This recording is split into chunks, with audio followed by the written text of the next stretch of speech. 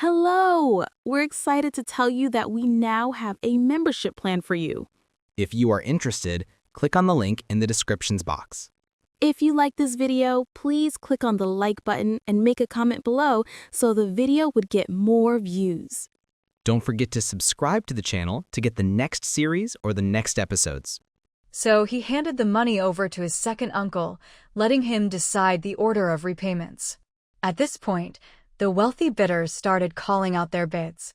100,000, 110,000, 120,000. The price rose in increments of 10,000 each time. In the end, it sold for 150,000, which was 330,000 yuan back home.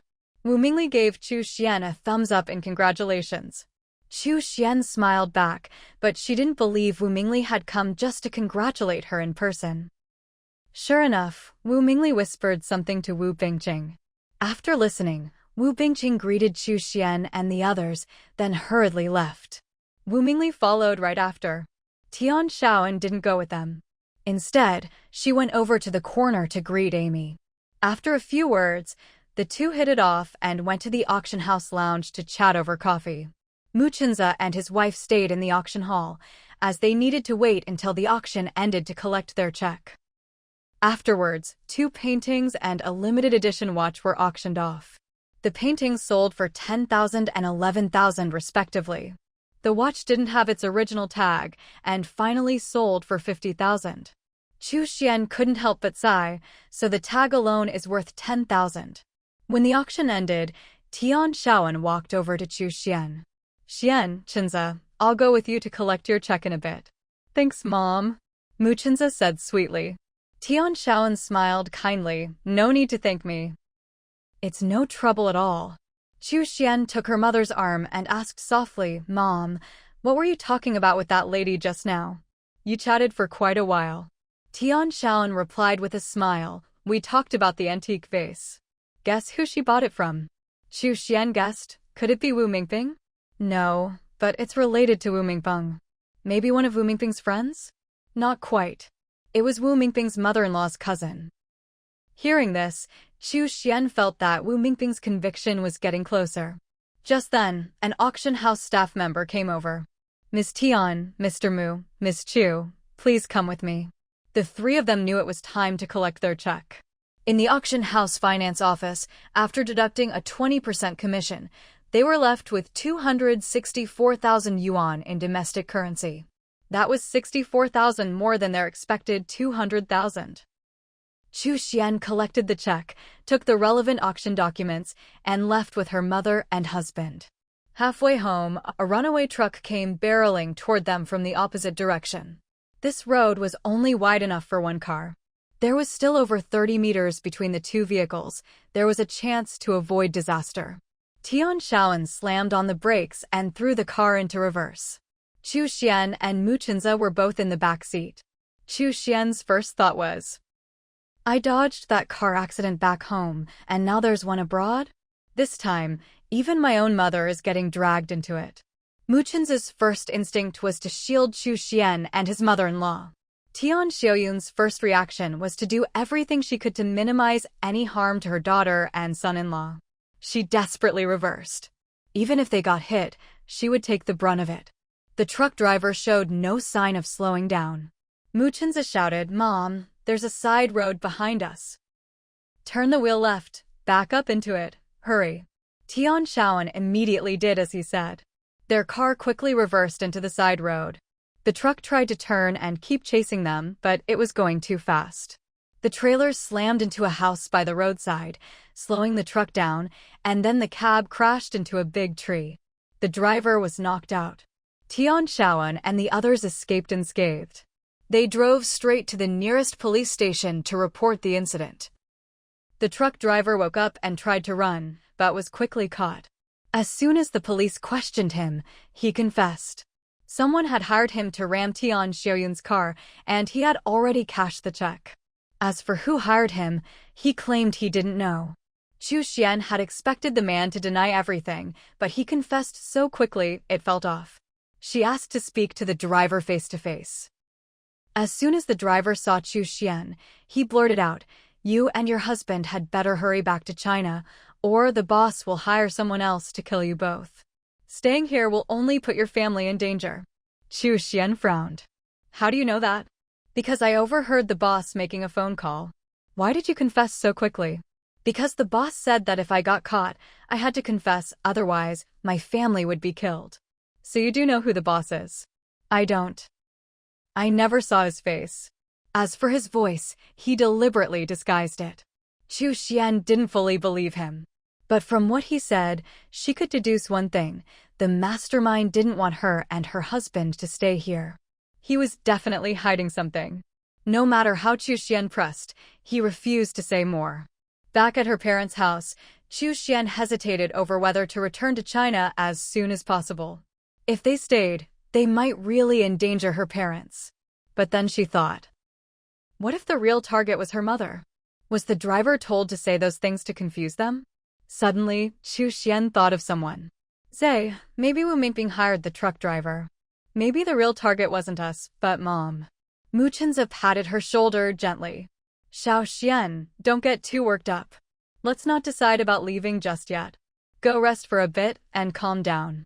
At that moment, Tian Shaoan was on the phone. Chu Xian noticed her mother looked troubled, so she grabbed Mu Chenza's hand and said, Zay, I'm not going to my room. Something's wrong with Mom. Let's wait until she finishes her call and ask her what's going on.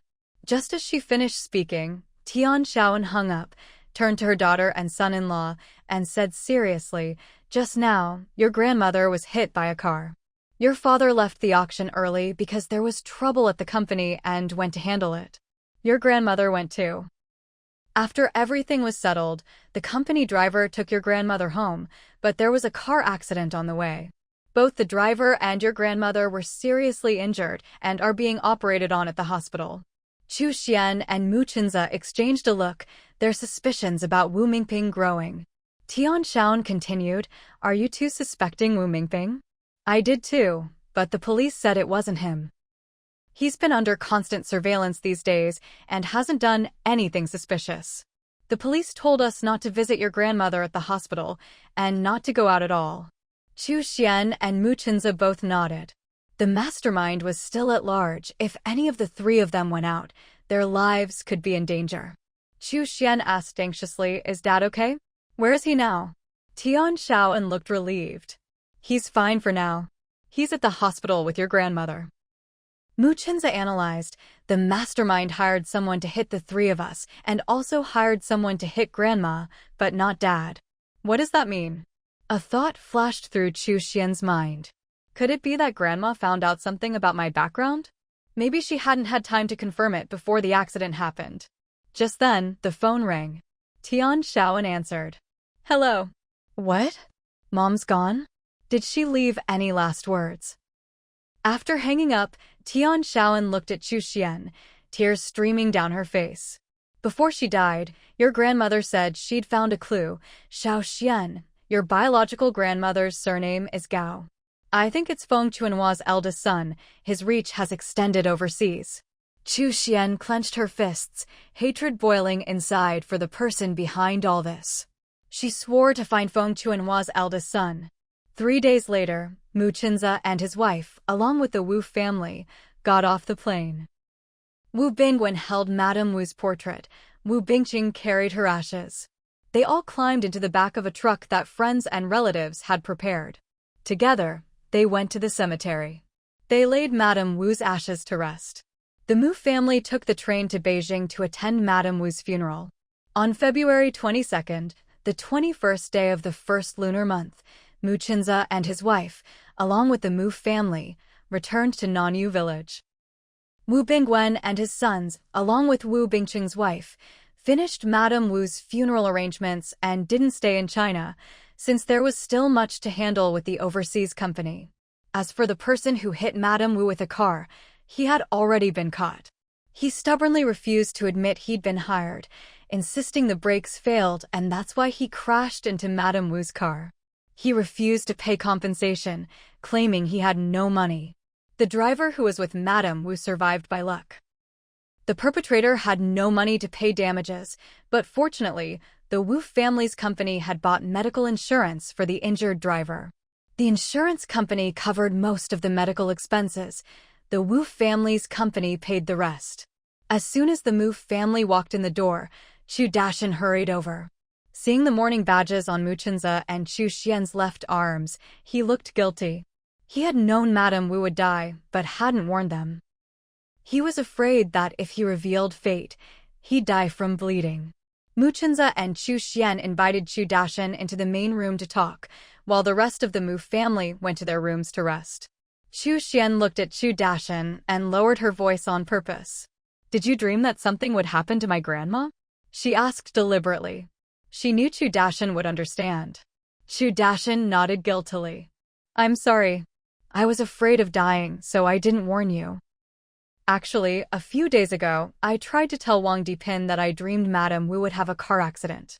But before I could finish, as soon as I said I dreamed about Madame Wu, my nose started bleeding like crazy."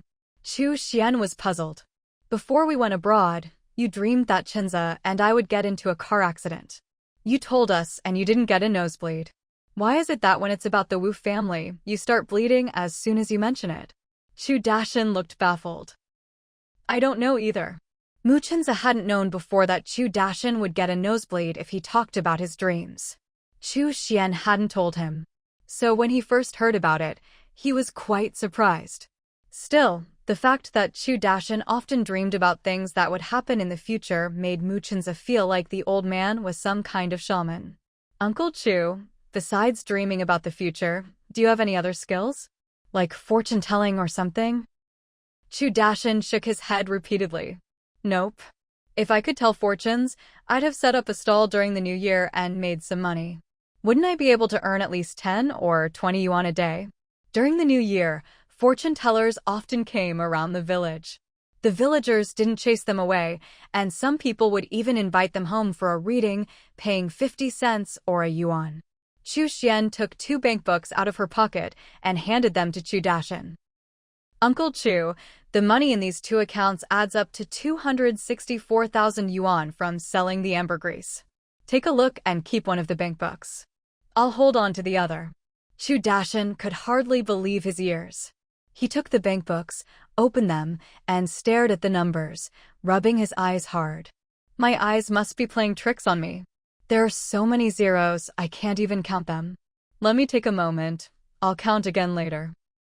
Excited, he hugged the bank books to his chest and started spinning in circles in the main room.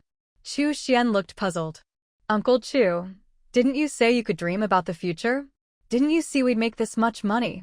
Chu Dashan kept spinning as he replied, "Honestly, I never dreamed we'd make this much. I only dreamed we'd get about 150,000. Suddenly, there's an extra 100,000. I'll never be able to spend all this in my lifetime, will I? I have no children, no one to leave it to. How should I spend it?" As soon as he finished, Chu Xian shot him a glare. Chu Dashan quickly covered his mouth. "I misspoke just now. Xian, you and Chenza are going to take care of me in my old age, so of course I'll leave some money to you." He stopped spinning, opened the bank book again, and started counting the zeros one by one with his finger. He counted at least 10 times before he was sure he had it right. Chu Xian rubbed her forehead. "Uncle Chu, I think you should sign up for some adult classes and learn a bit of math. Otherwise, how are you going to manage your money? You're holding 132,000 yuan right now."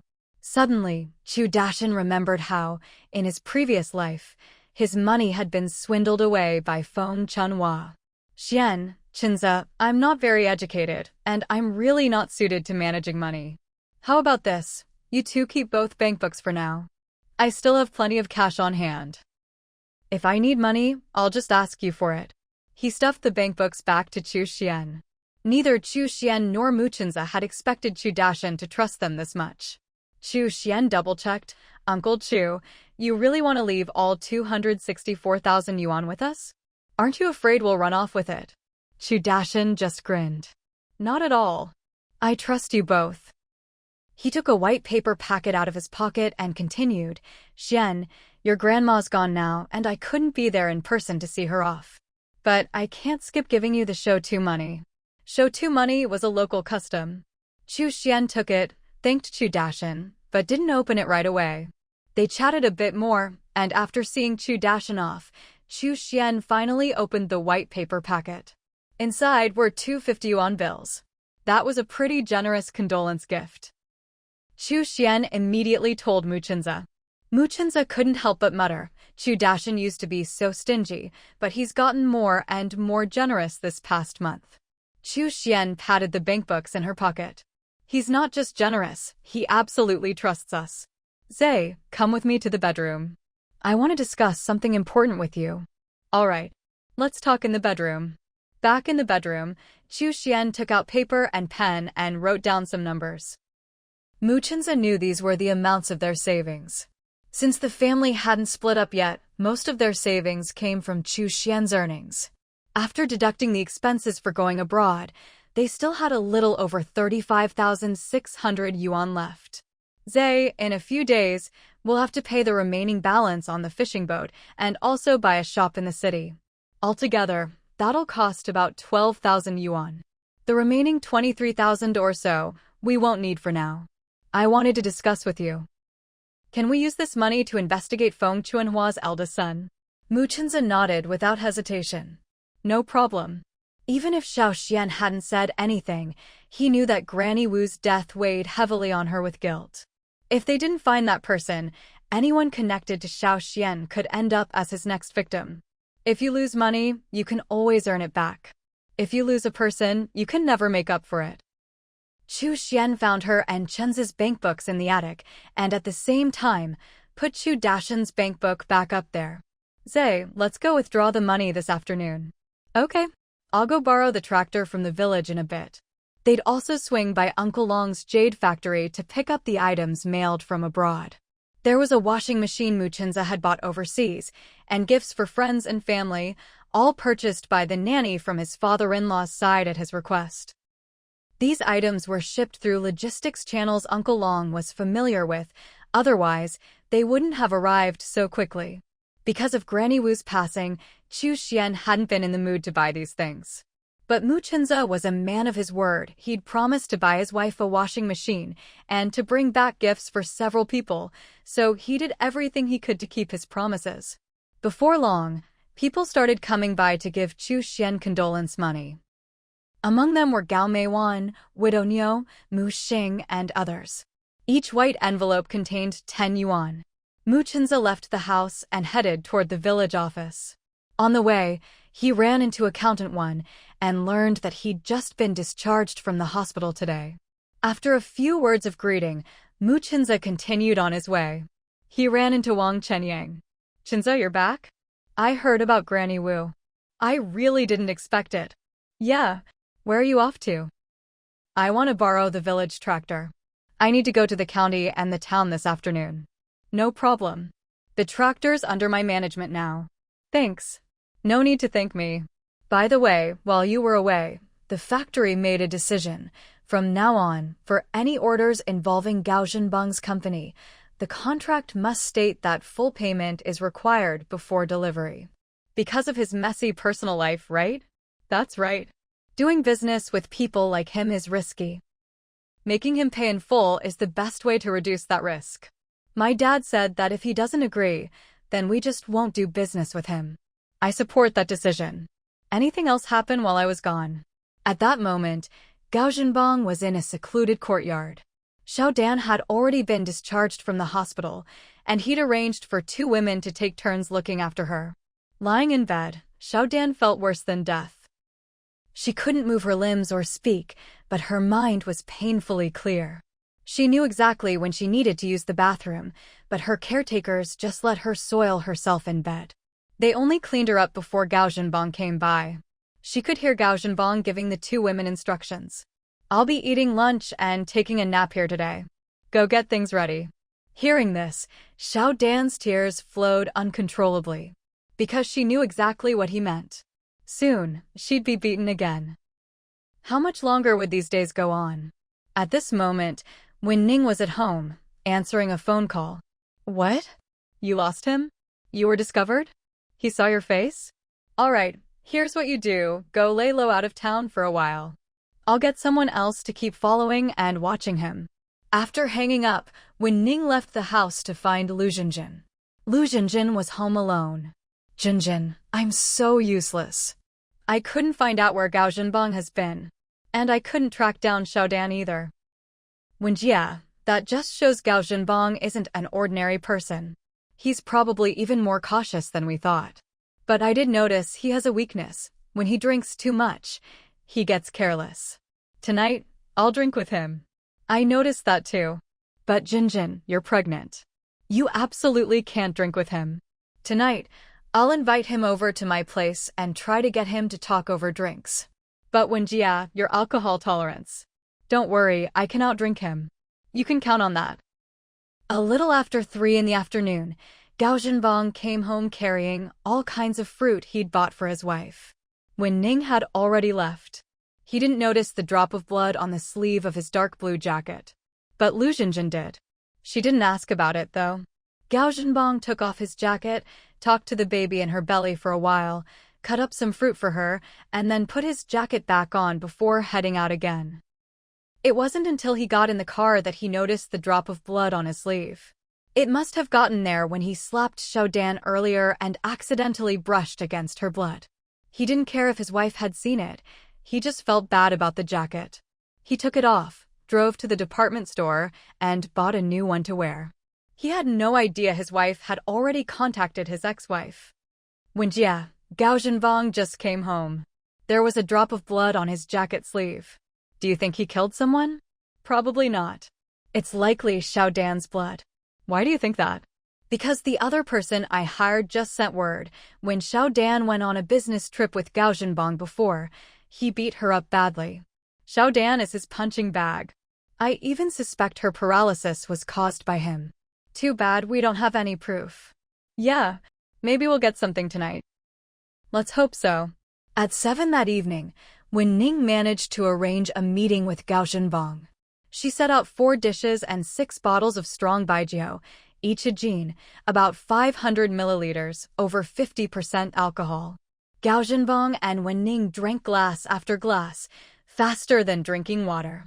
In less than half an hour, each had finished a bottle. Wen Ning went to the bathroom, her stomach churning, and threw up. She felt much better afterward. She rinsed her mouth at the sink and returned to the living room. Gao Zhenbang was already drunk, his eyes bleary. Xiaoning, this is the first time I've drunk so much in front of you. And the first time I've seen you drink so much. Gao Zhenbang, tell me the truth. Did you ever love me? Loved you. Of course. I loved you. In my whole life. I loved you the longest. You should be satisfied. I am. Do you love Jinjin? No. I only love her baby. So that's why you started seeing Xiaodan while Jinjin was pregnant? Did Jinjin tell you that? She did. She cried to me, said she loved you so much, but you betrayed her. Did you hide Xiaodan somewhere? Yes. I really did hide her. Where? Hearing this, Gao Zhenbang sobered up quite a bit. Why are you asking? He looked at Wen Ning, his gaze suddenly sharp and menacing. Wen Ning was almost trembling under his intense gaze, but she managed to steady herself, her face tinged with shyness. Because I love you. If you love Xiaodan too, I'm willing to treat her as a sister. I can even arrange a place for her to stay, and I promise Jinjin will never find out. It won't affect the baby she's carrying either. Do you think my love for you is too humble? I just want to tell you, as long as you're happy, the world feels full of sunshine to me. The harshness in Gao Zhenbang's eyes gradually faded, replaced by tenderness. He took Wen Ning's hand. Xiaoning, you're still so virtuous. Thank you. Before we divorced, you knew about the other women I was seeing, didn't you? I did. Back then, I thought, as long as you still saw me as your wife, it didn't matter how many women you had. I just never expected you'd leave me. But, because I love you, I respected your choice. You said you wanted a divorce, so I signed the papers right away. But I just can't let you go. I'll never be able to let you go in this lifetime. What am I supposed to do? As she spoke, tears streamed down Wen Ning's face. In Gao Zhenbang's eyes, She looked so pitiful that he couldn't help but reach out to wipe her tears. Xiao Ning, I'm the one who's wronged you. Wen Ning squeezed his hand in return. You haven't wronged me. I did everything willingly. Like I said, if you love Xiaodan, I can help you keep it from Jinjin. I don't love Xiaodan. I only feel hatred for her. She's just a punching bag, nothing more. You don't need to worry about her. From now on, just help me take care of Jinjin and her baby. All right. I'll do as you say. Here, let's switch to red wine and have another toast. Okay. With his reassurance, Wen Ning took out a brand new bottle of red wine from the cabinet, deliberately showing it to Gao Zhenbang. He had no idea the wine had been tampered with. After Wen Ning uncorked the bottle, he took it and poured a glass for each of them. They clinked glasses and refilled them again. Soon, the bottle was empty. At that moment, there was a knock at the door. Wen Ning opened it. Seeing Lu Jinjin standing outside, her eyes slightly glazed from drink, Wen Ning said, Jinjin, you're here. Come in. Lu Jinjin's expression was serious. I'm not coming in. The smell of alcohol is too strong, it's not good for the baby. I'm here to get Jinbang. Jinbang, come home with me right now. There was anger in her tone. This was something she and Wen Ning had planned in advance. If they didn't get Gao Jinbang out of there soon, something bad might happen. Gao Jinbang had had a bit too much to drink, but he could tell his wife was angry. Jinjin, don't be mad. Xiao Ning and I were just having a drink, nothing more. I'll go home with you right now. The baby in his wife's belly was the most important thing. No matter how much he drank, he knew that. 10 minutes later, Gao Jinbang and Lu Jinjin arrived home. As soon as they walked in, Gao Jinbang caught a faint scent of jasmine. That smells nice. Jinjin, did you put on perfume? Lu Jinjin pointed to 2 pots of jasmine in the living room. After you left this afternoon, someone came by selling jasmine, so I bought 2 pots. Before she finished speaking, Gao Jinbang pulled her into his arms. The baby. Jinbang, you can't do this. Gao Jinbang felt like he was losing control, but he knew he couldn't sleep with his wife. Jinjin, I just remembered I have some work to take care of at the office. You go ahead and rest, don't wait up for me. Without waiting for her reply, he turned and left. He rushed to the car, opened the door, got in, pulled out his keys, and soon drove away. He didn't know that someone Wen Ning had just hired was following him. Gao Jinbang's car stopped in front of the courtyard where Xiao Dan was being held. He turned off the engine and got out. There were no neighbors nearby, so he had nothing to worry about. He kicked open the door and stormed inside. Just as he was about to do something to Xiao Dan, he discovered there was feces on the bed. Ugh. Gao Jinbang rushed out into the courtyard and started vomiting. After he finished, he broke out in a cold sweat. Any urge he'd had to find a woman was completely gone. Once he'd recovered, he turned around and scolded the 2 women who were supposed to be looking after Xiao Dan. The 2 women, now clear on Gao Jinbang's attitude, didn't dare neglect Xiao Dan anymore and hurried to tidy up her bed. Once the bed was made, Gao Jinbang ordered them to give Xiao Dan her medicine. If she stopped taking the medicine, the illusion of her paralysis would disappear. The 2 women didn't know this. One of them couldn't help but mutter, "Boss, this medicine doesn't seem to be working. We feed it to her every day, but her arms and legs never move. Wouldn't it be better to just stop? It'd save a lot of money." Gao Zhenbang shot them a cold, menacing look. "If either of you dares to stop giving her the medicine, I'll cripple your hands." Frightened, the 2 women hurriedly promised, "We wouldn't dare. We wouldn't dare. We'll make sure to give her the medicine on time." About 10 minutes later, when Ning received a phone call. Not only did she learn Xiao Dan's location, but she also heard about the conversation between Gao Zhenbang and the 2 women. Her first reaction was that there was something wrong with the medicine Xiao Dan was taking. The Dan family had already given up on Xiao Dan, there was no hope there. When Ning knew Gao Zhenbang was using Xiao Dan as a punching bag, she wanted to rescue Xiao Dan, but after getting her out, where could she go? Who would take care of her? When Ning didn't have enough money to hire someone to look after Xiao Dan, maybe she should first find a reliable doctor to examine her. But that would have to be done without Gao Zhenbang finding out. Wen Ning decided to start with the two women guarding Xiaodan. She could bribe them, and when Gao Zhenbang wasn't around, bring an old Chinese doctor to check on Xiaodan. Maybe there was still hope. Or she could just have someone drug the two women, then bring in the doctor. Unable to make up her mind, she went to discuss it with Jinjin. She left only when she figured Gao Zhenbang would be coming back soon. In the early hours of the morning, Gao Zhenbang returned home. Lu Jinjin was still awake, sitting on the sofa watching TV. "Zhenbang, did you go out to see another woman?" Gao Zhenbang immediately raised his hand as if swearing an oath. "No, Jinjin. If I went to see another woman, may I be struck by lightning." This time, he really hadn't. He didn't dare admit that he'd been so disgusted by Xiaodan's feces that he'd vomited until he was dizzy, and had no interest in women at all. Lu Jinjin put her hand on her belly and wiped away a tear. "I went to the Dan family just now. I know your company gave them compensation money. And you're paying to support Lu Jinjin.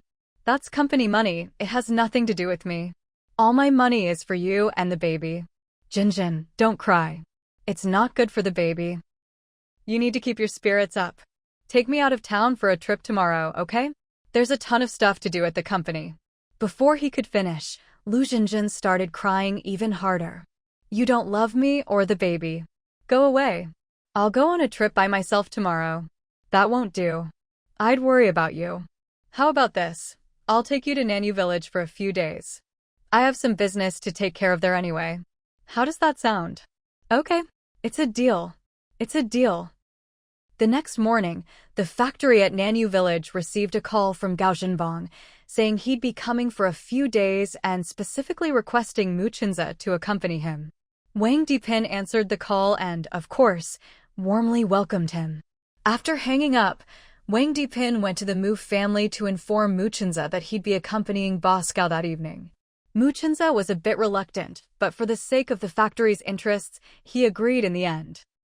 At that moment, Tian Shaoan, who was abroad, received a call from Boss Ho.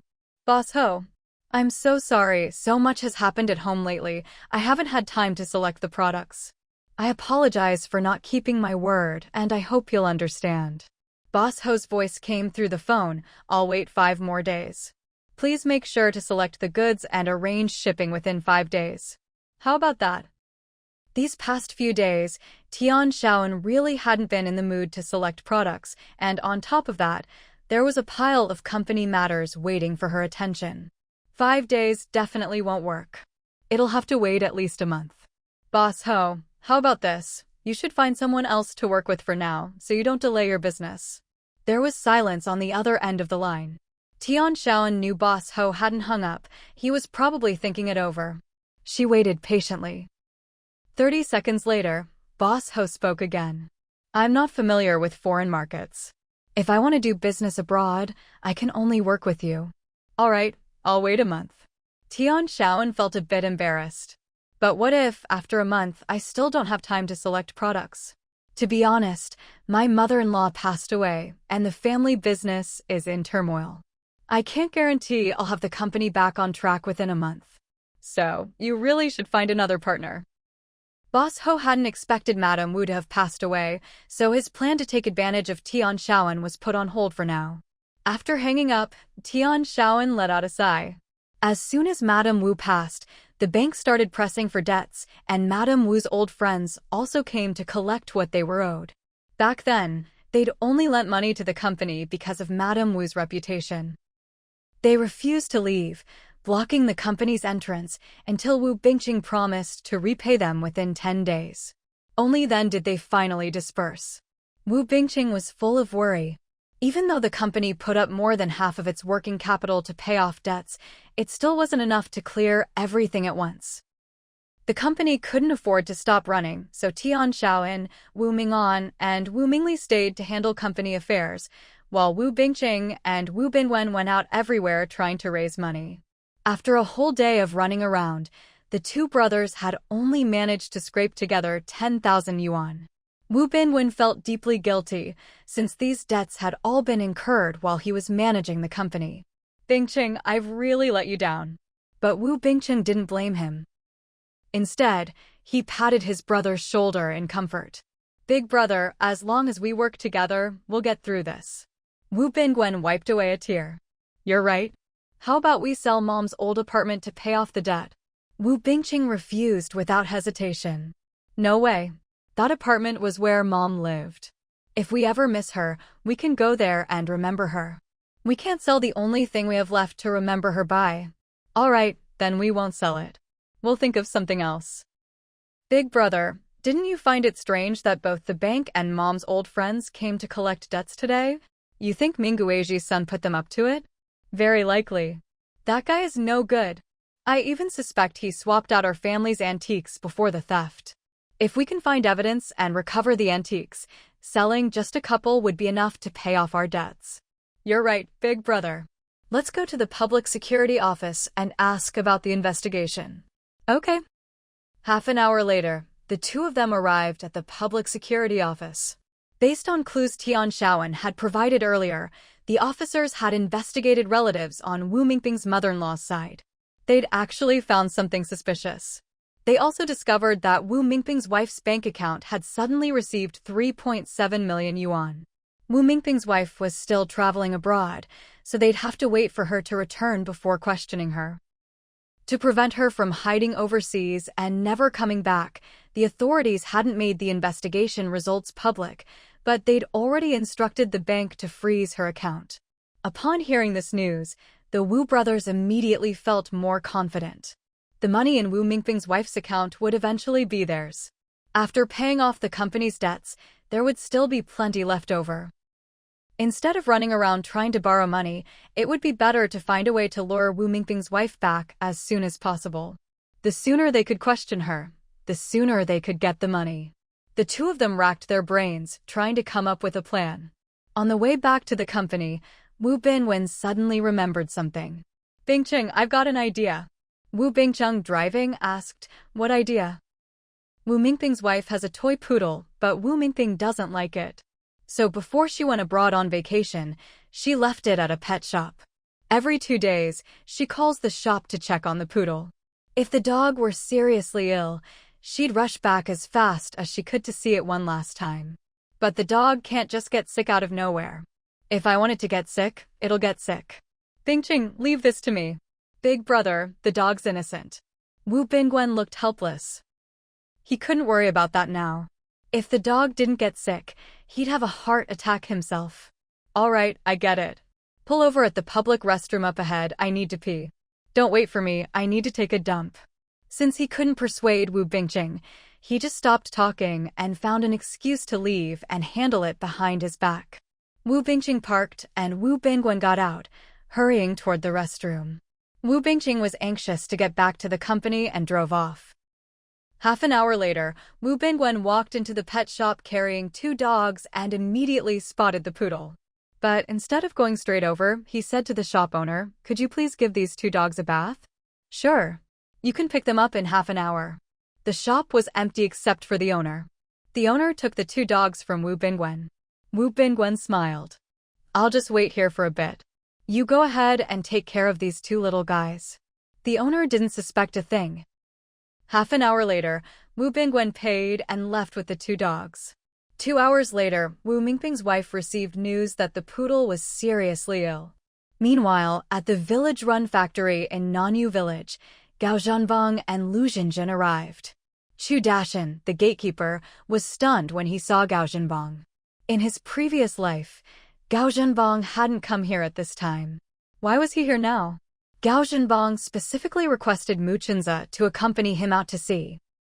Lu Jinjin didn't want to go. She said she'd stay at the factory to watch the workers make canned fish. Gao Zhanbang didn't insist. After seeing Gao Zhanbang and Mu Chenza off, Miao Dakui changed into clean work clothes and hurried to the canning workshop to approach Lu Jinjin. Mrs. Gao, could I have a word with you in private? Someone had asked her to pass a message to Lu Jinjin, and it needed to be said somewhere private. Lu Jinjin hesitated. And you are? Miao Dakui said straightforwardly, I'm Wang Chenyang's wife, Miao Dakui. Wang Chenyang is the factory director's son. Oh, so you're Director Wang's daughter-in-law. It's warm here, let's just talk here. The meeting room's warm too, and it's quieter. Let's talk there. All right. Lu Jinjin followed Miao Dakui to the meeting room. Once she'd made sure no one else was around, Miao Dakui lowered her voice. "Mrs. Gao, I have something important to tell you. If I don't, I'll feel uneasy." Lu Jinjin suddenly realized what Miao Dakui wanted to say. "Sister Miao, you want to tell me about Gao Zhenbang and other women, don't you?" Miao Dakui was surprised she already knew. "Since you already know, I don't need to say more. I thought you'd been kept in the dark by Gao Zhenbang all this time." "Sister Miao, thank you. There are some things between me and Gao Zhenbang that are better left unsaid. Please just pretend you don't know." Miao Dakui blurted out, "Mrs. Gao Zhenbang hits women so hard. Are you really planning to spend your whole life with him?" Lu Jinjin didn't dare reveal her true feelings since she wasn't close to Miao Dakui. "When you marry a chicken, you follow the chicken. When you marry a dog, you follow the dog. We have a child now, so of course I'll spend my life with him. If he ever hits you, would you report him?" Miao Dakui sincerely hoped Gao Zhenbang would get arrested. Xiao Dan didn't dare report him. Would Lu Jinjin? Lu Jinjin put her hand on her belly. "As long as I'm pregnant, he probably won't hit me. But don't worry, if he ever dares to hit me, I'll definitely report him." "That's good." Miao Dakui continued. "I heard Boss Gao takes his mother's surname. Is that right?" "That's right. He uses his mother's surname." "Is his mother good to you?" "She's very good to me." "Why do you suddenly ask about his mother?" Lu Jinjin frowned slightly, feeling that Miao Dakui was being far too nosy. Sensing Lu Jinjin's discomfort, Miao Dakui quickly smiled and explained, "I didn't mean anything by it. I just wanted to advise you to rely more on your mother-in-law, so you don't end up getting beaten by Gao Zhenbang. I've seen the bruises on Xiao Dan with my own eyes. She was beaten by Gao Zhenbang. It was awful. She didn't even dare go to the hospital, afraid he'd beat her even worse." Lu Jinjin sighed. Xiao Dan was really unlucky to end up with Gao Zhenbang. "Did you know she's paralyzed now?" Miao Dakui looked utterly shocked. "Paralyzed?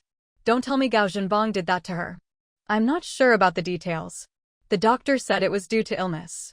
"Mrs. Gao, there's a gentleman who'd like to ask you a few questions." Just as Miao Dakui finished speaking, Min Yi walked into the conference room. Lu Jinjin was a smart woman. Her expression remained calm. "So chatting with me was just a pretense, and this gentleman is the real reason I'm here, right?" Min Yi smiled gently. "Someone asked me to pass on a message. At the Singha Tower in Haisher, there was once a couple who pledged their love to each other. Sadly, the man died young and the woman had no choice but to marry someone else." Lu Jinjin's heart skipped a beat, her hand trembling slightly. Singha Tower in Haisher was exactly where she and her first love had vowed to spend their lives together. So Min Yi must know her first love. "Sir, feel free to ask whatever you want. I'll answer everything I know honestly and completely." Hearing this, Miao Dakui felt relieved and left the conference room to wait outside. Min Yi lowered his voice. "Mrs. Gao." Lu Jinjin immediately cut him off. "Don't call me Mrs. Gao. I hate that title. You should know who I really love. Just call me Lu Jinjin." "All right, Lu Jinjin. I want to know, does Gao Zhenbang have a birthmark on his shoulder?" Lu Jinjin shook her head without hesitation. "No, he doesn't." Min Yi looked a little disappointed at her answer. "Last night, Mr. and Mrs. Muchinza had asked him to help find out about this over the phone, and he'd readily agreed. That was because Muchinza had provided a clue. Chu Xian's biological grandmother's surname was Gao. Gao Zhenbang and Feng Chuanhua's eldest son were about the same age, and he'd taken his mother's surname. If Gao Zhenbang had a butterfly-shaped birthmark on his shoulder, it would prove he was Feng Chuanhua's eldest son. But Lu Jinjin's answer was no. "Lu Jinjin, could you think carefully? Does Gao Zhenbang have any birthmarks elsewhere? Or any scars on his shoulder?" Lu Jinjin's eyes lit up. "He does have a scar. There's a scar on his shoulder, about the size of a 3-year-old child's palm. Do you know how he got that scar?" "I really don't. I'm not interested in him, so I never asked. When he gets back from sea fishing, I can ask him." "Don't. If you've never asked before and suddenly bring it up, he'll get suspicious. Maybe his ex-wife knows." "I'll ask sister when I get home." She's his ex-wife. Could you call her now and ask? Sure. Take me to the phone. Lu Xinjin followed Min Yi out of the conference room to the office next door to make the call. Miao Dakui had already sent the other office staff away. The fewer people who knew about this, the better. Unfortunately, Lu Xinjin wasn't able to reach Wen Ning. She set the phone down helplessly. I'll try calling her again tonight. She's probably out right now. What she didn't know is that Wen Ning had just received a call and was on her way to see Xiao Dan. The person she'd hired said they'd succeeded and that she could bring a doctor over to treat Xiao Dan. Half an hour later, Wen Ning arrived at Xiao Dan's room with an elderly Chinese medicine doctor. The doctor checked Xiao Dan's pulse, his brows furrowing. She's been poisoned, not paralyzed. Although Xiao Dan was paralyzed, her mind was exceptionally clear and gratitude shone in her eyes. She had never imagined that it would be Gao Zhenbang's ex-wife who would bring a doctor to save her. The two women guarding her were both fast asleep at the moment.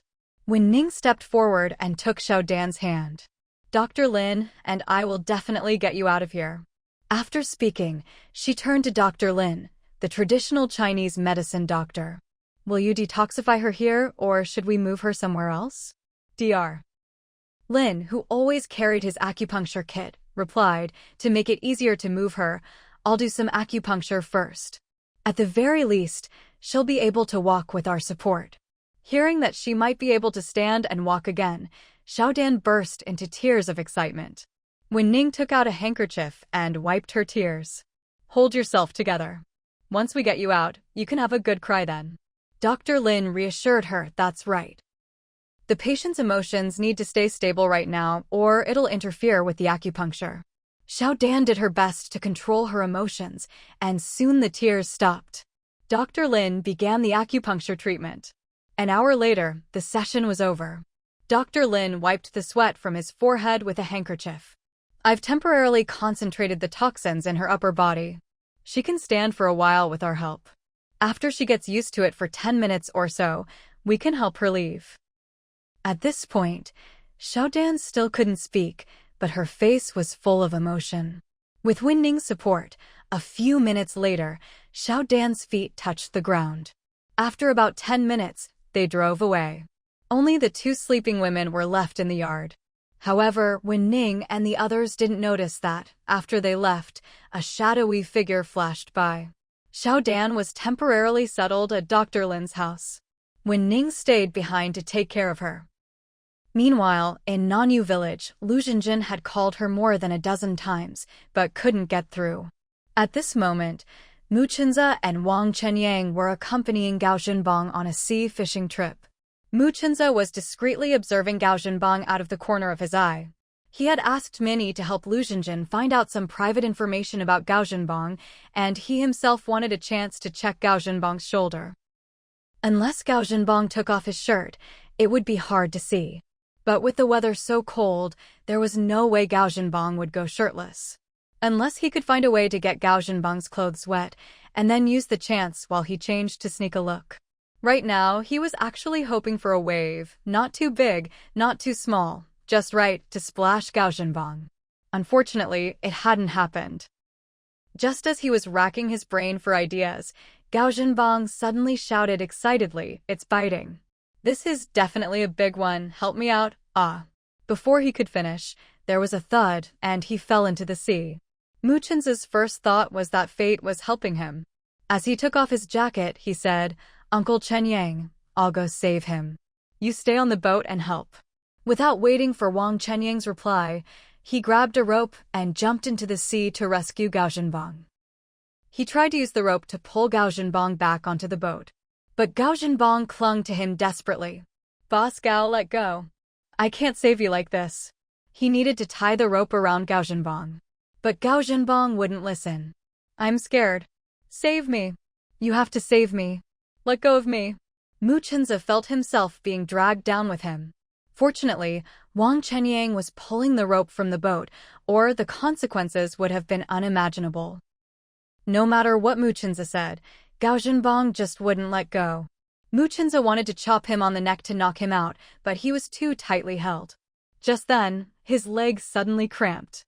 His right arm felt like it had been scraped by something, then went numb. He could only hope to free his left hand and knock Gao Zhenbang out. But Mu Chenza's mind was getting fuzzier and fuzzier. Just before he lost consciousness, he shouted to Wang Chenyang, "I think something stung me." The rope slipped from Mu Chenza's hand.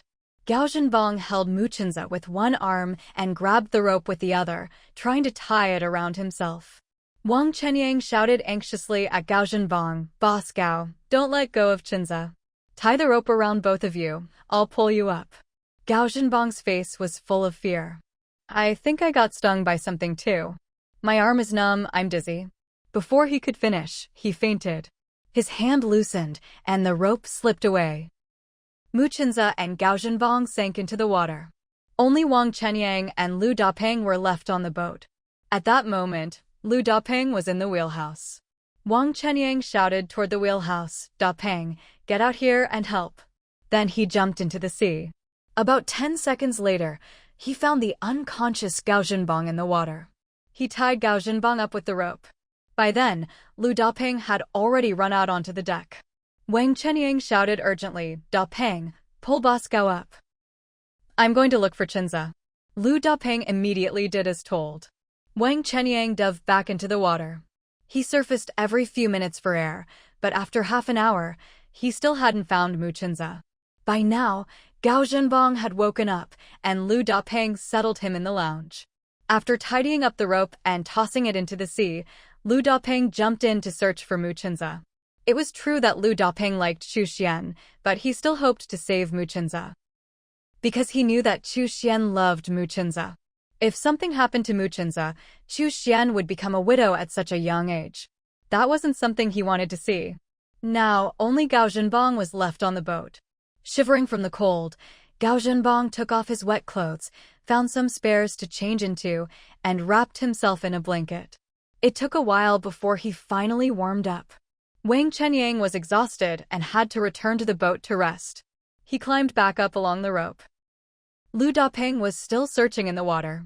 More than an hour passed, but there was still no sign of Mu Chenza. Lu Dapeng's strength was running out, so he had to get back on the boat. Wang Chenyang jumped into the sea again. The two of them took turns searching for Mu Chenza in the water. After 5 hours, they finally had to give up. They both felt that Mu Chenza's chances of survival were very slim. Wang Chenyang wanted to curse at Gao Zhenbang. If he hadn't insisted on going sea fishing, he wouldn't have fallen in, and Chenza wouldn't have gotten into trouble trying to save him. What made him even angrier was that when Chenza was trying to save Gao Zhenbang clung tightly to Chenza's arm, making it impossible for Chenza to tie the rope. If he'd just had a few more seconds, Chenza wouldn't have been stung and knocked out. "Gao Zhenbang, I'm going to beat you to death, you bastard. I think you did this to Chenza on purpose." Wang Chenyang swung his fist and punched Gao Zhenbang. Gao Zhenbang took several punches to the stomach, but didn't fight back. Lu Dapeng stepped in to stop him. "Chenyang, calm down. Beating Gao Zhenbang to death won't help now. Let's think of a way to find Chenza first." Gao Zhenbang crouched on the ground, clutching his stomach and enduring the pain. "It's my fault. It really is. I treated Chenza like a lifeline and instinctively grabbed onto him. I didn't think it would hurt him. I'm sorry. Should we try using the fishing nets to dredge for him? Maybe we'll get lucky." There was no better idea at the moment. Alive or dead, they had to find him. Wang Chenyang and Lu Dapeng each cast nets in different directions. Net after net. All they pulled up was seafood. 3 more hours passed, but they still hadn't found him. Wang Chenyang used the radio to call all the nearby boats to help with the search. An entire day went by, but they still couldn't find Mu Chenza. All the fishing boats headed back to port. At that moment, Chu Xian had just received the news that Mu Chenza had fallen overboard. She and her in-laws set out to sea to search for him. Chu Xian stood on the deck, lost in thought as the sea breeze blew against her. Before boarding the ship, she had deliberately tried to discreetly ask Chu Dashan if he had dreamt of anything bad happening to Chenza. Chu Dashan had replied with absolute certainty that he dreamt Chenza would live longer than he did, and even emphasized that, in the dream, at this point in time, Gao Zhenbang and his wife hadn't come over. Chu Xian suspected that Gao Zhenbang had deliberately harmed Chenza. But right now, she didn't have time to settle scores with Gao Zhenbang. Finding Chinza was the top priority.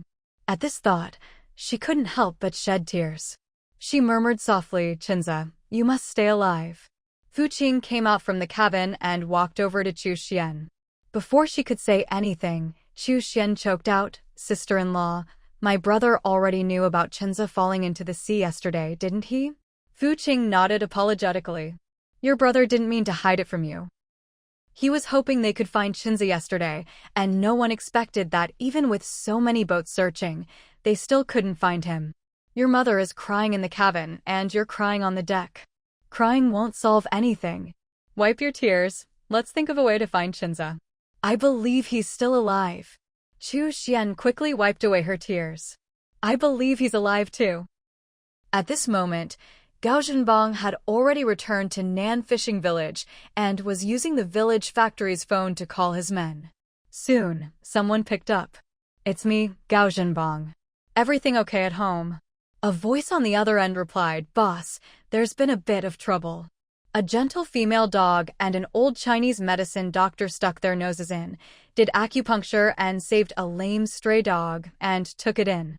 Now the stray dog can walk." They were speaking in code. Gao Zhenbang understood the meaning. When Ning and an old Chinese medicine doctor had rescued Xiao Dan, the old doctor had performed acupuncture, and now Xiao Dan could walk again. Unbelievable.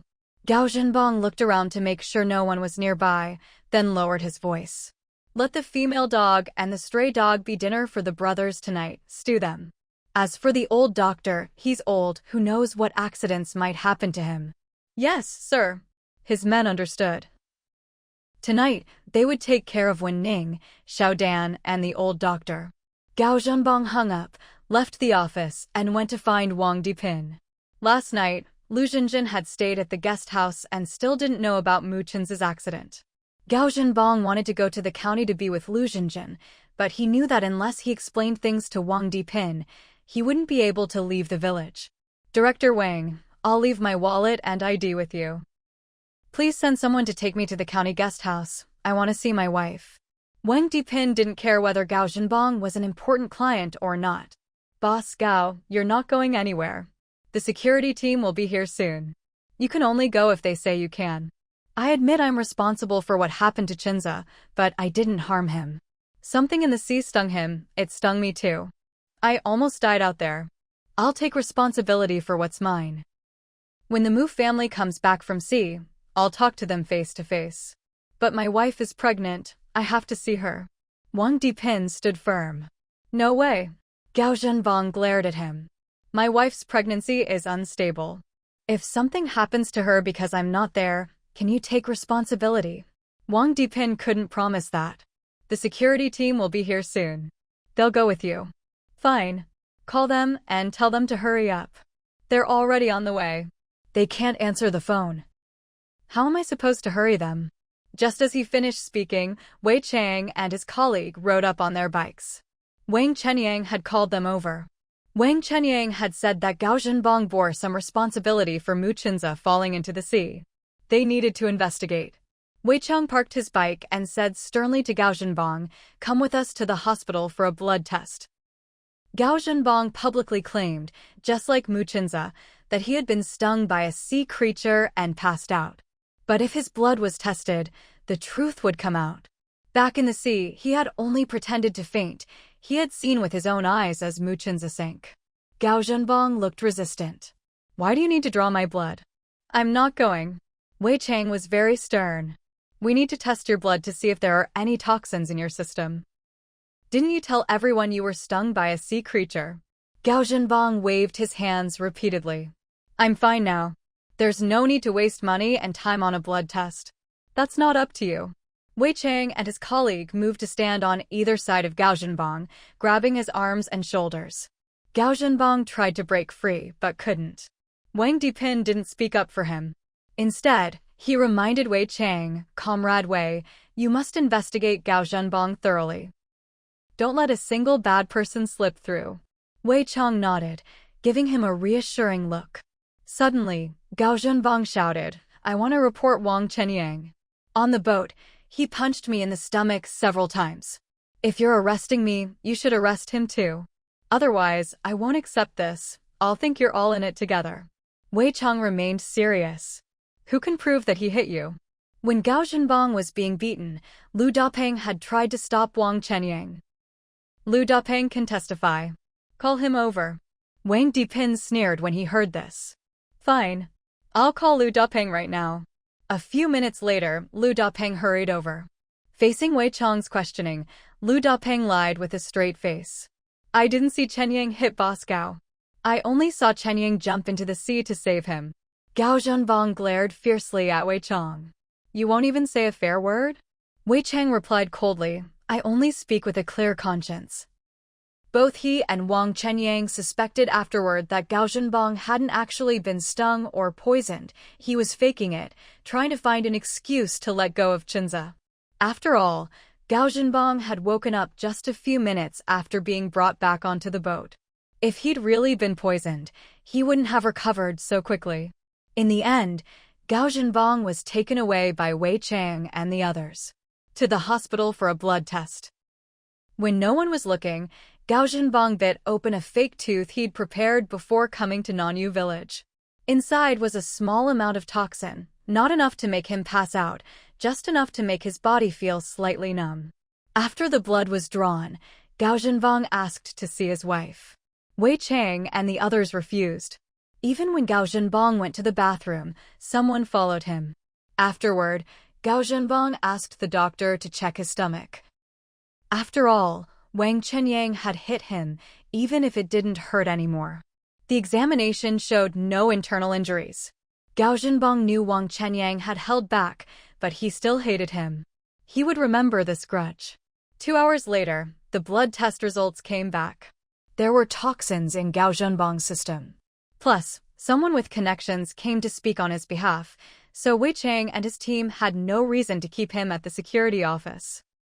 The person stayed with Gao Zhenbang while he received an antidote injection at the hospital, then left. Gao Zhenbang went to the guest house to find Lu Jinjin. Lu Jinjin still didn't know something had happened to Mu Chinza. She was busy worrying about Wen Ning. Zhenbang, I don't know if something's happened to Sister Wen. I haven't been able to reach her since yesterday. Can you call Mom and Dad and ask them to check on her at her place? Gao Zhenbang put his hand on her belly. Let me say a few words to the baby, then I'll call Mom and Dad at the front desk. Okay. Gao Zhenbang looked dotingly at her, speaking to the baby through her belly. Baby, you must grow up healthy. Daddy loves you very much. When you're born, all of Daddy's money will be yours. He didn't realize that above him was Lu Jinjin's look of disgust.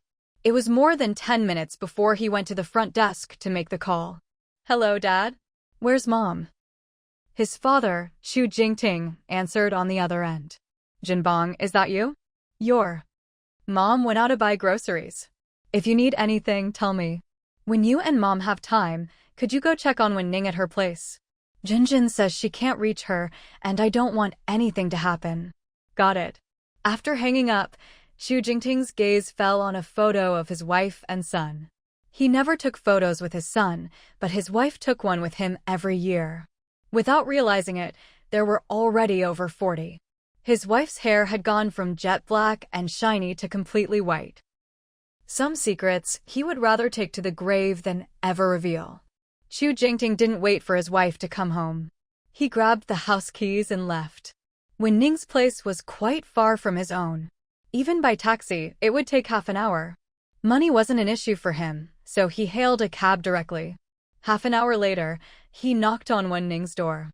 A neighbor from next door, hearing the commotion, opened their door.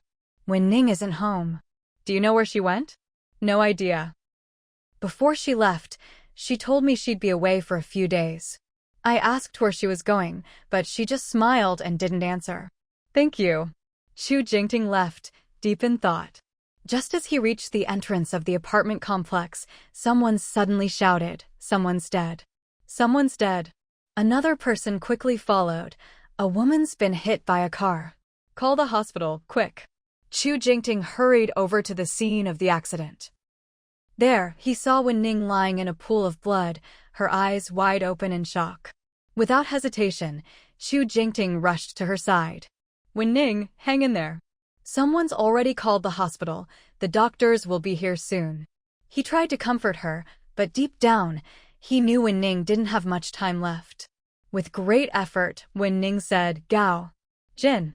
Bang. Chu Jingting thought Wen Ning wanted to see Gao Jinbong before she died. He's away on a business trip. As soon as we get you to the hospital, I'll call him right away. Suddenly, Wen Ning couldn't make a sound. Her mouth opened and closed, but no words came out. The people around couldn't understand what she was saying, but Chu Jingting could read lips. He knew exactly what she said. Gao Zhenbong hired someone to hit me. He's ruthless. Chu Jingting couldn't believe the son he'd raised would actually commit murder. Wen Ning, could this be a misunderstanding? Wen Ning used the last of her strength to wave her hand, then passed away. Dr. Lin and Xiao Dan didn't fare any better. Dr. Lin was hit by a car while out grocery shopping and died. Xiao Dan was poisoned.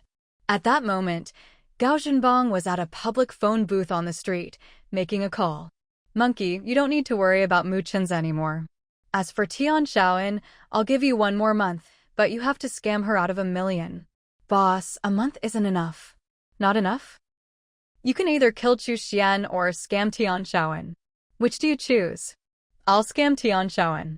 Boss, I was wrong. I'll get it done within a month. That's more like it. After hanging up, Gao Zhenbong went to another payphone on a different street. Hello, is it done? A subordinate's voice came from the other end. Reporting, boss, it's done. Good. I won't be coming back for a while. Keep an eye on the company for me, and remember to visit my mom every month. By her favorite Sakuma. Understood, boss. Good. After hanging up, Gao Zhenbong shook his head helplessly. He'd known for a long time that he wasn't the biological son of Chu Jingting and his wife, but he still couldn't help caring about Gao Guiqing. Gao Guiqing was his mother, foster mother, to be exact, and she treated him very well. But Chu Jingting had always been distant with him, as if he'd known from the start that Gao Zhenbong wasn't his real son. In fact, the surname Gao was Chu Jingting's idea. Still, Gao Zhenbong would never lay a hand on Chu Jingting because he knew Chu Jingting would never reveal that he wasn't his biological son. Chu Jingting loved Gao Guiqing and intended to keep the secret for life. If Gao Guiqing ever found out the truth, with her weak heart, it could be fatal. Both Chu Jingting and Gao Zhenbong had chosen to keep up appearances and maintain the peace.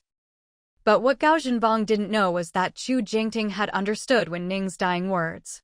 Right now, Chu Jingting was hesitating. Should he report Gao Zhenbong to the authorities? Just an hour ago, he decided to take this secret to the grave.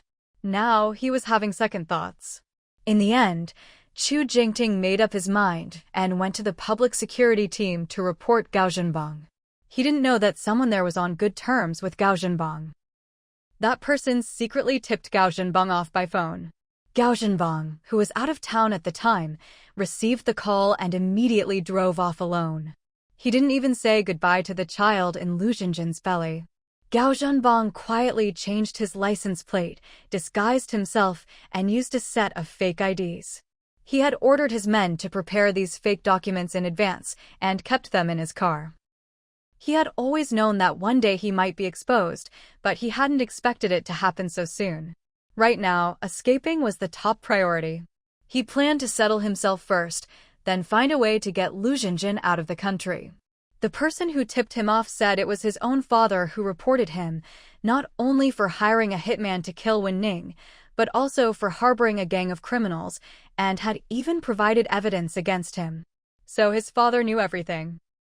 Gao Zhenbong wished he could kill Chu Jingting with his own hands right now. But he knew very well that he couldn't return to Haisher at this moment. Meanwhile, Wei Chang's superior received a call from colleagues in Haisher, informing them of Gao Zhenbong's crimes. They immediately sent Wei Chang and his team to the guest house to arrest him. But in the room, there was only Lu Zhenjin. Lu Zhenjin still had no idea what had happened. Wei Chang said solemnly, Gao Zhenbong is suspected of hiring someone to kill Wen Ning. Before he could finish, Lu Zhenjin interrupted anxiously, how is Sister Wen? Wei Chang replied regretfully, she's gone. Lu Zhenjin cried out, then clutched her belly with both hands.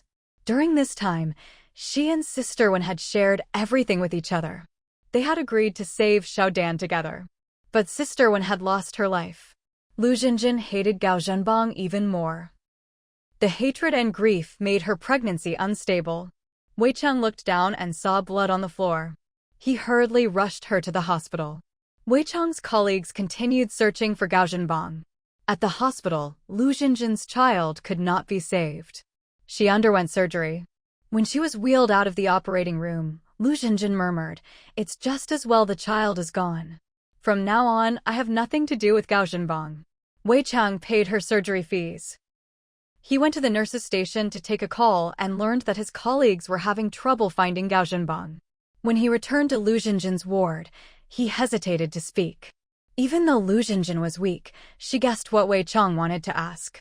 "Comrade Wei, I'm sorry, but I really don't know where Gao Zhenbang is hiding. I can't help you." Wei Cheng sighed. "It's all right.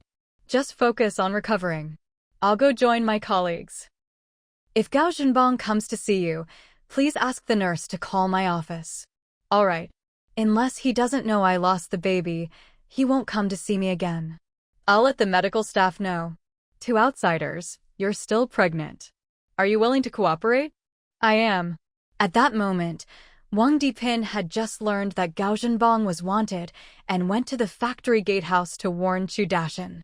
"Dashan, Gao Zhenbang is wanted for murder. If you see him come to the factory, quietly notify the patrol team." Chu Dashan scratched his head.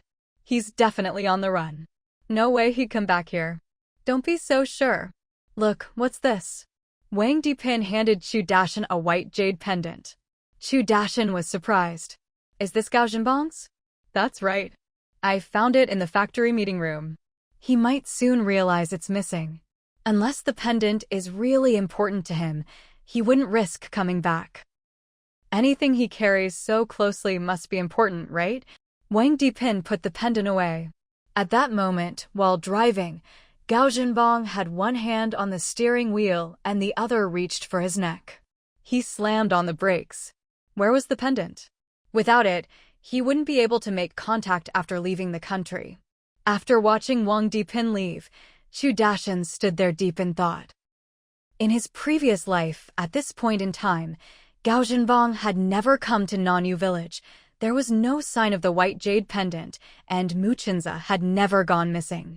Moreover, Gao Zhenbang's ex-wife, Wen Ning, was still alive. Because 3 months later, Wen Ning had come to visit the village-run factory in Nanyu village. But in this life, when Ning was dead, rumor had it that Gao Zhenbang had hired someone to kill her. It seemed like everything started to go off track after he helped Mu Qinze and his wife avoid that car accident in Beijing. At this moment, Chu Xian was in the wheelhouse of a fishing boat, using the radio to contact Wang Chenyang. "Uncle Chenyang, what did you want to talk to me about?" "I just got word. Gao Zhenbang hired someone to kill his ex-wife. It was his own father, Chu Jingting, who reported him. I still suspect Gao Zhenbang deliberately harmed Qinze." Chu Xian also suspected Gao Zhenbang. "Uncle Chenyang, could you get in touch with Min Yi and ask him to find a way to contact Gao Zhenbang's parents? I want to know how Gao Zhenbang got that scar on his shoulder." "All right, I'll contact him right away." Meanwhile, in Haishur, Chu Jingting and his wife were sitting outside the hospital's outpatient clinic, talking. "Jingting, why did you insist on dragging me to the hospital?" "I just had my heart checked a couple of days ago." Chu Jingting was deadly serious. "Old Gao, I have something to tell you, and you have to brace yourself. If your heart can't take it, the medical staff will be right here to save you." His wife still didn't know about Gao Zhenbang. Once she found out, would her heart be able to handle it? "Jingting, just say it." "I just took my heart medication." "All right, I'll get straight to the point. When Ning is dead." Chu Jingting's face was full of sorrow and guilt. If only he'd realized sooner how bad Gao Zhenbang was, maybe Wen Ning wouldn't have died. He'd known Gao Zhenbang kept a group of men around him, but he'd thought it was just because Gao Zhenbang had money to burn. He never imagined it was for convenience in killing. His wife was stunned. No way. Wen Ning was so young, how could she be dead? Chu Jingting was furious and disappointed. Gao Zhenbang hired someone to run her over. The perpetrator has already been caught and confessed. What? Our son hired a killer? That's impossible. Chu Jingting forced out the words, "He's not our son." His wife was in utter disbelief. Impossible. Zhenbang has always been so filial, so close to me. I raised him myself. Chu Jingting sighed, choking up. When our son was born, there was no butterfly-shaped birthmark on his shoulder. I saw it with my own eyes. At first, I didn't realize the child had been switched. It was only when I was changing little Gao Zhenbang's clothes and saw the birthmark that I understood. All these years, I've never stopped searching for our real son. But I haven't found him. Then why didn't you tell me sooner? At the time, the doctor said giving birth had damaged your health and you'd never be able to have another child. Plus, you had a congenital heart condition and couldn't take any big shocks, so I chose to keep it from you. Before he could finish, his wife clutched her chest and fainted. Doctor! Doctor! Help my wife! The medical staff rushed over to save her. 2 hours later, the doctor announced her death. Chu Jingting pounded his chest in agony, cursing himself for telling the truth. His wife hadn't been able to take it, her heart gave out, and she died, leaving him alone in the world. He was grief-stricken to the point of wanting to die, but he couldn't, because their real son still hadn't been found. Wiping away his tears, he busied himself with his wife's funeral arrangements. He had no idea that, in secret, Gao Zhenbang had contacted his men. When he learned his adoptive mother had died and the reason why, Gao Zhenbang was consumed with hatred, gritting his teeth as he ordered his men to arrange an accident for Chu Jingting. Chu Jingting had been stabbed in the stomach and suffered a head wound. If it hadn't been for a neighbor discovering him and rushing him to the hospital in time, he would have bled to death. After emergency treatment, he woke up, but couldn't remember anything. The medical bills were paid by one of his former subordinates. The assailant was caught and confessed that Gao Zhenbang had hired him to kill Chu Jingting. Everyone suspected that Gao Zhenbang wasn't Chu Jingting's biological son, but there was no evidence.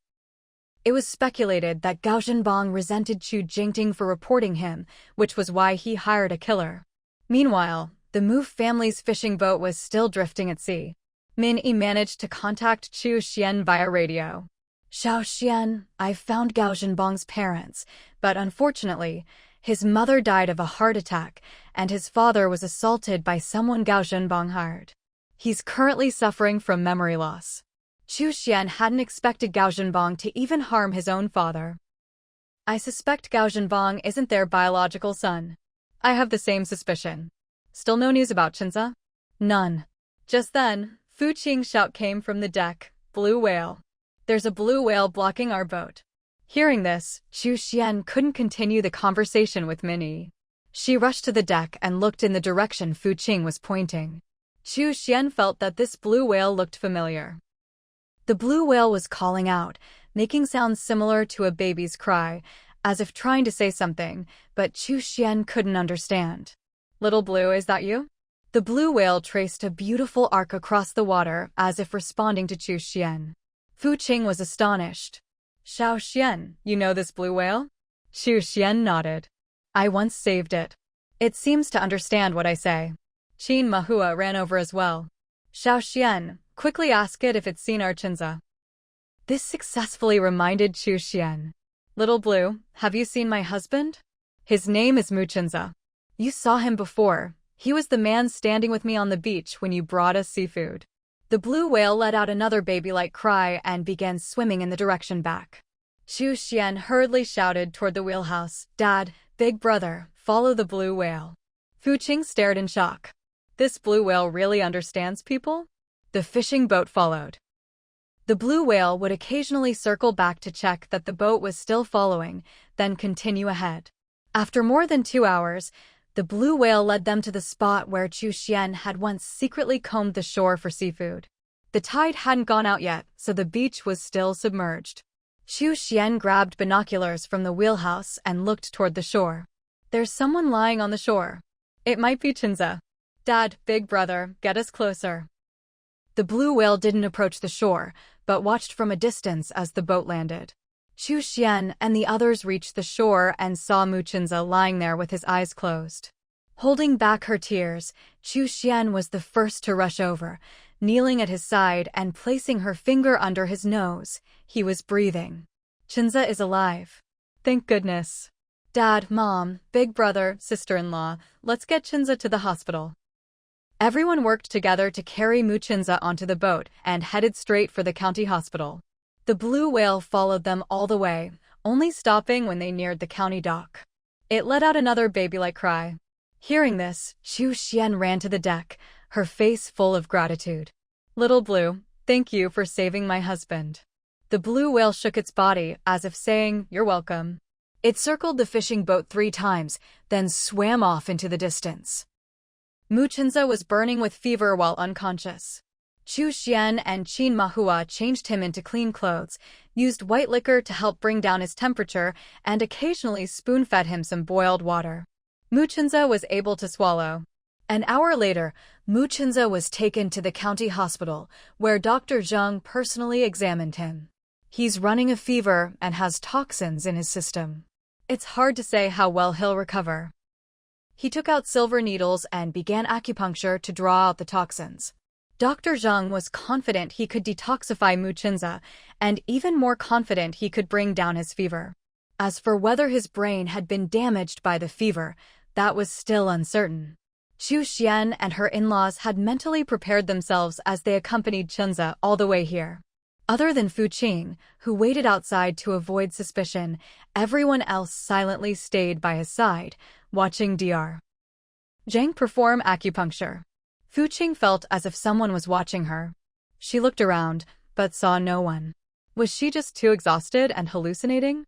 An hour later, Muchinza's body was covered in silver needles. Dr. Zheng drew some blood and cleared out the toxins, but Chinza still didn't wake up. He quickly removed the needles, and as he pulled out the last one, Muchinza began to sweat and his fever gradually subsided. Although Dr. Zheng practiced traditional Chinese medicine, he could also order modern medical tests. He ordered a brain CT scan to confirm his suspicions.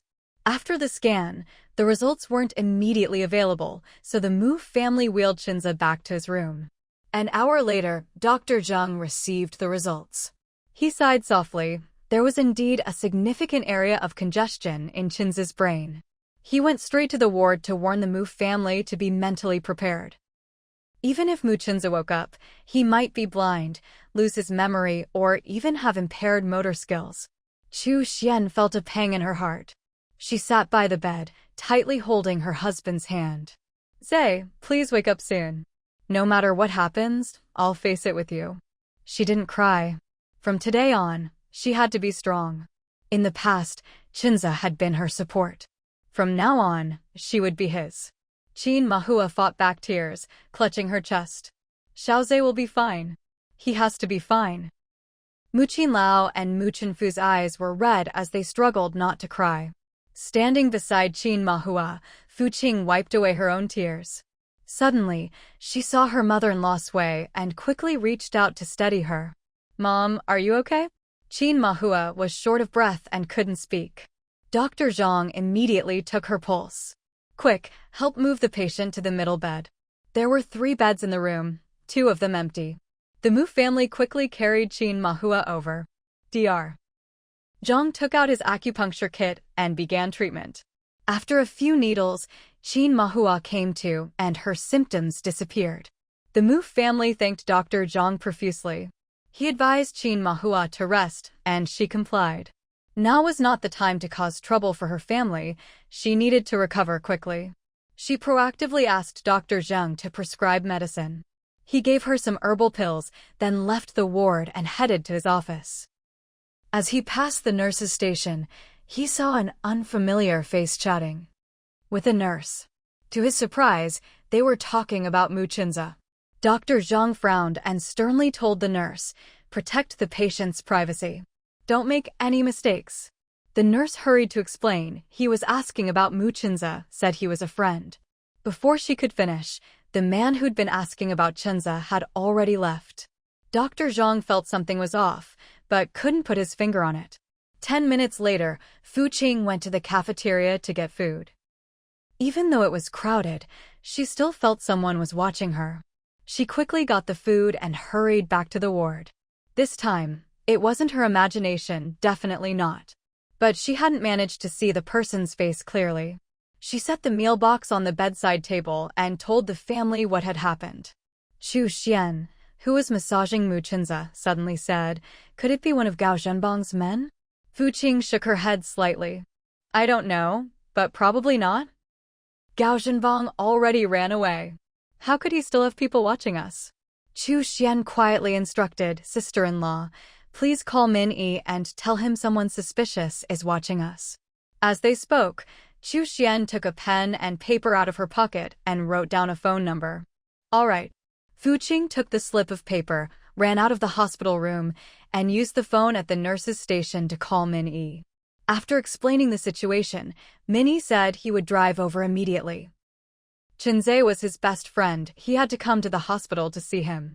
After hanging up, Fu Qing paid for the call and was about to return to the ward when she once again felt someone's gaze on her back. She spun around as fast as she could, but only caught a glimpse of a hand wearing a wristwatch. In an instant, it vanished. She gave chase, but the person was already gone. Returning to the ward, she felt a lingering fear. Thank goodness she hadn't caught up with that person. If she'd been knocked out, it would have been a huge loss. Mu Chenza still hadn't woken up, but he could swallow. Chu Xian fed him a few spoonfuls of rice porridge, and he managed to swallow them. But after just a few spoonfuls, he refused to open his mouth again. Chu Xian hurried to call for Dr. Zhang. The Mu family was anxious, afraid that Mu Chenza's condition might worsen. Not long after, Dr. Zhang arrived to check Mu Chenza's pulse and heard his steady breathing. "He's asleep. Don't worry, his condition hasn't worsened. Sleeping more will help him recover, but every 2 or 3 hours, someone needs to massage him and help him turn over." Only then did Chu Xian and her in-laws feel relieved. They carefully noted the doctor's instructions and thanked him. Half an hour later, Wang Dipin and his wife, along with Chu Dashan, each carrying nutritional supplements and fruit, entered the ward. Chu Xian chatted with them for a while before calling Chu Dashan out for a private conversation. At this time, Chu Dashan's visit was clearly not just to see Chenza. When they reached a quiet spot, Chu Xian lowered her voice. "Uncle Chu, is there something important? Did you have another dream?" Chu Dashan didn't hide anything. "I came to tell you that in my dream, Gao Zhenbang didn't hire anyone to kill his ex-wife, nor did he harm his father. But in reality, it happened. I suspect it's a chain reaction for me helping you and Chenza avoid that car accident in the capital. Oh, and Gao Zhenbang lost his white jade pendant. The village chief thinks he'll come back to look for it. You and Chenza should be careful. Thank you for coming all this way. I suspect Gao Zhenbang is Feng Chuanhua's eldest son. I'm just worried he won't come back. Is the white jade pendant with Grandpa Wang?" "No. Before I came, the village chief had already given it to Wei Chang for safekeeping. He was worried it wouldn't be safe with him. Grandpa Wang did the right thing. Uncle Chu, is there anything else you want to tell me?" "That's all. Take care of yourself and look after Chenza. I'll head back to watch the factory gate. I won't go with the village chief's family." Chu Dashan walked a few steps toward the hospital entrance, then suddenly turned back, as if making a big decision. He continued, "Xiao Xian, use all my money for Chenza's treatment. If he can't be cured in China, take him abroad. We're not short on money." Chu Xian hadn't expected him to say that. "Uncle Chu, that's your retirement money." Chu Dashan waved his hand and sighed. "If Chenza isn't cured, how will you two have the energy to take care of me in the future? Saving his life comes first. All the money is for you two. That's settled. I'm off." With that, he turned and left. Chu Xian wiped away her tears, deeply moved, and called after him, "Then consider it a loan from you to me and Chenza." "Thank you." She was determined to cure Chenza. Chu Dashan didn't stop walking, just waved his hand behind him. "Go back to the ward." Chu Xian watched him leave the hospital before returning to the ward herself. Fu Qing told her that the Wang couple had left 5,000 yuan for Chen's treatment and had already gone. At that moment, as Chu Dashan passed through an empty alley, a man stepped out and blocked his path. Chu Dashan didn't recognize the man standing in front of him, but the watch on his wrist looked awfully familiar. That's right. It belonged to Gao Zhenbang. He stared at the man's face. But this wasn't Gao Zhenbang's face. It was definitely a disguise. Better not expose him, or he might not make it out alive. In that brief moment, Chu Dashan made up his mind. He took the initiative and spoke up. "Sir, why are you blocking my way?" Gao Zhenbang was very confident in his disguise and didn't think Chu Dashan would recognize him. "You're Chu Dashan, right?" Chu Dashan forced himself to stay calm. "That's right. If you have something to say, just say it. I need to get back to work. I need you to help me find something. More specifically, something that belongs to Gao Zhenbang. If you find it and give it to me, I'll reward you with 50 yuan. Worried for his own safety, Chu Dashan nodded quickly. "No problem. Are you looking for the white jade pendant?" "That's right. Do you know where it is?" "Of course I do. Wait here for me. I'll bring it to you in half an hour." Chu Dashan made as if to leave, but was stopped again. "Don't be in such a hurry. To make sure you don't run off and never come back, you'll need to leave something behind." A flicker of fear flashed in Chu Dashan's eyes. "Leave what?" "I don't have anything valuable on me. Don't be afraid. Just leave the keys in your pocket." "No way. Those keys belong to the village factory and were entrusted to Chu Dashan for safekeeping. He could lose himself, but he couldn't lose the keys." Gao Zhenbang's fierce gaze swept over Chu Dashan. "If you don't leave the keys, you'll have to leave your life." Chu Dashan shivered in fright. Afterwards, he cursed himself for being so spineless. How could he let Feng Chunhua's son scare him like this? "Our factory director always says, as long as I'm alive, the keys stay with me. So I can't give them to you. The white jade pendant is with Wei Chang. Go ask him yourself." Gao Zhenbang's face turned vicious. "You gave the white jade pendant to Wei Chang?" "No. So it must have been Wang Dipin." Gao Zhenbang looked Chu Dashan up and down with obvious disdain and continued, "I really don't know how you ever managed to find a wife. Just look at you, such a pathetic loser. Feng Chunhua must have been blind." Chu Dashan was about to fire back with a few jabs at Feng Chunhua, but before he could finish, he felt a sharp pain at the back of his neck. Just before he lost consciousness, he realized Gao Zhenbang had chopped him with the back of his hand. Things didn't look good, his chances of survival were slim. He had no idea that Gao Zhenbang would carry him into a nearby courtyard and into a room. Gao Zhenbang laid him on the bed, pulled a toolbox out from under it, opened it, took out some tools, and started working on Chu Dashan's face. 10 minutes later, he had taken an impression of Chu Dashan's facial features. Half an hour later, Gao Zhenbang, now disguised as Chu Dashan, left the house. He headed toward the security team. That white jade pendant was extremely important to him. Even knowing the risks, he had to go. Earlier today, he'd secretly gone to the hospital. Through the window of her ward, he saw Lu Jinjin. The nurse said she was there for pregnancy care, so now wasn't the best time to take her away. Once he got the white jade pendant, he planned to leave alone. He pulled a mask from his pocket and put it on. Even though he was disguised as Chu Dashan, he was still worried Wei Chang might notice something was off. With the mask covering his face, there was a 99% chance he wouldn't be exposed. 10 minutes later, he arrived at the entrance of the security team. He handed a cigarette to the guard and gave Chu Dashan's name. The guard called Wei Chang on the internal line. Soon, Wei Chang came out to meet him. "Chu Dashan, what's with the big mask?" Gao Zhenbang imitated Chu Dashan's voice. "It's windy out. If I don't wear a mask, I start coughing. What do you want? Can we talk in that alley over there? Just say it here. Don't beat around the bush." Wei Chang didn't realize that the person before him was a fake Chu Dashan. But he never liked Chu Dashan much anyway, so he didn't bother to show any courtesy. He insisted on speaking at the doorway. Gao Zhenbang considered the possibility of snatching back the white jade pendant right there at the door. The odds of success were 0.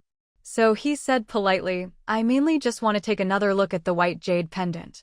Wei Chang looked wary. "Why do you want to see the pendant?" Gao Zhenbang lied without batting an eye. "Over 10 years ago, I think I saw it somewhere. Let me take another look so I can confirm if it's the same one." Wei Chang pointed to the office building. "I don't have it on me. It's currently locked up and being kept by colleagues from another department.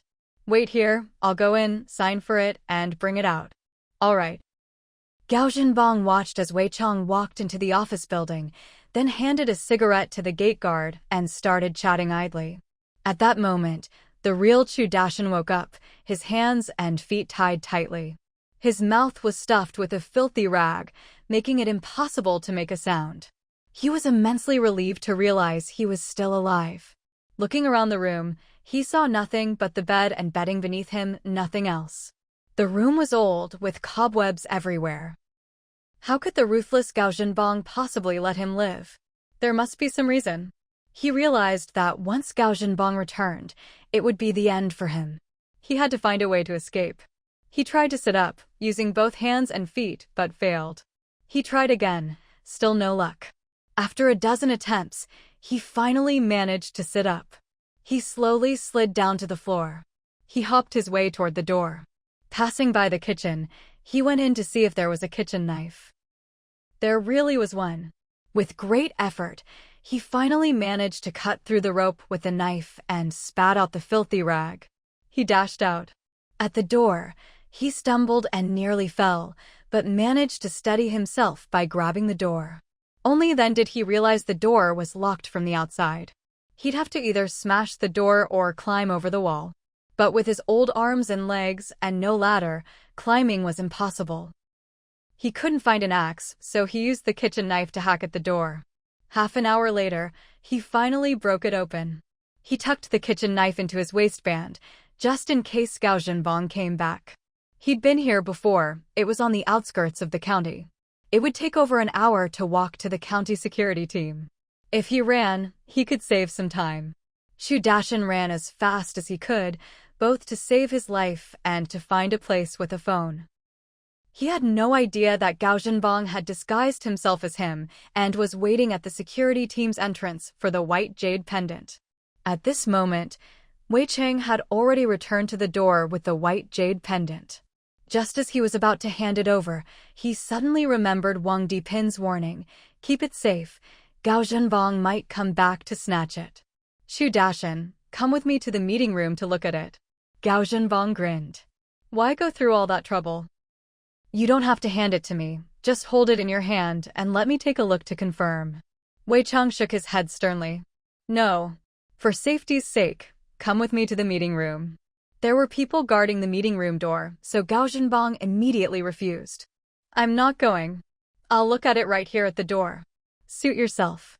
Come if you want, or don't." Wei Chang gripped the white jade pendant tightly and headed toward the meeting room. The gate guard returned to his post. Gao Zhenbang knew he couldn't waste any more time. He pretended to faint and collapsed to the ground.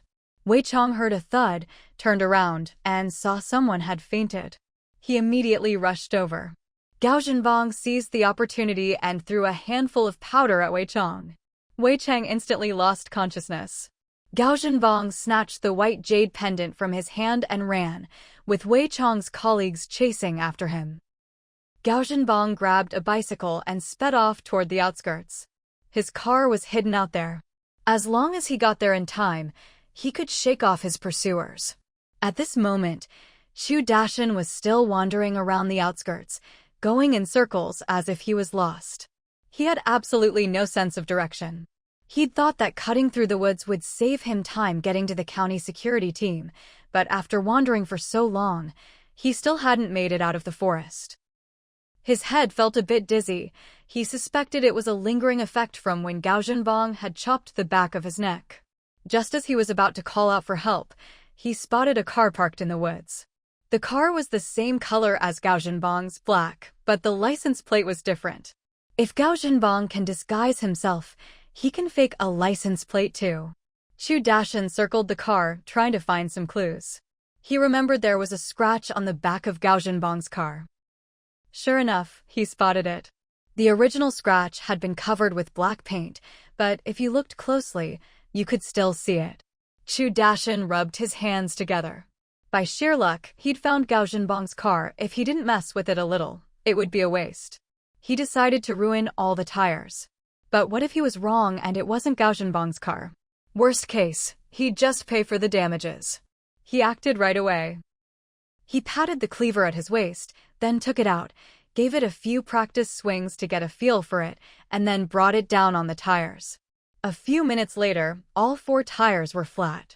He still didn't feel satisfied.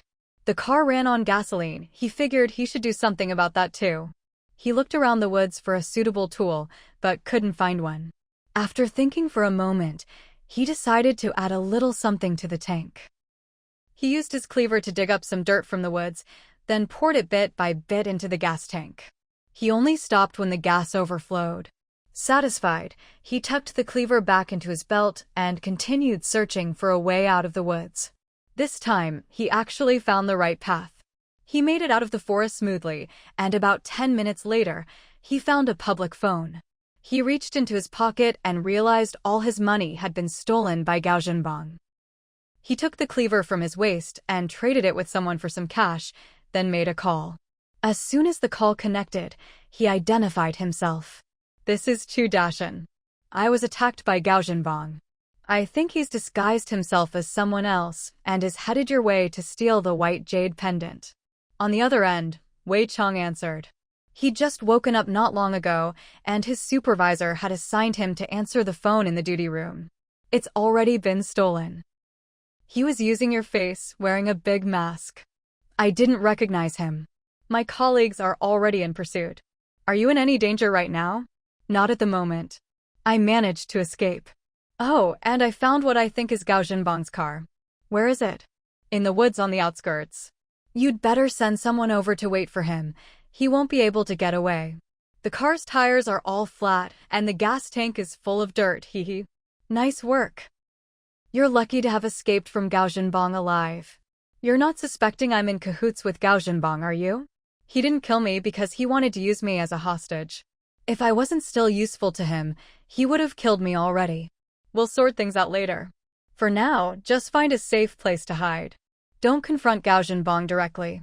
I think he should be getting close to the outskirts by now." Out of the corner of his eye, Chu Dashin saw a figure riding a bicycle past. Luckily, the person didn't notice him. He shrank his head down like a quail. "You're right. He just rode right past me. Good thing he didn't recognize me. I'm hanging up now." It was only after riding a while that Gao Zhenbong realized the person making the call just now was Chu Dashin. He wanted to go back and grab him as a hostage, but it was too late. There were pursuers behind him. Chu Dashin saw 7 or 8 people chasing after Gao Zhenbong. Instantly, he felt emboldened and stopped hiding. He jogged a few steps to catch up. He wanted to see Gao Zhenbong get caught with his own eyes. Then he'd go visit Feng Chunhua and tell her all about it, just to make that old woman furious. As for Wei Chong's advice to find a safe place to hide, Gao Zhenbong simply ignored it. He hurried toward the woods where his car was parked. About 10 minutes later, Gao Zhenbong arrived at his car. He was speechless. All 4 tires were ruined. Forcing the car to drive would be nearly impossible to control. His life would be at risk. But if he didn't try to escape by car, he'd be caught. Either way, he'd be as good as dead. He decided to take the risk. Quickly pulling out the car keys, he unlocked the door and jumped into the driver's seat. He tried to start the car. Unfortunately, it wouldn't start. Seeing the security team getting closer, he decisively abandoned the car. Before leaving, he lit the fuse on the explosives inside. He rolled away to put some distance between himself and the car, then sprinted out of the woods. The leader of the pursuers realized something was wrong and shouted, "Get down." Everyone hit the ground just as the car exploded. Chu Dashin hadn't reached the scene yet, but he heard the explosion and saw the woods catch fire. He shouted, "Fire! Somebody help! Put out the fire!" As he yelled, he changed direction and ran out of the woods. By sheer coincidence, he ran into Gao Zhenbong. Gao Zhenbong was still wearing Chu Dashin's face. Chu Dashin, afraid of being silenced, quickly changed direction and kept running. A wicked thought flashed through Gao Zhenbong's mind: kill Chu Dashin and assume his identity. He gave chase. Sensing danger, Chu Dashin ran for his life. Gao Zhenbong, pampered for years, struggled to catch up. But he had a weapon. He pulled it from his waistband, took aim, and was just about to shoot when someone suddenly tackled him. The bullet went wide. Chu Dashin narrowly escaped with his life. He didn't dare look back and kept running for all he was worth. His life was finally turning around. He wasn't ready to die yet. He had to make it to safety. Gao Zhenbong saw who had tackled him. It was Wei Chang. After finishing a phone call, Wei Chang had rushed over on his unit's motorcycle. If he'd been a second later, Chu Dashin would have been dead. No one had expected Gao Zhenbong to have not only a weapon but also explosives. Wei Chang wanted him alive, so he didn't use his own weapon. Instead, he grappled with Gao Zhenbong. During the struggle, the white jade pendant around Gao Zhenbong's neck slipped out. Wei Chang grabbed it and yanked it off, holding it in his hand. Gao Zhenbong reached for it, but Wei Chang quickly threw it far away and took the opportunity to grab for Gao Zhenbong's weapon. He didn't manage to get it, but he did knock it out of Gao Zhenbong's hand. At the same time, Gao Zhenbong managed to knock Wei Chang's weapon away as well.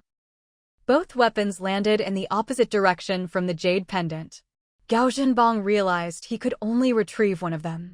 With a weapon, he might survive. Without hesitation, he rolled toward the weapon. Wei Chang rolled that way too. They both reached the weapon almost simultaneously. Just then, two of Gao Zhenbong's men arrived and opened fire on Wei Chang. Wei Chang rolled away, taking cover behind a thick tree right next to the jade pendant. He grabbed it and stuffed it into his pocket. Gao Zhenbong ordered his men, "Take care of Wei Chang and get the jade pendant back." "Yes, boss." His men kept shooting. Wei Chang darted through the woods, dodging bullets. His colleagues arrived and laid down covering fire for him. Gao Zhenbong had no choice but to order a retreat. Wei Chang rolled over, retrieved his weapon, and joined his colleagues in pursuit.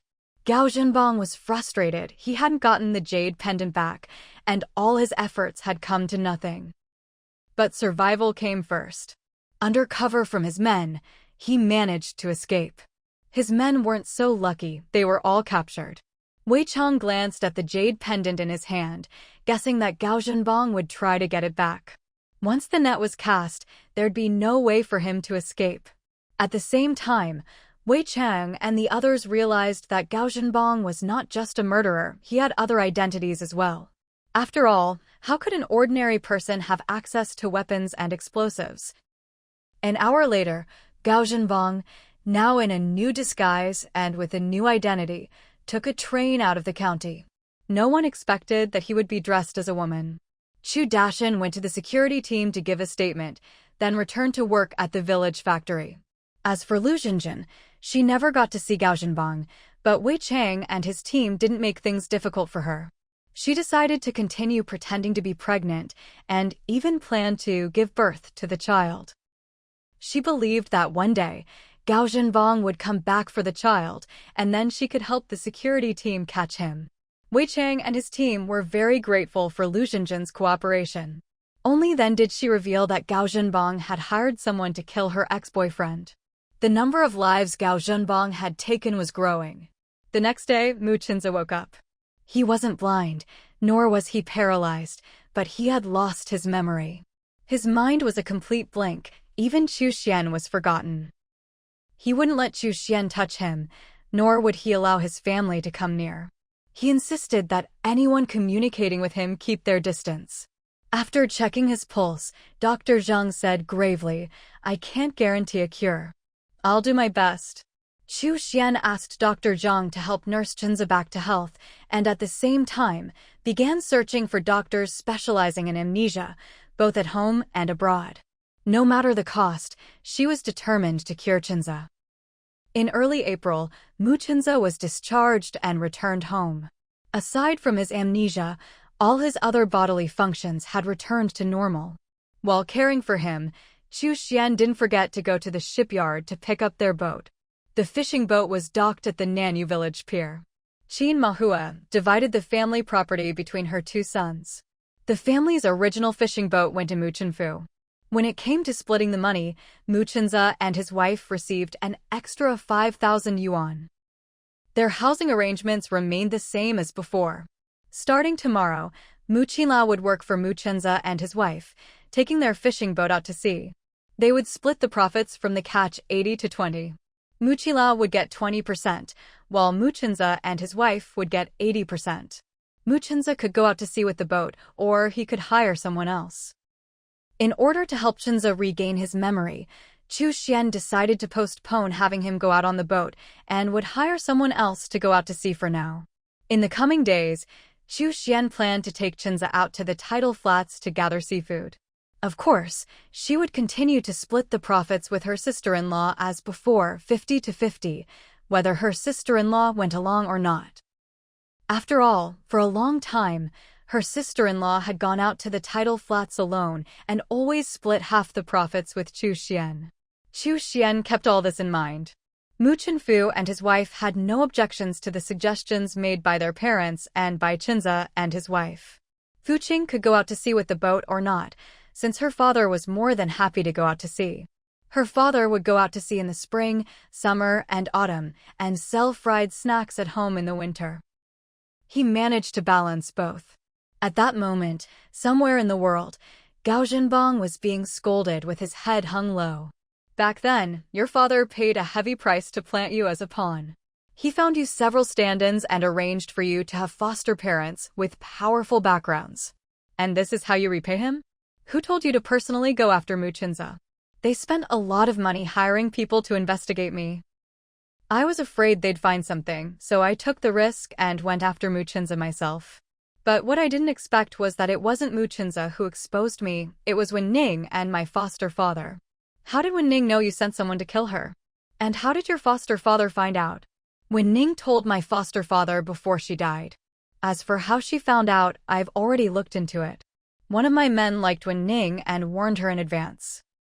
Even though Wen Ning was on guard, she was still run over by another of my men. And the one who warned Wen Ning?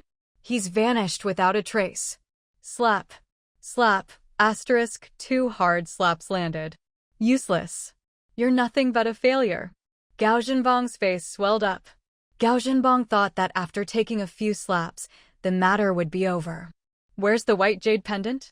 Facing the team leader's questioning, Gao Zhenbang braced himself and said, I couldn't get it back.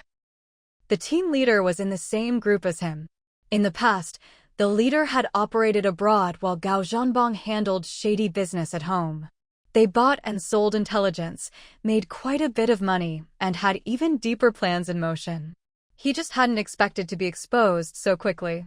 What the hell can you do besides eating, drinking, and having fun?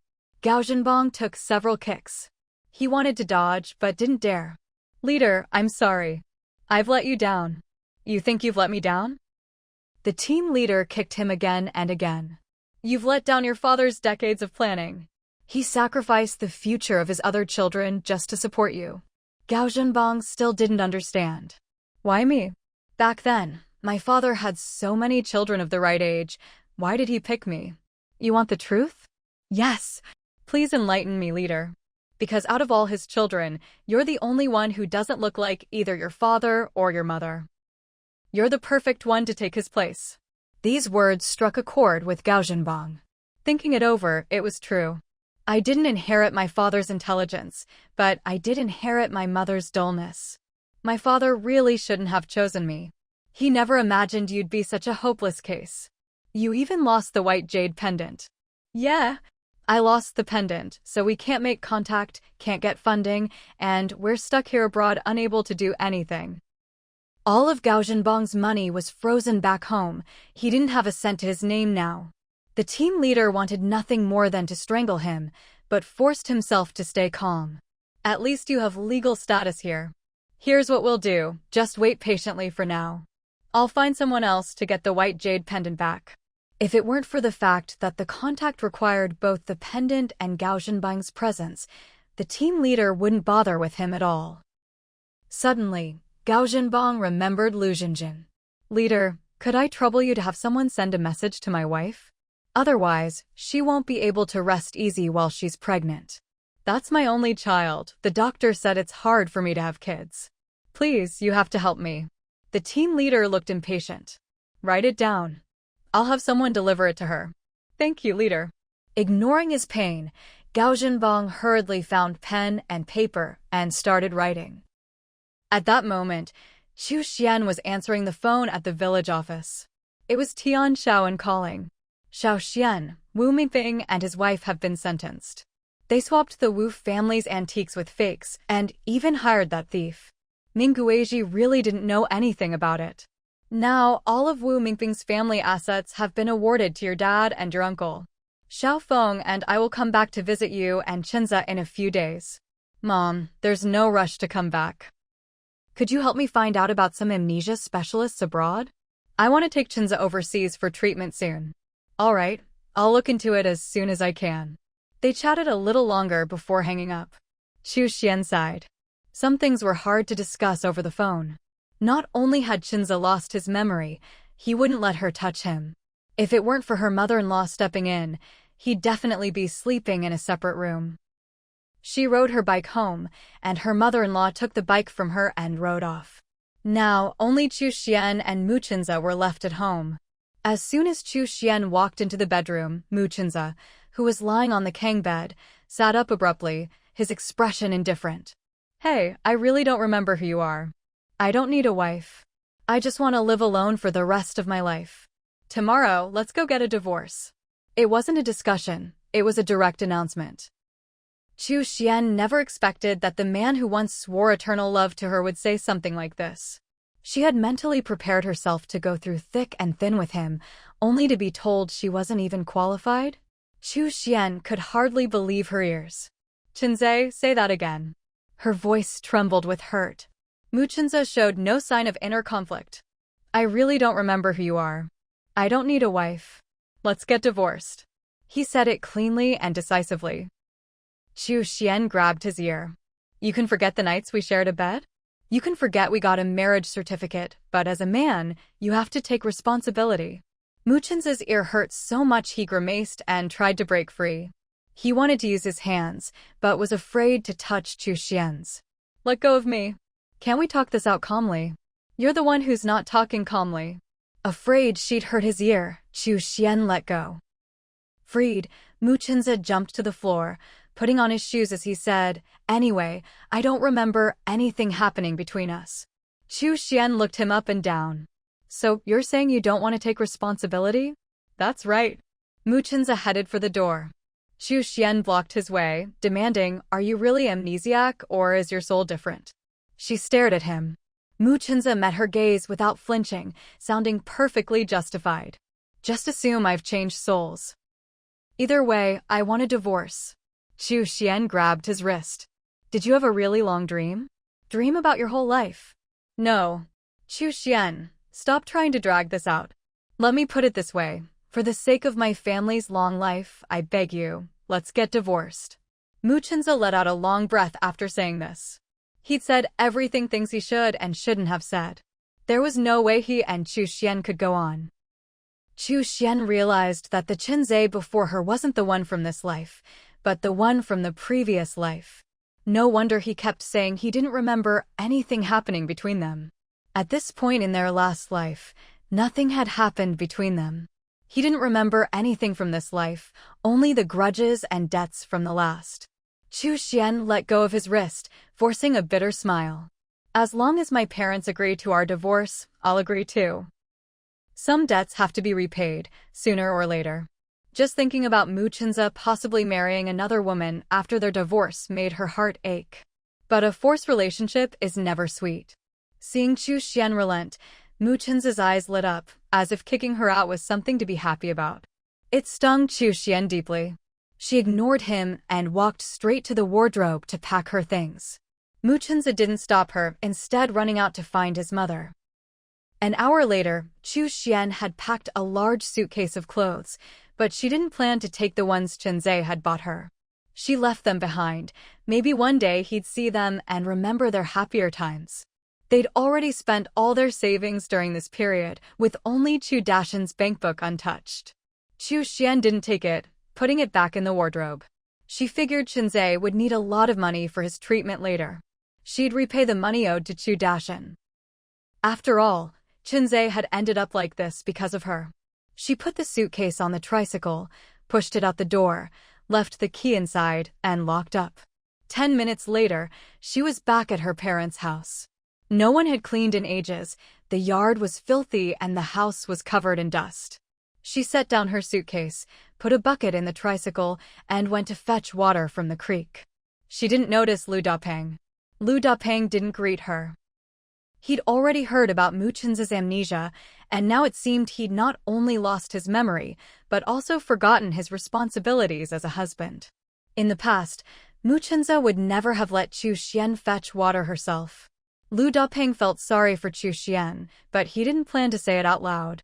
He quietly left. A few minutes later, he borrowed a wheelbarrow and a large water bucket from the village factory and headed to the creek to fetch water. He didn't see any sign of Chu Xian. But he had already heard that Chu Xian had gone back to her family's courtyard. She probably needed water to clean the yard. Before long, he filled the big bucket with water, loaded it onto the wheelbarrow, and made his way toward Chu Xian's family home. On the way, he happened to run into Mu Chenza. He still remembered a few months ago, Mu Chenza had warned him to stay away from Chu Xian. But in just a few months, Mu Chenza was no longer protecting her. He stopped the cart and confronted him. Mu Chenza, I really didn't expect you to be so irresponsible. Are you even a man? Mu Chenza was momentarily confused. Irresponsible? To who? Lu Dapeng fixed his gaze on Mu Chenza's head. You lost your memory, not your mind. Besides your wife, who else do you need to be responsible for? You used to never let her carry water, and now what? You let her push a tricycle to the creek to fetch water. I didn't tell her to go. And even if she did, what's it got to do with you? Mind your own business. Mu Chenza retorted, then suddenly realized something. Lu Dapeng, don't tell me you like Chu Xian? Lu Dapeng blushed. Didn't you already know that? Oh, right, you lost your memory, so it's normal you don't remember. Mu Chenza grabbed Lu Dapeng's hand. You'd better stay away from Chu Xian, I'm telling you. I ended up like this because I got dragged down by her. After I divorce her, don't go chasing after her, or you and your family will end up being targeted by her enemies. Lu Dapeng shook off his hand forcefully. Then hurry up and get divorced. I'm not afraid of being dragged down. I'm going to bring her water right now. He didn't want to talk to Mu Chenza any further. He pushed the wheelbarrow and left. Mu Chenza quietly followed behind, wanting to see if Lu Dapeng really dared to go. In his memory, Chu Xian's family didn't even have a courtyard on this side. He followed all the way and realized it was the old Chu family house. So much had changed in this lifetime. Chu Xian was also much thinner than he remembered, and a lot prettier. But thinking about how the Mu family was ruined because of her, Mu Chenza would rather stay single for life than get involved with Chu Xian again. As for convincing his parents to agree to the divorce, Mu Chenza already had a plan. Otherwise, he wouldn't have pretended not to recognize even his own parents. Once he gave his reason, his parents would definitely agree. Lu Dapeng and Chu Xian's voices interrupted his thoughts. Lu Dapeng, what are you doing? I brought you some water. No need. I already fetched 2 buckets myself, that's enough. You'd better take it back. I've already brought it, there's no reason to take it back. The factory still needs the wheelbarrow. Just as Chu Xian was about to say more, she saw Mu Chenza standing outside the door. Lu Dapeng took the chance to quickly pour the water from the big bucket into the water vat. Mu Chenza stood with his hands on his hips. Chu Xian, I'm warning you, after we get divorced, don't come looking for me. Of course, if you have a grudge against someone, you can go marry them. Chu Xian glared at him. Mu Chenza, don't show up around my yard again. If I see you, I'll beat you up every time. Mu Chenza snorted coldly. You think I want to come to your house? He turned and left. Lu Dapeng pushed the cart out, glanced at Mu Chenza's back, then said to Chu Xian, even though I really hope you get divorced, I still have to give you some advice. If Mu Chenza brings up divorce, you can't agree right away. Wait until he's recovered from his amnesia. Otherwise, people will think you can't stick with him through thick and thin. On the surface, Chu Xian had driven Mu Chenza away, but deep down, she didn't actually want him to leave. Because of this, she didn't pay any attention to what Lu Dapeng was saying. Lu Dapeng, could you please lock the door for me? I have to go out for a bit. She hurried off to chase after Mu Chenza. But after only a few steps, she suddenly remembered that it was because of her that Mu Chenza had been harmed by Gao Zhenbang. Maybe it was better not to chase him. She muttered quietly, if he wants to leave, then let him leave. Seeing that Chu Xian had given up on chasing after Mu Chenza, Lu Dapeng didn't bother locking the door. A trace of pain flashed across his face as he walked over to her. I really didn't expect Mu Chenza to be so irresponsible. Chu Xian, if you ever need help with anything heavy, just call me. Before he could finish, Chu Xian immediately cut him off. I suggest you keep your distance from me. Anyone who gets close to me could end up getting dragged into trouble. Did you see what happened to Mu Chenza? That was because of me. Gao Zhenbang got away, and he'll definitely come back to get revenge on me. She thought to herself that maybe she should leave Nanyu village and go somewhere no one knew her, so she wouldn't bring trouble to anyone else. She'd leave as soon. As the divorce was finalized, Lu Dapeng felt even more sorry for Chu Xian. If he could marry her, he'd gladly give up decades of his life. But he didn't say any of this out loud. He decided to wait until Mu Chenza and Chu Xian were truly divorced before confessing his feelings. He quietly left. Chu Xian thought she'd successfully persuaded Lu Dapeng and went back to the yard to clean up. Lu Dapeng headed back to the village to return the factory's wheelbarrow and happened to run into Miao Dakui. He mentioned that Mu Chenza was planning to divorce Chu Xian. As soon as Miao Dakui heard this, she rushed home to tell her mother-in-law. Gao Meiwan, furious, stormed over to the Mu family to confront Mu Chenza. Mu Chenza was doing laundry in the yard. When he saw Gao Meiwan, he felt a little nervous. He remembered that Gao Meiwan and Chu Xian were always on the same side. And Gao Meiwan was famous for her lectures. She always had something to say. Grandma Gao, you're here. Please, come sit in the main room. Are you here to see my mom? She just went out for a bit and will be back soon. Gao Meiwan snorted coldly. No need to go inside. I'm not here for your mom, I'm here for you. You've really got some nerve. Xiao Xian worked so hard to take care of you after you got out of the hospital, and now you have the gall to ask for a divorce? Is this how you repay her? Mu Chenza put down the clothes in his hands and gave the excuse he'd prepared earlier. Grandma Gao, you don't want Chu Xian to be a widow in all but name, do you?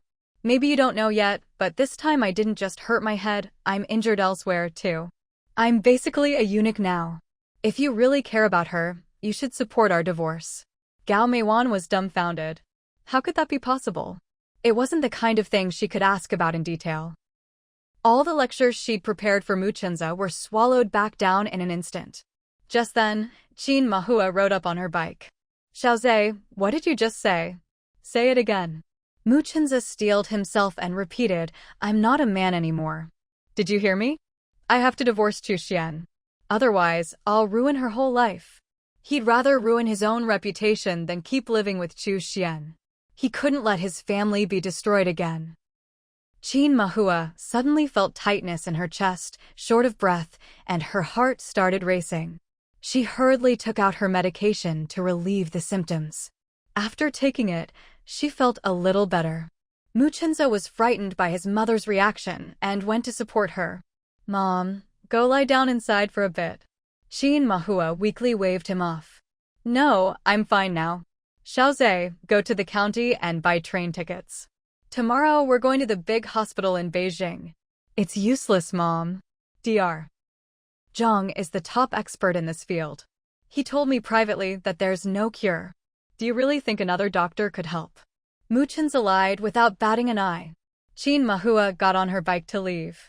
I want to ask Dr. Zhang face to face. Why didn't he mention this before you were discharged? Mu Chenza stopped her. I told him not to say anything. It takes a lot of courage to admit something like this. Mom, please don't go. Haven't I lost enough face already? Please, just support me divorcing Chu Xian, okay? Qin Mahua's feelings were incredibly complicated as she stopped in her tracks. Muchinza took the bicycle from her hands and parked it properly. Gao Muan stepped forward and patted Qin Mahua on the shoulder. Mahua, your heart isn't well. Go inside and lie down for a bit. Qin Mahua grabbed Gao Meijuan's hand. I need to ask you to keep this a secret. Gao Meijuan looked troubled. You mean we're going to hide this from Xiaoxian? Qin Mahua had already come to terms with her second son's illness. She sighed. Let's keep it from her. If she finds out Xiaoza is sick, she'll never agree to the divorce. She's still young, she still has a chance to get married and have children. We can't let Xiaoza hold her back for the rest of her life. In the end, Gao Meiwan agreed. Muchinza was secretly delighted. He knew this reason would convince his family. After watching Gao Meiwan leave, Qin Mahua walked into her second son's bedroom. She opened Xiaoshuan's wardrobe and saw there were only a few pieces of clothing left. She remembered that all of them had been bought for Xiaoxian by her son. Muchinza walked over and, seeing the clothes, frowned slightly. Mom, I think these are clothes that Xiaoxian forgot to take.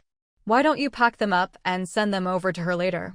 Xiaoza, you really don't remember buying these clothes for Xiaoxian? Muchinza truly had no recollection. I don't remember.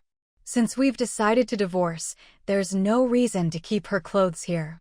All right, I'll pack them up.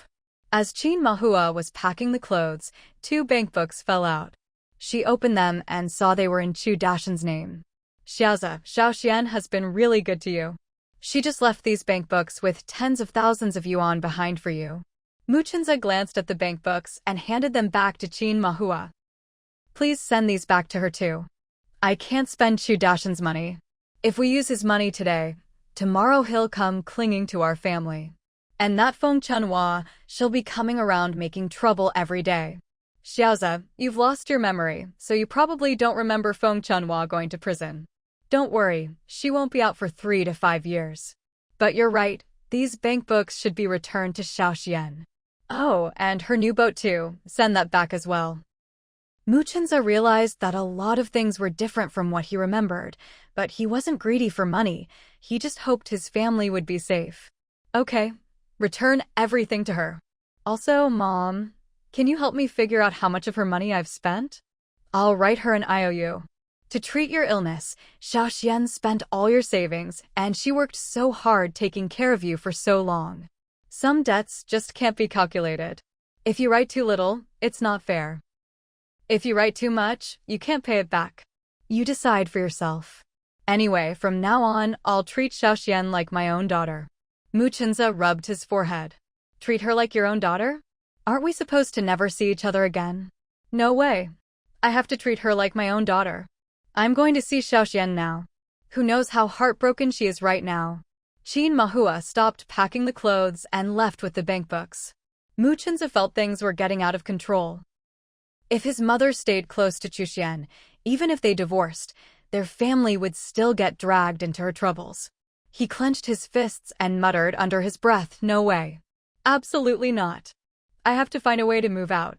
If you can't fight it, you can at least avoid it. As long as they're far apart, the ties will gradually fade. Muchinza pulled out a map, thinking about where to move.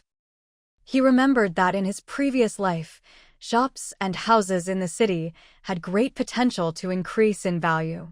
He'd work hard to make money and buy a house and a shop in the city as soon as possible.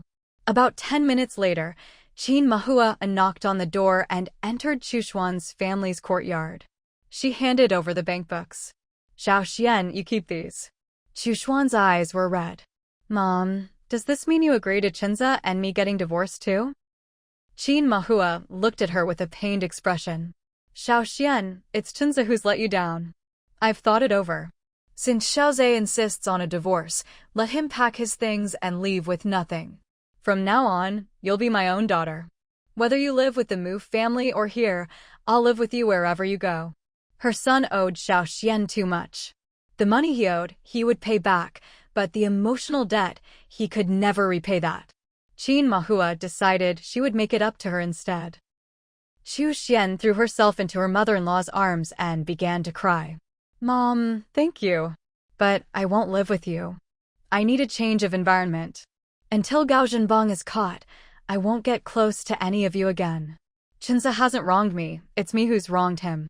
He's already lost his memory because of me. I can't drag you all into this any further. Qin Mahua gripped Chu Xian's hand tightly. Your father and I aren't afraid of being implicated. We're family. Hearing this only made Chu Xian more determined to leave. Mom, Chu Dashan said the money in these bank books is for Chinza's medical treatment. Don't worry about the money, I'll pay it back in the future. Qin Mahua couldn't help wiping away her tears. Xiao Zhe's about to divorce you, and you're still so good to him? After being husband and wife, there's 100 days of kindness, even if it's just for a day. Besides, he's only asking for a divorce because he can't remember the past. Once Gao Zhenbang is caught, I'll come back and remarry him. Chu Xian said a lot, but not a single word blamed Mu Chinza. When Mu Qinlao and Mu Qinfu returned home, Mu Chinza immediately told them about the divorce and his reasons for it.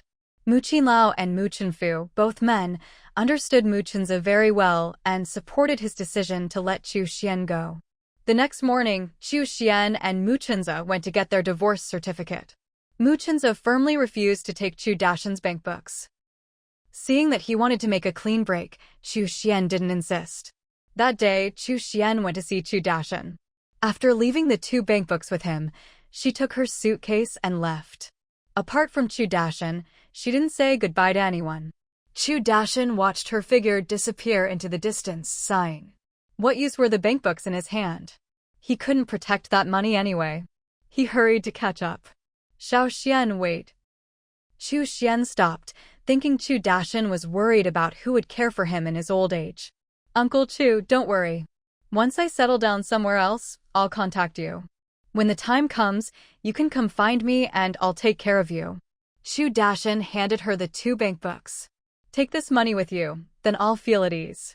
Wherever you settle down, help me buy a house there. Chu Xian only took one of them. I won't need that much. Once I buy the house, I'll give you back whatever's left. No need to give it back. Take it all and invest it, make even more money, and hire more people to track down that bastard Gao Zhenbang. Only when he's caught can everyone be safe. As he spoke, Chu Dashan stuffed the other bank book into Chu Xian's hand. Chu Xian didn't refuse again. She had the ability to earn more. All right. Thank you, Uncle Chu. I'll pay you back double in the future. Chu Dashan waved his hand, a little embarrassed. No need to thank me. We're helping each other. If the money stays with me, I can't protect it anyway. Oh, and hire a few bodyguards. Ask Wei Chang for some recommendations. Okay. Chu Xian left. She silently vowed to find Gao Zhenbang no matter what. Little did she know, at that very moment, Gao Zhenbang was sitting in Chu Chuanbei's apartment, legs crossed. Chuanbei, you're my half-brother. You can't just ignore me. Chu Chuanbei turned out his pockets helplessly. My pockets are empty. How can I help you? Search my place if you want. If you find anything valuable, it's yours. Chu Chuanbei was studying abroad and never expected Gao Zhenbang to come looking for him. He didn't feel any brotherly affection toward Gao Zhenbang. He barely had enough money to feed himself, let alone support Gao Zhenbang. Gao Zhenbang glanced around the room. The furnishings were extremely simple. A desk, a single bed. There was a desk lamp and a stack of books on the desk. Chuanbei, you said it yourself. I'm really going to search. Chu Chuanbei made a gesture, inviting him to go ahead. Gao Zhenbang started rummaging through the room without any scruples. He pulled open the desk drawers, but found nothing valuable. He didn't spare the bed either, still nothing. He got down on the floor and saw 2 suitcases under the bed, which he dragged out. The suitcases were locked. Open them. Chu Chuanbei, looking unconcerned, took a key from his pocket and tossed it to him, signaling for him to open them himself. Gao Zhenbang caught the key and unlocked the suitcases without hesitation. When he opened them, all he found were clothes for different seasons. Not a single cent. How do you get by? Doesn't your adoptive father give you living expenses? Chu Chuanbei shrugged. My adoptive father only agreed to send me abroad and pay my tuition. He never promised to cover my living expenses. I usually work part-time in the school cafeteria, which covers 3 meals a day. Gao Zhenbang looked at him with utter disappointment. You useless idiot. Why don't you ask your adoptive father for money? Call him right now and ask for money. Xu Chuanbei stared at Gao Zhenbang as if he were looking at a monster. Was I not clear enough? My adoptive father will not give me living expenses. Gao Zhenbang raised his hand, about to hit him, but Xu Chuanbei dodged. Gao Zhenbang, I'm warning you, don't push your luck. You and I have nothing to do with each other. I can call security and have you arrested. Gao Zhenbang snorted coldly. Just you wait. He slammed the door and left. He headed straight for the black market. When he got there, it was full of foreigners, but fortunately, Gao Zhenbang spoke a foreign language. He chatted with those people for about an hour. In the end, they settled on a price of 1 million. Xu Chuanbei had no idea that Gao Zhenbang had privately set a price for his kidney and other organs. When Gao Zhenbang returned to his place, he was overjoyed. He hadn't expected to get such a high price. Tomorrow, his job was to lure Xu Chuanbei to the designated location. The rest would be handled by the black market people, and he'd just take the money and leave. As for whether Xu Chuanbei lived or died, he didn't care. In his eyes, Xu Chuanbei's only purpose in life was to provide him with money. Meanwhile, Xu Xian was sitting on a southbound train. She was heading to a coastal fishing village in the south for an inspection. If it was suitable, she would call Xu Dashan and tell him to sail over to meet her. Her initial plan was to set up a factory. Of course, she wouldn't compete with the products of Nan Fishing Village. She would develop new products. As for connections, she wasn't worried. Wu Bingqing and Tian Shaoan would help introduce her. She hadn't yet told them about her divorce from Mu Chenza. She figured she could tell them when they met in person. The next morning, Xu Xian arrived in Lianshi, Su Province, and checked into a hotel. She first contacted Wu Bingqing, who was abroad, and gave him her address. Wu Bingqing immediately called his friends back home. His friend readily agreed to send someone to meet with Xu Xian. At noon, a man and a woman drove to the hotel and found Xu Xian. After introductions, they had lunch together. Around 2 in the afternoon, they drove Xu Xian to visit 5 coastal fishing villages in a row. It wasn't until after 8 in the evening that they brought Xu Xian back to the hotel. After washing up, Xu Xian lay on the bed alone, recalling the fishing villages she'd visited that day and considering which one would be best for setting up a factory. She slowly drifted off to sleep. She didn't wake up until 8 the next morning. At that moment, overseas, Xu Chuanbei was on his way home. It was nighttime there. A group of people lurked in the shadows, ready to ambush him with a sack. Xu Chuanbei had no idea that danger was approaching. He continued walking at a steady pace. As he passed through a patch of woods where there were no streetlights, the group of people began to move. Before he could react, a sack was thrown over him. Help! Hell! He didn't even get to shout for help a second time before he lost his voice, as if his throat was stuffed with cotton. His body felt limp and weak, but he didn't give up and struggled to move his hands and feet. Just as the group was about to carry the sack away, a car drove by, its headlights glaring so brightly that they couldn't keep their eyes open. Wu Bingqing, sitting in the passenger seat, frowned deeply. The headlights allowed him to see that the sack was moving. If he wasn't mistaken, there was someone inside. Wu Bingqing opened the briefcase beside him, took out his mobile phone, and dialed the public security department. Wu Binwen, who was driving, tried to stop him. Bingqing, let's not get involved. We don't want trouble. There are at least 3 or 4 of them, and the 2 of us aren't their match. What if they steal our car? But the call had already gone through.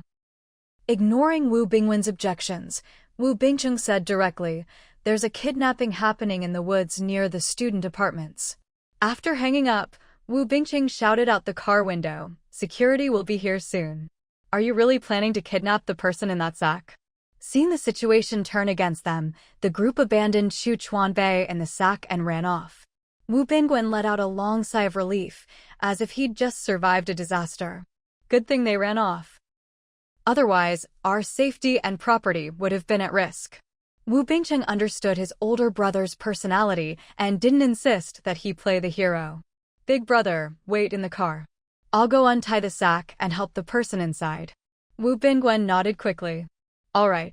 If those people come back, I can get you both out of here right away. Wu Bingqing could only smile helplessly. You're right. It was obvious his brother was extremely nervous and didn't dare get out of the car. Wu Bingqing got out alone and walked over to the sack. He untied it. By the car's headlights, he saw that the person inside was Chu Chuanbei. When Chu Chuanbei had first come abroad, he had visited Wu Bingqing and his wife. Chuanbei? It's you. Chu Chuanbei couldn't speak. He used all his strength to raise his hand and point to his throat. Wu Bingqing immediately understood. You can't talk, right? Chu Chuanbei nodded with difficulty. Just then, the security officers arrived. Wu Bingwen hadn't expected them to be so efficient.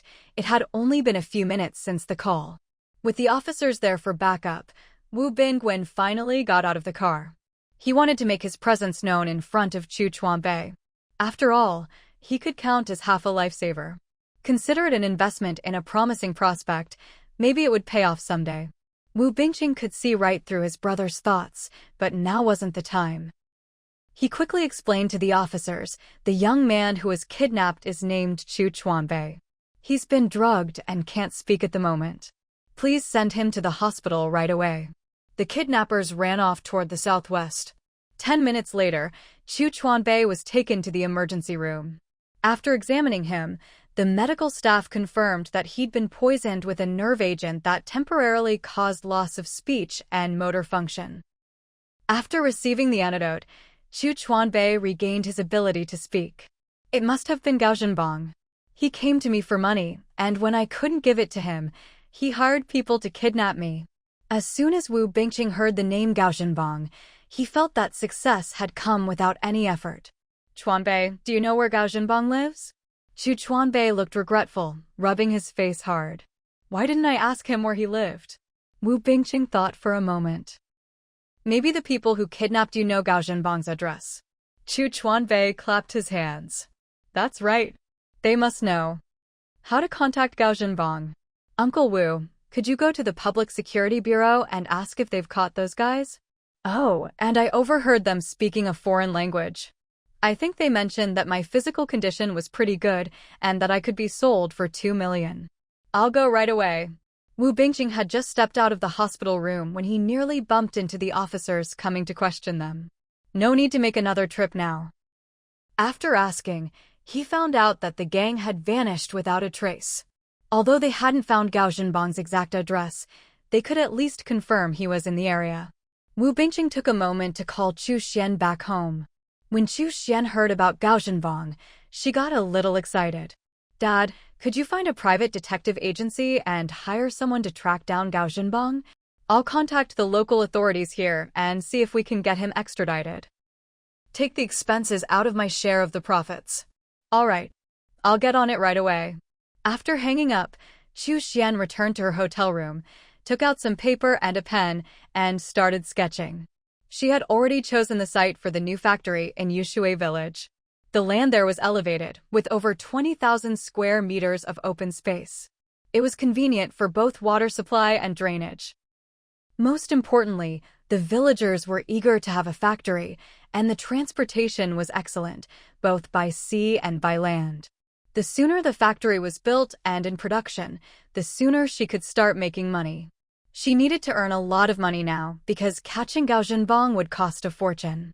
After finishing a rough sketch of the factory, Chu Xian folded it up and put it in her pocket.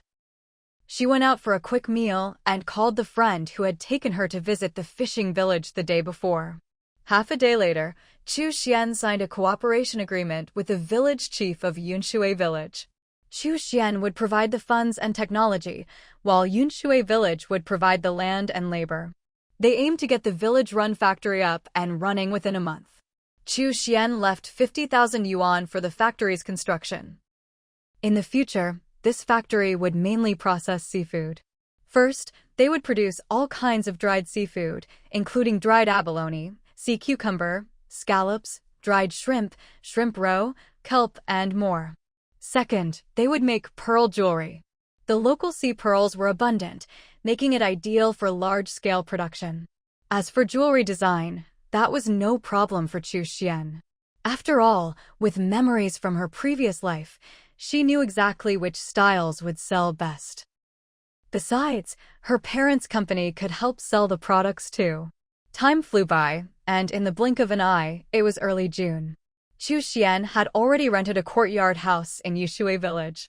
She also rented the neighboring courtyard for Chu Dashan. She hadn't bought a house for Chu Dashan yet, since there wasn't a suitable one available. Chu Dashan sailed her fishing boat over and docked it at Yunshui village's pier. He remembered Chu Xian's instructions and didn't tell anyone in Nanyu village about their whereabouts. Once they were settled, Chu Xian suggested that from now on, Chu Dashan would help operate her fishing boat. They'd hire 2 more crew members and go out to sea every other day. Chu Dashan, used to a lazy lifestyle, was a bit intimidated by the idea. "Xiao Xian, I don't want to work that hard. Can you just help me find a job as a gatekeeper?" Chu Xian sighed. "Uncle Chu, if you keep lying low, do you really think Gao Zhenbong won't come back one day to kill you? We need to work hard and make money. Gao Zhenbong is living it up overseas right now, but he could come back at any moment and strike at us. Only if we earn enough money can we hire bodyguards to protect ourselves and hire people to track him down and bring him back. Isn't that a bit much? Can't we just ask your dad to get the authorities over there to handle it? It's not that simple. Gao Zhenbong has legal status overseas and no criminal record. The authorities there won't get involved. We need to take a different approach." Most importantly, she knew that Gao Zhenbong would never allow her to live well, let alone get richer and more successful. Once she gained some fame, Gao Zhenbong would definitely show himself. Normally, Chu Dashan was too lazy to bother with anything, and although he was quite unwilling this time, he still agreed. After all, the more money they earned, the more people they could hire to gather information about Gao Zhenbong, and the greater their chances of finding him. Now, the village-run factory in Yunshui village had been completed and was up and running. Chu Xian hardly needed to manage the dried goods workshop, but she had to keep a close eye on the pearl workshop. The highest quality pearls were made into luxury jewelry, the mid-grade ones into regular accessories, and the ones that couldn't be shaped were ground into pearl powder. Among the workshop workers were 2 master craftsmen who specialized in making pearl jewelry and were responsible for training apprentices. However, the luxury pieces were basically made by the 2 masters themselves, following Chu Xian's designs. After the first batch of 50 sets of luxury jewelry was completed, Chu Xian contacted Wu Bingqing and personally led a team to escort them overseas. Wu Bingqing's company bought the entire batch. The profits from the pearl jewelry were split 60-40, with Chu Xian taking 60% and Yunshui village taking 40%. After this trip, Chu Xian made a clear profit of 60,000 yuan. It wasn't that she was trying to squeeze every penny out of the Wu family's company, but rather, she sold to them at a price slightly below the market rate. Wu's company then sold the jewelry abroad at double the price. As for the dividends Wu's company gave Chu Xian, that was a separate matter. Chu Xian brought gifts to visit Chu Chuanbei. At the moment, Chu Chuanbei was still living in an off-campus apartment. When he saw Chu Xian, he was very happy, but he also understood why she had come. "Xiao Xian, I've been trying to find out about Gao Zhenbong whenever I have time these days, but that guy has completely disappeared, and the people who kidnapped me are nowhere to be found either." His tone was apologetic. Chu Xian smiled calmly. "Chuanbei, just be patient. From today on, you'll be my agent abroad and earn commissions." Chu Chuanbei was a smart guy and immediately understood. "I get it. You want me to look rich. If Gao Zhenbong hears about it, he'll probably come to me for money himself." "That's right. And you should also let it slip that you're helping me with my business, brag about how big and profitable my company is." "Got it." After they finished discussing, Chu Xian left Chu Chuanbei some money so he could buy a few brand-name clothes and such. Chu Chuanbei didn't refuse. He really planned to follow Chu Xian's lead from now on. Before returning home, Chu Xian had a deep conversation with Tian Shaoan about the divorce. She didn't say a single bad word about Mu Qingjin. On the contrary, she explained that she initiated the divorce because she was worried Gao Zhenbong might target the Mu family. As for finding a doctor to treat Mu Qingjin's illness, Chu Xian told Tian Shaoan to put it on hold for now. The Mu family would take care of Mu Qingjin's treatment. At the end of June, Chu Xian returned to Yunshui village. During this time, the village-run factory's production had been running smoothly. When the factory workers saw the check Chu Xian brought back, their admiration for her was boundless. After taking a day off, Chu Xian went out to sea with her family's fishing boat. Chu Dashan captained the boat, and they hired 2 local villagers as crew.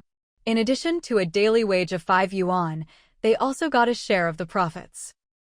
The 2 crew members were full of energy, so Chu Dashan barely had to lift a finger.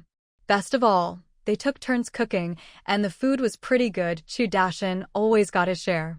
Chu Dashan was very pleased. All he had to do every day was steer the boat and enjoy the scenery. Sometimes he'd go fishing, which didn't get in the way of making money. He actually started to enjoy this kind of life. He decided that as long as the weather was good, he'd go out to sea every day from now on. Chu Xian stood outside the wheelhouse, talking to Chu Dashan through the window. "Uncle Chu, just go wherever you usually fish. I'm just here to enjoy the sea breeze and relax." Chu Dashan grinned. "All right. Oh, by the way, Mu Qingjin has also been fishing in that area lately. He bought a second-hand deep-sea fishing boat. I didn't tell him where we live." Chu Xian gave a bitter smile. "It's not that you didn't tell him. He probably never even asked, right?" Chu Dashan gave an awkward smile. "You guessed right. That kid didn't even acknowledge me." Chu Xian pretended to be calm. "So, what if he ignores us?" Mu Qingjin keeping his distance from us is actually the best protection for himself and his family. That's true. Let's not talk about him. Let me tell you about our recent fishing hauls. There's a ton of prawns and large yellow croaker in that part of the sea, both fetch a good price.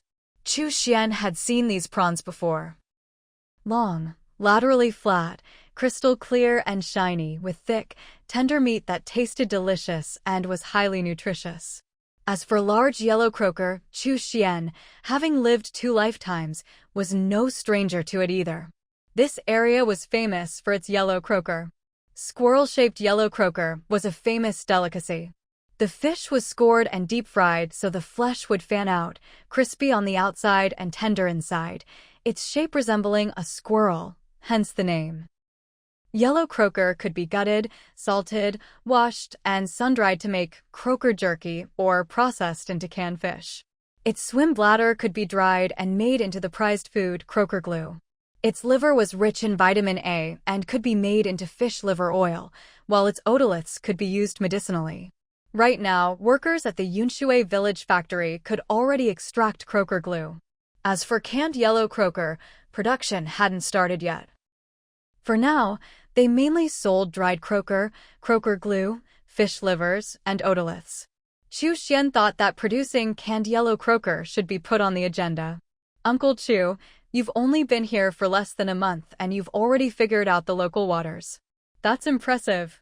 Chu Dashan steered the boat as he replied, "I'm just trying to make a bit more money, that's all. Of course, it's also thanks to the 2 crewmen we hired.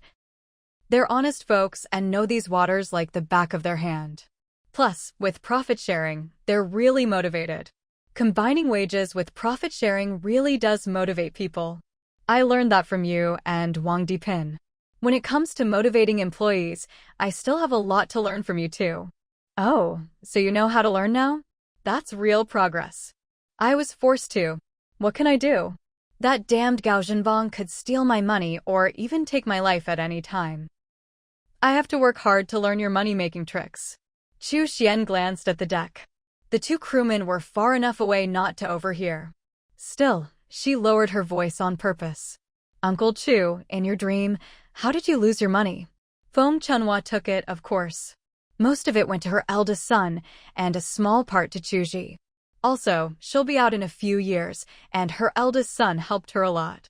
Oh, and in the dream, at this point, Gao Zhenbang hadn't gone abroad yet.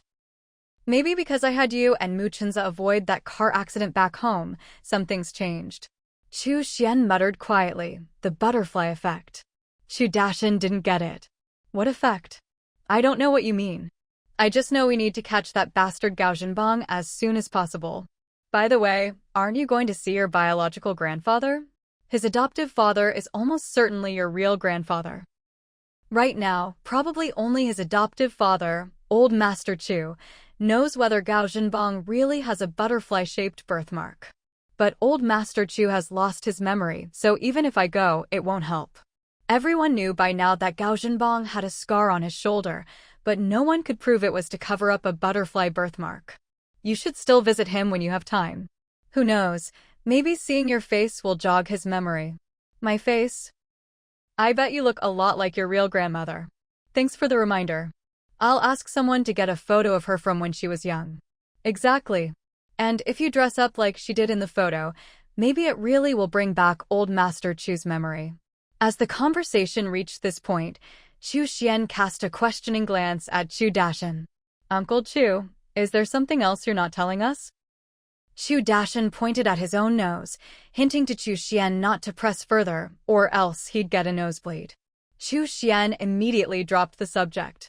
The two boatmen didn't need any orders from Chu Xian, the owner of the boat. They were already skillfully baiting the hooks. Once they reached their usual fishing grounds, they cast the nets. They were using trawling, a fishing method where a bag-shaped net is dragged behind the boat, forcing the fish into the net. It's an active and flexible way to catch schools of fish. Two boats can work together to trawl, or just one boat can do it alone. Normally, Chu Dashan preferred to trawl with just one boat. Since Chu Xian had a partnership with Yunshui village, and the fishermen all knew this boat belonged to her, Chu Dashan was allowed to fish in these waters. He steered the fishing boat along the planned trawling route. 3 hours later, they hauled in the net. Chu Dashan and the boatmen gasped in astonishment at the catch. It was true that they'd caught plenty of large yellow croaker with trawling before, but never ones this big. Each one was at least 6 or 7 jin, about 3 to 3.5 kilograms. Wild yellow croaker typically only grow about 350 to 400 grams a year. After 3 years, reaching just over a kilo is already good. After that, their growth slows down even more. For a yellow croaker to grow over 7 jin, it would take at least 10 years. Just eyeballing it, there were over 100 big yellow croakers in this net. The two boatmen were fired up with enthusiasm. As they loaded the fish into the hold below deck, they exclaimed excitedly, "All these years at sea, this is the first time I've seen a single net haul in over 100 yellow croakers this big." Exactly. My eyes have really been open today. It must be because Boss Chu came out to sea with us. We're having such a great haul. I think so too. Our boss really brings good luck at sea. We're really lucky to be working for Boss Chu. Hearing their conversation, Chu Xian suddenly realized she hadn't gone out to sea or even beachcombing in a long time. If she really did bring good fortune at sea, hadn't she been missing out all this time? Looks like she should spend more time by the sea or out on the water in the future. Can't waste such good luck for fishing. Standing to the side, watching the two boatmen work, Chu Dashan said excitedly, "Xiao Xian, these two are right. We're riding on your luck today." Chu Xian smiled modestly. "It's just a coincidence, really." Chu Dashan chuckled and suggested, "How about you come out to sea with us again tomorrow?" In fact, in his dreams, Chu Xian always had great luck at sea.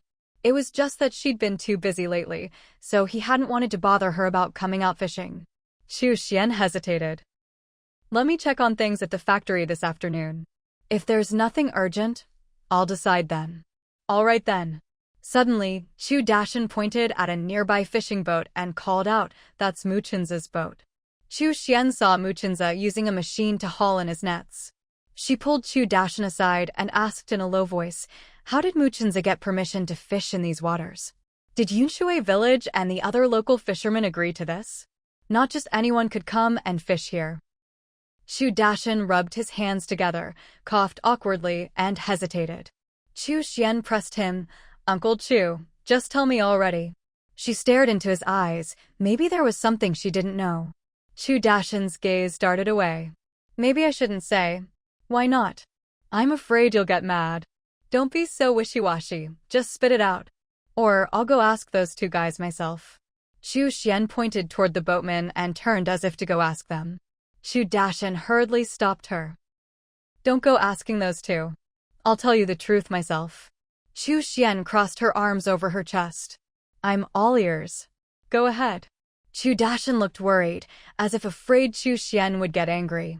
You have to promise you won't kick me out after you hear this. Chu Xian nodded readily. No problem, just say it.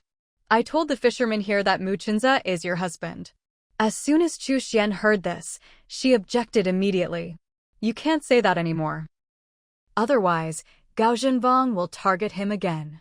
Chu Dashan defended himself. If I don't say that, it'll be hard for him to fish here. Then let him go somewhere else. I'm giving you 3 days to clear things up, make it clear that there's nothing between me and him anymore. All right. About 10 minutes later, Mu Chenza's fishing boat came closer from the distance. Mu Chenza hadn't expected Chu Xian to come out to sea with the boat. The moment he saw her, he didn't greet her, pretending to tidy up the fishing nets as if he hadn't noticed her. Chu Xian felt a pang in her heart. She could tell he'd lost weight and gotten tanner. He used to take great care of his skin, but now he didn't seem to care at all. Just as she was about to tell Chu Dashan to leave, she saw a woman appear on Mu Chenza's boat. It was Fu Ping. Fu Ping was fussing over Mu Chenza, trying to wipe his sweat, but he dodged her. Fu Ping's hand hovered awkwardly in midair. Chu Dashan saw it too and muttered under his breath, Fu Ping really doesn't know her place. Can't she see Mu Chenza isn't interested? Still clinging to him like that, shameless. Chu Xian felt a surge of anger. Even though she and Mu Chenza were divorced and she didn't want to drag him into trouble, she couldn't stand seeing another woman get so close to him. Uncle Chu, I want to talk to Mu Chenza. All right. Chu Dashan maneuvered the boat so it was parallel with Mu Chenza's. Chu Xian stepped onto the deck.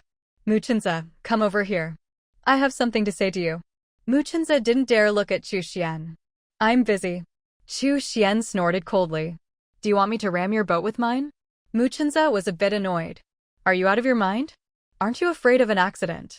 I'm not afraid. If my boat damages yours, I'll pay for it. Faced with Chu Xian's stubbornness, Mu Chenza had no choice.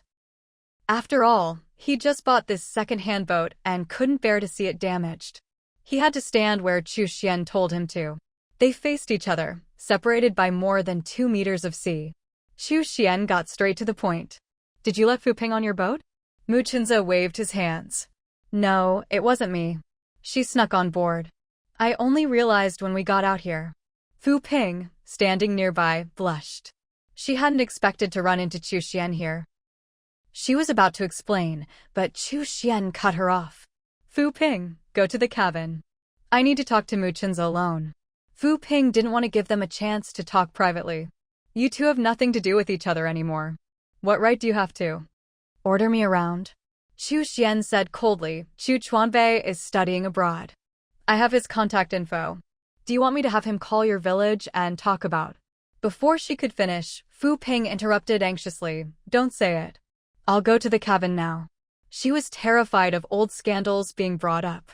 Once Fu Ping had gone to the cabin, Chu Xian finally looked at Mu Chenza.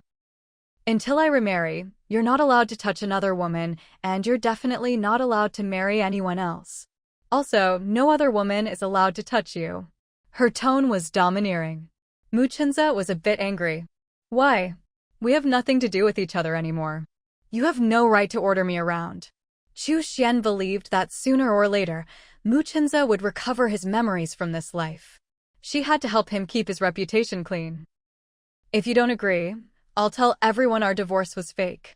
Then Gao Zhenbang will come after you and your family again. Mu Chenza wanted to say a few harsh words, but he was afraid of making her angry and had no way to deal with her. Fine, I'll do as you say. Chu Xian pointed in the direction of his cabin.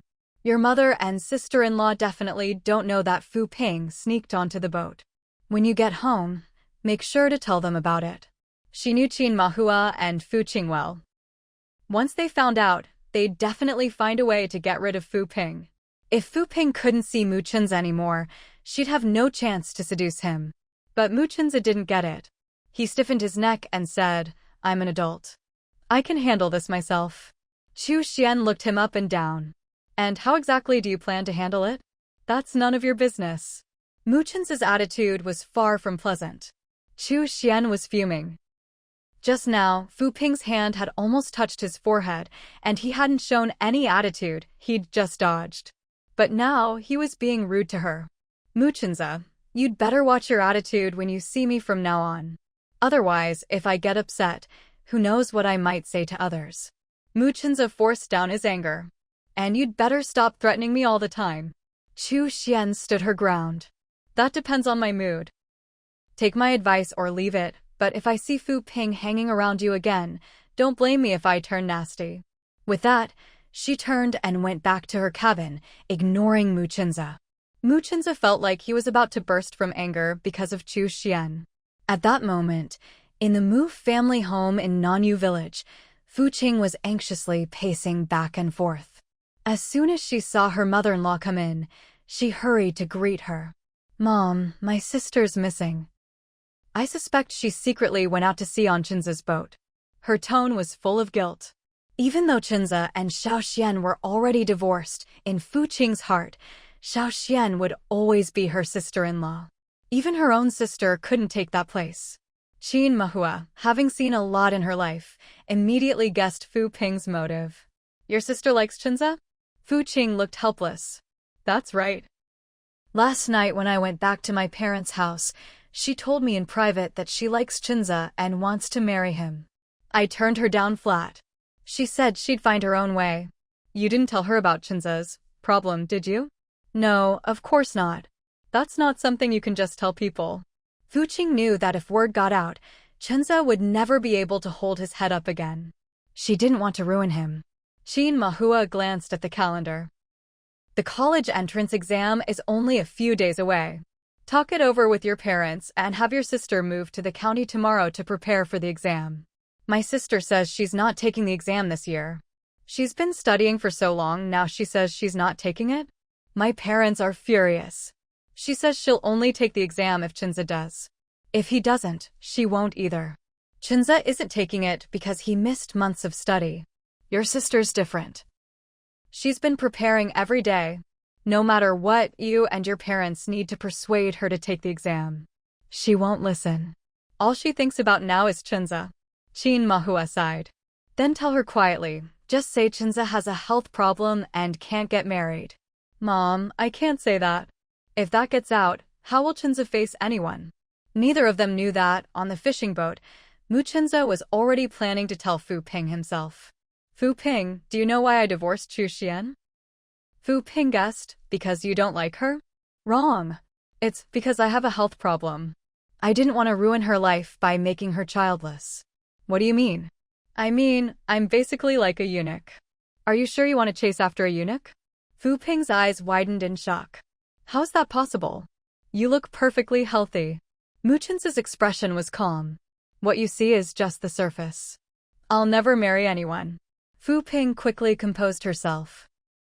"I believe your illness can be cured." Mu Chenza looked thoroughly impatient. "Don't you understand plain language? Just like a eunuch, how could that ever be cured?" Tears welled up in Fu Ping's eyes. She couldn't accept it. "Impossible, I don't believe it. I don't believe it. How could a good man like you possibly?" Mu Chenza deliberately said, "Someone like me, do I even count as a man?" Watch your words. He wasn't afraid of damaging his own reputation. As long as no women came near him, Chu Xian wouldn't be able to claim the divorce didn't count, and Gao Zhenbang wouldn't come looking for trouble with the Mu family anymore. Of course, as for Gao Zhenbang, the real culprit, he would never let him off. He'd already asked someone to track down Gao Zhenbang's whereabouts. Fu Ping silently wept. Mu Chenza ignored her and went back to his fishing.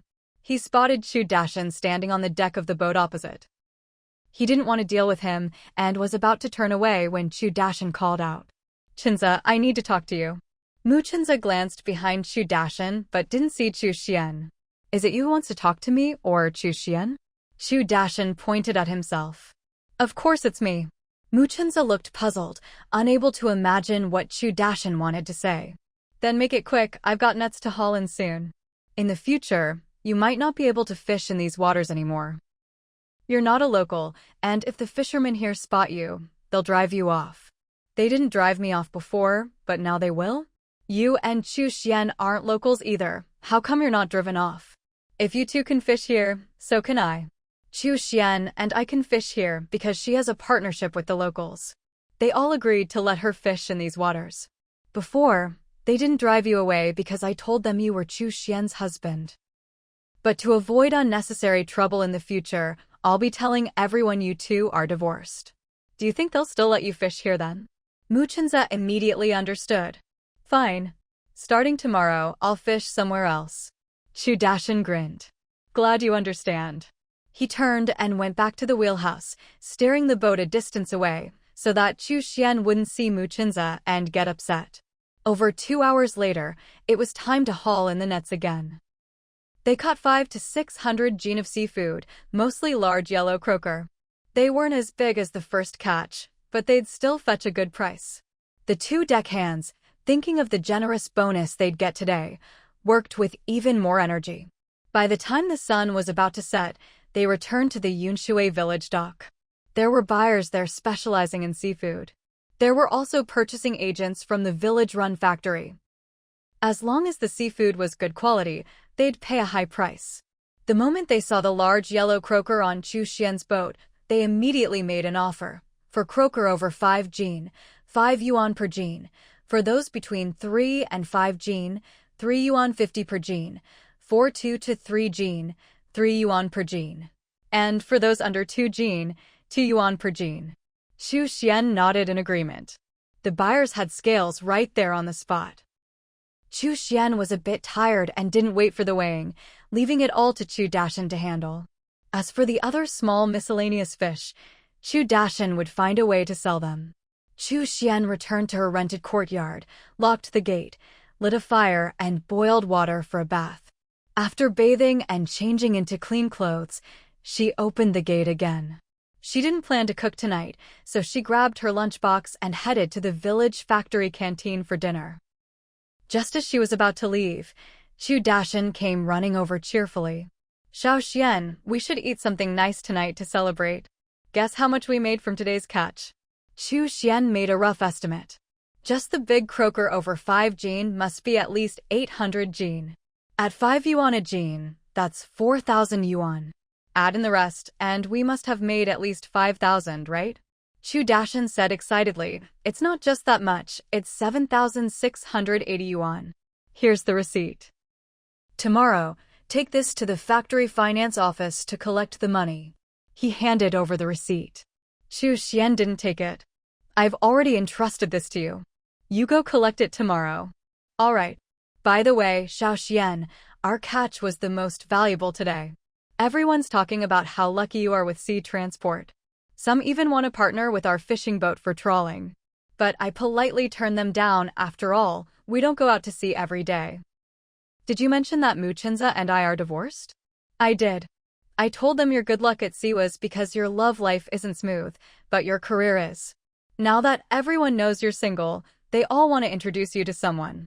Just tell people I can't have children and don't plan to look for anyone else. Xiao Xian, you can't slander yourself like that. You're perfectly healthy. You mustn't. Uncle Chu, to be honest, I'm hoping that after we catch Gao Zhenbong, one day Chenze will regain his memory and come back to remarry me. Let's go eat at the factory canteen. I'll treat you to braised pork and dumplings. As she spoke, she locked the door. Chu Dashan's eyes widened in shock. He followed behind Chu Xian, not daring to ask what would happen if Mu Chenze never regained his memory. No need to say anything discouraging. When they got to the factory canteen, they ordered braised pork, steamed yellow croaker, vegetable soup, and dumplings. While eating, Chu Xian overheard the workers whispering. I heard Boss Chu's catch sold for nearly 8,000 today. I didn't expect Boss Chu to be divorced. How could such a good woman be unable to have children? What a pity. Won't a divorced woman get bullied in the future? Who'd dare bully her? She's got a strong background. Otherwise, could she invest in our factory? Could she sell products overseas? Chu Xian listened with a calm expression. She continued eating. Seeing her so composed, Chu Dashan didn't say anything more. After dinner, they each went home. Chu Xian was just about to bolt the door and rest when someone knocked.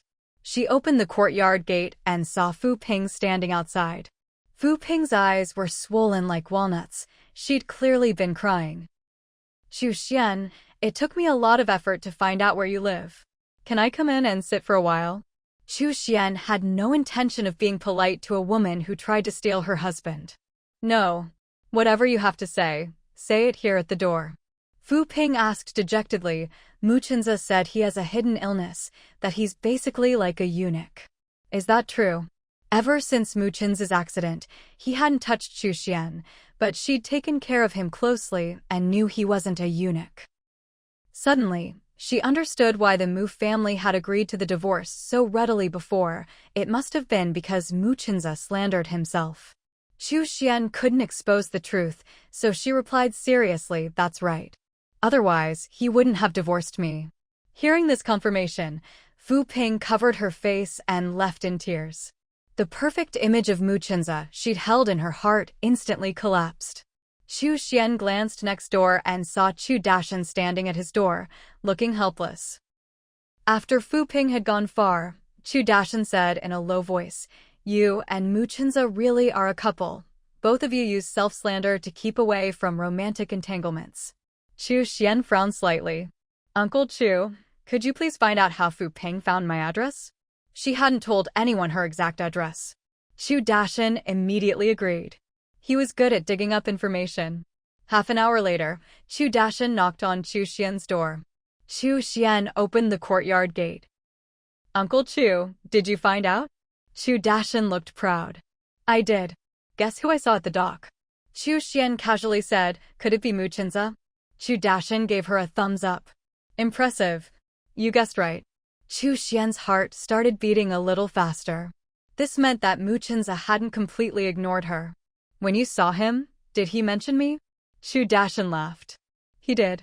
He said he wasn't trying to find out where you live on purpose. He just wanted Fu Ping to give up completely. He really does know me well. Is he resting at the dock tonight, or is he heading straight back to Nanyu village?"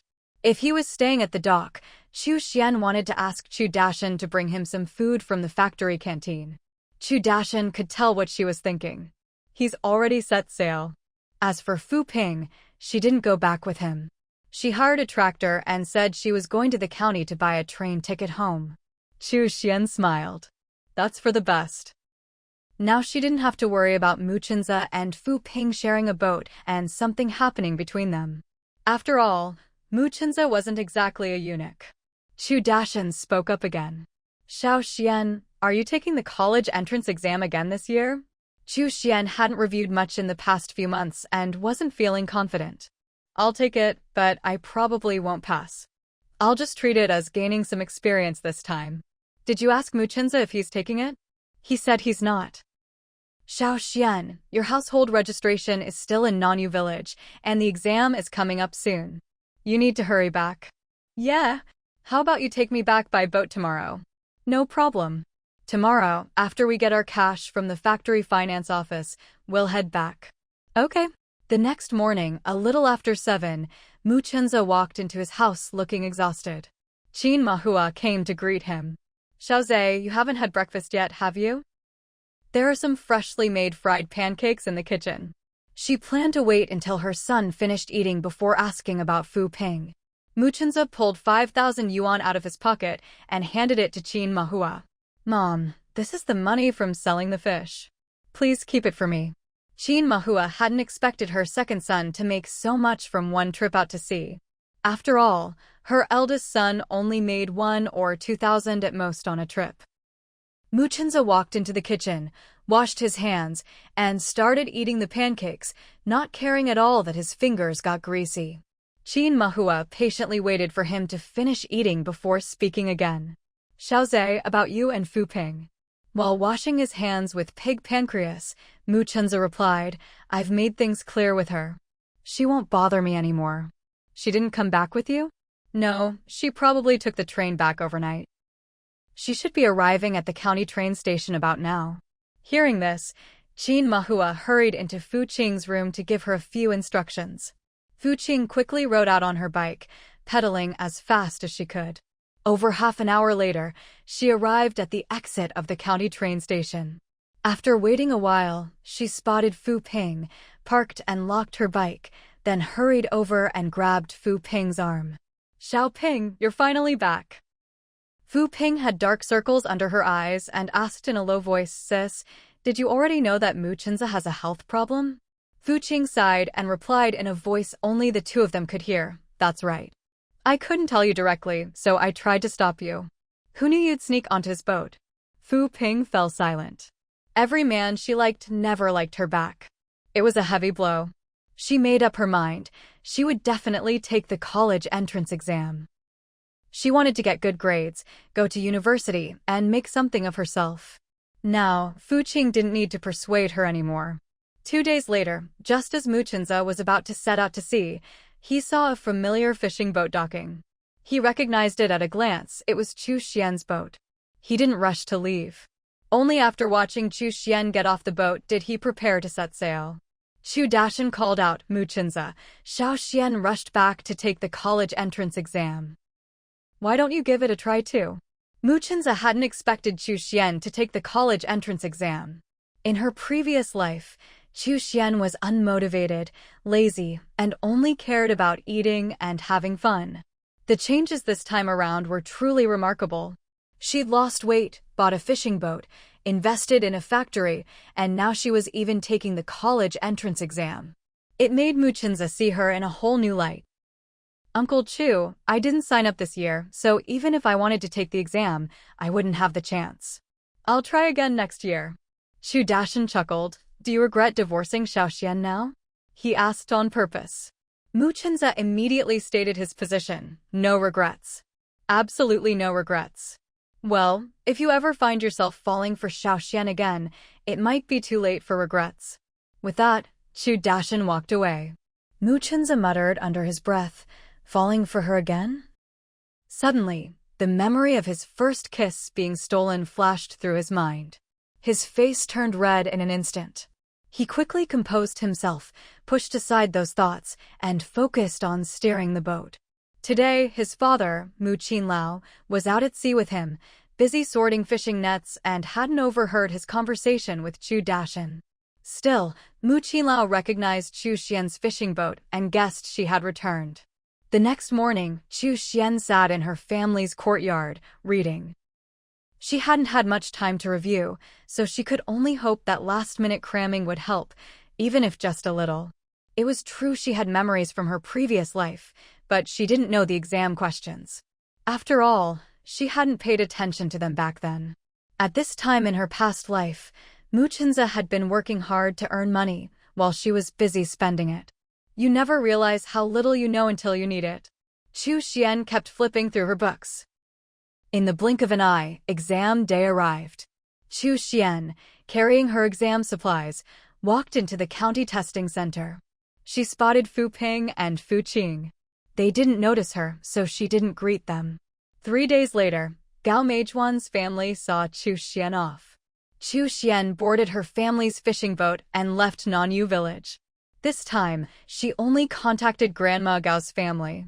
As usual, Chu Dashan was at the helm. After 3 hours at sea, Chu Xian, standing on the deck and gazing into the distance, suggested to Chu Dashan that they cast the net. Chu Dashan hesitated. "Xiao Xian, there's just the two of us on board. Casting the net is easy, but hauling it back in is tough. I don't have much strength, and you've never done heavy labor. Maybe we shouldn't." Chu Xian pointed to something floating on the water not far away. "We're not fishing. I want you to net that." Chu Dashan looked over but couldn't tell what it was. "You've always had good luck at sea. I'll listen to you. Who knows, maybe it was ambergris or something valuable." Thinking of this, Chu Dashan happily went to cast the net. He actually managed to catch it. With the mechanical winch, it didn't take much effort. When they hauled it up, they discovered it was an unconscious man. Chu Xian reached out to check his breathing. "He's still alive. Uncle Chu, help him." Chu Dashan had worked as a deckhand for several years and knew basic first aid. After about 10 minutes, the man lying on the deck regained consciousness. Chu Dashan was drenched in sweat from the effort. The man looked to be in his 20s and seemed completely confused. "Where am I?" Chu Dashan wiped his sweat with a handkerchief as he replied, "You fell into the sea." We just rescued you and brought you aboard. Chu Xian added, Uncle Chu saved you. Where are you from? How can we contact your family? The man held his head in both hands. I don't remember. I can't recall anything. My head hurts. Chu Xian and Chu Dashan exchanged a glance, silently agreeing not to press further. There was an alcohol stove, a small pot, eggs, brown sugar, ginger, noodles, and tableware in the cabin. Half an hour later, Chu Xian had cooked a small pot of ginger and brown sugar tea and handed it to the man. Thank you. The man had changed into clean clothes and was half lying on the small bed. The clothes belonged to Chu Dashan. They were a bit short on him, but it didn't detract from his looks. The man's skin was fair and smooth as jade, his eyes clear and bright. His fingers were long and well-shaped, his features and build both outstanding, giving him an elegant, striking appearance. He didn't look at all like someone who had just survived a brush with death.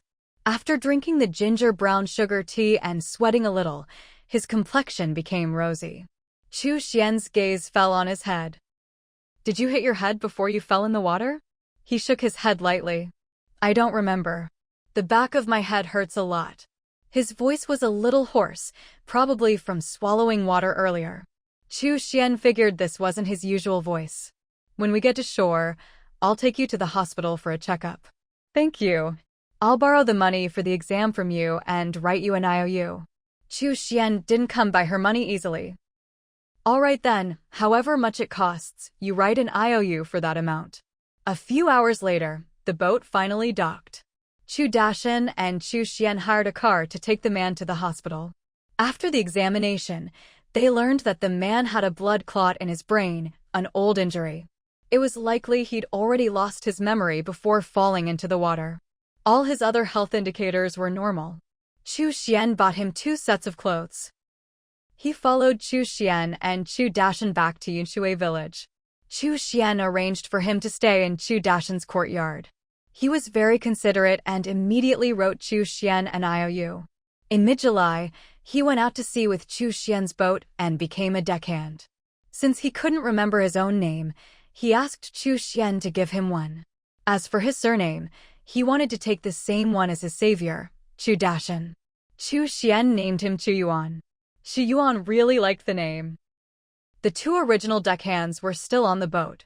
However, they were a bit hostile toward Chu Yuan. They thought Chu Yuan was there to take a share of their wages.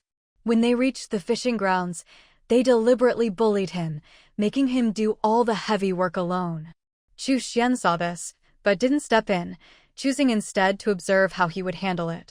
To her surprise, he quietly did the work of 3 men all by himself from start to finish. What's more, he didn't even seem out of breath or tired. Could it be that Uncle Chu had rescued a strongman? Chu Yuan also took on the cooking, making delicious meals from simple ingredients. After the fishing boat docked that night, Chu Dashan sold the catch and calculated the wages for Chu Yuan and the other 2 deckhands, then promptly dismissed the 2 original hands. Since Chu Yuan alone could do the work of 3, there was no need to waste money hiring anyone else. They'd thought Chu Yuan was just a pretty face, but now they realized he could really hold his own. At first, Chu Xian worried he might not be able to keep up, but by the end of July, she was completely reassured. She could tell that Chu Yuan had seemingly endless strength. One day, Chu Xian went out to sea with the boat again. It wasn't time to haul in the nets yet, so Chu Xian and Chu Yuan stood on the deck chatting. Chu Yuan, you still haven't remembered who you are? Chu Yuan looked calm. No, but I quite like my life now, so whether I remember or not doesn't really matter. Just then, a wave splashed over and Chu Yuan instinctively shielded Chu Xian. His back was soaked, but Chu Xian was almost untouched. He politely stepped back a couple of paces. Chu Xian smiled gratefully. Thank you. Your clothes are wet, go change in the cabin. Chu Yuan didn't mind at all. No need. The sun's out and it's warm. It'll dry soon. As luck would have it, not far away was Mu Chen's boat. He'd seen the whole scene just now. He felt a little uncomfortable. He couldn't help but wonder, who was that handsome man beside Chu Xian? He even seemed better looking than himself. At that moment, Chu Xian also spotted Mu Chenza. Before she could say anything, Mu Chenza spoke in a half-joking, half-sarcastic tone. Chu Xian, is that your new boyfriend? Xu Yuan stayed silent, looking at Chu Xian. Chu Xian was about to say no, but suddenly decided to tease Mu Chenza a little. He's not my boyfriend yet, but he will be soon. Mu Chenza felt uneasy inside, but forced himself to appear calm. Congratulations. His gaze flickered evasively. Chu Xian realized her earlier words had indeed gotten to him, so she pushed it even further. When the day comes that I confirm a relationship with him, I'll be sure to let you know right away. That way you won't have to worry about there being anything between us anymore. After saying this, she tugged on Chu Yuan's sleeve and said softly, let's go back to the cabin and change clothes, so you don't catch a chill. Xu Yuan was a bit confused, but he knew he had to listen to Chu Xian, otherwise he wouldn't get to eat. He nodded and followed Chu Xian back to the cabin. Mu Chenza wished he had X-ray vision, so he could see what the two of them were doing inside. Just thinking about Chu Xian possibly becoming someone else's girlfriend made him feel sour all over. His father hadn't come out to sea today, so he was piloting the boat alone. He hadn't planned to come to this part of the sea, but somehow ended up here and then overheard Chu Xian talking about finding a boyfriend. He had no idea what Chu Xian and Xu Yuan talked about after they entered the cabin. Xu Yuan, thanks for playing along just now. I hope you don't misunderstand, I just wanted to annoy Mu Chenza. Xu Yuan smiled calmly. Looks like there's some history between you and Mu Chenza. There is. We used to be married. Because of me, he was set up by my enemy, fell into the sea, and lost his memory. You two were married? And after he lost his memory, he divorced you because he didn't remember. That's right. He asked for the divorce and you didn't try to stop him? I can tell you still have feelings for him. How could I stop him? My enemy still hasn't been caught. Divorcing him was the best way to protect him and his family. Then the priority is to catch your enemy. I'd like to, but it's not something I can do right away. If you ever need my help to provoke him again, just let me know. Okay. A little after 11 that night, Mu Chenza returned home. Hearing the commotion, Qin Mahua came out of the bedroom. Xiaozhe, I left some food for you in the kitchen. Mu Chenza was in a bad mood and just grunted in response. Qin Mahua could tell her son seemed troubled. Xiaozhe, did the fishing not go well today? It wasn't that the fishing had gone badly, he hadn't even cast the net. He just spent the whole day burning fuel and energy driving the boat around. But he couldn't say that or his mother would start asking all sorts of questions. The fishing wasn't good today. I only caught a few small fish and shrimp, not even enough to cover the cost of going out. The unspoken message, there was no money to hand over today. Qin Mahua felt sorry for her son and quickly pulled some money from her pocket, taking out 4 50 yuan bills and stuffing them into his hand. Here, take this and spend it. Mu Chenza didn't refuse, he'd need to refuel the boat tomorrow anyway.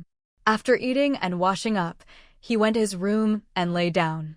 As soon as he closed his eyes, all he could see was the scene of the waves crashing against the deck and that man shielding Chu Xian.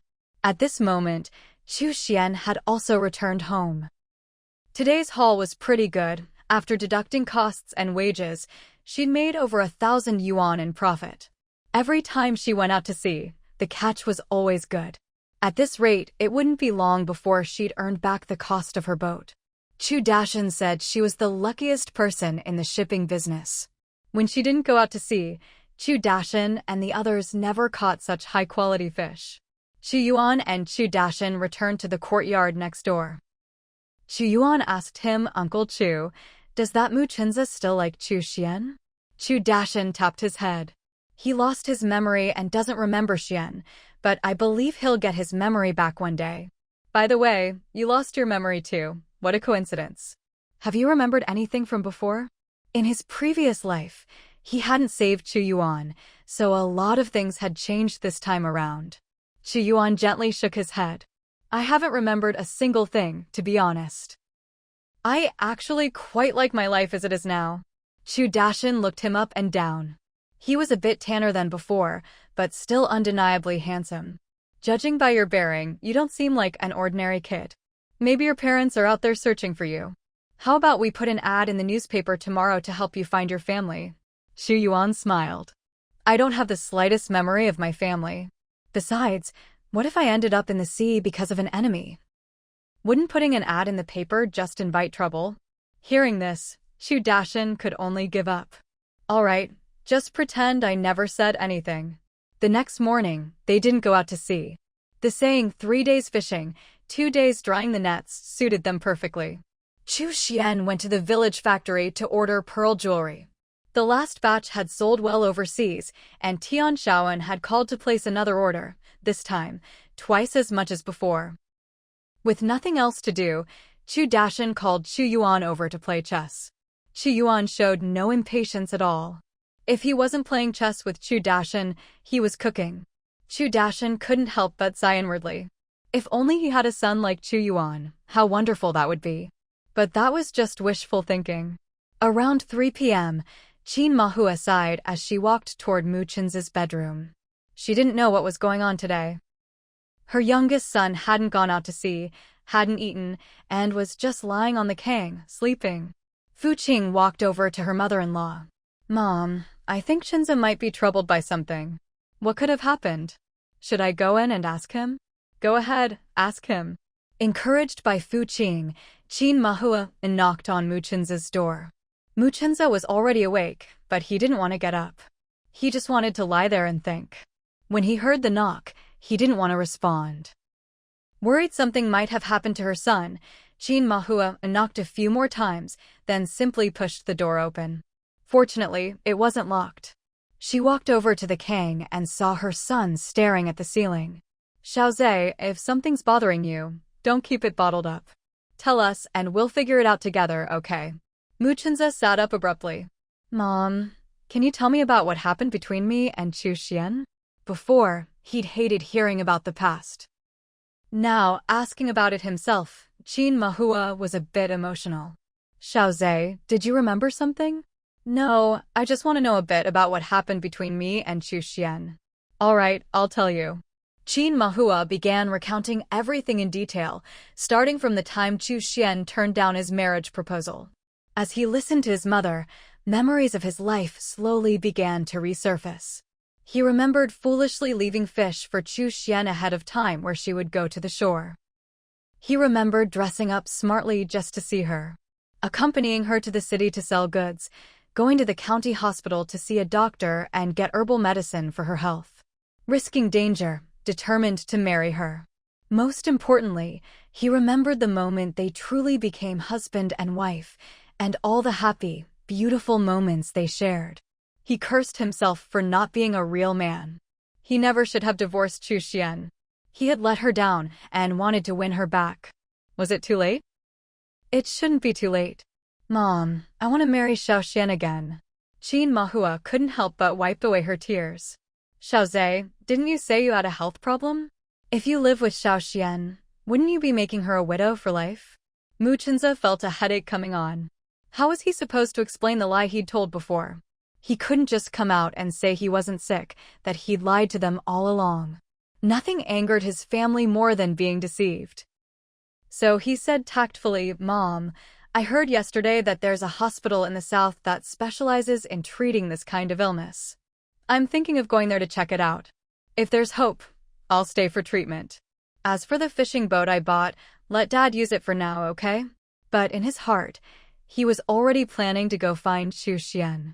Qin Mahua agreed without hesitation and even decided to scrape together 10,000 yuan for his medical treatment. She was afraid her son would change his mind. After all, her son had been very resistant to treatment before. Now that he remembered the past, he was finally willing to seek treatment. However, Mu Chenza didn't accept the full 10,000 yuan. He only took 1,000. He told Qin Mahua that once he got to the south, he would earn money while getting treatment. If he ran short, he'd ask the family for more. Qin Mahua couldn't argue with Mu Chenza. The next morning, Mu Chenza set off with his suitcase and boarded a train heading south. A little after 8 p.m., he arrived at Yunshui village. Chu Xian was quite well known in Yunshui village, so it didn't take Mu Chenza long to find out where she lived. At that moment, Chu Xian was about to lock up for the night and go to bed. Hearing a knock at the door, she walked into the courtyard. Who is it? Mu Chenza recognized Chu Xian's voice and his heart started racing. Xiao Xian, it's me. I remember now. I remember everything. It was my fault. I came to apologize to you. Chu Xian felt as if a tornado had swept through her heart. Mu Chenza had been in the hospital for so long without regaining his memory, and now, after just one confrontation with her yesterday, he was cured? You're lying to me, aren't you? Mu Chenza hurriedly explained through the crack in the door, I'm not lying. I swear to heaven. Yesterday, I didn't know why I took the boat out to that part of the sea, or why I felt so sour inside. On the way back, I realized I just wanted to see you. When I saw you standing with that man, I got jealous. Last night, I couldn't help but ask my mom about our past. With every story she told, I remembered a bit more. By the time she finished, I remembered everything. Chu Xian didn't open the gate. I'm happy you got your memory back. But until Gao Zhenbang is caught, it's best we keep our distance. I don't want to drag you or your family into this. Mu Chenza immediately said, my family and I aren't afraid of trouble. You said before that being with me would destroy your family. That was when I'd lost my memory and had a nightmare. In the dream, you were a bad woman, not worth my love, and, because of you, my family was ruined. But now I've got my memory back, and I know you're the woman I love most. We're a family who can weather any storm together. Chu Xian corrected him, we're already divorced. We're not a family. I don't need you to go through hardships with me. Xiao Xian, I know you're saying this on purpose. Everything you do is for me and my family's sake. I don't have anywhere to stay tonight. Can you let me stay just for one night? He sounded so pitiful. But Chu Xian still didn't open the door. I'll give you money. Go stay at a guest house in the county. She pushed some money out through the crack in the door. Mu Chenza refused. I don't need money. I'll just make do here at your doorstep for the night. Just then, the gate next door opened. Chu Yuan's voice rang out, Mu Chenza, stay away from Xiao Xian. She's my girlfriend now. You missed your chance, so just leave. Mu Chenza was a little jealous. Yesterday you two weren't even together yet. Chu Yuan deliberately said, well, too bad. We made it official just last night. Mu Chenza looked incredulous. I don't believe it. Xiao Xian, tell me it's not true. Chu Xian opened her door, struggling to hold back the truth. That's right. We started dating last night. Mu Chenza's heart ached. He turned and ran a few steps, then suddenly stopped, as if something occurred to him. He looked back at Chu Xian. You're dating him. Aren't you afraid Gao Zhenbang will hurt him? Before Chu Yuan could answer, Chu Xian cut in, of course I'm not afraid. Mu Chenza asked, why not? Chu Yuan spoke up first. Because my family has connections, Gao Zhenbang can't touch me. And I can use those connections to protect Xiao Xian. That's something you can't do. He lied without batting an eye, but his words hit Mu Chenza where it hurt. Mu Chenza looked at Chu Xian, his gaze wounded yet stubborn. As long as you two aren't officially married, I won't give up. He turned to leave. But Chu Dashan blocked his way. Chenza, there aren't any cars going to the county tonight. Why don't you stay at my place? Chu Dashan knew Chu Xian and Chu Yuan were putting on an act. If Mu Chenza tried to walk to the county at night, even if Chu Xian didn't say anything, she'd definitely be worried. So it was the perfect time for him to step in. Even though Mu Chenza was feeling down, he was still clear-headed. He instantly realized that the best way to win Xiao Xian back was to stay as close to her as possible. Thank you, Uncle Chu. I'll take you up on that. He picked up his luggage and walked into Chu Dashan's house. Chu Yuan walked into Chu Xian's yard and said quietly, You're not mad at me for taking the initiative just now, are you? Chu Xian replied in a voice only the two of them could hear, no. The best way to protect Chenza and his family is to keep our distance. But if we do this, there's no guarantee that before we catch Gao Zhenbang, Chenza won't find himself a girlfriend. If he gets so heartbroken that he just marries some random woman, you'll be the one crying then. That's nothing to worry about. I trust him. Before I get married, he absolutely won't date anyone else. Hurting him now is better than putting his life in danger. Once he leaves Yunshui village tomorrow, we'll announce that there's nothing between us. I can't drag you into this. Xu Yuan looked unconcerned. I'm not afraid of Gao Zhenbang. You and Uncle Chu saved me, so I'm willing to draw Gao Zhenbang's attention away. Besides, I'm strong, I can take on 10 guys by myself. And I want to earn some money as a bodyguard. 100 yuan a month, how about it? Chu Xian knew he was saying this to ease her mind. He wasn't in it for the money. How about this? I'll pay you to be the head bodyguard, and I'll give you extra money to hire a few helpers. I'll do my best to lure Gao Zhenbang out within a year. Chu Xian believed that as long as Gao Zhenbang heard she was living well, he'd definitely show up to cause trouble. Xu Yuan said confidently, just me is enough. Not to brag, but even though I don't remember my past, my martial arts skills are still there. If you don't believe me, I'll show you. As soon as he finished speaking, he started demonstrating his moves. Chu Xian was amazed. When he finished his routine, Chu Xian couldn't help but applaud. Neither of them noticed Mu Chenza, who was climbing a ladder and peeking over the wall. Mu Chenza didn't hear what they were saying, but he did see Chu Xian happily applauding Xu Yuan. His heart ached again, but he didn't act out. He quietly climbed down the ladder. He pulled Chu Dashan into the main room to talk. Uncle Chu, who exactly is that man? Chu Dashan hesitated, unsure whether to tell the truth. Just then, Xu Yuan's voice came from the yard. Uncle Chu, go get some sleep. I'll keep Chenza company. Chu Dashan breathed a sigh of relief and quickly got up. You two go ahead and talk. He went back to his room to rest. Mu Chenza looked at Xu Yuan as he walked into the main room. All right, tell me, who are you really? Xu Yuan wiped his sweat with a towel as he replied, I'll be honest with you. I'm a foreigner. My family is a big clan overseas. The place where Gao Zhenbang is hiding is well within my family's reach. Mu Chenza stared into his eyes. Are you sure you're not just bragging? Xu Yuan put on a serious face. If I didn't have the skills, would I take on this job? I suggest you go back early, so you don't get in the way of me and Xiao Xian making money. Mu Chenza was clearly unconvinced. What do you mean, get in the way of you and Xiao Xian making money? You being here is just wasting our time. Our time is money. Do you know how much we make every day now? Just from the village factory, each of us gets at least 500 yuan a day in dividends. As for going out to sea to fish, we make at least 1,000 a day, and sometimes 5 or 6,000. If you don't leave tomorrow, I'll think you're after Xiao Xian's money and just hanging around for that. That last line hit a nerve with Mu Chenza. I'm not after Xiao Xian's money, I like her for who she is. Don't slander me. I can make money too. I'm no worse than you. But right now, I just don't care about making money. He'd originally planned to rent a boat here and go out fishing every day, but now he had a new idea. Starting tomorrow, wherever Xiao Xian goes, he'll go too. He wouldn't pester her, but he'd help out with the work. From now on, he'd take care of all the chores at Xiao Xian's house. Xu Yuan had no idea what he was thinking. Mu Chenza, you don't care about making money? Give it a few days and you'll see. Without money, you can't do anything.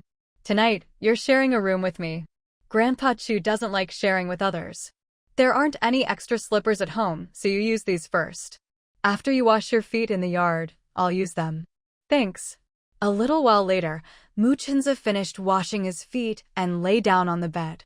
The bed was just over 1.5 meters wide, barely enough for both of them. A few minutes later, Xu Yuan came in, said nothing, and fell asleep right away. Mu Chenza felt a bit helpless, because Xu Yuan's snoring was thunderous.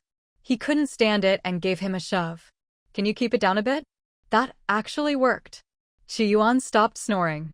Just as Mu Chenza was about to fall asleep, Xu Yuan's sleep-talking jolted him wide awake. You people won't let me die in peace. I, Fong Ping'an, won't let you off even as a ghost. Mu Chenza couldn't help but respond, You're called Fong Ping'an? What's your father's name? Xu Yuan, still asleep, answered, My father is Fong Tianyuan. If our Fong family finds out it was your lot who harmed me, we'll never let you go. Mu Chenza pressed on, What's your Fong family's background? Xu Yuan kept sleep-talking. Ever heard of Fong Group? Mu Chenza felt like he might actually get some secrets out of him. No, which country is that in? We have Fong family businesses in both Country A and Country B. Xu Yuan's sleep-talking grew fainter and fainter. Mu Chenza tried to coax a bit more out of him. If your Fong family is so powerful, why don't you hurry back? Why are you hanging around Xiaoxian? Xu Yuan didn't respond again. The next day at dawn, Xu Xian's door was knocked on. Still half asleep, Xu Xian got dressed and stumbled to the courtyard gate. Through the crack, she saw Mu Chenza outside. Mu Chenza, what are you doing knocking so early? Don't you know I'm grumpy in the morning? Mu Chenza hurried to apologize. Xiaoxian, I didn't mean to bother you. Last night, Xu Yuan was talking in his sleep. He said his name is Fong Ping'an and that his family has businesses in Country A and Country B. I suspect he has a fiancé. Before I get to the bottom of this, don't get into a relationship with him. Wait for my news. Before Xu Xian could respond, Mu Chenza rushed off. He needed to find a place to make a long-distance call and ask someone to investigate Fong Ping'an and the Fong group. Xu Xian listened, half believing, half doubting. She had a feeling Xu Yuan was just messing with Mu Chenza. She opened her door and went a knock on Xu Yuan's. Xu Yuan was still lying in bed, clutching his head, suffering from a terrible headache. When Xu Xian pushed open his bedroom door, he had already passed out from the pain. Xu Xian hurriedly called for Xu Dashan to help take him to the hospital. An hour later, Xu Yuan woke up in the hospital room. Xu Xian had just learned from the doctor that Xu Yuan had fainted due to a blood clot in his brain. Seeing Xu Yuan trying to get up, Xu Xian quickly stopped him. The doctor said you can't get up for the next 2 hours. If you need to use the bathroom, I'll call Uncle Chu in to help you. Xu Yuan said weakly, no need. I was just trying to get up earlier. I'll listen to the doctor and stay lying down. Does your head still hurt? It doesn't anymore. Thank you and Uncle Chu for saving me again. The best way to thank us is to get better soon. By the way, I heard from Mu Chenza that you were talking in your sleep last night. Do you remember anything? Xu Yuan tried hard to recall. I don't remember anything. What did I say? You said your name is Fong Ping'an and your family owns the Fong group. Listening to Xu Xian, Xu Yuan couldn't recall a thing. I still don't remember what my name is. Just then, his head started to ache again. He pressed his hands to his head, and Xu Xian quickly comforted him. Don't think about it for now. Just close your eyes and rest. Okay. At this moment, Xu Yuan was no longer a strong man, but a sick kitten. Xu Xian even suspected that Xu Yuan had ended up like this because he'd worked too hard before. She specifically consulted the doctor about it. The doctor said that Xu Yuan's headaches and weakness had nothing to do with overexertion, but were solely caused by the blood clot in his brain. If it got any worse, he might experience numbness all over his body or even be unable to move. The doctor recommended staying in the hospital for observation for 3 days. Meanwhile, Mu Chenza had already contacted Chu Chuanbei, who was overseas. Chuanbei, have you ever heard of the Fong group? Of course I have. That's great. Who's the head of the Fong group? His name is Fong Tianyuan. Mu Chenza sounded a bit excited. Does he have a son named Fong Ping'an? Chu Chuanbei immediately corrected him. His son isn't called Fong Ping'an, but Fong Chang'an. He's my classmate. Could you do me a favor and ask Fong Chang'an if he has a brother named Fong Ping'an? And if so, could you also ask if Fong Ping'an has a fiancé? Chu Chuanbei was confused. Why are you suddenly asking about this? This concerns Xu Xian's reputation. Just tell me if you'll help or not. As soon as he heard that, Xu Chuanbei immediately agreed. I'll call him right now. Wait for my call. Tell me your number. Okay, write it down. After hanging up, Xu Chuanbei immediately called his classmate Fong Chang'an. Soon, Fong Chang'an's voice came through the phone. Hello, who is this? Xu Chuanbei spoke apologetically. This is Xu Chuanbei. Sorry to bother you. Chuanbei, it's no bother. What's up? It's like this. A friend of mine wants to know if you have a brother named Fong Ping'an. As soon as he heard the name Fong Ping'an, Fong Chang'an's hand holding the phone trembled, and his voice choked up a little. Fong Ping'an is my older brother. Unfortunately, he died in a car accident 3 years ago. Why is your friend suddenly asking about my brother? Xu Chuanbei answered honestly, I'm not sure about the details. I'll call him and ask in a bit. Fong Chang'an sensed something was off. I'll drive over to see you right now. Let's call him together. I have something to ask him. All right, you've been to my apartment before. I'll wait for you downstairs. Okay. Half an hour later, Fong Chang'an drove up to the apartment building. Xu Chuanbei recognized his car immediately. Once the car stopped, Xu Chuanbei walked over. Chang'an, let's go to that public phone booth over there. All right. Fong Chang'an had a mobile phone, but it didn't have international calling. A few minutes later, Xu Chuanbei managed to get in touch with Mu Chinza. Chinza, my classmate Chang'an is right here with me. He wants to ask you a few questions, is that okay? Mu Chinza happened to have some questions for him as well. Of course. Fong Chang'an took the receiver, speaking quickly, hello. Can you tell me, when did you last see my brother Fong Ping'an? In the 2 years before his older brother passed away, because of a misunderstanding, he and his father rarely ate with his brother or saw him much. They didn't really know what his brother was up to, or if he had a girlfriend. It wasn't until after his brother's death, when one of his brother's subordinates brought a letter, that the misunderstanding was cleared up. At that moment, he deeply regretted not spending more time with his brother. For the past 2 years, he had been searching everywhere for his brother's friends, hoping to learn more about his brother's life, but had found nothing. As for that subordinate, he didn't really know his brother either. Mu Chinza didn't hide anything.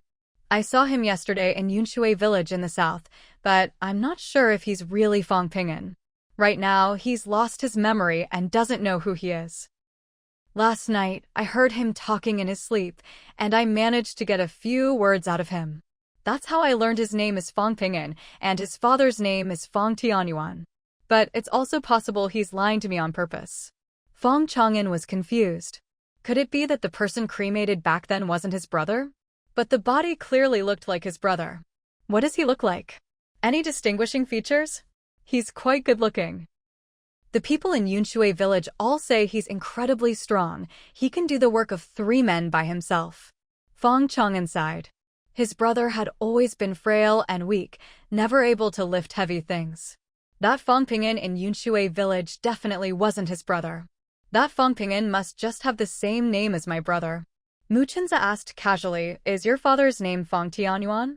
Fong Chang'an didn't think much of it. That's right. Probably just a coincidence.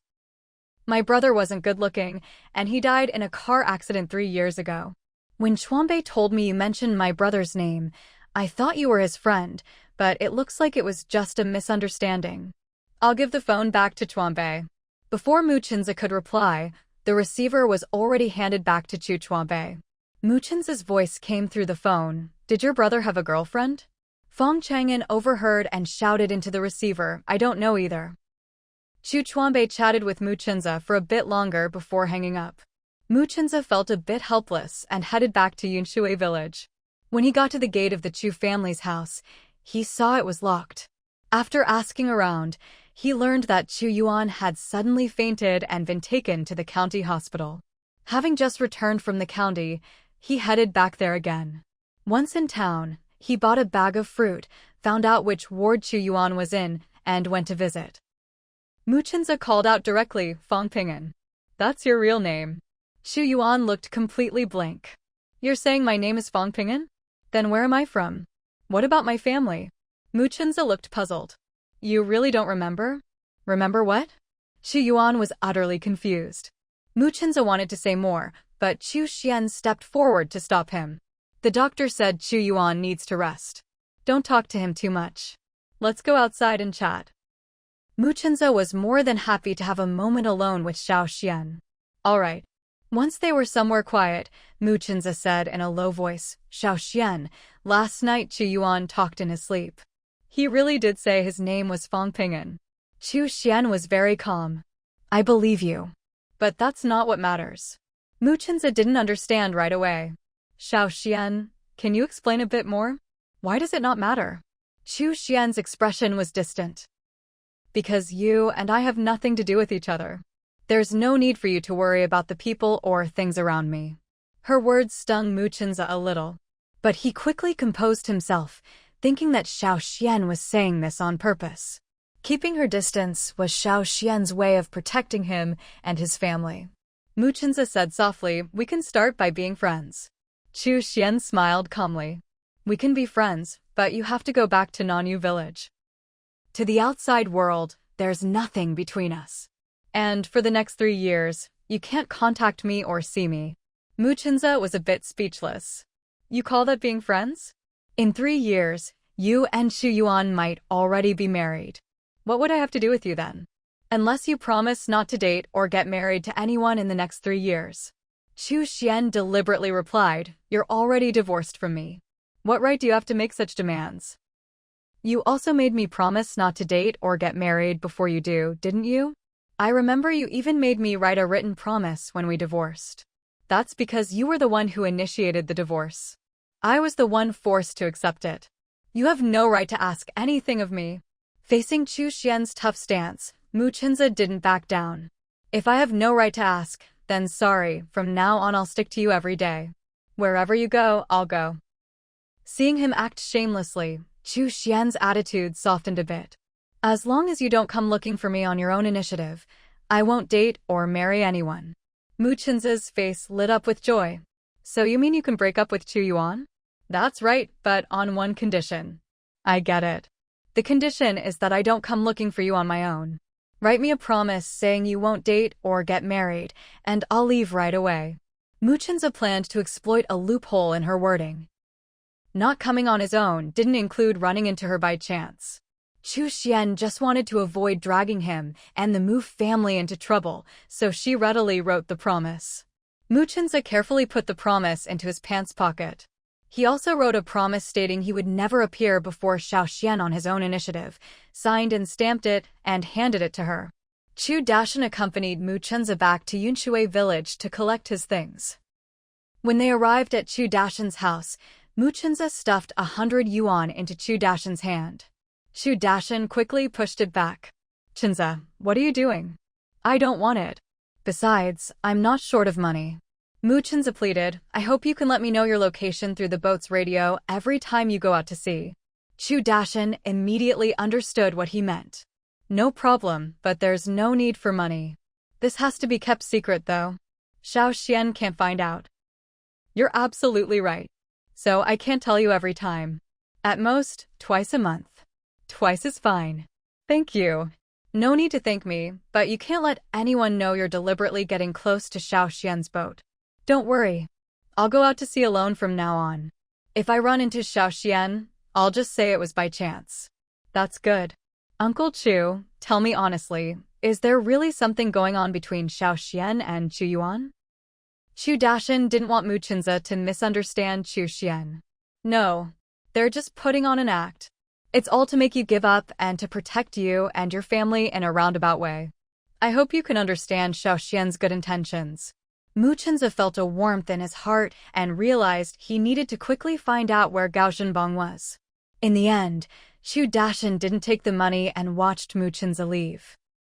Mu Chenza knew that Xiao Xian wouldn't be going out to sea in the next few days, so after returning to Nanyu village, he didn't rush to set sail. As for why he came back so soon, he told his family it was because he hadn't found that doctor, so he returned. Qin Mahua could only worry in her heart. She didn't dare let it show on her face. Her son's hidden illness couldn't be cured. He must be feeling even worse than she was. She didn't even dare suggest that her son try to win Xiao Xian back. Other than racking her brains to cook delicious meals for him, she couldn't think of any other way to comfort him. The rest of the Mu family was also worried about Mu Chenza, but they too didn't dare show it. Mu Chenza felt guilty, but for now he couldn't reveal the truth. He planned to come clean after they caught Gao Zhenbang. Over the next few days, he contacted Chu Chuanbei again, offering to transfer him money and asking him to hire someone to track down Gao Zhenbang. Chu Chuanbei said he needed to think about it and would give him an answer in 3 days. He didn't mention that he was currently working under Chu Xian. Mu Chenza respected his decision and agreed to get in touch again in 3 days. After that, Mu Chenza reached out to Yuan Heng. Yuan Heng was also having people look for Gao Zhenbang. After all, to him, Gao Zhenbang was a ticking time bomb. "Boss Yuan, any news about that man?" Yuan Heng didn't hold anything back. There was some, but we couldn't catch him. Right now, he's lying low. We'll just have to be patient. I'm guessing after his wife gives birth, he'll definitely show up to see her, maybe even try to take the child. Neither of them knew that Mrs. Gao had miscarried. Back then, Wei Chang and the others had kept the news under wraps, hoping that one day they could use the news of the child's birth to lure Gao Zhenbang out. Mu Chenza didn't know where Mrs. Gao was staying. Do you know where she is? No, but I believe that once she gives birth, word will get out. Has Yuan Tian been behaving herself lately? She's been very quiet. My friend is keeping an eye on her. If anything happens, I'll know right away. Both of them guessed that Gao Zhenbang would try to contact Yuan Tian again. At that moment, the man they were both thinking about, Gao Zhenbang, was relaxing in a villa overseas, sipping coffee. A few days ago, his team leader had gotten a backup contact method. As the contact person, Gao Zhenbang had gone to a designated location, given the secret code, and secured the right to stay in this villa. As for the jade pendant, the team leader had tried everything but still couldn't get it back, so that lead was on hold for now. Regarding his wife, the team leader hadn't been able to find any information. It was as if his wife had vanished. Gao Zhenbang strongly suspected she'd been locked up somewhere. He wasn't worried about his wife's safety, he was only concerned about the child she was carrying. Here, he'd used a fake identity to visit a hospital. The doctor told him it would be very difficult for him to have children. Even so, he still wanted to find another woman to bear him a child. Now that he had money, finding a woman wasn't a problem, but finding one who would be truly loyal to him was another story. The doorbell rang. He set down his coffee cup and got up to answer the door. It was his team leader. He respectfully invited the team leader inside. He knew the team leader looked down on him. If it weren't for the fact that the team leader might need him to personally retrieve the jade pendant one day, he probably would have been silenced long ago. He owed this to his biological father's earlier arrangements. If not for his father, he would have died countless times already. The team leader was in disguise. He sat down on the sofa, crossed his legs, and said, "I'm here to remind you not to go chasing women just because you have money now. There's also something I need you to do. Team leader, whatever you need, just say the word. Take some money and go bribe Chu Chuanbei." Why? Chu Chuanbei is just a useless nobody. There's no way he'd help us. He may be useless, but he's still better than you. Right now, he's the good friend of Fang Chang'an, heir to the Fang Group. Gao Zhenbang had heard of the Fang Group before. He couldn't bring himself to refuse, so he reluctantly accepted the task. That evening, after finishing his part-time job, Chu Chuanbei found a public phone on his way back to the apartment and called Chu Xian. Chu Xian didn't have a phone at home, but there was one at the Yunshui village office. The first thing he did when he reached Chu Xian was to inform him that Mu Chenza intended to pay him to investigate Gao Zhenbang.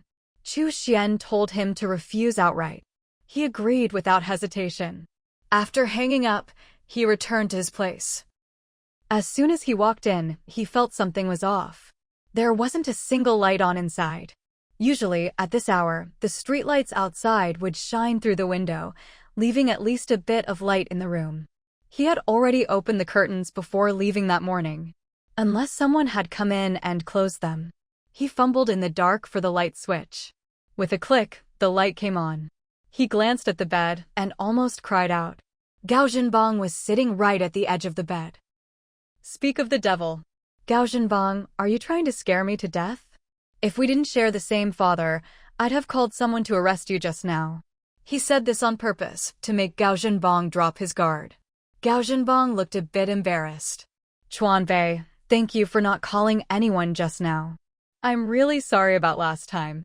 I sincerely apologize to you now. I was wrong. Chu Chuanbei looked puzzled. This guy wouldn't risk getting caught just to apologize. He must have another reason for being here. I almost got sold off by those people, and you think a simple apology is enough to settle it? Dream on. Gao Zhenbang put on a remorseful face. I was punished too. I almost got sold myself. If a friend hadn't saved me, I'd be dead by now. This time, I'm truly here to apologize. Oh, and I brought you some living expenses. I'm your big brother. It's my duty to support you. He pulled 2 thick wads of cash from his pocket and set them by the bed. Xu Chuanbei glanced over. There had to be at least 20,000 yuan. He didn't need to ask to know Gao Zhenbang was trying to buy him off. He sneered inwardly, but outwardly he acted delighted. Is this supposed to make up for what you did to me? He wanted to see what Gao Zhenbang was really up to. Seeing that Xu Chuanbei didn't reject the money, Gao Zhenbang grinned. Of course it counts.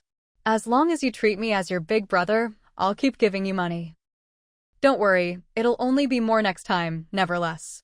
No problem treating you as my big brother. You're my big brother, after all. Xu Chuanbei said, then hesitated, but you're not going to ask me to do anything illegal, are you? I won't do that. Gao Zhenbang smiled obsequiously. Of course not. I'd never ask you to do anything bad. This is just me as your big brother looking out for you. So, can you tell me how you got in here? Xu Chuanbei pointed at the door. Gao Zhenbang pulled a piece of wire from his pocket. Just pop the lock with this. No need to bother changing the lock, whatever kind you get, I can open it. Xu Chuanbei made a gesture toward the door. I'm tired and need to rest. Please leave. Gao Zhenbang had achieved what he came for. All right. I'll come see you another day. Xu Chuanbei's expression was calm. Aren't you afraid I'll report you? Next time you come, I might have the place surrounded, and you won't get away. Just as Gao Zhenbang was about to step out, he turned and looked back. I'm not afraid. I haven't broken any laws here. The people who tried to catch me will accuse you. They're hoping for a reduced sentence. They won't get the chance. What do you mean?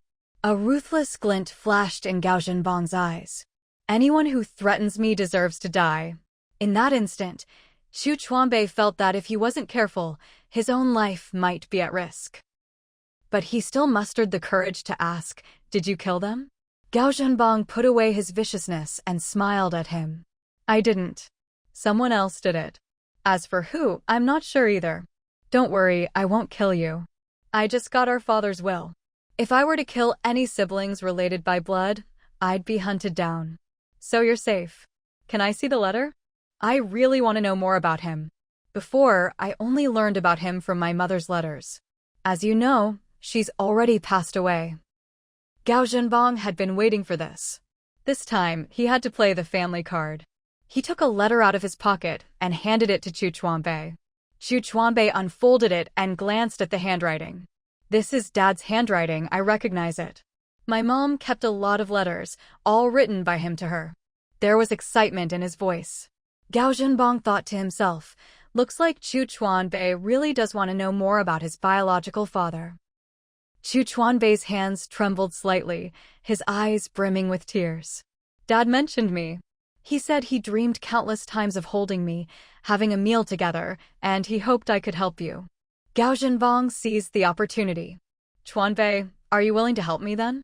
As long as it's nothing immoral or against my conscience, I'm willing to help. I want to do legitimate business from now on. Do you have any connections in this area? Hearing this, Xu Chuanbei immediately realized Gao Zhenbang's true purpose for coming. He must be trying to get information about Fang Chang'an, maybe even the Fang Group. To keep Gao Zhenbang interested, Xu Chuanbei deliberately revealed, I know Fang Chang'an, the heir to the Fang Group. He's my classmate, and we get along well. Do you want me to introduce you? Gao Zhenbang's mission was to win over Xu Chuanbei, and if he could get close to Fang Chang'an, even better. However, he still pretended to be reserved. No need for now. I've heard of the Fang Group, but my business hasn't taken off yet. If I approach them now, they might not take me seriously. When I've made something of myself, I'll ask you to make the introduction. If you know any small business owners, you can introduce them to me directly. Isn't it better to connect with a big company heir than a small business owner? Besides, you're my brother. Chang'an will definitely give me some face. Just say the word, and I'll introduce you to whenever you're free. Of course, Gao Zhenbang wanted it as soon as possible, but he still pretended to be considerate. How can it depend on my schedule? It has to be up to your classmate. Whenever he's free, that's when we'll meet. Now that everyone who could prove Gao Zhenbang's guilt was dead, he felt no psychological pressure. Xu Chuanbei said without hesitation, how about this? Leave me your phone number. Once I set up a time with Chang'an tomorrow, I'll call you. All right. If I really make money thanks to your classmate, I'll give you a 30% cut. Great. Making money is my favorite thing right now. Oh, by the way, since I've decided to go into business with you, I can't be working both sides. I'll have to stop my business dealings with Chu Xian. You and Chu Xian have business together? That's right. You didn't know? She's loaded now. She just got a profit-sharing deal with a village-run factory, and their products are selling all over the country and even abroad. She's a bona fide businesswoman. Xu Chuanbei said all this on purpose, because he knew Gao Zhenbang couldn't stand seeing Chu Xian doing well. Once he heard this, he'd definitely make another move. And when that happened, it would be the perfect chance to catch Gao Zhenbang. Xu Chuanbei didn't expect the local authorities here to arrest Gao Zhenbang. After all, Gao Zhenbang was an expert at exploiting legal loopholes in this country. Once Gao Zhenbang's son was born, he would definitely return home to see his child, and he certainly wouldn't want Chu Xian to have an easy life. As soon as he made a move, someone would naturally be there to catch him. Judging by the timing, Gao Zhenbang's son should be born soon. Gao Zhenbang wrote down a phone number on a piece of paper and handed it to Chu Chuanbei. This is my contact information. As for your business with Chu Xian, just keep working together as usual. I'm living abroad now and I don't care about old grudges anymore. I already know she once saved your life. She's your benefactor, which makes her my benefactor too.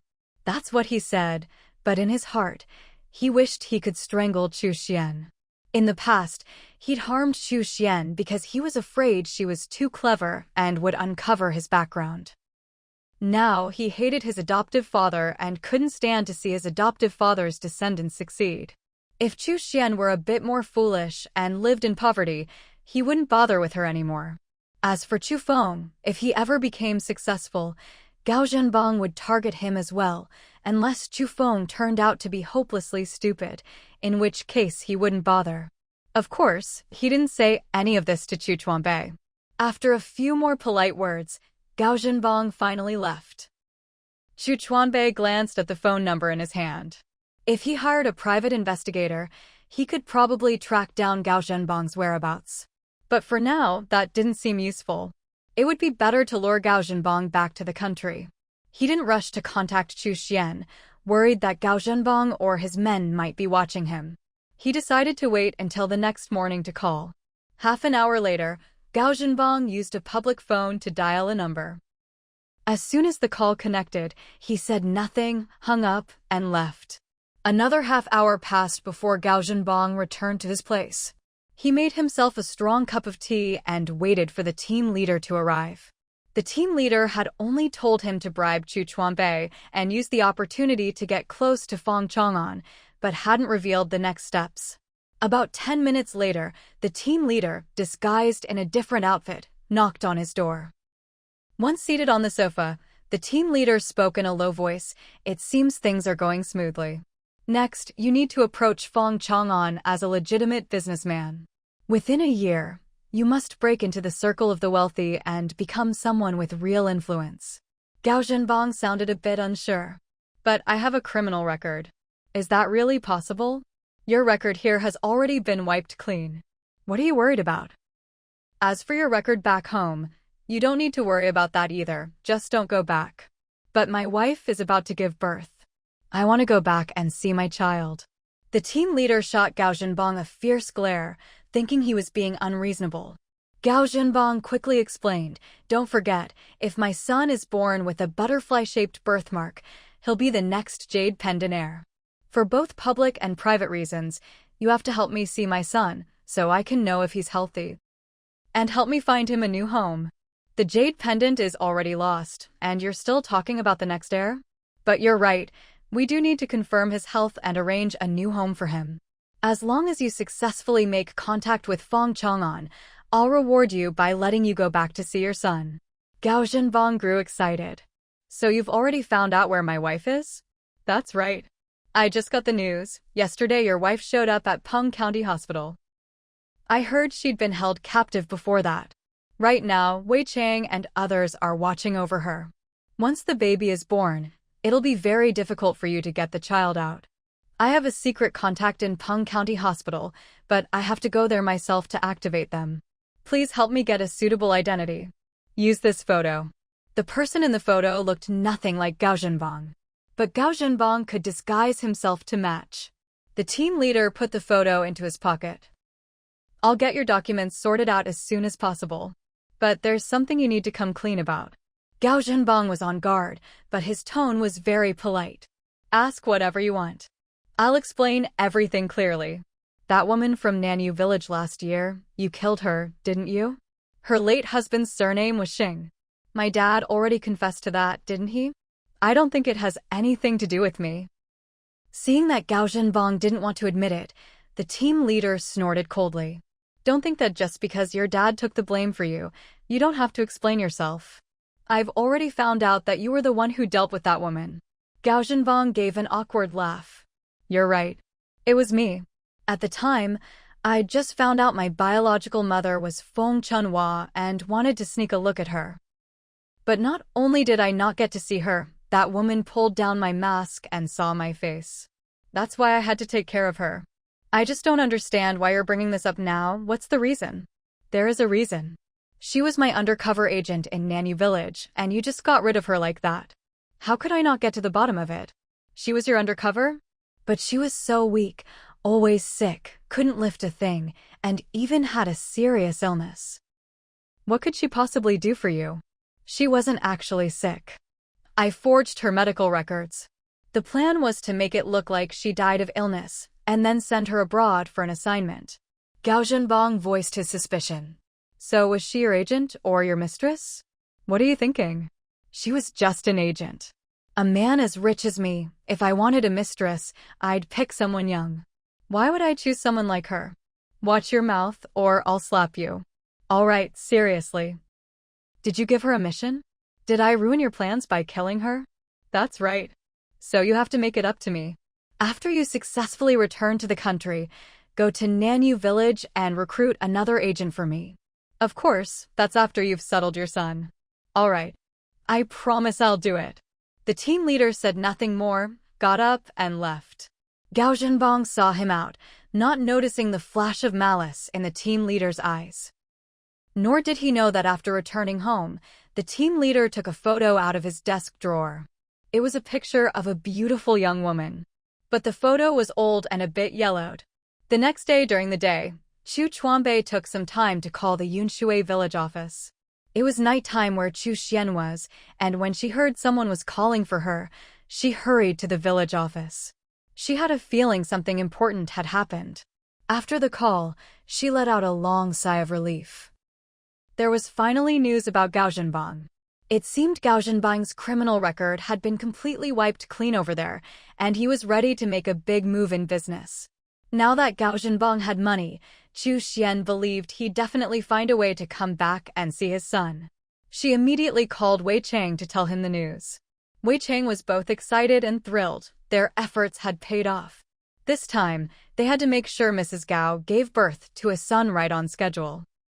Once news of the child's birth got out, there was a more than 90% chance Gao Zhenbang would come back to see the child. With that in mind, they had to make arrangements for the newborn in advance.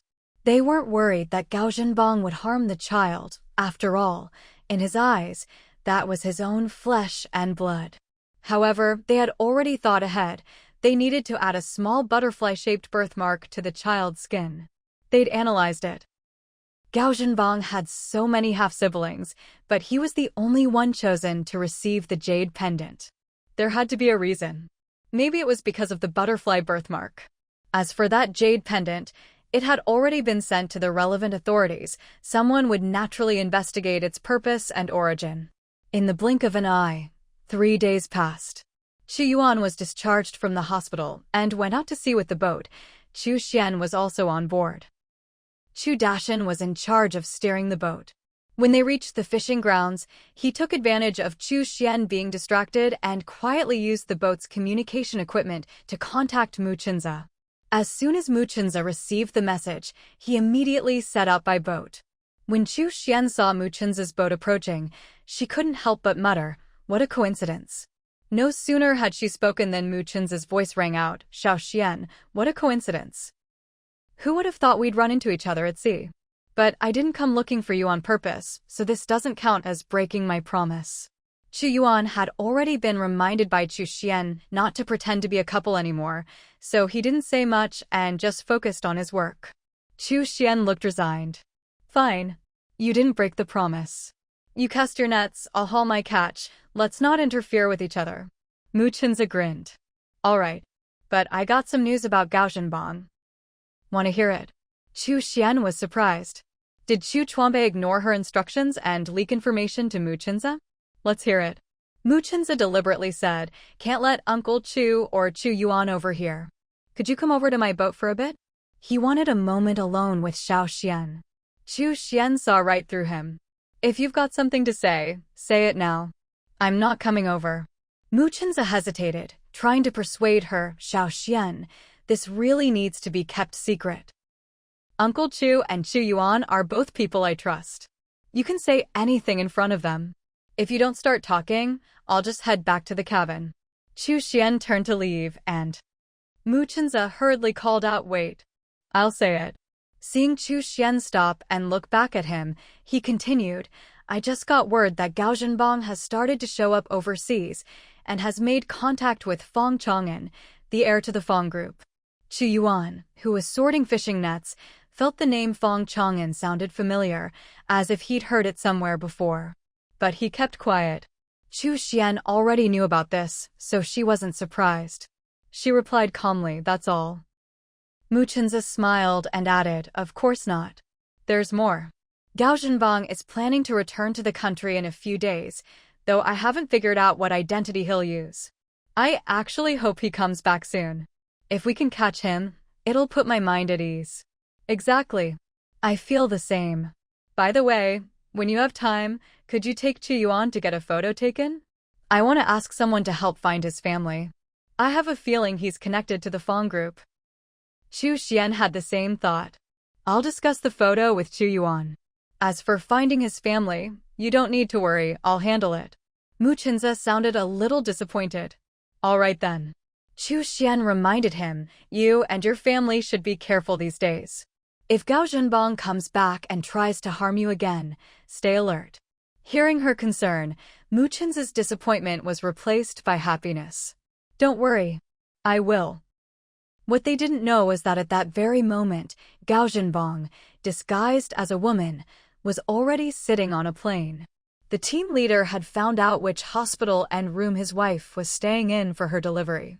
He wanted to get there early, apply for a job as a temporary cleaner at the hospital, and maybe even be there when the baby was born. He was looking forward to this child's birth. His child would be born with a mission. This time, he had to find a wealthy family for the baby. As for how heartbroken his wife would be without the child by her side, that wasn't his concern. He wasn't about to put all his eggs in one basket. The next day, Gao Zhenbang, disguised as a woman, landed safely at Kyoto Airport.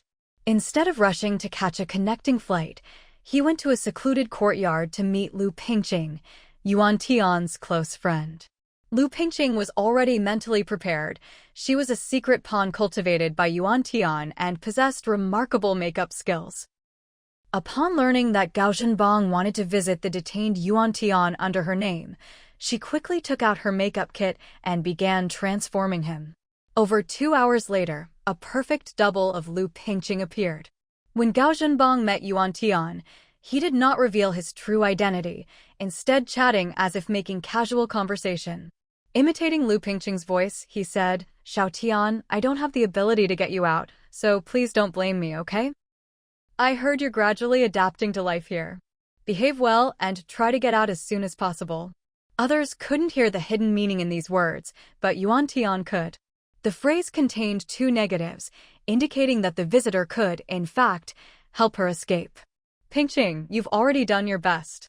I don't blame you. I'll behave myself, Yuan Tian replied. The hidden message was that she would cooperate. Xiao Tian, think carefully again. Is it really worth it to protect Gao Zhenbang? There's no need for you to bear the consequences of his mistakes. I hope you can get out soon. Yuan Tian immediately understood. The visitor was hinting for her to betray Gao Zhenbang. But Gao Zhenbang was the one person she could never betray in this life. How could she sell him out? Just as she was about to refuse, she suddenly noticed the watch on Lu Pingqing's wrist. The second hand hadn't moved. The time was stuck at 10:15. This was the secret signal she and Gao Zhenbang had agreed upon. Only then did she realize that the Lu Pingqing before her was actually Gao Zhenbang in disguise. She changed her tune. What would I need to say to get leniency? For example, information about Gao Zhenbang's secret pawns, his money, his whereabouts, and so on. Also, that incident wasn't your doing. Why take the blame? Yuan Tian gave a bitter smile. The evidence is overwhelming. I couldn't defend myself even if I had 100 mouths. On the surface, she sounded more wronged than Do Yi. But in her heart, she understood what she needed to say after the visit ended. They chatted a bit more before the visit concluded. When the fake Lu Pingqing returned to the secluded courtyard, the real Lu Pingqing emerged from a hidden room. As she helped Gao Zhenbang remove his makeup, she asked, "Why did you take the risk to visit Xiaotian yourself?" Gao Zhenbang took off the watch from his wrist and placed it on the table. "If I didn't go myself, she would never agree to betray a secret pawn." Lu Pingqing's hand froze. Secret pawn? Wasn't she the secret pawn? Boss Gao, are you saying you want Xiaotian to betray me? That's right. But don't worry, let me explain. Gao Zhenbang spoke calmly, but Lu Pingqing felt a chill in her heart. Thinking of her son's illness, which required a lot of money to treat, she could only lower her head. Please, go ahead. I need her to come out and help me with something extremely dangerous. If she can't be released, the one who will die is you, the secret pawn. Your child still needs you. I don't want you to die. Between being imprisoned and dying, Lu Pingqing would obviously choose imprisonment. Staying alive was more important than anything. Boss, I'll do as you say. Gao Zhenbang was very pleased. Then get ready. Someone will come to arrest you tonight. As for what to say and what not to say, I trust you know the drill. I understand. I'll say I framed Xiaotian and take all the blame myself. I won't neglect your family. Once you're inside, I'll have someone send money to your family. Thank you, boss. Meanwhile, Yuan Tian was sitting on her bed, pondering why Zhenbang wanted to get her out. Did she still have some important role to play? After she got out, no matter what Gao Zhenbang asked her to do, she would do it without hesitation. Because she firmly believed that only Gao Zhenbang could guarantee her a life of wealth and luxury for the rest of her days. Thinking of her best friend Lu Pingqing, she felt a pang of guilt. But she had no other choice. After careful consideration, she changed her testimony. She insisted that Lu Pingqing had framed her. That very night, Lu Pingqing was arrested. Faced with interrogation, she confessed everything. It turned out that it was she who had taken the Yuan family's money and committed all those misdeeds. All the previous evidence pointing to Yuan Tian had been fabricated by her, using her friendship as cover to frame Yuan Tian. The next morning, as Mu Chenza had just gotten up, a voice blared from the loudspeaker at the head of Nanyu village. Mu Chenza, come to the village office to take a call. Mu Chenza, come to the village office to take a call. He washed up as quickly as possible and rode his bicycle to the village office. When he arrived, only Accountant Wen was in the office. These days, Accountant Wen had remarried. His wife was Xing Damei, and the two were very much in love. Accountant Wen seemed to be getting younger by the day. As soon as he saw Mu Chenza, he greeted him warmly. Chenza, it's a call from Boss Yuan. He said he'd call at 8 sharp. Mu Chenza thanked him and glanced at his watch. There were still 3 minutes until 8. He sat down in the chair opposite the desk to wait for the call.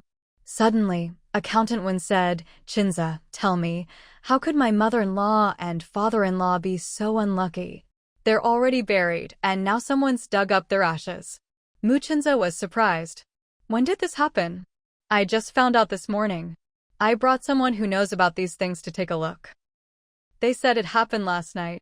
Could it be someone who hated your mother-in-law and father-in-law and dug them up on purpose?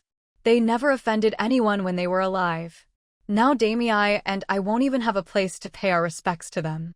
Could it have something to do with Liangshi? He did admit to killing Damei's mother back then. Liangshi is already dead. How could it be? True, Liangshi is dead, but he must have left people behind to do his bidding. What kind of deep grudge would that be? If it's as you guess, he must have ordered his people to dig up the grave before he died. But he never had a chance to contact anyone outside. I just feel like there's something strange about all this. Just then, the phone rang, interrupting their conversation. Mu Chinza picked up the phone. Hello. Yuan Hang's voice came through the line. Chinza, it's me. I have some bad news. Mu Chinza sounded resigned. Don't tell me Yuan Tian has been released? You guessed it. This morning, the elders of the Yuan family went to pick her up. By now, she's already back at her place. Who got her out?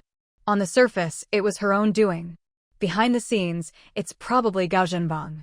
I suspect he's already back, but my contacts haven't been able to pin him down. Gao Zhenbang has probably assumed a new identity, maybe even disguised himself as someone else. I'll hire more people to look for him. I suggest you also hire a few people to keep watch in our county. Mrs. Gao is about to give birth.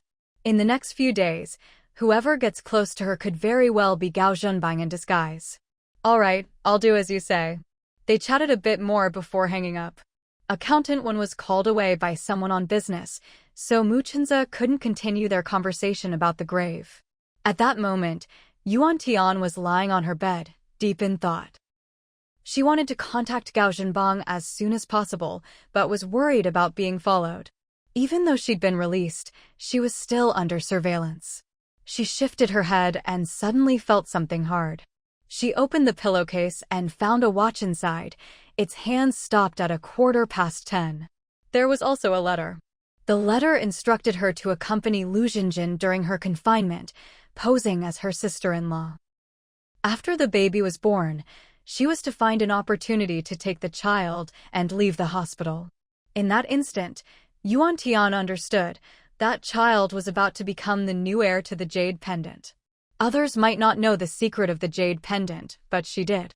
The letter went on to say that as long as she pulled this off, she could go abroad and enjoy the rest of her life. Gao Zhenbang would give her a large sum of money, plus dividends. Dividends that would increase every year, until she became the richest woman in the world. She had no idea that Gao Zhenbang relied on others to get by overseas. In her mind, Gao Zhenbang was second to none. This was thanks to her own father, Liangshi, who had brainwashed her from a young age. Liangshi had spun her a beautiful dream. That one day Gao Zhenbang would become the king of some country, and she would not only be a princess, but also the wealthiest woman alive, traveling by private jet, surrounded by servants. For the sake of this dream, she was willing to take the risk. She decided to set out tomorrow. She needed to buy a train ticket in advance. Only then did she realize she didn't have a penny to her name. The Yuan family had only brought her back, but no one had left her any money. It seemed that Bunch didn't really believe she was innocent. Being broke felt awful. She grabbed her pillow in frustration and hurled it to the floor. The pillow rolled a few times. A wad of cash fell out from the pillowcase opening, scattering across the floor. Yuan Tian jumped down, grabbed a handful of money, and burst out laughing. It must have been left by Gao Zhenbang. At this moment, Gao Zhenbang, dressed as a woman, had already left the capital. Meanwhile, Chu Xian was out at sea. Today, she was piloting the boat herself, planning to return to Nan Fishing Village and lie in wait. Chu Dashan and Chu Yuan were going back with her. Chu Yuan wasn't afraid of death at all, while Chu Dashan was, but he also understood this was a golden opportunity to set a trap for Gao Zhenbang. Gao Zhenbang couldn't stand to see Chu Xian doing well. He was bound to make a move against her, and she was just waiting for that chance. On the way back, Chu Xian made a detour to Haishi. She had never visited the amnesiac Chu Jingting, and today she wanted to check in on him. When they arrived at Haishi's dock, Chu Dashan stayed behind to watch the boat, while Chu Yuan accompanied Chu Xian to Haishi Hospital. They brought some nutritional supplements for Chu Jingting. There were 2 beds in the hospital room, one for Chu Jingting and one for his caregiver. When Chu Jingting saw Chu Xian, he was momentarily stunned, but quickly replaced it with indifference. I don't know you. What are you doing in my room? Get out. Chu Xian wasn't angry because she could tell old Master Chu was only pretending to be cold. Could he be faking his amnesia? Why would he pretend? To avoid Gao Zhenbong targeting him? Very likely. Chu Xian smiled. Old Master Chu, my name is Chu Xian, and this is my friend Chu Yuan. We're just here to check on you. Even if you don't remember the past, as long as you're healthy, I'll be at ease. Chu Jingting remained cold. Ridiculous. Leave your things and go. Chu Xian placed the gifts on the bedside cabinet, said goodbye, and left with Chu Yuan. Only after they were out of sight did the caregiver speak up. Old Master Chu, that was your granddaughter, wasn't it? Chu Jingting's mood grew heavy as he looked over the gifts. She probably is. To be sure, I'd have to find a chance to go abroad for a DNA test. Chu Xian had put real thought into it. They were all his favorite foods. This caregiver was not only looking after Chu Jingting, but also acted as his bodyguard. You've clearly regained your memory. Why not acknowledge her? It's better not to. I'm a sinner. Gao Zhenbong used my name to gather a group of people and sold a lot of intelligence. Once he's caught, then I'll think about reuniting with my family. Do you really think he'll come back? He definitely will. The child in Lu Zhenjin's belly is enough to lure him back. At this moment, Gao Zhenbong had already contacted 3 of his sleeper agents. He ordered them to cooperate with him in a few days to stir up some trouble. These agents had been caught by Gao Zhenbong by their weaknesses, so they had no choice but to follow him down this dark path. This time, besides handling this matter, Gao Zhenbong had also come back to take Chu Xian's life. Before, he only wanted Chu Xian to lose everything and be plunged into utter misery.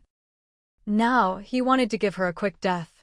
As for his adoptive father, Chu Jingting, this time Gao Zhenbong didn't plan to kill him. He only intended to personally break his adoptive father's legs and then kill Chu Xian in front of him, telling him that she was his biological granddaughter, making him wish he were dead. To Gao Zhenbong, the kindness of being raised was worth nothing. He hated his adoptive father for reporting him. He never considered how much he had benefited from his adoptive father since childhood. The only person he felt any gratitude toward was his adoptive mother, so on this trip back to Haishur, he planned to visit her grave. He had already arranged the order of things to do. First, settle the child. Early the next morning, Yuan Tian walked into Peng County Hospital with a bulging travel bag and found Lu Zhenjin's hospital room. Just as she was about to go in, she was stopped by Wei Chang and the others. Yuan Tian took out her ID and patiently explained, "I'm Lu Zhenjin's eldest sister-in-law. Please let me in to keep her company while she's waiting to give birth." Wei Chang took her ID and examined it. "This only proves your name is Yuan Tian. It doesn't prove you're Gao Zhenbong's biological sister." "I really am Gao Zhenbong's biological sister. Please, can you make an exception?" Yuan Tian put on a friendly smile and tried to slip some money into Wei Chang's hand, but he sternly refused. "Don't try that with me. I'm not short on money. Unless you can prove you're really Gao Zhenbong's sister, I can't let you in." Helpless, Yuan Tian pulled a letter from her pocket. "You must remember Liang Shi. He's my real father. This is a letter he left me. Please take a look." Wei Chang took the letter with a serious expression and read its contents. "Xiao Tian, Gao Zhenbong is your full-blooded younger brother. Actually, my surname isn't Liang, it's Gao. My real name is Gao Li. You should be called Gao Tian. I hope that one day you and Zhenbong can reunite." It was signed, a deeply ashamed father, Liang Shi. Wei Chang had seen Liang Shi's handwriting before, so in the end he chose to believe her. "It seems you really are Lu Zhenjin's eldest sister-in-law. After she gives birth, you'll be allowed to see her. Until then, you can wait in the room next door." Yuan Tian never actually intended to take care of Lu Zhenjin. Her real target was the child. Before going to the next room, Yuan Tian deliberately called out toward Lu Zhenjin's room, "Zhenjin, I'm your eldest sister-in-law. I came all this way just to help you through your confinement period. I'll be waiting next door. I apologize to you on Zhenbong's behalf. I believe you two will meet again sooner or later." Lu Zhenjin felt nothing but disgust for Yuan Tian and Gao Zhenbong, but didn't show it on her face. "Big sister, thank you for coming to take care of me and the baby. I'll never forget your kindness in my time of need." She couldn't wait for Gao Zhenbang to show up and get caught. Although she couldn't kill Gao Zhenbang herself to avenge her first love, she could cooperate with Wei Chang and the others. Her gaze fell on her own swollen belly. She deliberately showed the joy of an expectant mother. Yuan Tian beamed, Jinjin, we're all family, no need to be so polite. I'll be next door waiting for your good news. I'm sure you're carrying a boy. Lu Jinjin replied cheerfully, thank you for your kind words. I hope I give birth to a boy and leave a legacy for Zhenbang. But in her heart, she cursed Gao Zhenbang to die childless. At that moment, Chu Xian had already finished breakfast at her home in Nanyu village when Chu Dashan knocked on the door and came into the yard. Xiao Xian, I have something strange to tell you. Xing Damiai's parents' ashes have been dug up and stolen. Chu Xian's brows furrowed tightly. She was certain that this hadn't happened in her previous life. Could this have something to do with Gao Zhenbang? Chu Xian shook her head lightly. No, that's not right. Gao Zhenbang had no motive to dig up Xing Damiai's parents' graves. She tried hard to recall things from her previous life. In her previous life, Xing Damiai's mother died of illness, not because someone harmed her. Chu Xian felt like she was overlooking something. In her previous life, after Xing Damiai's mother died, her body wasn't cremated, but in this life, she was. Who would be bored enough to steal someone's ashes? Either someone hated Xing Damiai's parents to the core, or there was some unspeakable secret involved. Uncle Chu, think carefully. Did you ever dream about how Xing Damiai's mother died? She knew that Chu Dashan's memories of their past life were different from hers. Chu Dashan didn't hide anything. She was killed. And yes, someone did dig up her grave, but it wasn't this year, it happened 3 years later. A lot of things had changed in this life. Neither of them could figure it out, so they simply stopped thinking about it. Last night, Xu Yuan was worried that Gao Zhenbang would send someone to harm Chu Xian, so he kept watch all night in the big tree outside their door and didn't sleep. Now, he'd gone to Chu Dashan's place to catch up on sleep. Just as Chu Xian was carrying gifts to visit Grandpa Wang's family, Qin Mahua arrived, riding a tricycle loaded with stuff. She greeted her warmly. Xiao Xian, I heard you're back, so I brought you some food and daily necessities. Chu Xian missed her a lot and went up to hug her. Mom, thank you. She called Qin Mahua Mom, just like before the divorce. Qin Mahua was overjoyed. Good child. You're finally back. No matter what danger there is, we'll face it together.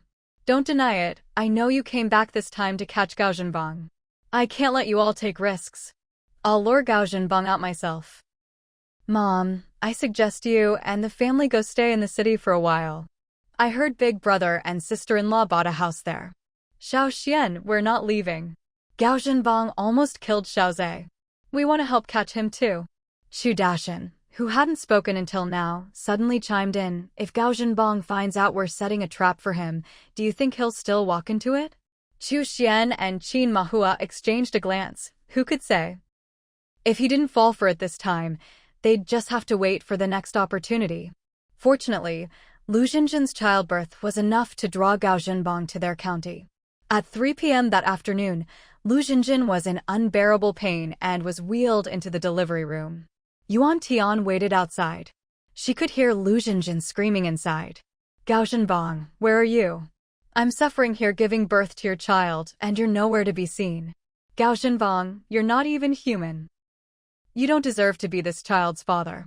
In a corner, a woman in her 50s dressed as a cleaning lady couldn't help but twitch her lips. She hadn't expected Lu Jinjin's shouting to be heard all the way from the delivery room. The cleaning lady wiped down the windowsill in the hallway, then started cleaning the door to the ward. An hour later, the sound of a baby crying came from the delivery room, and Lu Jinjin stopped yelling. Soon after, a nurse came out holding the baby. Who's Lu Jinjin's family? It's a boy, 6 pounds 8 ounces. Yuan Tian hurried forward. I'm the baby's aunt. Let me hold him. The nurse had already been instructed by Wei Chang.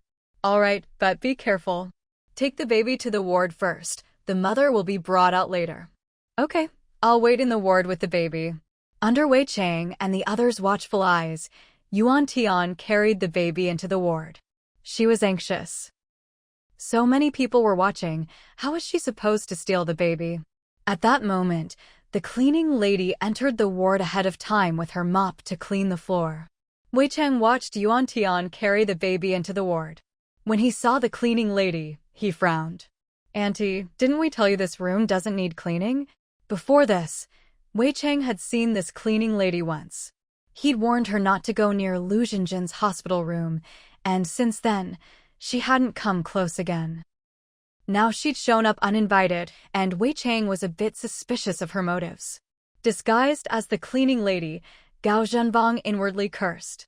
He was very confident in his disguise skills, but he hadn't expected that the real cleaning lady had already interacted with Wei Chang. Luckily, the real cleaning lady was deaf and mute. Gao Zhenbang pointed to his ears and mouth, then waved his hand, indicating that he couldn't hear or speak. Wei Chang remembered that this cleaning lady could read and write, so he found some paper and a pen, and wrote, "For the next 3 days, you don't need to clean this room." He showed it to the cleaning lady, then gestured for her to leave. Gao Zhenbang nodded repeatedly. As he walked out, he took the opportunity to glance at the baby in Yuan Tian's arms. A tiny wrinkled face. He memorized the baby's appearance and left. Suddenly, Wei Chang felt that something was off. It was the smell. The cleaning lady just now didn't smell the same as before. Previously, there had been a fishy odor, but today there wasn't. He remembered that the hospital nurses had mentioned this cleaning lady. She had a sick family member and needed a lot of money, so she worked 2 jobs. During the day, she cleaned at the hospital. At night, she hauled fish at the docks. Wei Chang whispered a few words to a colleague who had just come in, then left the hospital room. The baby started crying. Yuan Tian muttered softly, "The baby peed. I'll change the diaper." While changing the diaper, she took the chance to check the baby's limbs. Everything was intact. There was also a butterfly-shaped birthmark, about the size of a fingernail, on the baby's back. She needed to find a way to get out and contact Gao Zhenbang. But leaving now would be a bit inappropriate. After changing the diaper, she sat anxiously by the hospital bed, waiting for Lu Jinjin. About 10 minutes later, Lu Jinjin was helped back to the room by a nurse. Yuan Tian hurried over. "Let me help you." "Thank you for your hard work, nurse." The nurse, remembering Wei Chang's instructions, knew she had to give Yuan Tian a reason to leave. "You're the baby's aunt, right? The doctor said the mother is very weak and can't breastfeed. Could you go out and buy a can of formula for the baby?" Yuan Tian had been worrying about how to find an excuse to go out, so she readily agreed. She still had enough money to buy formula. After Yuan Tian left, the nurse and Lu Jinjin exchanged a glance, then both looked at the baby almost simultaneously. The nurse whispered, "You lie down first, I'll go check on the baby." Actually, this baby was her sister's. Her sister had gotten pregnant out of wedlock, and the man had run off. Her sister had asked her to give the baby away after it was born. Her sister gave birth today, and since Lu Jinjin wanted to adopt a child, it was only natural for this baby to become Lu Jinjin's newborn. A few minutes later, Yuan Tian reached the hospital entrance. She looked around carefully, no one was following her, then walked toward the trash bin outside the gate. She needed to retrieve a note from there. The note would tell her the time and place for the meeting. Making sure no one was watching, she took the note from the gap between the trash bin and the wall. She unfolded it. Hospital cleaning staff changing room. Anytime. Yuan Tian quickly tore up the note and tossed the pieces into the trash. She decided to buy the formula first, then go to the cleaning staff changing room. She didn't know that just after she left, someone else came and picked up the scraps of paper from the trash. Half an hour later, Yuan Tian returned to the hospital entrance with a can of formula in her arms. The cleaning staff changing room was on the first floor of the inpatient building. She remembered the sign on the door. She walked to the door, glanced around again, and, seeing nothing unusual, pushed it open and went in. She didn't notice Wei Chang's figure lurking around the corner. A silent smile appeared on Wei Chang's face. Just now, that janitor had already entered the changing room, and now Yuan Tian had followed her in. This meant the janitor was very likely Gao Zhenbang in disguise. Once the door closed, Wei Chang walked over and pressed his ear to the door to eavesdrop. "Big sister, is the child healthy?" Wei Chang recognized Gao Zhenbang's voice and kept his composure. Yuan Tian replied softly, "The child is very healthy and looks just like you.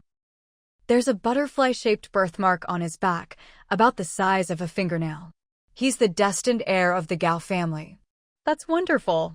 Tonight, you must sneak the child out. There are too many people watching me. It's too difficult for me to carry the child out. What's so hard about it? I'll wait outside the window at night. You just hand the child out through the window. Then you can find an excuse to leave the hospital room. I've already prepared a car in advance.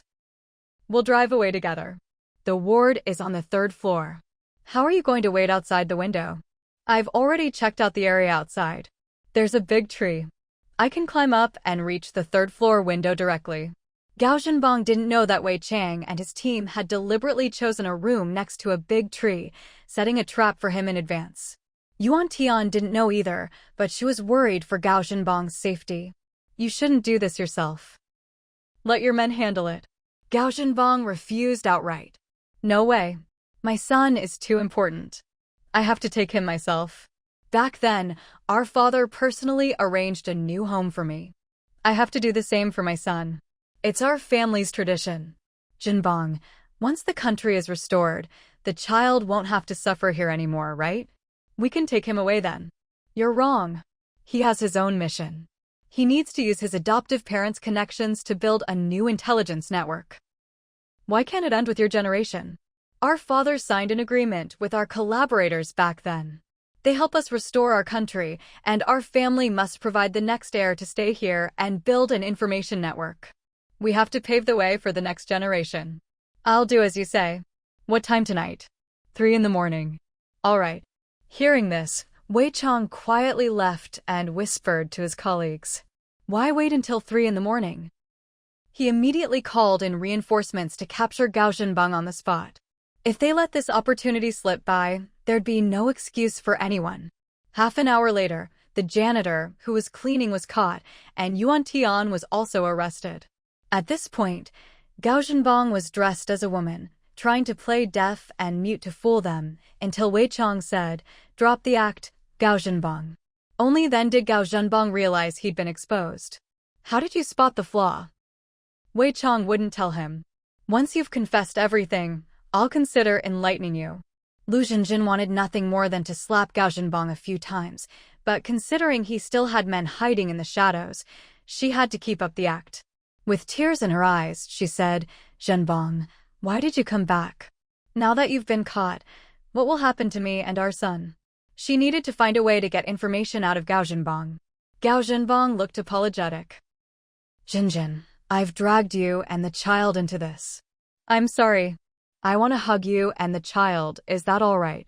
Lu Zhenjin was about to agree, but Wei Chang stopped her. "No." Wei Chang's colleagues escorted Gao Zhenbang and Yuan Tian away. Wei Chang stayed behind. Lu Zhenjin looked puzzled. "Why wouldn't you let Gao Zhenbang come near me and the child? Maybe he would have whispered something to me, like where his men are hiding." Wei Chang patiently explained, "We can't take that risk. I'm worried he might use you as hostages. Don't worry. This child is extremely important to Gao Zhenbang. He's bound to have a backup plan. All your people have left. What if someone comes to take me and the child away?" Wei Chang looked calm and composed. "Don't worry. Our people are already in place, hidden in the shadows." Only then did Lu Zhenjin relax. "Good. Then let's patiently wait for his next move." Wei Chang gave a few more instructions before leaving. At that moment, somewhere else in the world, a conversation was taking place. "Team leader, bad news. Gao Zhenbang has been captured."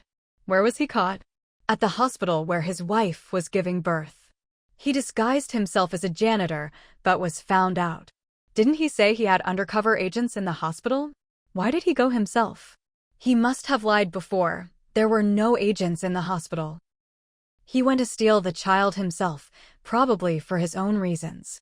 He was worried we'd move the child to a new home and he'd lose all contact. If we managed to get the secret code from him, he'd lose all value to us. Tell our people to focus on bringing the ashes back safely. As for Gao Zhenbang, don't bother rescuing him. Leave someone behind to secretly monitor Lu Zhenjin and the child's whereabouts. When the time is right, we'll find a suitable new home for the child. Team leader, you mean to give up on Gao Zhenbang and focus on grooming his son instead? That's right. But it'll take about 20 years to raise his son. Our grand plan can't wait that long. You're wrong. Raising his son is just a side plan. The real goal is to retrieve the jade pendant and get the secret code. The most important thing is to find a way to bring his son to the meeting. I thought only Gao Zhenbang himself, with the jade pendant, could get the location of the treasure. If Gao Zhenbang dies, the contact will accept his son instead. That's not according to the rules, is it? Clearly, you don't know. The guardian of that treasure is Gao Zhenbang's own aunt. In fact, that treasure is the last wealth Gao Zhenbang's grandfather left for his descendants. What do you mean by last wealth? It means that when all other ways of making money are gone, that treasure can help their family make a comeback. Our goal is to take that treasure for ourselves. Once it's done, as for Gao Zhenbang's aunt, I don't care whether she lives or dies. Right now, getting the jade pendant is our top priority. I understand, sir. I'll get on it right away. After his subordinate left, the team leader took a photo from his pocket and murmured, "I will avenge you." He had never planned for Gao Zhenbang to return alive from this trip home. He hadn't killed him before because he had concerns. Now that Gao Zhenbang's son had finally been born, he believed that before dying, Gao Zhenbang would find a way to pass on the secret code meant only for his son. By then, with the jade pendant, the secret code, and Gao Zhenbang's son, the treasure would be within reach. Meanwhile, Gao Zhenbang was already being interrogated by the security team. He refused to say a word. Wei Chang slammed a thick stack of documents in front of him. These are all your criminal records. Even if you say nothing, you won't escape a bullet in the end. Gao Zhenbang was gambling, betting that the team leader wouldn't just let him die, and would send someone to rescue him. I haven't killed anyone. Why should I be executed? As for Mu Chenza falling into the sea, I feel very sorry and am willing to pay compensation. Wei Chang was stern. Excuses are useless. The evidence is solid. Gao Zhenbang just spread his hands, wearing a look that said, "Say whatever you want. I won't admit to anything." Wei Chang picked up the stack of documents and left, heading to another interrogation room. Inside, Yuan Tian sat in a chair, loudly proclaiming her innocence. "I'm innocent. I haven't done anything evil. Why are you arresting me? Let me go." Wei Chang's colleague took out a note pieced together from scraps of paper and waved it in front of Yuan Tian. Yuan Tian could only fall silent, regretting that she hadn't burned it after reading it. However, Yuan Tian chose to remain silent. Until Gao Zhenbang said something, she couldn't open her mouth. 2 hours later, Chu Xian received news that Gao Zhenbang had been arrested, and so did Mu Chenza. Neither of them let their guard down. They had already spent money to hire bodyguards who were hiding in the shadows. As for Gao Zhenbang's 3 secret pawns, once they learned he'd been caught, they activated their backup plan. After nightfall, a group snuck into Chu Xian's residence, attempting to kidnap her. But they were caught by the bodyguards who had been hidden in various rooms in advance. They were handed over to the security team. The results came out quickly. Following the clues, they caught Gao Zhenbang's 3 pawns. When Gao Zhenbang heard about this, he didn't feel any disappointment. On the contrary, he was confident that the team leader would send someone to rescue him. A day later, Chu Xian received a call from Chu Chuanbei, who was overseas. "Xiao Xian, there's a detective here who claims to have uncovered Gao Zhenbang's secret. He's asking for 100,000 in foreign currency. Should we buy it?" Chu Xian quickly calculated her savings and the exchange rate. If she scraped things together, she could just about manage it. As long as the secret is related to the jade pendant or something like that, I'm willing to pay 100,000. It is about the jade pendant. That's great. I'll transfer the money to you as soon as I can. Chu Chuanbei knew Chu Xian trusted him, but he wasn't so sure about himself. What if Gao Zhenbang's people are watching my account and figure something out? Why don't you transfer the money to your mom? Then I'll have your parents go with me for the transaction. Chu Xian's parents ran a company, so large transactions under their names were perfectly normal.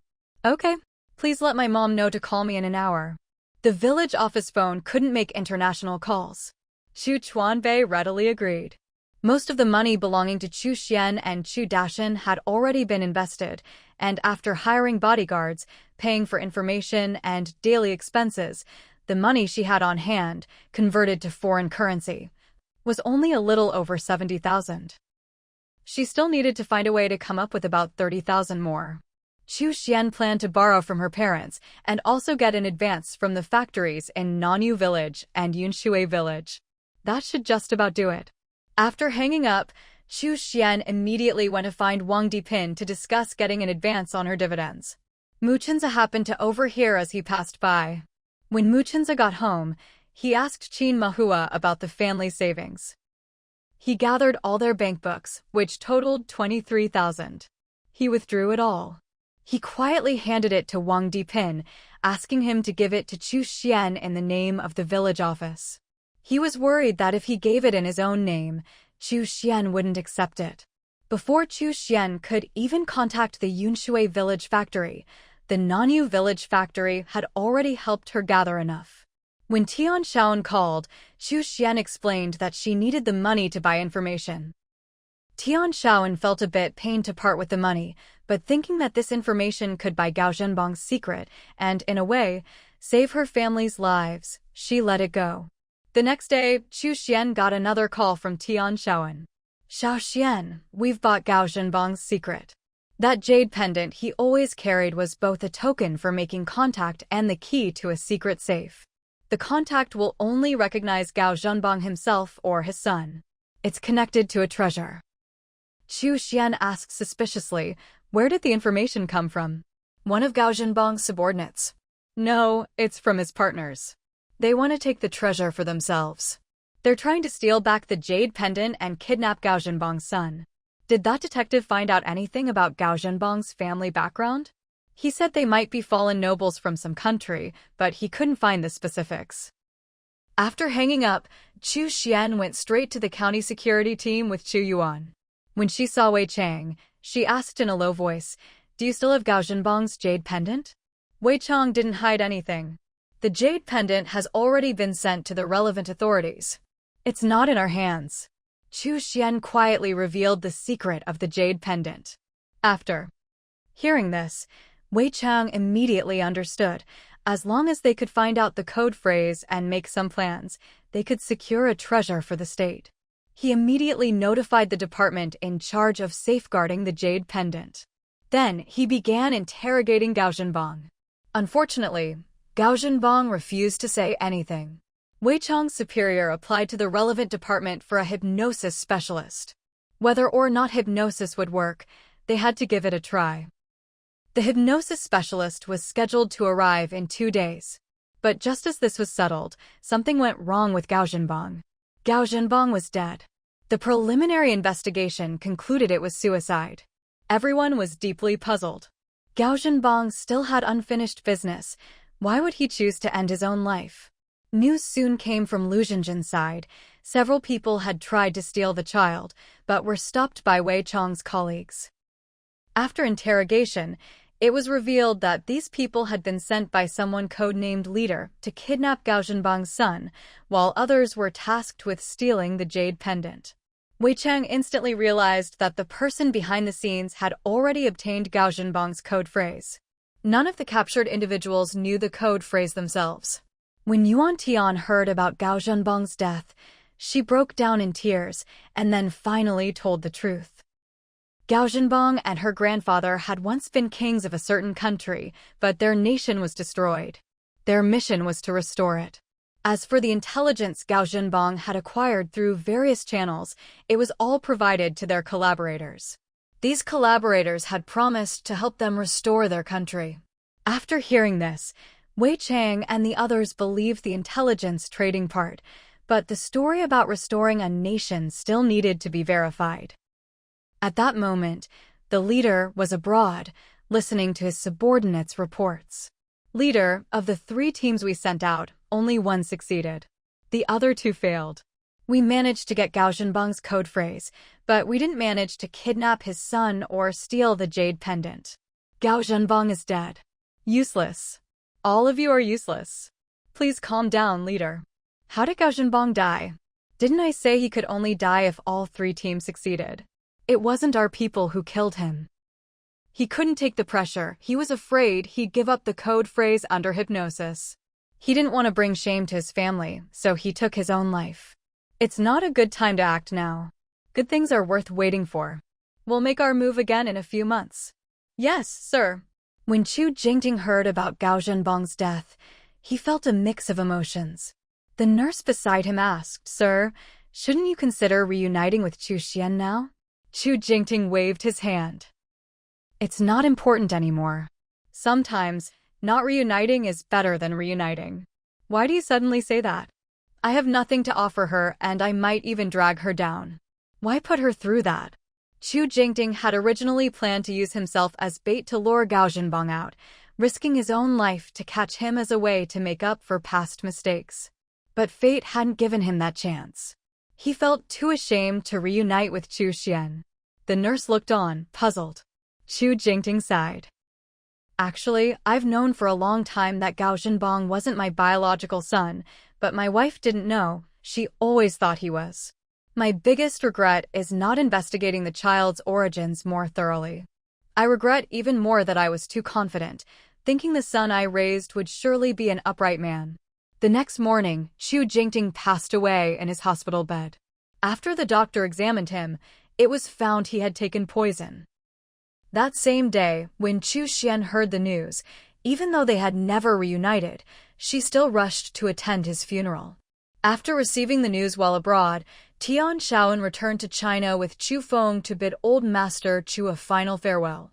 Time flew by, and in the blink of an eye, it was already mid-September. Chu Xian's college entrance exam results had come out. As expected, she didn't pass. She didn't feel much regret. After all, she hadn't really studied for it. She considered this attempt as a way to gain experience. Chu Feng had already returned overseas to continue his studies. Chu Xian planned to ship a batch of goods abroad and would take the opportunity to spend some time with her family. As her bodyguard, Chu Yuan naturally went with her. When Mu Chenza heard about this, he immediately booked a ticket on the same flight. He wanted to rekindle his relationship with Chu Xian and marry her again. Now that Gao Zhenbang was dead and Yuan Tian's best friend had changed her testimony, Yuan Tian faced even more charges. With the mastermind in the shadows gone, Mu Chenza believed Chu Xian would no longer be under psychological pressure. Even though the plane ticket was expensive, he didn't care. As long as he could win his wife back, spending a bit more money was nothing. When Chu Xian saw Mu Chenza on the plane, she couldn't deny she was surprised. Sitting next to her, however, Chu Yuan frowned deeply. Over this period, he had unknowingly developed feelings for Chu Xian and was eager to pursue her. So when Mu Chenza asked to switch seats with him, he flatly refused. Mu Chenza saw the hostility in his eyes and guessed that Chu Yuan liked Chu Xian.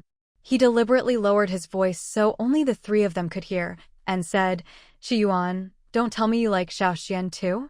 Chu Yuan's face instantly turned red. Mu Chenza knew he'd guessed right. Chu Xian looked at Chu Yuan in surprise. Chu Yuan coughed awkwardly, I'll go sit somewhere else.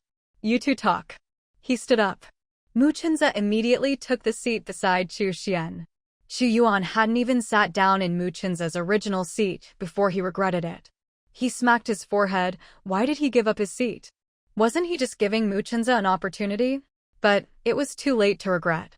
He could only sit in Mu Chenza's old seat. After takeoff, Mu Chenza handed Chu Xian a small diary. Chu Xian flipped through it. Inside, Mu Chenza had recorded his thoughts and feelings since regaining his memory.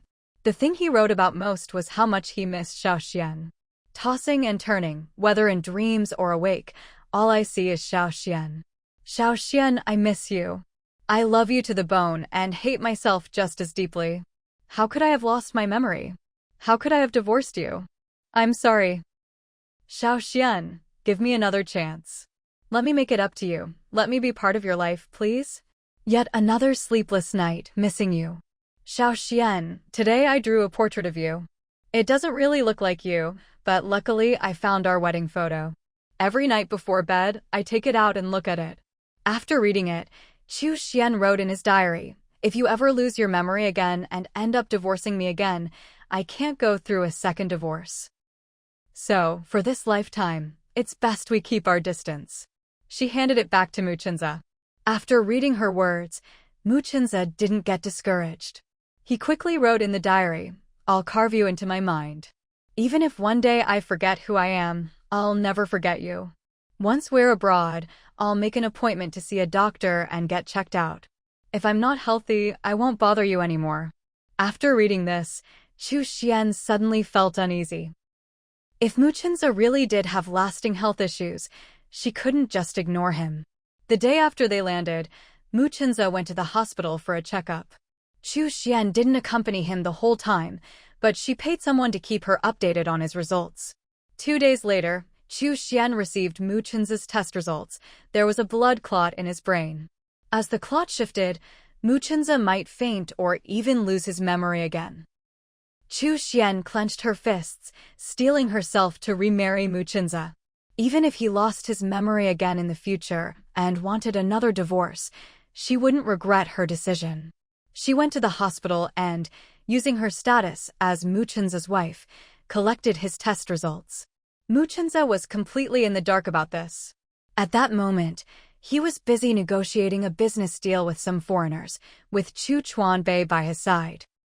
"Chuanbei, tell the foreigner that if he puts up the money, I'll do the legwork to run the domestic market," Muchinza instructed. Chu Chuanbei immediately translated for the foreigner. The foreigner rattled off a long reply. Chu Chuanbei translated, "Chinza, he says he'll only put in 100,000 yuan. The remaining 100,000 will have to come from you. He'll handle sourcing the goods here, and you'll take care of the domestic market. If you don't agree, he'll find someone else to work with." Aside from his living expenses, Muchinza didn't have any extra money on hand. In the end, the deal fell through due to lack of funds.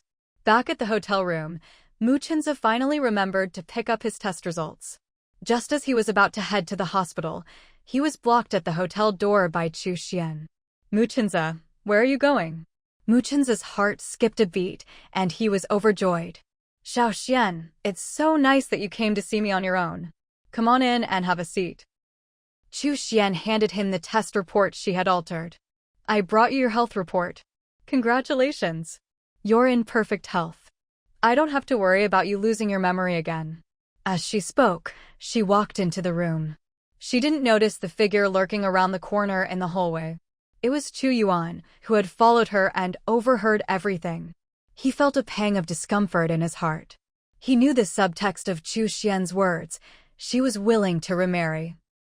He had secretly looked at the real test results. He knew Muchinza's condition hadn't actually improved. Inside the room, Muchinza gripped Xian's hands tightly. "Xian, does this mean you agree to remarry me?" Xian's eyes sparkled with a smile. "Yes."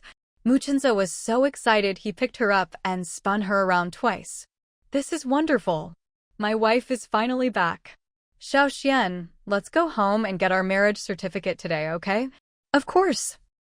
"I'll go pack my things at Mom's place. You wait for me here at the hotel. I'll come pick you up in Mom's car and we'll head to the airport together. Let's get the earliest flight home." "Great." Muchinza gave her a quick kiss on the cheek before letting her go, watching as she left. Xian had no idea that just as she left, Xu Yuan knocked on Muchinza's door. Half an hour later, Tian Shaoan drove Xian and her luggage to the hotel. Once the car stopped, Xian got out and headed straight for Muchinza's room. When Xian divorced, she had told her family that she didn't want to burden Muchinza or his family, which was why she chose to leave. Because of this, Tian Shaoan had never blamed Muchinza. She wholeheartedly supported her daughter's decision to remarry, her face beaming with relief. But what Xian didn't expect was that Muchinza had already checked out and left. Xian searched all around the hotel, but couldn't find him anywhere. She had no idea that, at that moment, Chu Yuan was accompanying Mu Chenza at the hospital, searching for a backup copy of the test results. Chu Yuan, if what you say is true, I'll wait until my condition is cured before remarrying Xiaoxian, Mu Chenza said. Chu Yuan felt guilty, but tried to keep a calm expression. I swear I'm not lying to you. Once you see the backup, you'll know the report Xiaoxian gave you is a fake. Just then, a nurse found the backup. Mr. Mu, here's your copy of the test results. Mu Chenza's foreign language skills weren't great, but he understood this sentence and quickly reached out to take it. Seeing the real test results, he instantly understood Xiaoxian's good intentions. He couldn't remarry her just yet, otherwise, if he lost his memory again, he might go crazy and divorce her all over again. He decided to go home and get treatment first, then think about everything else. Waving goodbye to Chu Yuan, he dragged his suitcase and took a taxi to the airport. Chu Xian didn't know if he would actually go to the airport, but with a just-in-case mindset, she asked her mother to drive her there. When she arrived, she really did run into Mu Chenza. Mu Chenza felt guilty for leaving without saying goodbye. Xiaoxian, I'm sorry. I shouldn't have left without a word. Chu Xian didn't blame him, because she realized he already knew the truth.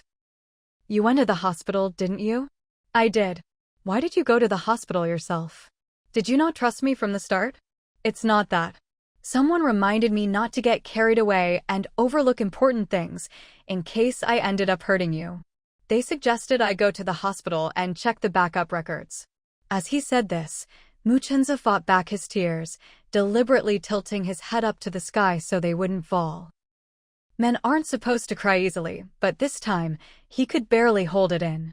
Seeing his reddened eyes, Chu Xian didn't even need to ask to know why he'd left without saying goodbye.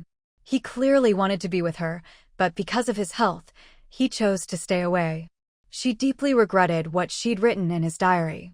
At the time, she just wanted to tease him. She never imagined there was still a blood clot in his brain. Nor did she expect that after she'd altered the test results, he would go to the hospital himself to check.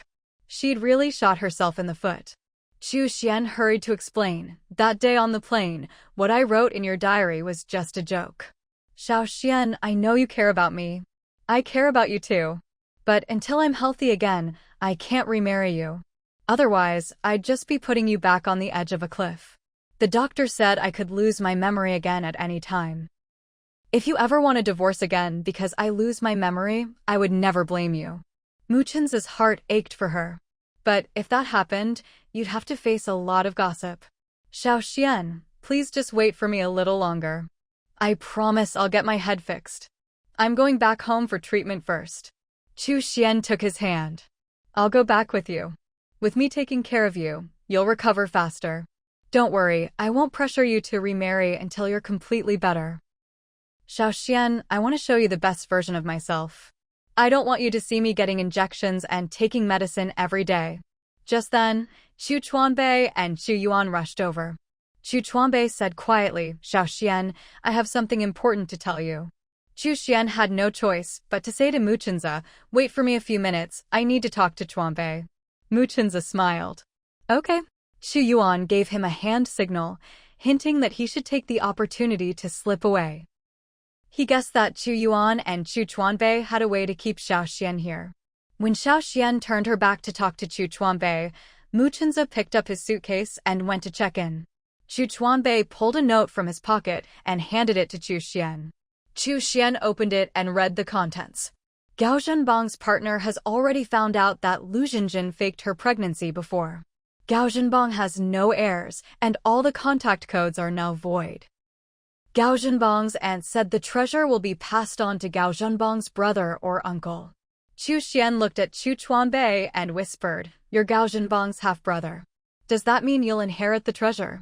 Chu Chuanbei smiled calmly.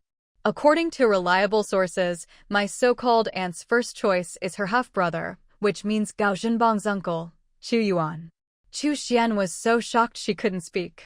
Chu Yuan is so young, how could he be Gao Zhenbang's uncle? Chu Yuan took out an ID, showing his photo, real name, and age. Gao Lin, 35. Chu Xian still didn't believe it and lowered her voice on purpose. This is fake, right? Are you just pretending to be Gao Lin because you look like him so you can inherit the treasure? Chu Yuan's expression was calm. I need your help with something. It's not something I can explain in just a few words. Let's find somewhere to sit down so I can tell you everything in detail. All right. Chu Xian turned around, intending to say something to Mu Chinza, but didn't see him. Where's Mu Chinza? Chu Chuanbei pointed toward the boarding gate. Chu Xian saw Mu Chinza in the distance, waving goodbye to her. Since there was still business to take care of here, she couldn't leave with Mu Chinza for the time being. She could only wave back and call out, something came up. Once I'm done, I'll come find you as soon as I can. Chu Yuan had helped her a lot in the past. Now that he needed her help, she couldn't just walk away. Mu Chinza made an okay gesture and turned to board his flight. After Mu Chinza's plane took off, Chu Xian and the others finally left the airport and found a quiet cafe. Each ordered a coffee and sat down to continue their conversation. As for Tian Shaoan, she had urgent business at the company and had already driven off. Once the coffee arrived, Chu Xian took a small sip. All right, Chu Yuan, tell me, how can I help? What exactly is going on?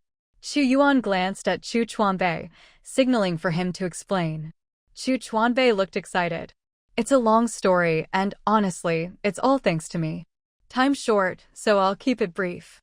One of my classmates is the young master of the Fong group. I thought Chu Yuan must be friends with his older brother, so I introduced them. After they met, they heard Chu Yuan had lost his memory, so they asked around to look into his background. That's when we found out Chu Yuan's real name is Gao Lin.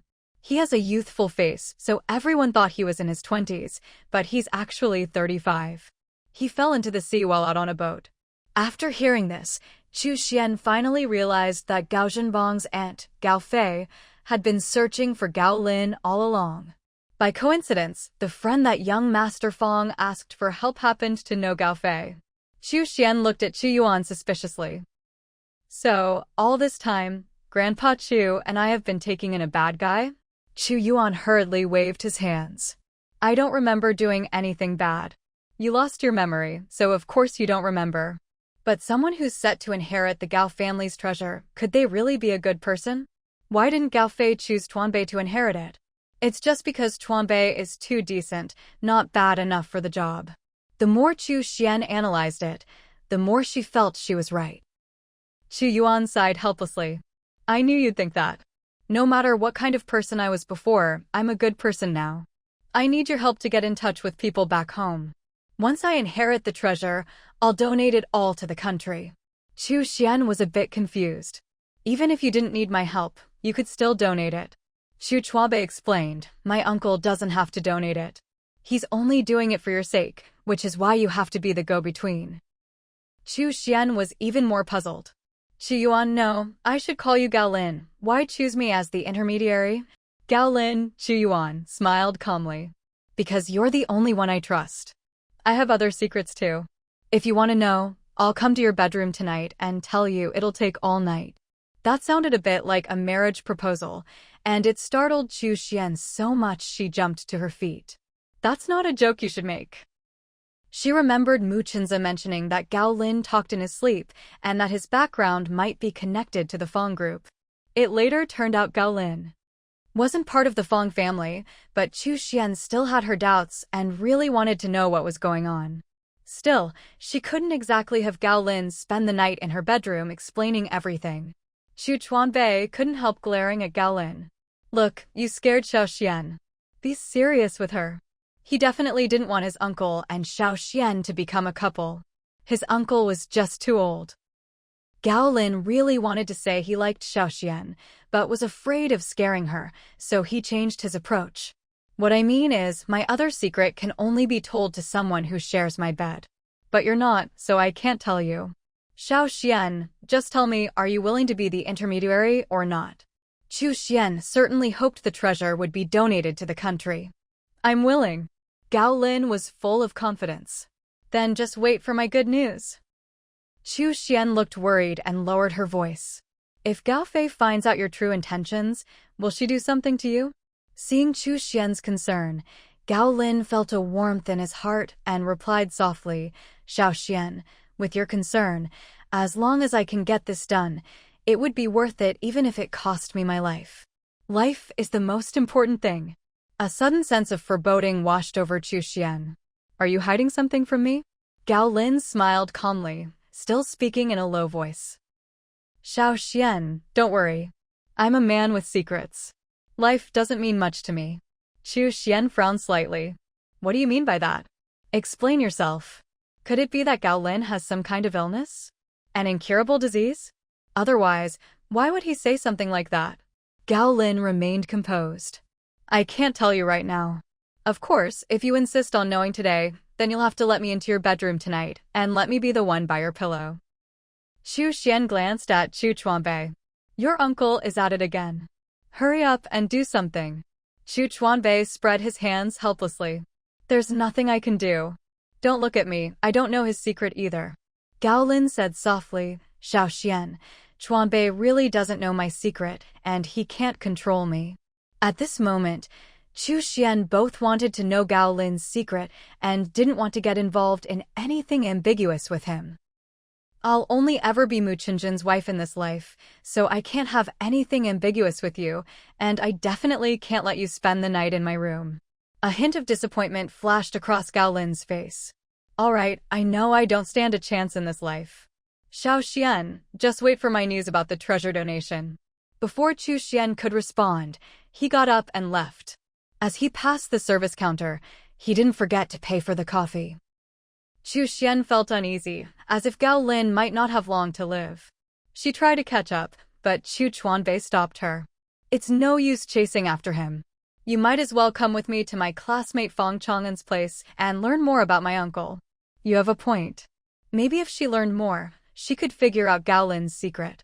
Half an hour later, Chu Chuanbei and Chu Xian rang the doorbell at the Fang family villa. Fang Chang'an was sitting on the sofa, looking over Gao Lin's file.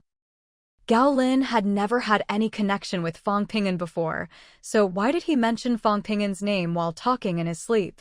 Fang Chang'an couldn't figure it out. When he heard the doorbell, he put Gao Lin's file aside and went to open the door. Seeing Chu Xian next to Chu Chuanbei, Fang Chang'an was pleasantly surprised. I've seen your photo before. You once took Gao Lin in. The information I had someone collect even included your photo. Chu Xian smiled graciously. The person you hired is really thorough, even finding my photo. Yeah, please come in. After following Fang Chang'an into the living room, Chu Xian and Chu Chuanbei's eyes fell on the file. Chu Chuanbei spoke first. Chang'an, do you mind if we take a look at Gao Lin's file? Fang Chang'an picked up the file and handed it over. Go ahead. Take a good look. And help me figure out why Gao Lin would call himself Fang Ping'an in his sleep, even though he clearly looks like Gao Lin. But when he wakes up, he won't admit to being Fang Ping'an. Chu Xian took the file. I have the same question. That's why I came to see you. Fang Chang'an gestured for them to sit. Chu Xian and Chu Chuanbei sat on the sofa and carefully flipped through the file. The more Chu Xian read, the deeper her frown became. Gao Lin had never been a good person.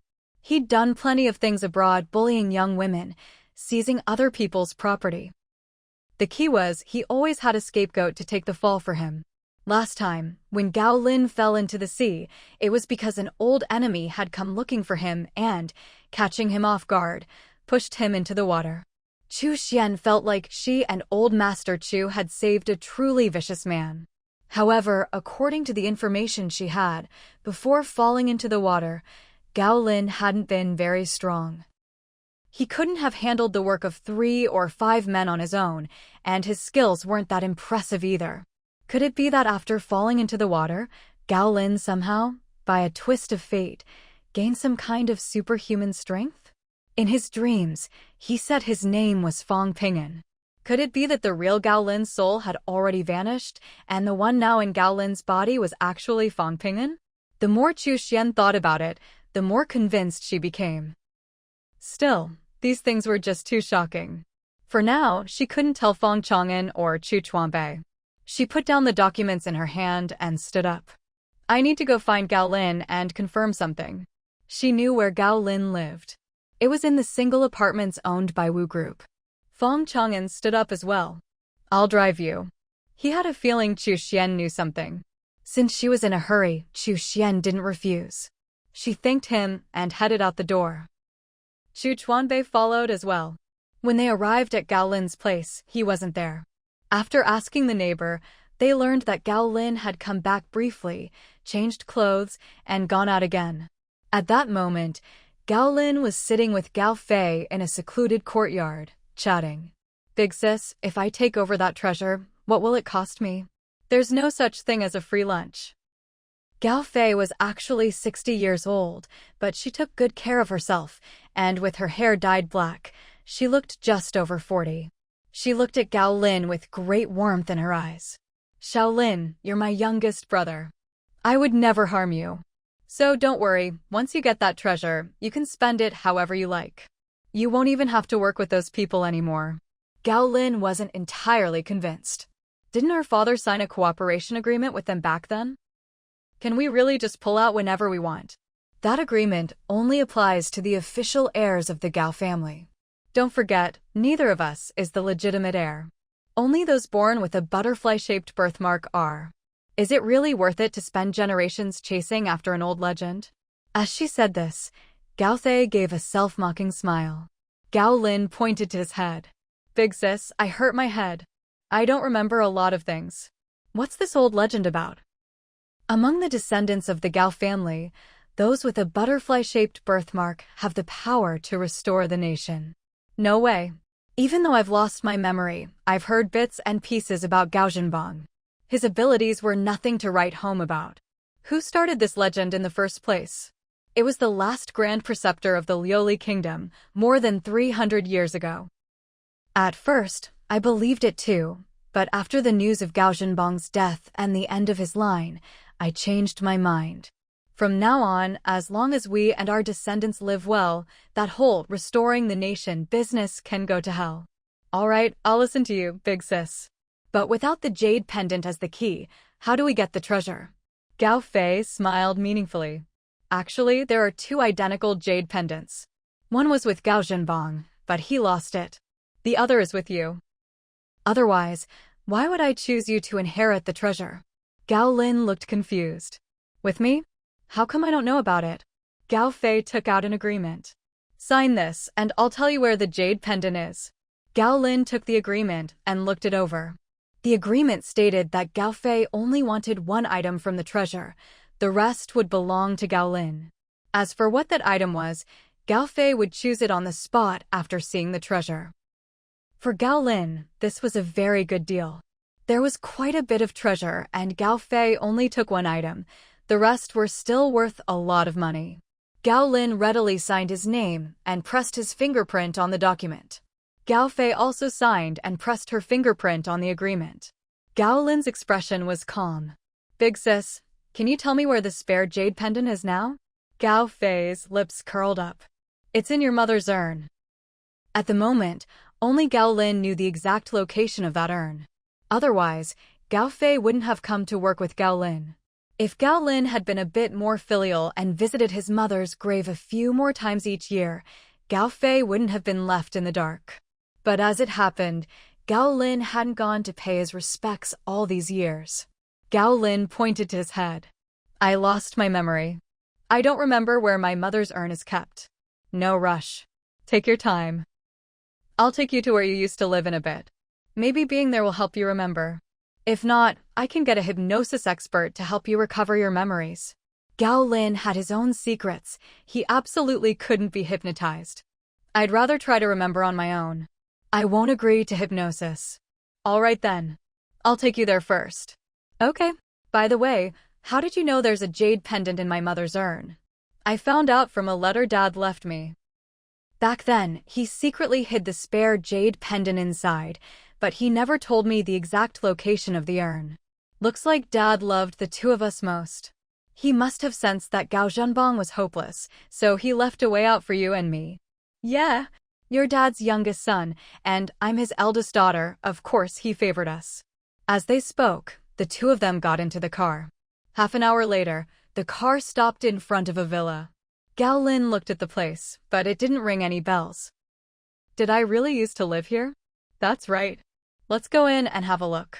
Maybe seeing something familiar will jog your memory. All right. The villa door was slightly ajar. Gao Lin got out of the car and walked inside. He saw a woman in her 50s busy in the kitchen. And this is... Gao Fei stepped forward to introduce her. She's the housekeeper you hired long-term. During the months you were missing, she's been coming by every day to clean and take care of the place. When she heard you were coming back today, she started working in the kitchen early this morning. Seeing a familiar face, does it bring back any memories? The housekeeper greeted Gao Lin warmly. Hello, Mr. Gao. I'm so glad you're back safe and sound. Gao Lin responded politely, thank you. Thank you for taking care of the house all this time. After a few pleasantries, Gao Lin still couldn't remember anything. Gao Fei took him to the study. On the desk was a photo of him and his mother.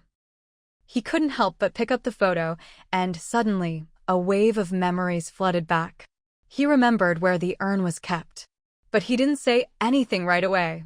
After all, in those memories, Gao Fei was a ruthless person. He had to be careful. Now he knew where the spare jade pendant was, and Gao Fei knew where the treasure was. Until he was fully prepared, he wouldn't reveal anything. Previously, he hadn't recovered Gao Lin's memories because he hadn't seen what mattered most to him. Today, it was the photo that did it. Just then, one of Gao Fei's men knocked and came in, whispering something in her ear. Gao Fei waved her hand, signaling him to leave. He did as told. Gao Fei said softly, Chu Xian and the others are looking all over for you. Do you want to invite them over? Gao Lin didn't believe for a second that Gao Fei would treat his friends as friends. No need.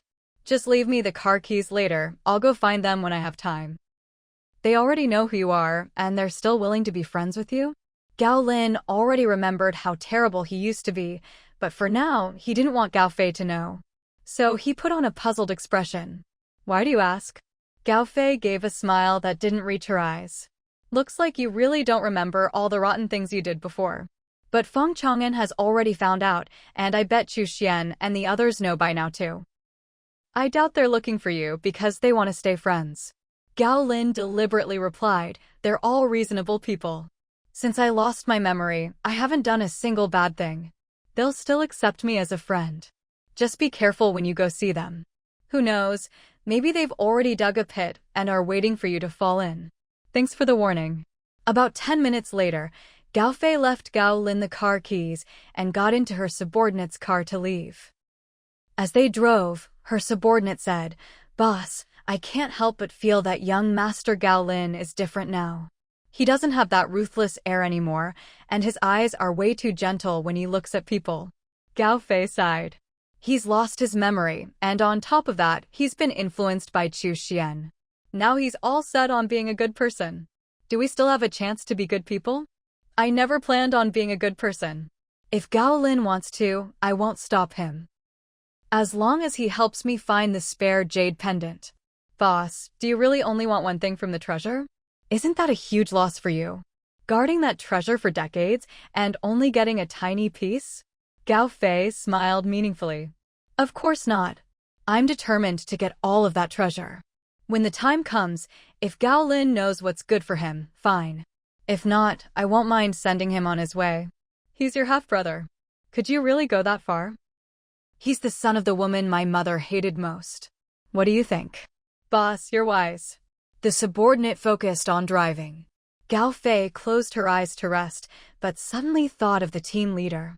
No need to keep in touch with the team leader anymore. Yes, ma'am.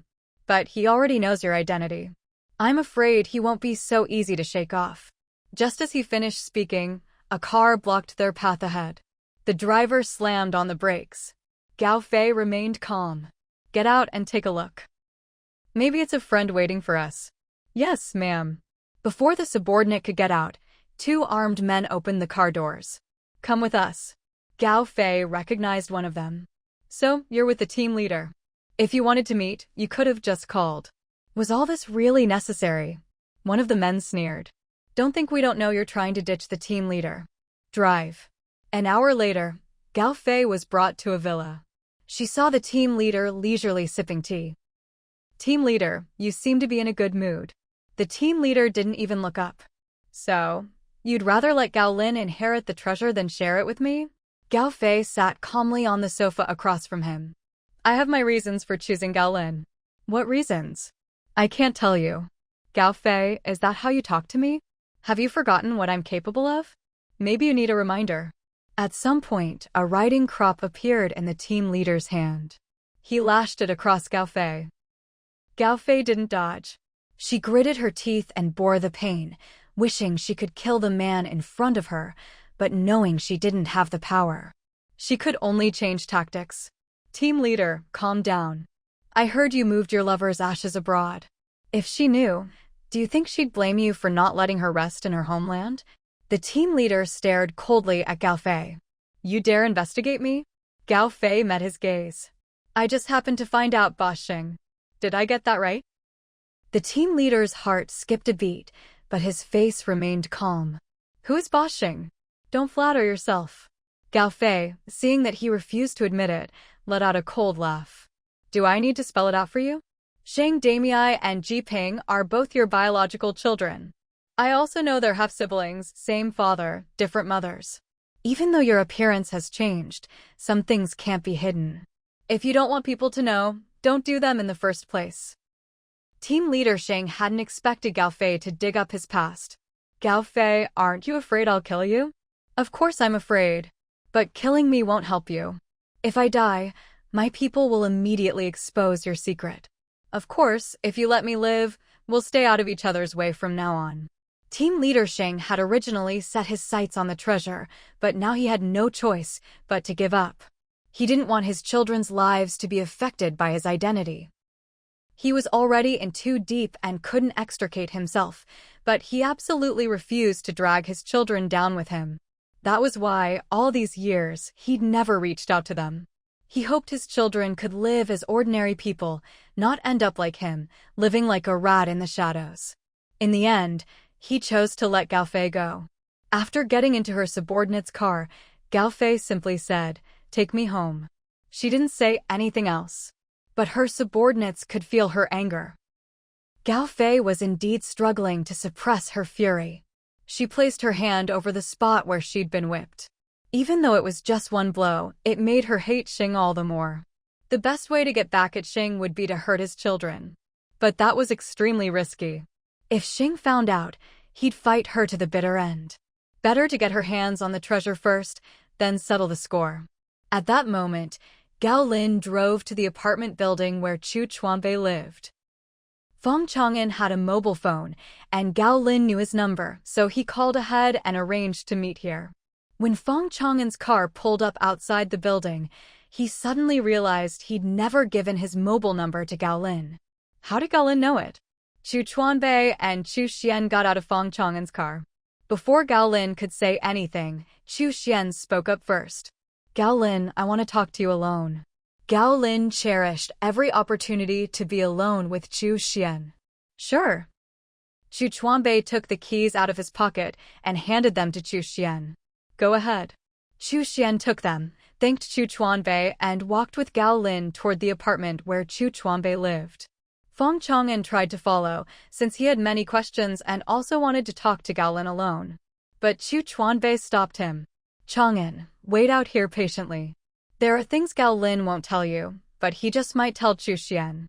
Feng Chang'an had no choice but to wait patiently. Chu Xian and Gao Lin entered the room one after the other. After closing the door, Chu Xian lowered her voice and asked, "You're not really Gao Lin, you're Feng Ping'an, aren't you?" Gao Lin gave a helpless smile, unable to lie to her. Actually, I'm Feng Chang'an's soul. When you and old Master Chu rescued Gao Lin, I was able to borrow his body. When Gao Lin dies, I'll find another host. Chu Xian's face lit up with excitement. Thank you for trusting me. Can you tell me who your next host will be? Gao Lin shook his head gently. I don't know. It's random. I hadn't planned to tell you the truth, but since you've already guessed, I can't deny it. Do you think I'm a monster? Can we still be friends? Chu Xian replied without hesitation, of course we can. A look of contentment appeared on Gao Lin's face. Xian, I remember where the spare jade pendant is. As long as we can get Gao Fei to reveal the treasure's location, we'll be able to get it easily. Gao Fei won't talk. That's not certain. I know her weakness. There was a scene deeply etched in Gao Lin's memory. He remembered Gao Fei coaxing her son, who was in his 30s, to eat. Her son was born with an intellectual disability, but she loved him more than life itself. If someone threatened her son's life, she would very likely reveal her secret. As for where her son lived, Gao Lin knew the location. Before he could act, Gao Lin needed to publicly break ties with Chu Xian and the others. Before Chu Xian could speak, Gao Lin continued, "Xiao Xian, don't ask what Gao Fei's weakness is. The less you know about this, the better. In the next few days, I'll create the illusion that we've had a falling out. Leave the rest to me. All you need to do is wait to act as the intermediary for donating the treasure." Chu Xian confirmed again, "If you die, can you really find another host?" Gao Lin's eyes were full of certainty. "That's right. I might as well tell you everything, so you won't worry about me. Gao Lin isn't my first host, he's my second. My first host was also a man who fell into the sea, but he wasn't lucky enough to be rescued, so I couldn't be reborn in his body. My future hosts will most likely also be men who fall into the sea. As long as they're rescued, I can be reborn again. Here, take this." A piece of paper appeared in Chu Xian's hand. It was a will. It stated that all of Gao Lin's assets would be donated by Chu Xian. Gao Lin planned, after securing the treasure, to perish together with Gao Fei. In that instant, Chu Xian felt this might be her last meeting with Gao Lin. "Fang Ping'an, from now on, whenever I see someone who's fallen into the sea, I'll save them, even if it's my enemy, I'll still save them." Gao Lin understood why she said this. "I hope that in the near future, I can be your friend again in another identity. As long as you remember me after you're reborn, come find me as soon as you can. I'll donate half of Gao Lin's assets and keep the rest for you. No need. I have money. Back when I was Fang Ping'an, I hid a stash of gold. It's enough for me to live comfortably for the rest of my life." Chu Xian looked puzzled. "You have money? Then why did you pretend to be broke and say you were working as a bodyguard for money?" "That was just an excuse to spend more time with you. I know the one you like is Muchinza, so there are some things I never planned to say out loud, so that things wouldn't be awkward if they met again in the future." Chu Xian understood what he meant. Neither of them said it outright. Chu Xian smiled. "Thank you. Thank you for being willing to donate the treasure. Thank you for being my bodyguard. Thank you for never confessing your feelings. Some things, once spoken, make it hard to stay friends. You can only become familiar strangers." Before leaving, Gao Lin glanced at Chu Xian, a hint of apology in his eyes.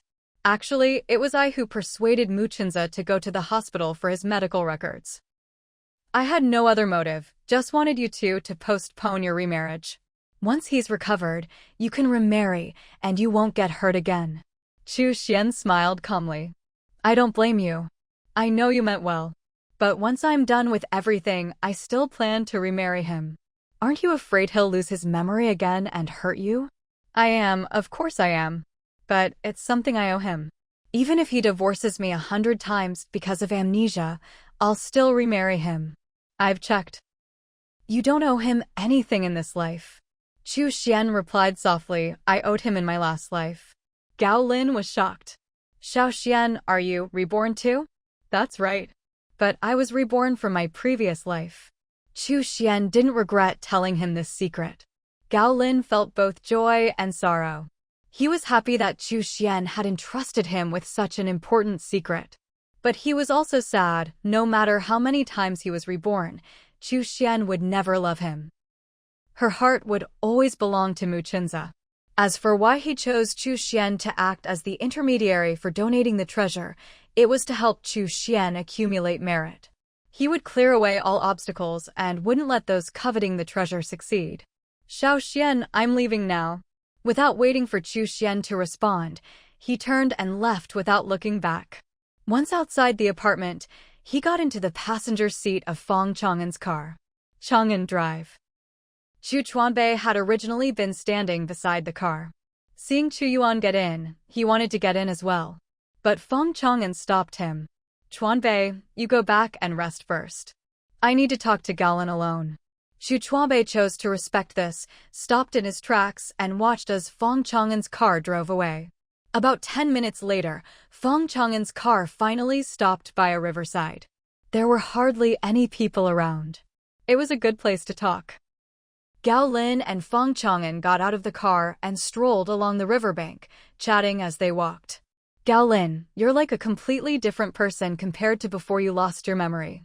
In fact, you act a lot like my big brother. I heard you talk in your sleep. Before he could finish, Gao Lin interrupted him with a smile. Chang'an, you might not believe me, but I really am occupying Gao Lin's brain. To be precise, Gao Lin is my host. The voice was Feng Ping'an's. Feng Chang'an quickly accepted this fact. He'd rather believe his big brother was still alive. Big brother, I'm sorry. I shouldn't have misunderstood you or deliberately tried to annoy you before. I was at fault too. As your big brother, I wasn't tolerant enough. It wasn't until I was dying that I realized, between brothers, why take things so seriously? Yeah, big brother, what are you planning to do now? I'm planning to change hosts. Why? This host has done too many evil things in the past. He's doomed not to live long. I plan to take Gao Fei down with me, and then be reborn again. Is it really possible to be reborn again? It is. Once I've found a new host, I'll come back to find you and Dad. Who will your new host be? I'm not sure yet. Just keep an eye on anyone who falls into the sea. Okay, but I don't understand. Why do you want to die together with Gao Fei? Because Gao Fei has done countless evil deeds. I want to deliver justice. You could just gather evidence of her crimes. She's always been extremely careful. How could she leave any evidence? But I know she's killed and robbed many times and always destroyed the bodies. Feng Chang'an didn't try to stop him anymore. Is there anything I can do to help? Of course. Cover for me. I need to go back to my old place to get something. Feng Chang'an nodded immediately, knowing that the place referred to Feng Ping'an's old residence. These days, bodyguards were stationed there every day, because ever since their father learned of Feng Ping'an's death, he would stay there for a night every few days. No one except Feng Chang'an and their father could get the bodyguards to leave. After discussing their plan, the two went their separate ways. To outsiders, they claimed that Gao Lin wanted to go into business with Feng Chang'an, but was refused and left angrily. Chu Xian tried to persuade Gao Lin to turn himself in for his past crimes, but Gao Lin flatly refused, and the two broke off relations. These rumors naturally reached Gao Fei's ears. Gao Fei didn't take it seriously. She had no idea that that very night, Gao Lin quietly snuck into the Feng family villa and retrieved what he needed. Over 100 gold bars. Gao Lin used these gold bars to hire people. The next morning, after Gao Fei left her residence, her son was kidnapped. She was threatened to reveal the exact location of the treasure. Gao Fei had no idea it was Gao Lin who kidnapped her son. She thought it was Captain Sheng's men. She immediately took her people to Captain Sheng's place, ready for a showdown, but found no one there. At this moment, team leader Sheng was at a secret location, listening to his subordinates report. Leader, I'm useless. I failed to catch Gao Fei's son. Someone else got there first. I couldn't catch Gao Lin either. Our people are no match for him. He's incredibly strong, able to take on 10 men at once. Useless. You're all a bunch of good-for-nothings. I could maybe understand not catching Gao Lin, but you couldn't even grab Gao Fei's idiot son? How do you have the nerve to come back alive? With that, team leader Sheng shoved a dagger into the subordinate's hand and continued, "Get out and finish yourself off." The subordinate didn't want to die. He fell to his knees with a thud. Leader, please spare me. Give me one more chance. I swear I'll bring back that idiot. I don't need trash like you. Someone, drag him out and feed him to the dogs. Immediately, someone came in from outside and carried out the order. Within half an hour, a life was lost. Team leader Sheng then sent people out to gather information on Gao Fei and Gao Lin. A few hours later, he learned that Gao Fei was out looking for him with her people. Only then did he realize that Gao Fei had misunderstood him. But he had, in fact, sent people to try to kidnap Gao Fei's son. Now, there was no way to clear his name. Gao Fei couldn't find any trace of team leader Sheng, but she did receive a threatening letter sent in his name.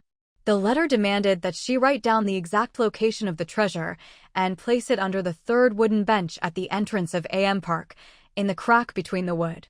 If she did this, her son would be safe. If she provided false information, they would kill her son. She was also told to tie up Gao Lin and deliver him to an abandoned warehouse in the suburbs. For the sake of her son's life, Gao Fei was willing to write down the real location of the treasure. As for tying up Gao Lin, she felt no guilt at all. Of the two tasks, she decided to do the second one first. She invited Gao Lin over for dinner at her place. She drugged the food with knockout drops. Gao Lin pretended to fall asleep, was tied up tightly, and delivered to the abandoned warehouse. What Gao Fei didn't know was that this was all part of Gao Lin's ruse. The knockout drops had no effect on him at all. After Gao Fei learned that Gao Lin had been taken away, she wrote down the exact location of the treasure. The note was placed in the designated spot. Gao Fei had her people secretly watch the area. As soon as someone took the note, her men followed. Unfortunately, they lost the trail. The note soon ended up in Gao Lin's hands. Gao Fei's son was returned. Gao Fei hugged her son and cried her heart out. After wiping away her tears, she ordered her people to keep searching for team leader Sheng's whereabouts. She swore to kill him. Disguised, Gao Lin took the spare jade pendant and, under cover of darkness that night, headed straight for the treasure's location. He wanted to see for himself what the treasure really was. When he got close, he found that Gao Fei's people were guarding the area. There were about 5 of them. Taking them out silently was no problem for Gao Lin. It didn't even take him 10 minutes. Gao Lin used the spare jade pendant to open the entrance to the treasure, only to be bitterly disappointed. There were no antiques, gold, jewels, or anything he'd imagined. On the field, as large as a soccer pitch, there was only a plain, palm-sized wooden box. For a moment, he thought he was seeing things.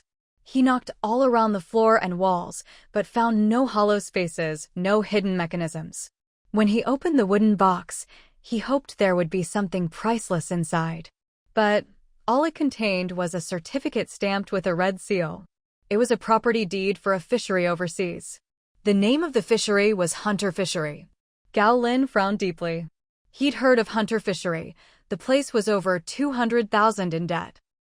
The reason was that the manager was incompetent, leading to poor business. The owner of the fishery had disappeared, so no one could fire the manager. Gao Lin couldn't help but curse the Gao family ancestors. This is what they called a treasure? This was a trap for their descendants. Thinking of the will he'd left for Chu Xian, he felt a pang of guilt. This fishery was a hot potato. This was an underground chamber with stone floors and walls. Gao Lin, still unwilling to give up, put the fishery ownership certificate back into the wooden box and carefully inspected every stone once more. Just then, footsteps sounded from outside. Gao Lin didn't hide. Didn't those people want the treasure? Fine, let them have it. Over 200,000 in debt, let's see who wants to take that on. Before long, Gao Fei arrived with a group of people. They saw no gold, silver, or jewels. Gao Fei demanded, "Gao Lin, have you regained your memory? I already saw the jade pendant in the keyhole at the entrance. Did you bring Captain Sheng's people here to clear out all the treasure?" Gao Lin sneered and pointed at the wooden box on the ground. "Our dad set us up. There's no treasure here, just a permanent ownership certificate for Hunter Fishery. You've heard of it, right? It loses money every year and is now over 200,000 in debt. You drugged me and tied me up. You and Captain Sheng are in cahoots, working together. Today, let's settle the score." Furious, Gao Fei snatched the paper from the wooden box, confirming it really was the debt-ridden Hunter Fishery. She looked more closely at the dust on the stone floor. Aside from footprints, there were no other marks. That meant the room had always been empty. "Gao Lin, we'll settle our accounts later. First, tell me where Captain Sheng is. I need to deal with him. I'm going to kill him." At that moment, sounds of fighting came from outside. Gao Fei had left some people to guard the entrance. Captain Sheng had brought his men to seize the treasure, and the two sides had clashed. Captain Sheng, still unaware that the treasure was just an ownership certificate, ordered his men to storm the chamber at any cost. As for the people Gao Lin had hired, they were still waiting outside for his signal. The agreement was that Gao Lin would signal them once he found the treasure. Since he'd only found a certificate, he hadn't sent the signal earlier. But now, needing help to deal with Gao Fei and Captain Sheng, he quickly slipped to the chamber entrance amid the chaos and sent the signal.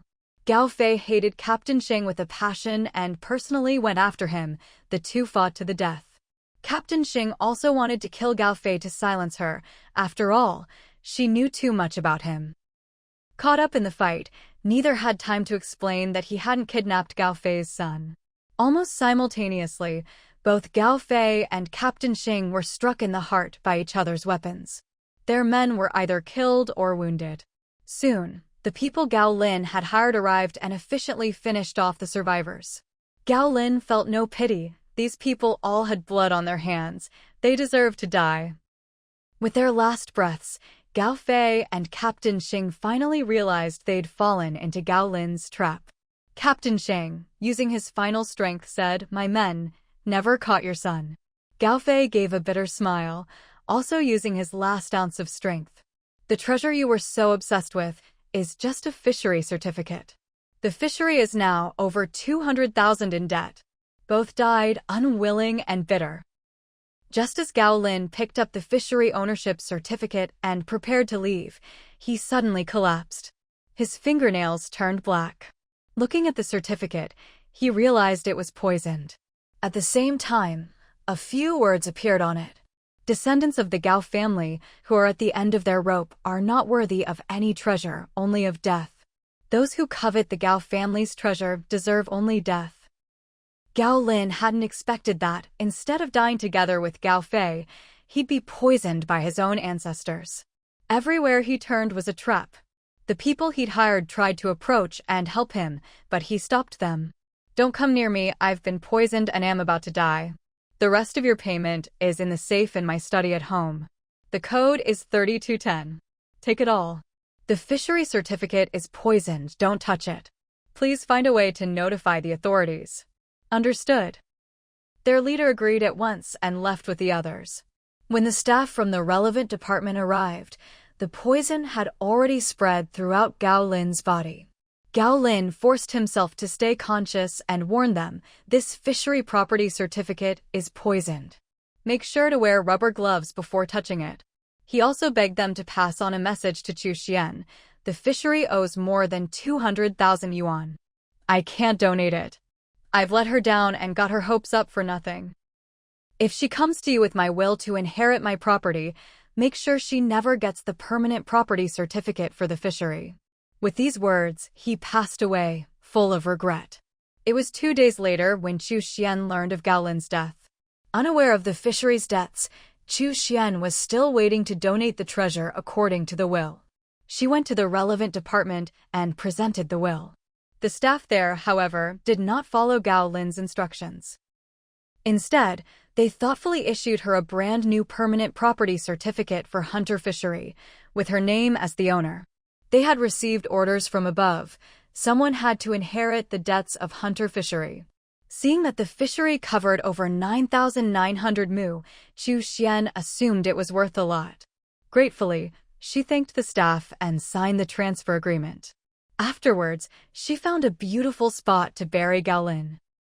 After paying her respects, Chu Xian, accompanied by her family, drove to Hunter Fishery. When she arrived and asked around, she learned that the nearly 10,000 mu Hunter Fishery had been losing money year after year and was more than 200,000 yuan in debt. After consulting a local lawyer, she found out that she couldn't sell or donate the fishery and would have to pay off its debts first, all because she had signed the transfer agreement. Only after the debts were cleared would she have the right to sell or donate the fishery. At that moment, what she wanted most was to find the reincarnated Fangping'an and give him a good beating. She had trusted him so much, and he set her up like this? After calming down, she decided to get to the bottom of why the fishery was losing money every year. Local fishermen told her that the fishery was losing money because the manager was neglecting his duties. The manager, John, spent his days drinking and singing, completely ignoring the fishery's business. Chu Xian and her family found the drunken manager, John, in a bar. John claimed not to know them and refused to say anything. They had no choice but to find somewhere to stay and wait for him to sober up. The next morning, John woke up, took a shower, changed into clean clothes, and was about to head out. Chu Xian and her family were waiting for him at the door. Chu Xian showed him her passport and the permanent property certificate for the fishery. John, from now on, I'm your boss. Understand? John was visibly moved and tried to grab Chu Xian's hand, but she dodged him. Still, John was clearly excited. Boss, you've come at just the right time. It's great that the fishery has a new owner. Now I won't have to keep drinking and singing with those loan sharks just to pay the workers' wages. Chu Xian and her family were all puzzled. Just then, the fishermen who had just returned from sea came running over, chattering among themselves. I heard the fishery has a new boss? Finally, a new boss. Now we can count on getting paid. Boss, don't listen to rumors. John is a competent manager. He's very capable. That's right. If he hadn't been taking out loans every month to pay our wages, we'd have starved long ago. Chu Xian was even more confused. A nearly 10,000 mu fishery can't support a dozen of you? How did the fishery end up more than 200,000 yuan in debt? John pointed to the living room and politely said, Boss, please come inside. Everyone, let's sit down and talk. It was only after some discussion that the real reasons behind the fishery's losses over the years became clear. First, every year, people would sneak into the fishery under the cover of darkness to steal fish, resulting in a loss of about 1/3 of the catch. Second, the fishery had to pay a hefty property tax each year. Third, every year, some of the thieves who tried to steal fish would fall into the water and drown. The fishery was required to pay compensation for these incidents. This alone had accumulated to over 300,000 yuan. If it weren't for these compensation payments, the fishery could have made a profit of around 100,000 yuan a year. After understanding the situation, Chu Xian specifically consulted a lawyer. Why did they have to compensate people who were stealing fish? Was there any way to reduce taxes? How could they prevent future thefts? The lawyer explained that a new policy had just been introduced. If the fishery hired disabled workers, they could get a partial exemption from the property tax. As for the deaths of thieves on the fishery's property, according to local law, as long as it happened within the boundaries of hunter fishery, Chu Xian was legally required to pay compensation. When it came to preventing future thefts, the lawyer said there was nothing he could do to help. Chu Xian would have to figure that out on her own. But there are always more solutions than problems. Chu Xian decided to visit other fisheries to learn from their experiences. Wu Bingqing used his connections to get in touch with 2 fisheries. However, he and Tian Shaoan were busy with company affairs and couldn't accompany Chu Xian. When Chu Chuanbei heard about this, he volunteered to go with her. Before setting out, Chu Xian went to the relevant authorities again to confirm Gao Lin's assets before his death. Aside from the hunter fishery, there was nothing else. Chu Xian felt something was off. There was no way Gao Lin had died penniless. She pressed the staff for a long time before finally getting an answer. All of Gao Lin's assets had been swept away by the people he'd hired before his death, and his house had been burned down. They were all desperate criminals. At present, there were no leads on their whereabouts. Chu Xian had no choice but to accept this. But this wasn't enough to crush her determination. She quickly adjusted her mindset and set off with Chu Chuanbei to visit the Nyola fishery. At Nyola fishery, theft was rare. The reason turned out to be that the seafood raised there was disliked by the locals. It was mostly hard-shelled seafood like sea crabs and lobsters. As for property tax, they paid very little because most of their workers were deaf-mute, which, according to local law, entitled the fishery owner to significant tax breaks. After learning all this, Chu Xian thanked the owner and left. Next, they headed to the Fendi fishery. This fishery raised sea fish, but had never experienced theft. After digging deeper, Chu Xian found out that the fish they raised were the kind locals hated the most. As night fell, Chu Xian and Chu Chuanbei returned to the hunter fishery. The seafood at their own fishery grew naturally and was quite diverse, with most varieties being local favorites. Chu Xian found John and handed him 200 yuan. "John, I need you to conduct a survey. Go to every village around our fishery and ask them." John looked confused. "Boss, I've heard of surveys, but what exactly should I ask?" "Ask them which seafood they dislike the most and which ones they like best." "Okay, boss. Anything else you need me to do?" "Help me recruit 20 disabled workers, deaf-mute people preferred." "Boss, is this to save on taxes?" "But if you do this, our current workers might lose their jobs."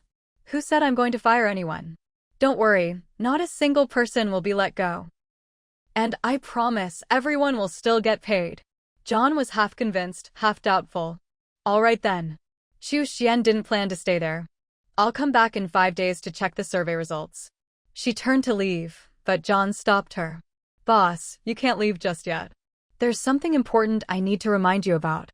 Chu Xian replied good-naturedly, "I'm happy to hear your reminder. Please, go ahead." Truth be told, Chu Xian was feeling uneasy. She had a hunch that whatever John was about to say wouldn't be good news. She kept a smile on her face, encouraging John to go on. John looked apologetic. "Boss, the fishermen's wages still haven't been settled. I was wondering if you could spare some funds." Chu Xian had never been the type to withhold her employees' pay. But lately, she'd been spending a lot with little income coming in, so money was tight. Still, she'd just taken over the fishery and needed to show some strength. "Wages will absolutely not be delayed. How much do we need in total?" John held up 3 fingers. Chu Xian thought he meant 300 yuan. 300? No problem, I'll get it to you right away. In those days, a monthly wage of 30 or 40 yuan was pretty standard. John quickly waved his hand. "Not 300. 3,000. We have 10 people here, and each gets 300 yuan a month on average. That's actually a bit higher than the local wage." "Who set this wage?" "It was set according to the agreement the previous owner signed with me." "Where's the agreement?" "It's in my study.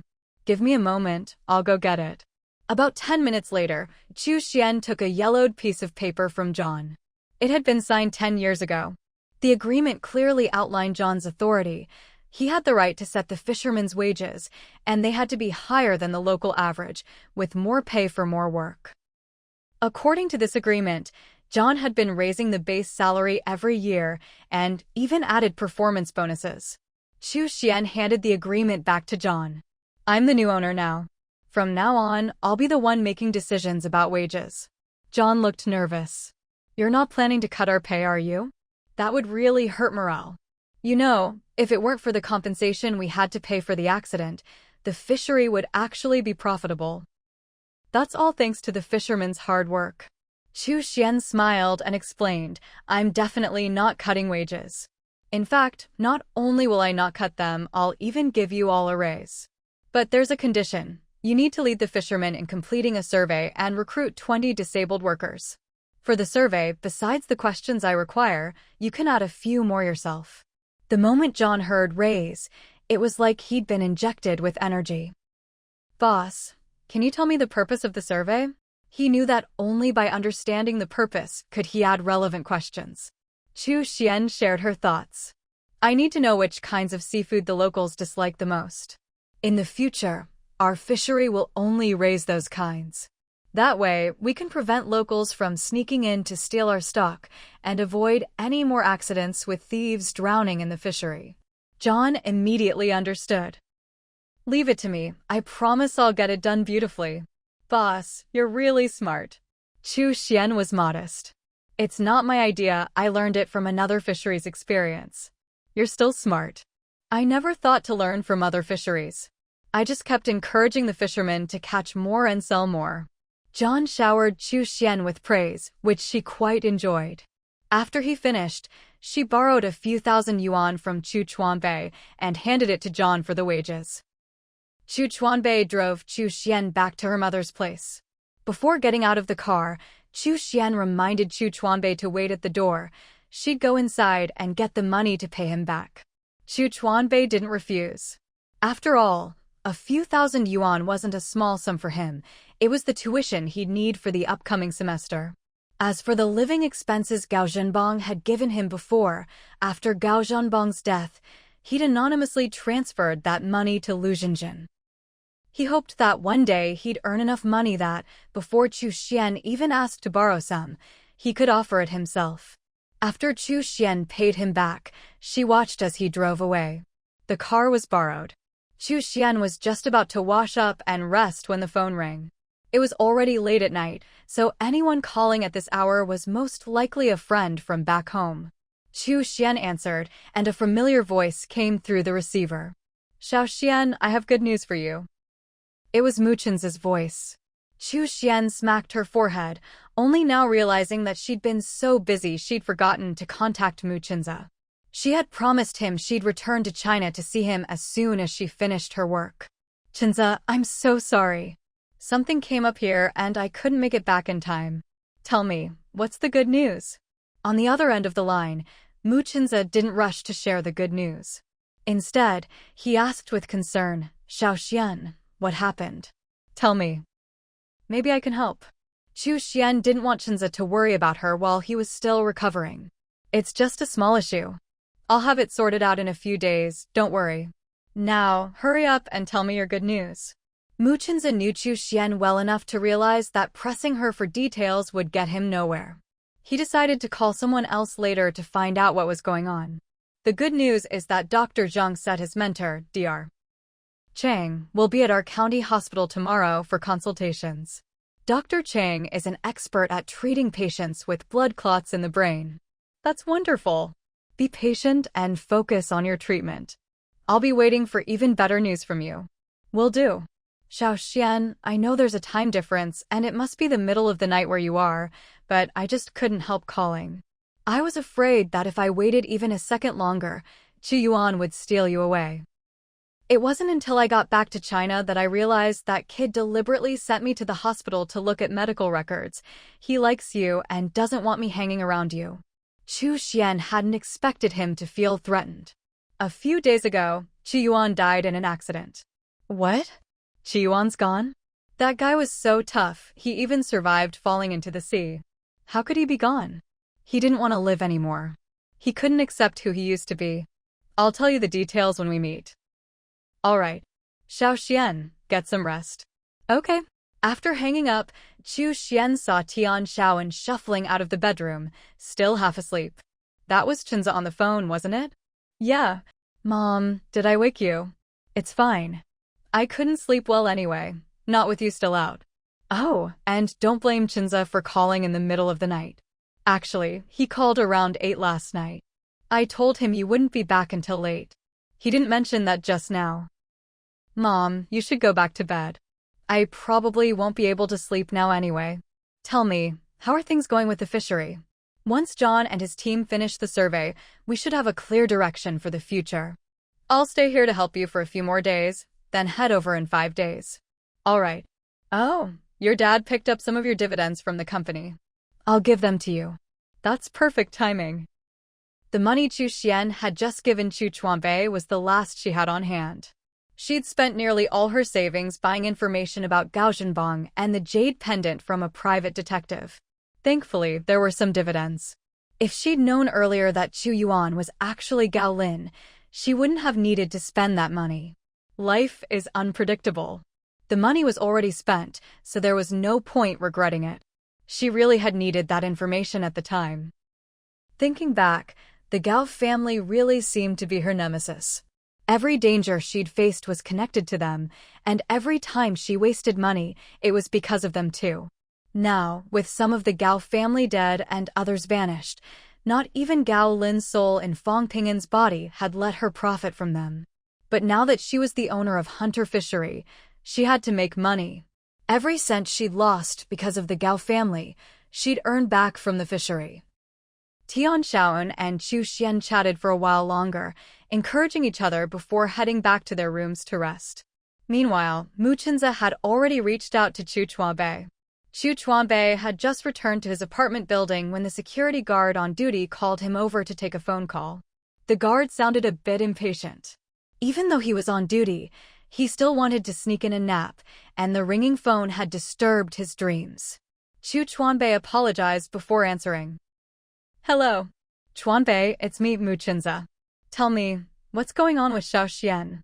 Xu Chuanbei hesitated, unsure whether he should tell him or not.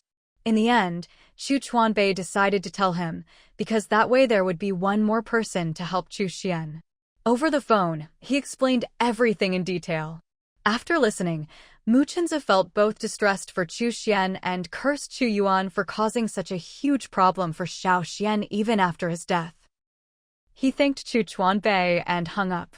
He planned to see the traditional Chinese doctor the next day, get a month's worth of herbal medicine, and take it abroad. He was going to help Xiao Xian. The next day, Muchinza rode his bike to the traditional Chinese medicine hospital and registered to see Dr. Chang. Dr. Chang shared a clinic with Dr. Zhang. Dr. Zhang believed in lifelong learning. He watched carefully as Dr. Chang took Muchinza's pulse, diagnosed him, and wrote a prescription.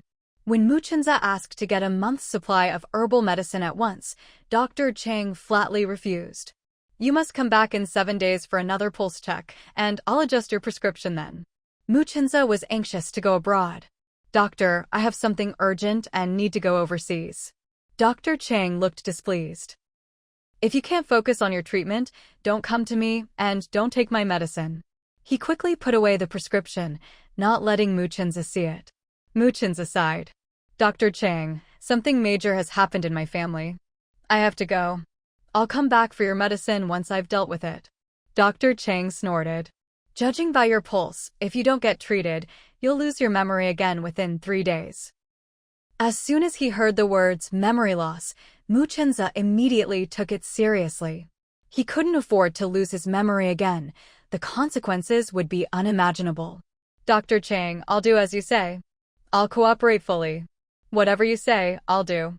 Only then did Dr. Chang nod in satisfaction and hand over the prescription. Get the medicine as prescribed and come back in 7 days for a follow-up. I'll do acupuncture and adjust your prescription then. I'll be here for the next 3 months. I'll definitely cure you, kid. Muchinza instantly understood what he meant. You mean, within 3 months, my illness can be completely cured? If you follow my instructions, I guarantee you'll be fully recovered in 3 months. I will. An hour later, Muchinza returned home, feeling guilty that he couldn't be there to help Xiao Xian through this tough time. He had to do something. Xiao Xian definitely needed money. He had to find a way to send her some. She might not accept it. Soon, he thought of a solution. Send the money to Tianshaoan. Muchinza didn't have much in savings, but fortunately his parents still had some. As for his older brother's family, Muchinza was embarrassed to ask. They had just bought a house and a shop in the city. When Qin Mahua heard Muchinza wanted to borrow money, she couldn't help but ask, why do you need to borrow money? Muchinza didn't hide it. Xiao Xian is in trouble overseas. Before he could finish, Qin Mahua immediately took out all the family's bank books. A total of 30,000 yuan. Muchinza's eyes reddened. Mom, I didn't expect you'd give me everything. Qin Mahua patted him on the shoulder. If you'd asked a few days ago, I really wouldn't have had it. The village factory just paid out the dividends, and your uncle repaid some money too. Mom, you're so good to me and Xiao Xian. All right, enough with the sweet talk. Just bring Xiao Xian back as soon as you can. Hurry up and send the money. Okay. 5 days later, Xu Xian and Tian Shaoan went to hunter fishery again. John brought out all the questionnaires and the summary results. Boss, the survey results show that people here dislike seaweed and oysters the most. Please take a look. Xu Xian flipped through them quickly. That was indeed the result. She finally decided to farm seaweed and oysters.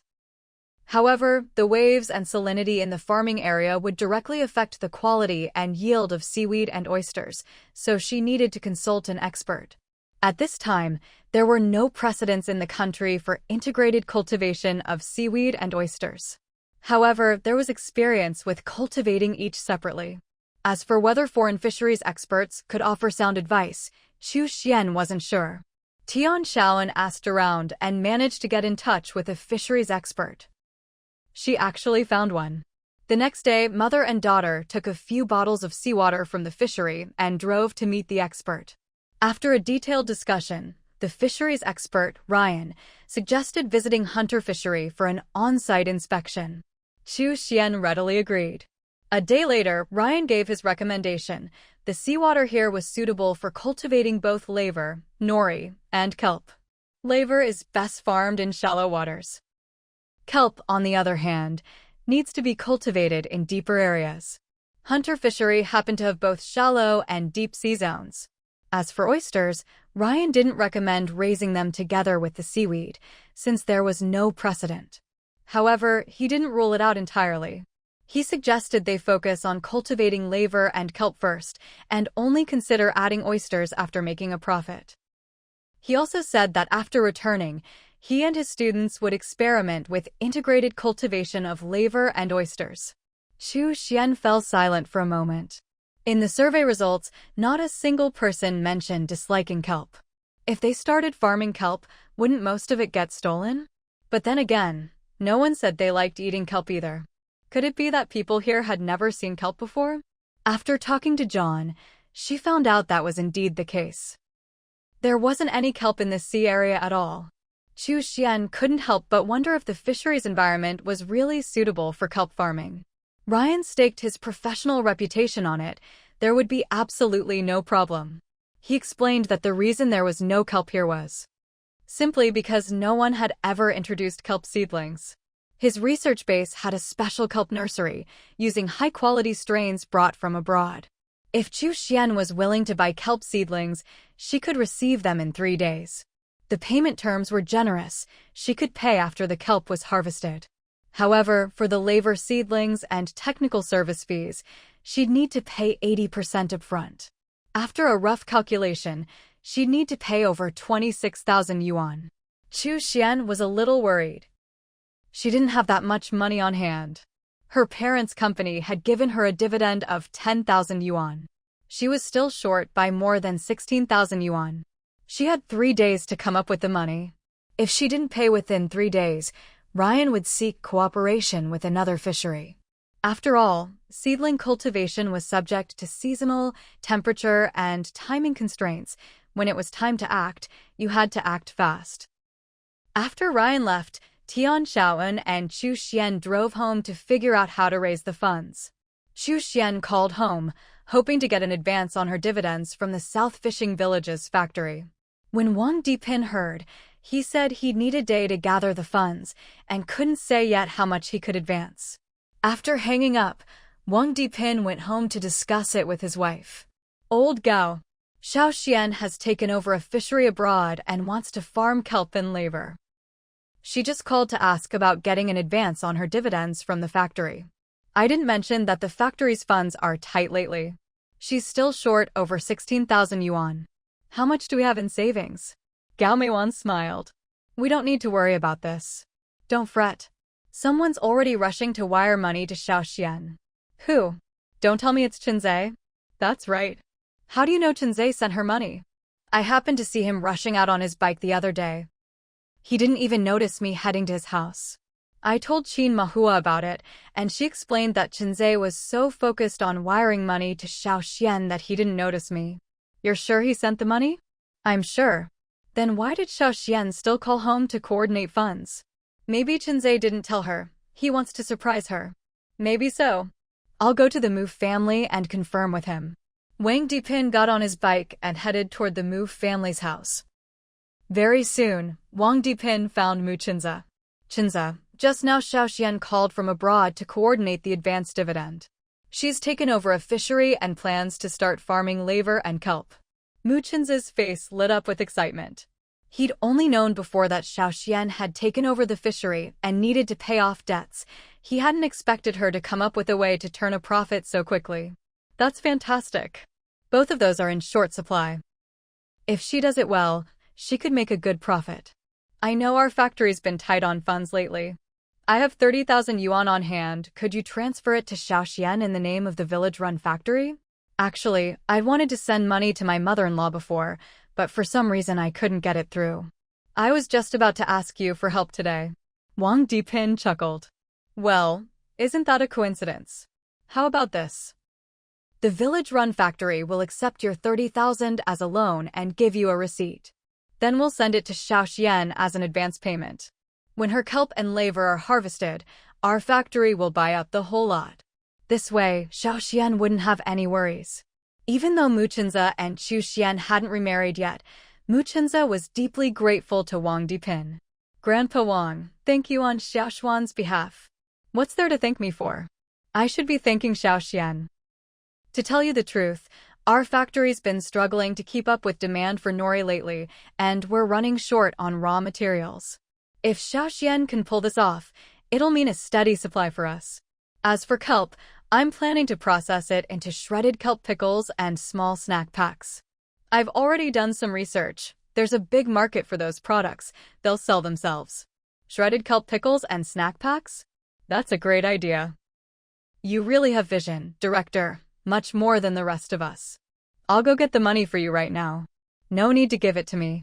Financial management is more formal now than before. I'll head back to the factory, and in about 10 minutes, you can take the money straight to the accounting office at the Village Run factory and have them give you a receipt. I'll handle the rest. Before Muchenza could reply, Wang Dipin turned and left. Muchenza was filled with gratitude. That same day, Chu Xian received a call from home. The caller reminded her to call Wang Dipin back. The Village Run factory's phone could still receive international calls, but couldn't make them. She had to call a place that could make international calls and have someone relay the call. When Chu Xian answered the phone, it was the middle of the night abroad. She hadn't been able to sleep, weighed down by the pressure of raising funds. As soon as she finished the call, she dialed Wang Dipin. Hello, Grandpa Wang. Is there news about the advance dividend? Wang Dipin's gentle voice came through the receiver. That's right. But it's in the form of an advance payment. We're pre-ordering the laver and kelp you'll be farming. The factory is short on raw materials. As for the price, you can set it according to the market rate when the time comes. Chu Xian was moved to tears. Grandpa Wang, thank you. Next year, I'll make sure to send the best quality laver and kelp to our factory. Wang Dipin felt a little guilty, since the money was actually from Muchenza. But Muchenza had repeatedly insisted not to tell Xiaoxian the truth, or she would refuse the money. So he composed himself and replied, Xiaoxian, we're just helping each other out, don't think too much of it. Once you know the market price, just don't scold me for moral blackmail. We really are short on these two things. Give me your business account details. Okay. After hanging up, Chu Xian didn't go back to her bedroom. Instead, she sat by the phone, grinning foolishly. The funding problem was solved. Over on John's side, they'd already hired 20 disabled workers, so there was enough manpower. All that was left was to teach the staff how to farm laver and kelp. Just then, Tian Shaoan came into the living room, looking concerned. Xiaoxian, I couldn't sleep, so I came out to talk to you. I wanted to go over the costs of farming laver and kelp again and figure out how long it'll take to recoup our investment. Chu Xian gently held Tian Xiaoyun's hand and said softly, Mom, don't be too nervous. When we sign the technology transfer contract with Ryan, I'll ask him to add a clause. His technical team must provide full support until the seaweed and kelp are harvested. After paying so much in fees, they couldn't afford to waste it. Tian Shaoan had weathered many storms in her life, but she'd never been as nervous as she was today. Hunter fishery was her daughter's first business venture overseas. She wanted it to be a resounding success, even more than she cared about her own first business. Xian, you're right. That clause is a must. Actually, I've done some rough calculations. The seaweed seedlings themselves don't cost much, just a few thousand yuan at most. The real expense is the technical service fee. Exactly. I've calculated the costs. Half the fishery will be used for seaweed, the other half for kelp. After harvesting the seaweed next year, selling it will cover our costs. Once we sell the kelp, that'll basically be pure profit. Did you include labor and fishing boat maintenance? I included everything. If the quality of the seaweed and kelp is good, we can make even more. Mom, we've already raised all the money. As soon as it's in the account, we'll go find Ryan and sign the contract. Is the money being wired from China? That's right. It might not arrive in time. How about this? Tomorrow, let's transfer 16,000 yuan from Wu Group's account first. The sooner we sign the contract, the sooner we can start farming. Time waits for no one. Xu Xian nodded in agreement. The mother and daughter chatted a while longer before heading to their rooms to rest. At 7 in the morning, Tian Shaoyun and Wu Bingqing drove out together. Bingqing, today can you transfer 16,000 yuan from our company account to Xian? She'll definitely pay it back within half a month at the latest. Before, she knew the company's funds were tight, and they'd just paid Xian a 10,000 yuan dividend, so she hadn't wanted to bring it up. But today was different. This money, Xian would be able to return to the company very soon. Wu Bingqing looked troubled. Shaoyun, it's not that I don't want to help Xian. If the company had the cash, I'd have offered without you even asking. The problem is, we simply don't have that much in liquid funds right now. Tian Shaoyun frowned. That didn't seem right. She'd just checked the company accounts 2 days ago. There was nearly 20,000 yuan left. Did someone touch the company's funds yesterday? Wu Bingqing looked apologetic. Shaoyun, I wanted to tell you last night, but I was afraid you'd be too upset to sleep, so I waited until now. Who was it? Don't tell me it was your brother. It was. He went behind my back and ordered a batch of goods, paying a 16,000 yuan deposit yesterday. Who gave him the right? Company policy says both of you have to sign for any transfers. Did you sign anything yesterday? Wu Bingqing was helpless. No, I didn't. But our accountant Judy still listened to him and made the transfer. She's fired. Judy must be fired. I'll hold her accountable for this. Honey, I'm afraid that won't work. What do you mean? I just found out yesterday that my brother and Judy are dating. They're getting married next month. I don't care if they're getting married or not. Either the 16,000 yuan is returned to the company or Judy is fired. If you don't want to be the bad guy, I will. Thinking of her brother-in-law Wu Bingwen's actions, Tian Shaoyun suddenly recalled a saying, a dog can't stop itself from eating shit. He had no investment sense, yet insisted on jumping into investments. That deposit he paid, who knows if it'll just go down the drain. That money had to be recovered. Seeing his wife so angry, Wu Bingqing quickly promised, I'm not afraid to be the bad guy. As soon as we get to the office, the first thing I'll do is make my brother return the money. If not, I'll fire Judy on the spot. After arriving at the company, Wu Bingqing headed straight for Wu Bingwen's office. Tian Shaoyun didn't follow. She went directly to her own office. She trusted that Wu Bingqing would keep his word. Finding Wu Bingwen's office empty, Wu Bingqing turned toward the finance department. As he pushed open the door, he saw Wu Bingwen and Judy flirting with each other. Wu Bingqing's brow furrowed. He absolutely detested people behaving like this in the office. Especially since there were 3 other employees in the finance department. But Wu Bingwen didn't care at all about what others thought. Wu Bingqing, on the other hand, did care. He didn't even need to look to sense the helplessness of the other employees toward Wu Bingwen and Judy's antics. The two of them were practically glued together. Wu Bingqing cleared his throat twice, hoping to give Wu Bingwen a hint. Wu Bingwen ignored him completely. Wu Bingqing was speechless. His older brother was no spring chicken. How could he still be so obsessed with this kind of thing? Was it because Judy was young and pretty? Very likely. But now wasn't the time to analyze the reasons. Getting the money back was the priority. He strode forward and gave Wu Bingwen a hard slap on the shoulder. Big brother, that's enough. Only then did Wu Bingwen let go of Judy. The moment Judy saw Wu Bingqing, she immediately straightened up, dropping her coquettish act and putting on the appearance of a well-behaved girl. If Wu Bingqing hadn't witnessed the scene just now, he would have thought Judy was a good girl, just led astray by Wu Bingwen. But now he was certain Judy and Wu Bingwen were two of a kind, neither of them any good. Ignoring Judy, Wu Bingqing looked sternly at Wu Bingwen. Manager Wu, come with me to the office.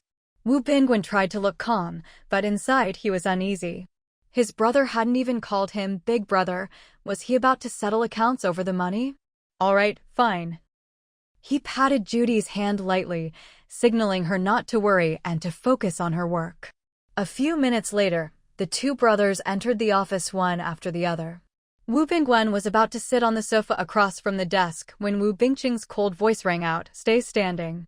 As soon as he finished speaking, Wu Bingqing sat down in the office chair.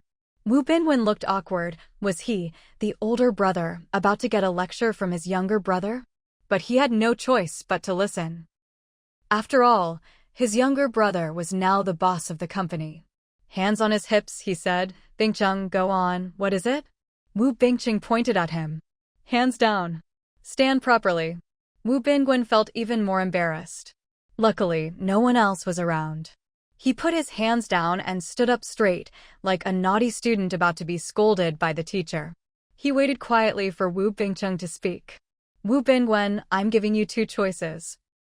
Either you get back the 16,000 yuan deposit today and return it to the company account, or the company will fire both you and Judy." Wu Bingwen looked at him in disbelief. "You want to fire me?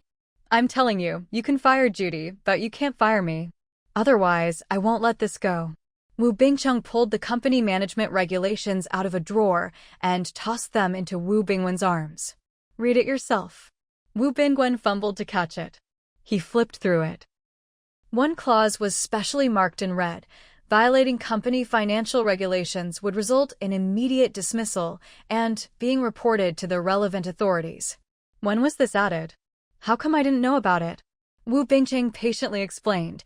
"After the last time you were kicked out of the company, you and Judy transferred money without my signed approval. The company can sue both of you." Wu Bingwen hung his head. "I'll choose the first option. I'll contact the supplier right away for a refund. But let me tell you, this was a once-in-a-lifetime opportunity to make money. If you say one more word, believe it or not, I'll call the police on you and Judy right now." Wu Bingqing's face was dark, leaving Wu Bingwen no room to bargain. Wu Bingwen took the company regulations and went to the finance department to find Judy. Because there were other people in the finance office, Wu Bingwen called Judy into his office. As soon as they entered, Wu Bingwen was about to speak when Judy leaned in and kissed him. Wu Bingwen didn't resist. They hadn't been kissing for long when they heard someone coughing loudly outside the door. Only then did Wu Bingwen realize the door wasn't fully closed. Through the crack, he saw Wu Bingqing's figure. Wu Bingwen quickly pushed Judy away. "Be serious. I need to talk business with you." Judy didn't care. She stepped forward and hugged him. "When have I ever been serious when I'm with you? Come on, what do you want to talk about? Don't tell me it's about us getting married. It's not. Remember the 16,000 yuan I had you transfer out before? I need you to get it back for me today. That was a deposit for goods. You know how in demand those goods are. They were all pre-ordered before they even arrived. If you want to spend a few years in prison, then don't bother getting it back. Don't you own half of Wu's company? Don't you have the right to decide what the company buys? The middleman said we'd get a commission afterwards. Once the company pays another 100,000 next month, the deal will go through. I did a rough calculation. We could get a 10,000 yuan commission. Stop dreaming. Take a look at the financial regulations." With a slap, the financial management policy was placed in Judy's hands. Judy saw the parts marked in red pen. "When did these financial regulations come out? How come I didn't know about them?" Just then, Wu Bingqing pushed the door open, holding an exam paper. "Judy, I just found out you had someone else take your job training exam for you. No wonder you dared to break the financial rules." He had also discovered that Judy hadn't attended the training at all that day. The name on the test paper was Judy's, but the handwriting was someone else's. Wu Bingwen suddenly remembered. On the day of the finance department's job training and exam, he and Judy had been out together, and she couldn't make it back in time. So he called Susan from HR to take the test for her. "Bingqing, this is my fault. On the day of the training, I sent Judy out on business, so she couldn't attend. I felt guilty and asked Susan to take the test for her. I hope you won't pursue this matter." Wu Bingqing snorted coldly. "Return the 16,000 yuan deposit, and I'll pretend nothing happened. Otherwise, we'll settle both old and new scores. Don't think I didn't hear about the 10,000 yuan commission. You two not only conspired to transfer company funds, but also tried to embezzle. Judy knew there was no room for negotiation. Fine. I'll go get the 16,000 back right now. She ran out. With only the two brothers left in the office, Wu Bingqing lowered his voice and asked, "With that much commission, you two aren't investing in anything legitimate, are you?" Wu Bingwen tried to make excuses, but Wu Bingqing didn't listen. He was deeply disappointed in his brother. For hours later, Wu's company's account received the 16,000 yuan. Judy and Wu Bingwen were allowed to stay at the company. Wu Bingwen spoke to Judy privately. "Judy, did you get the money back smoothly?" Judy gave a helpless smile. "How could it not go smoothly? When I got there, there was a line of people waiting to invest. As soon as I got the 16,000 back, the next person put in 16,000. This time, we really missed out on making money."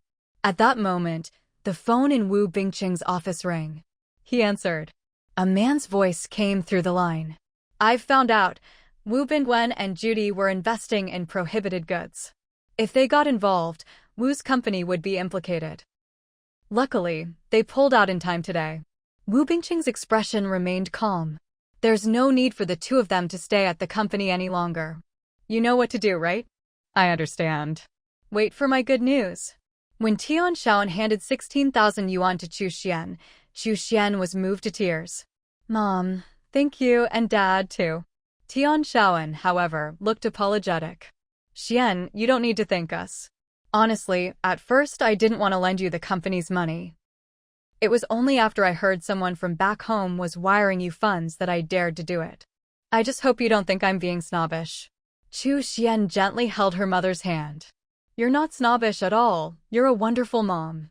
I know how tough things are for the company, and besides, it's not just you and Dad's. To use that much money, both Uncle and Dad would have to sign off, right?" A hint of excitement appeared on Tian Xiaoyun's face. "That used to be the case. But from today on, it's not anymore. Did something happen?" "That's right. Just before I came back, Wu Bingwen was kicked out of the company by the board. This was the second time Wu Bingwen had been expelled from the company. The first time was because a bad decision led to a deficit, nearly bankrupting the company." Chu Xian was very curious about the reason for the second time. "Mom, tell me what happened." Tian Shaoan pointed to the car outside. "Bring the money and the fisheries official seal. Get in the car, we'll talk as we drive." They needed to go to Ryan's place to sign the contract and make the payment. "Okay."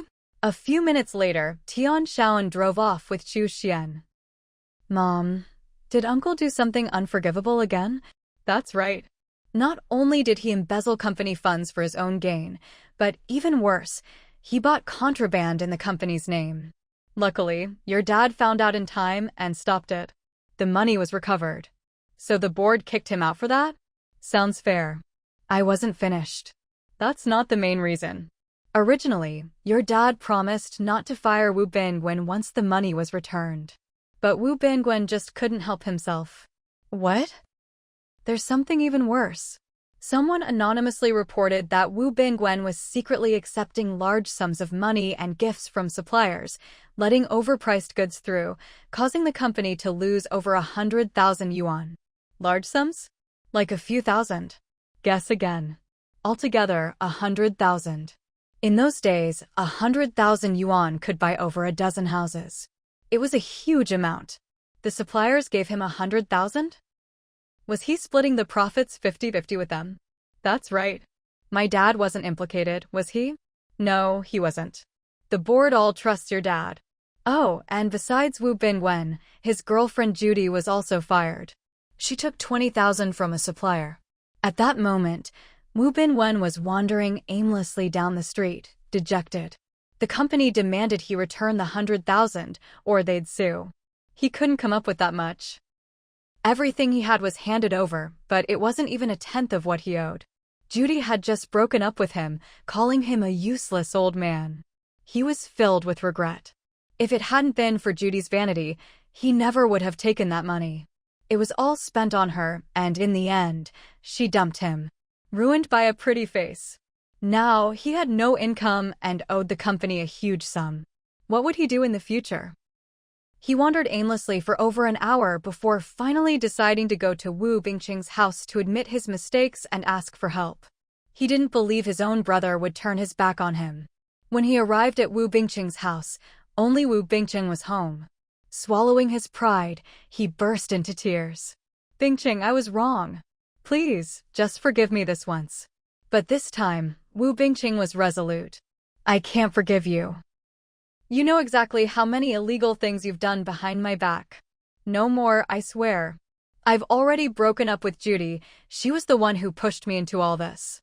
Wu Bingwen, you're a grown man. Is that all the responsibility you can take? Blaming a woman for your own actions. I misspoke, I take it back. It was my own fault. But I can't survive without a job. I can help you find work." "A job? Where?"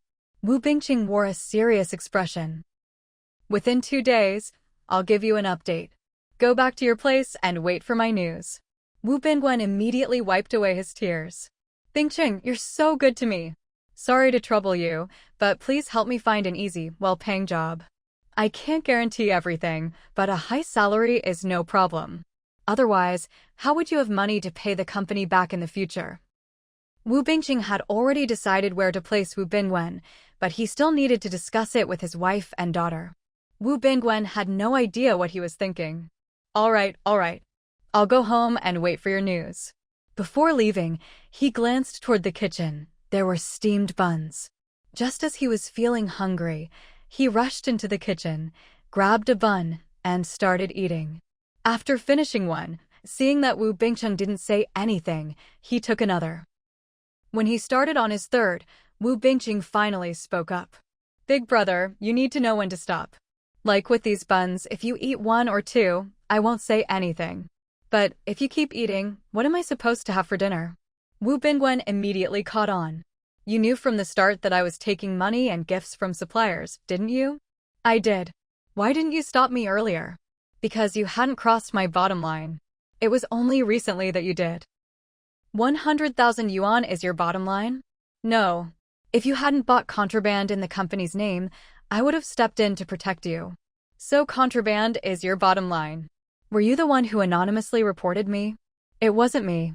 If I wanted to report you, would I have waited until now? Wu Bingqing had no intention of admitting anything. Some things just weren't worth taking on himself. Wu Bingwen sighed. "You're right. I'm guessing it was the supplier who reported me. I'm going to tell the media. Anyone who works with this supplier risks being reported." Wu Bingqing looked at him, exasperated. "So you want the whole world to know you were taking bribes? Can't you use your head for once? Then what should I do? Keep a low profile from now on.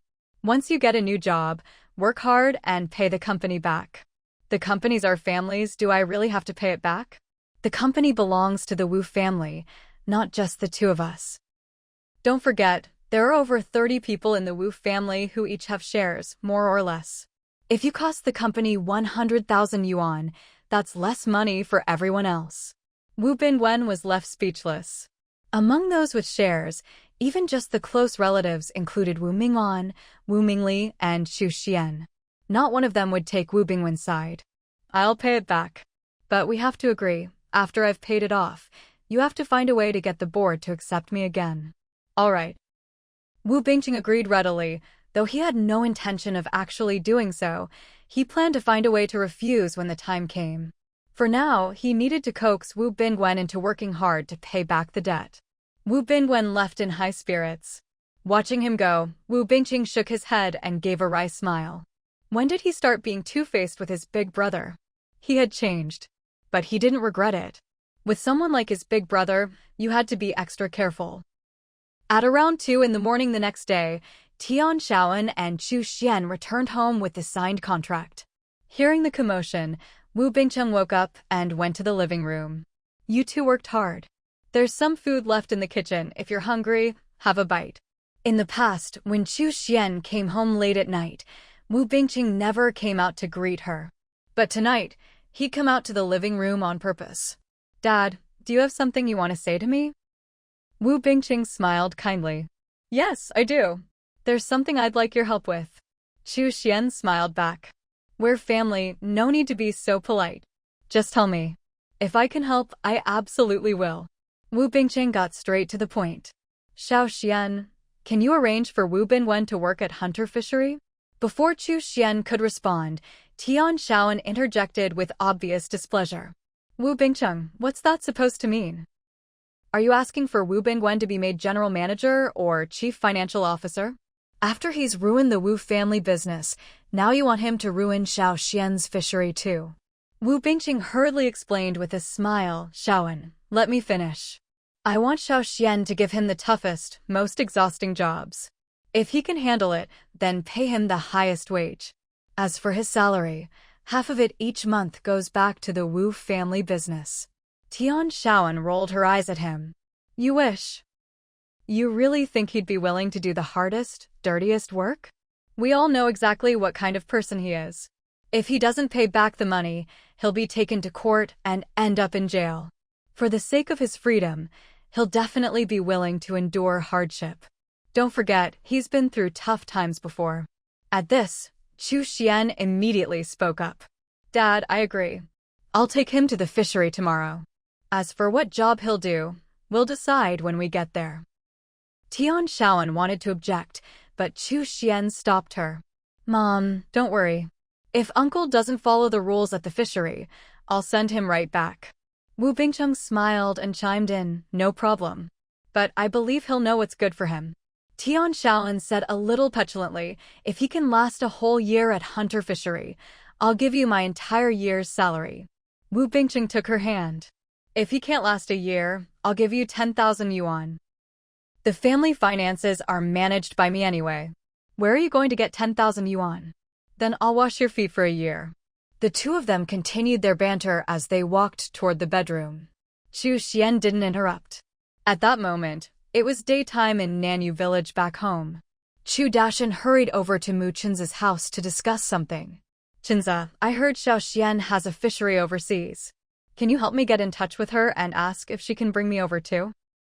Chu Dashan wanted to go abroad and see the world so that when he returned to Nanyu village, he'd have something to brag about. As for the money to go abroad, that wasn't a problem for him. He had a share in the Yunshui village factory and had just received his 10,000 yuan dividend. Mu Chenza agreed immediately. I'll go find a place to call Xiao Xian right now. Great, thanks. Chu Dashan slipped 10 yuan into Mu Chenza's hand as a fee for running the errand and making the call. Mu Chenza tried to refuse, but Chu Dashan insisted. In the end, Mu Chenza accepted it. When Chu Xian woke up and was washing up, the phone rang. She quickly rinsed her mouth, splashed some water on her face, and, towel in hand, ran to answer the phone. Hello. Xiao Xian, it's me, Chenza. I recognized your voice. What's up? This time I'm calling on behalf of Uncle Chu. He wants to come overseas to find you and asked if you'd agree. Tell him, if he's willing to work hard and endure hardship, he can come. My fishery here, there's endless work, and it's all out in the wind and sun. Given how lazy Chu Dashan was, hearing this should scare him off. As far as Chu Xian was concerned, she didn't mind if Chu Dashan came, but he'd have to pull his weight. Mu Chen's voice came through the receiver. Once I've recovered my health, I'll come join you too. Just so you know, I'm not afraid of hard work. I actually like having endless things to do. Chu Xian was amused. How soon can you make that happen? In 3 months. All right. Anything else? Mu Chenza covered the receiver and whispered, Xiao Xian, I miss you. I miss you so much. If it weren't for the fact that I'd lose my memory again if I didn't finish my treatment, I'd have flown over already. As he spoke, Mu Chenza's heart began to race, his face and ears growing warm. He was nervous, afraid that Xiao Xian would pour cold water on his hopes. Chu Xian's clear, crisp voice came through the receiver. Chenza, I miss you too. Focus on your treatment. Once I get through this busy period, I'll come back to see you. In that moment, Chu Xian felt a sweet happiness blooming in her heart, the feeling of falling in love all over again. Compared to the disaster she brought upon Chenza in her previous life, his amnesia and their divorce in this one were nothing to her. They could fall in love again. They could start over. Mu Chen's gentle, caring voice sounded, no need. You focus on your work. It's too tiring to travel back and forth, and I'd worry if you flew alone. Let me come see you instead. If there's anything you need handled back home, just leave it to me. You just take care of the fishery." Chu Xian replied with a smile, "There's really nothing that needs handling." Hearing this, Mu Chenza instantly understood. Xiao Xian simply wanted to come back to see him. His heart felt warm and full. "Xiao Xian, you're so good to me. If I ever lose my memory and forget you again, I don't deserve to be called human." Chu Xian couldn't help but laugh and cry at the same time. "Even if you lose your memory again, I won't hold it against you. I won't marry anyone else. I'll just quietly wait for you to remember me." Mu Chenza's hand trembled with excitement as he gripped the phone. "Xiao Xian, I love you." Chu Xian replied softly, "Chenza, I love you too. Focus on getting better." "Okay." After hanging up, Mu Chenza spun around in place several times, overjoyed. Just then, Minnie happened to ride by on his bike and saw him. "Chenza, you came to the city. Why didn't you come find me?" Mu Chenza grinned. "I came to make an international call to Xiao Xian. I was just about to look for you. Weren't you worried about dragging Xiao Xian down? Why the change of heart?" "Because I met a great doctor. He said he can cure me within 3 months. Now that I'm not burdened by worries, of course I want to call Xiao Xian more. In 3 months, I'll remarry her." "Congratulations to you both. How are things with you and Xingping?" "We're doing well. You've been together so long, still not getting married?" "Of course we are. I'll invite you to the wedding at the end of the year. But for now, come have dinner at my place." "All right. Congratulations in advance." As they chatted, the two of them walked on in high spirits. Just then, Xingping came running over in a hurry. "Min-Yi, I finally found you. I can't marry you." Min-Yi thought he'd misheard. "Xingping, that's not something to joke about." Mu Chenza sensed something was wrong and took 3 steps back. I think I'll skip dinner today. Let's catch up another time." He was just about to leave when Xingping grabbed him. "Mu Chenza, you can't go." She clung tightly to his arm. Mu Chenza hurriedly shook her off, flustered. "Men and women shouldn't be so close. Stay away from me." Minnie started to get the wrong idea too. "Xingping, don't tell me you've fallen for Mu Chenza instead?" Xingping took a step back to keep her distance. "Don't misunderstand. I don't like either of you. I don't like men at all." Minnie's eyes widened in shock. "So when you said you loved me before, you were lying?" "I wasn't lying then. But when I woke up today, I suddenly realized I'd changed. I don't like men anymore. I need to call Chu Xian. It's urgent." With that, Xingping dashed off toward the place where she could make an international call. Mu Chenza was stunned and called after her, "How do you know how to contact Xiao Xian overseas? You two don't really know each other, do you?" Xingping stopped and tried to keep her composure. "Thanks for reminding me. You must have her contact info. Please, could you help me make the call?" But this didn't dispel Mu Chenza's doubts. Minnie also sensed that something was off. Normally, Xingping and Chu Xian barely had any contact, but today Xingping kept bringing up Chu Xian in every other sentence. That was definitely strange. Still, Mu Chenza helped dial the overseas number. Chu Xian's voice came through. "Hello." Mu Chenza spoke cautiously. "Xiao Xian, Xingping wants to talk to you. Is that okay?" Chu Xian's first reaction was utter disbelief. Had the sun risen in the west? Xingping, who had nothing to do with her, suddenly wanted to call? She didn't say what it's about? No. "Oh, and she just broke up with Minnie, said something about not liking men." It was pretty weird. As soon as Mu Chenza finished speaking, the phone receiver was snatched away by Xingping. Xingping gripped the phone with one hand and pointed into the distance with the other. "Mu Chenza, you and Minnie go over there. Don't eavesdrop on my call."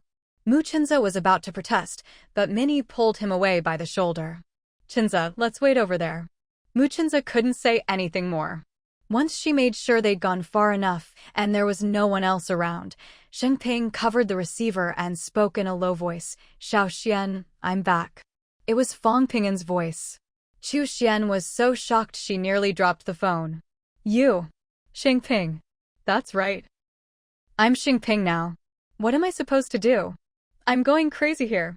A man turning into a woman, he really couldn't accept it. He'd thought about ending it all, but then worried about Xingping's parents having to bury their own child. So he could only grit his teeth and keep living in this body. On the phone, Chu Xian didn't dare ask too directly. Why don't you come abroad for a while? Stay at the fishery for some time. They could talk in detail once they met. Xingping got it immediately. Yes, I'll go abroad to find you. I'll get the paperwork done right away. When Minnie heard that Xingping was going abroad, he was momentarily stunned. Xingping, you have a job here. If you leave, can you even keep it? Xingping looked unconcerned. I just want to go out and see the world. If I lose the job, so be it. Who knows, maybe I'll just stay abroad forever. What about our wedding? Cancelled. I told you, we're breaking up. Xingping's face was resolute, leaving no room for argument. Only then did Minnie truly realize he'd been dumped. Xingping, you're the one who came after me in the first place. Now you want to break up just like that? I'll just assume you're in a bad mood and need a break. When you come back, we'll still be together. Xingping looked helpless. You won't be happy with me. I can't explain it to you right now. Before Minnie could say anything else, she hurried off. Muchenza wanted to comfort Minnie, but Minnie spoke first. It's fine, she's just having a tantrum. She'll be fine in a few days. Muchenza sighed. He knew Minnie too well, this was just self-consolation. Meanwhile, overseas, Chu Xian paced back and forth in her bedroom. How could this have happened? Fang Pingin's soul had taken over Xingping's body. This would seriously affect Xingping and Min Yi's marriage. She hadn't been able to ask for details over the phone, and letting him come abroad was just a way to temporarily avoid people who knew Xingping well. But that was just treating the symptoms, not the root cause. Where had Xingping's soul gone? Chu Xian didn't know that at this moment, there were two voices fighting inside Xingping's head.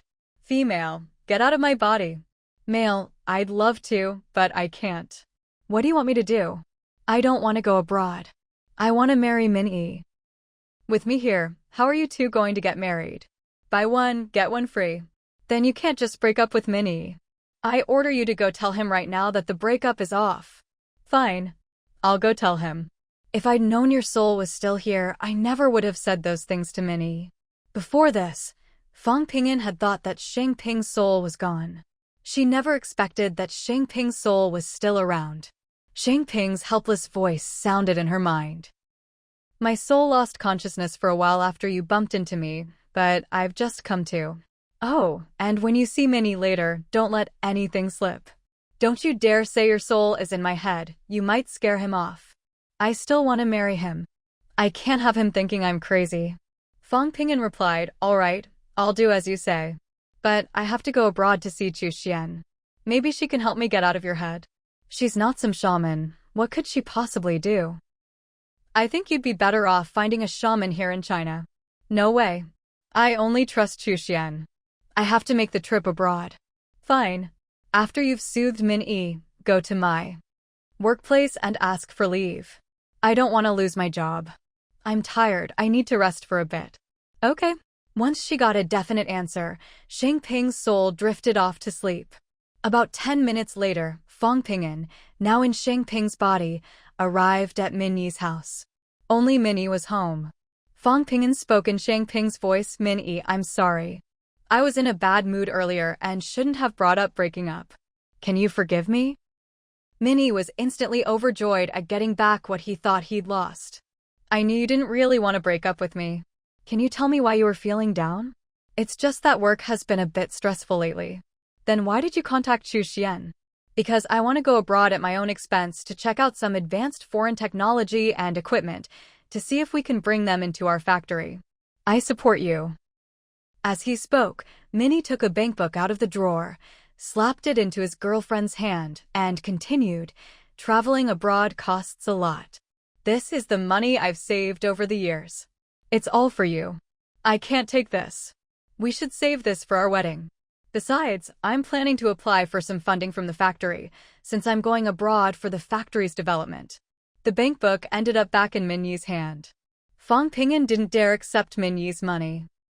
But Min Yi was stubborn and slipped the bankbook into his girlfriend's pocket anyway. In the end, Fang Pingyan had no choice but to accept it on Xingping's behalf. As for the paperwork for going abroad, Muchinza was an old hand at this. 2 hours later, Minnie contacted Muchinza and asked him to help Shangping with the procedures. When Muchinza heard the two had made up, he immediately agreed. As it happened, Chu Dashan also needed to go abroad, so they decided to handle the paperwork together. At that moment, Chu Xian, who was overseas, was driving Wu Bingwen toward the hunter fishery. Uncle, once we get to the fishery, besides learning to pilot the boat, you'll also need to learn how to farm seaweed and kelp. And you'll be the head chef at the fishery. All 3 meals a day are your responsibility. Wu Bingwen's eyes widened in shock. What? I thought I was going to be the general manager. Now I have to be a fisherman and a chef? Are you trying to work me to death? I don't care how much you pay, I'm not doing it. Stop the car. I want to go home. Chu Xian smiled calmly and kept driving. You are the general manager. The fishery is short-staffed.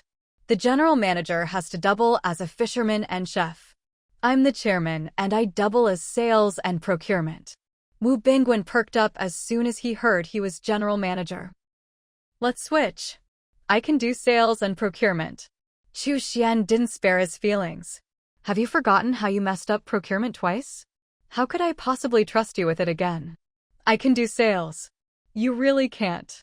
The companies that buy seaweed only recognize me, not anyone else.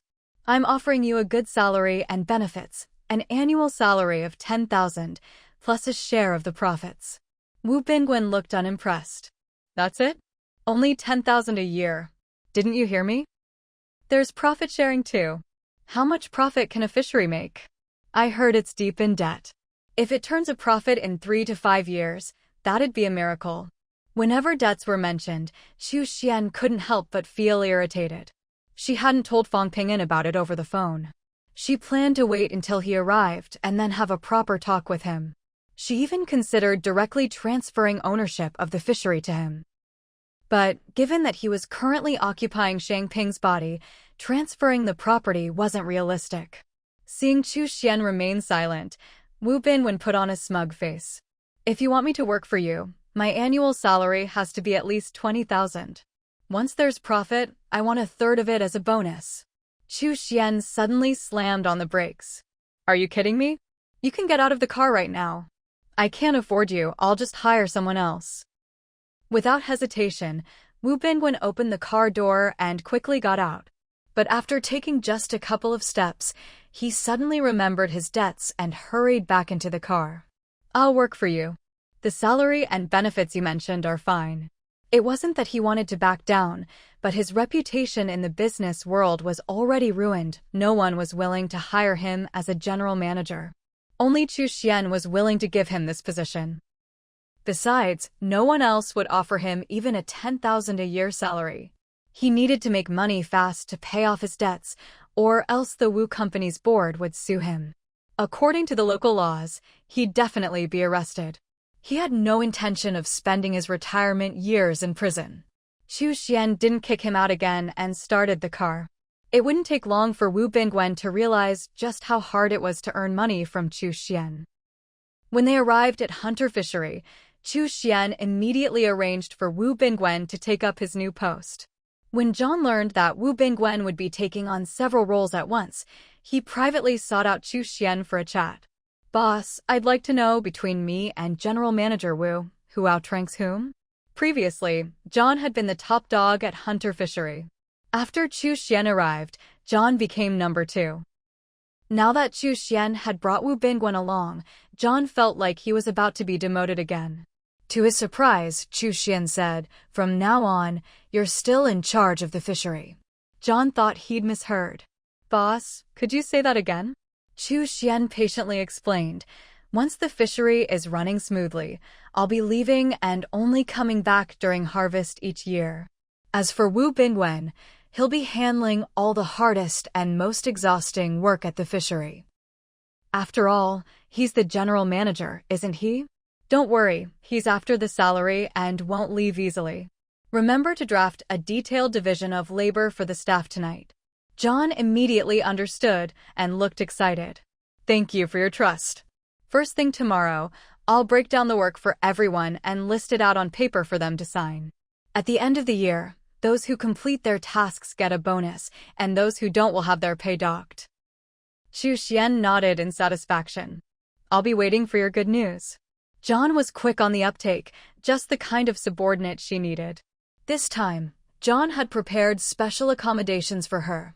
A private house with its own courtyard, a bathroom with a water heater and flush toilet, a kitchen with natural gas, a gas stove, and a refrigerator, a washing machine on the balcony, and a fan and heater in the bedroom. Even though it was rented, Chu Xian was very satisfied. After all, she'd be staying here for 2 or 3 months. As for Wu Bingwen, John arranged for him to stay in the staff dormitory.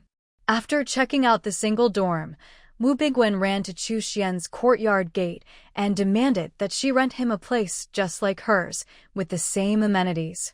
Chu Xian called John over. How much is the rent for this courtyard per month? John held up one finger and waved it. Wu Bingwen sneered, isn't it just $10 a month? Hurry up and rent another one and deduct the rent from my salary. John's mouth twitched. Wishful thinking. It's not $10. The rent is $100 a month. Wu Bingwen squatted down, his head drooping, wondering whether he should rent such a nice place after all. For him, having to fork out 100 yuan every month for rent felt like cutting into his own flesh. But the thought of living with those fishermen every day was simply unbearable. So, thick-skinned, he turned to Chu Xian. Can the fishery pay my rent? No way. Chu Xian rejected him outright, without the slightest trace of sympathy. What wishful thinking. It's not like the fishery can't run without Wu Bingwen. After being refused, Wu Bingwen didn't try to bargain any further, worried he'd really angered Chu Xian. Chu Xian even went out of her way to warn him he was not to say anything disparaging about the fisherman, or his wages would be docked. He felt like a tiger fallen to the plains, bullied by dogs. There was nothing he could do but nod and agree. But in Chu Xian's eyes, he was nothing but a paper tiger. And so, Wu Bingwen reluctantly moved into the single men's dormitory. 6 people to a room, bunk beds. Those with disabilities got the lower bunks. Those with all 4 limbs intact took the top. Wu Bingwen had to struggle quite a bit just to climb up to his bunk. The fishermen were deeply moved that the general manager was eating and living with them, and secretly resolved to work even harder at the fishery.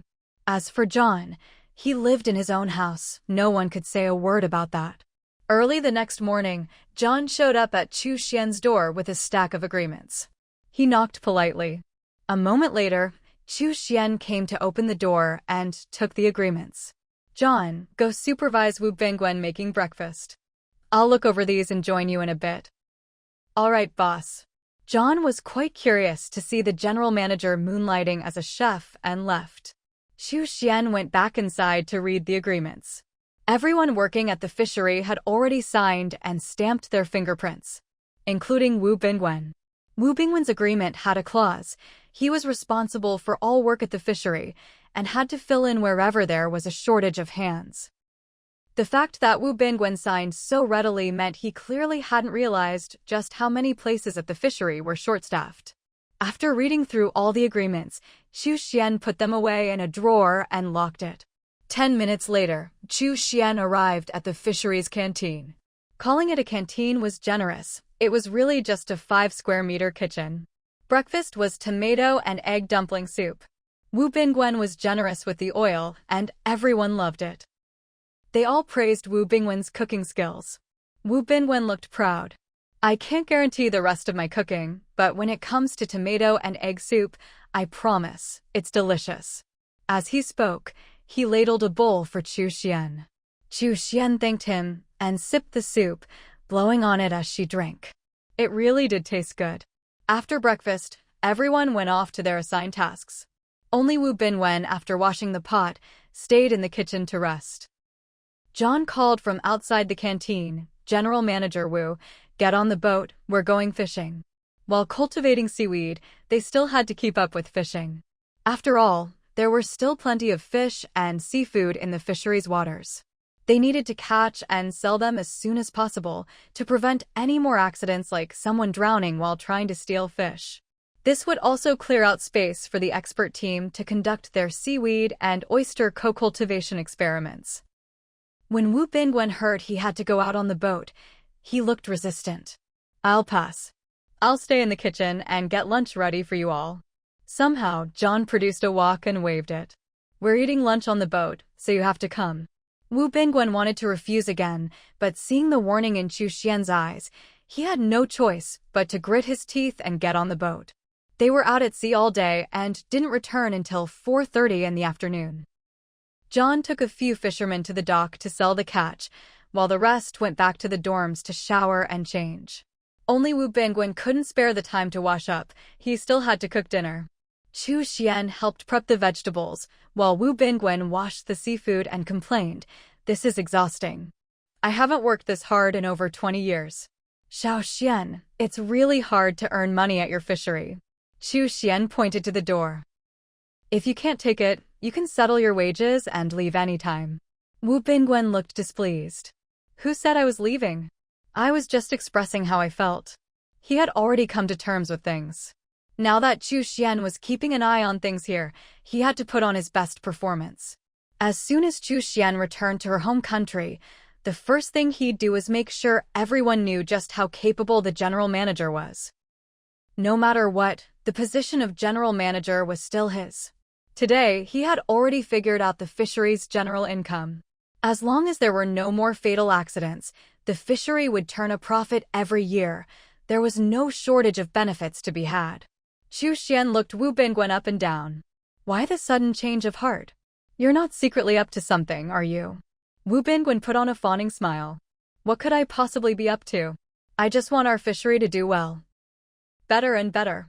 According to John, if all goes well, there'll be a year-end profit bonus. That's why I've come around. My greatest strength is being flexible. As long as I can turn things around, a little hardship now is nothing." Just then, some fishermen came over to help, so the two stopped talking. Half an hour later, dinner was ready.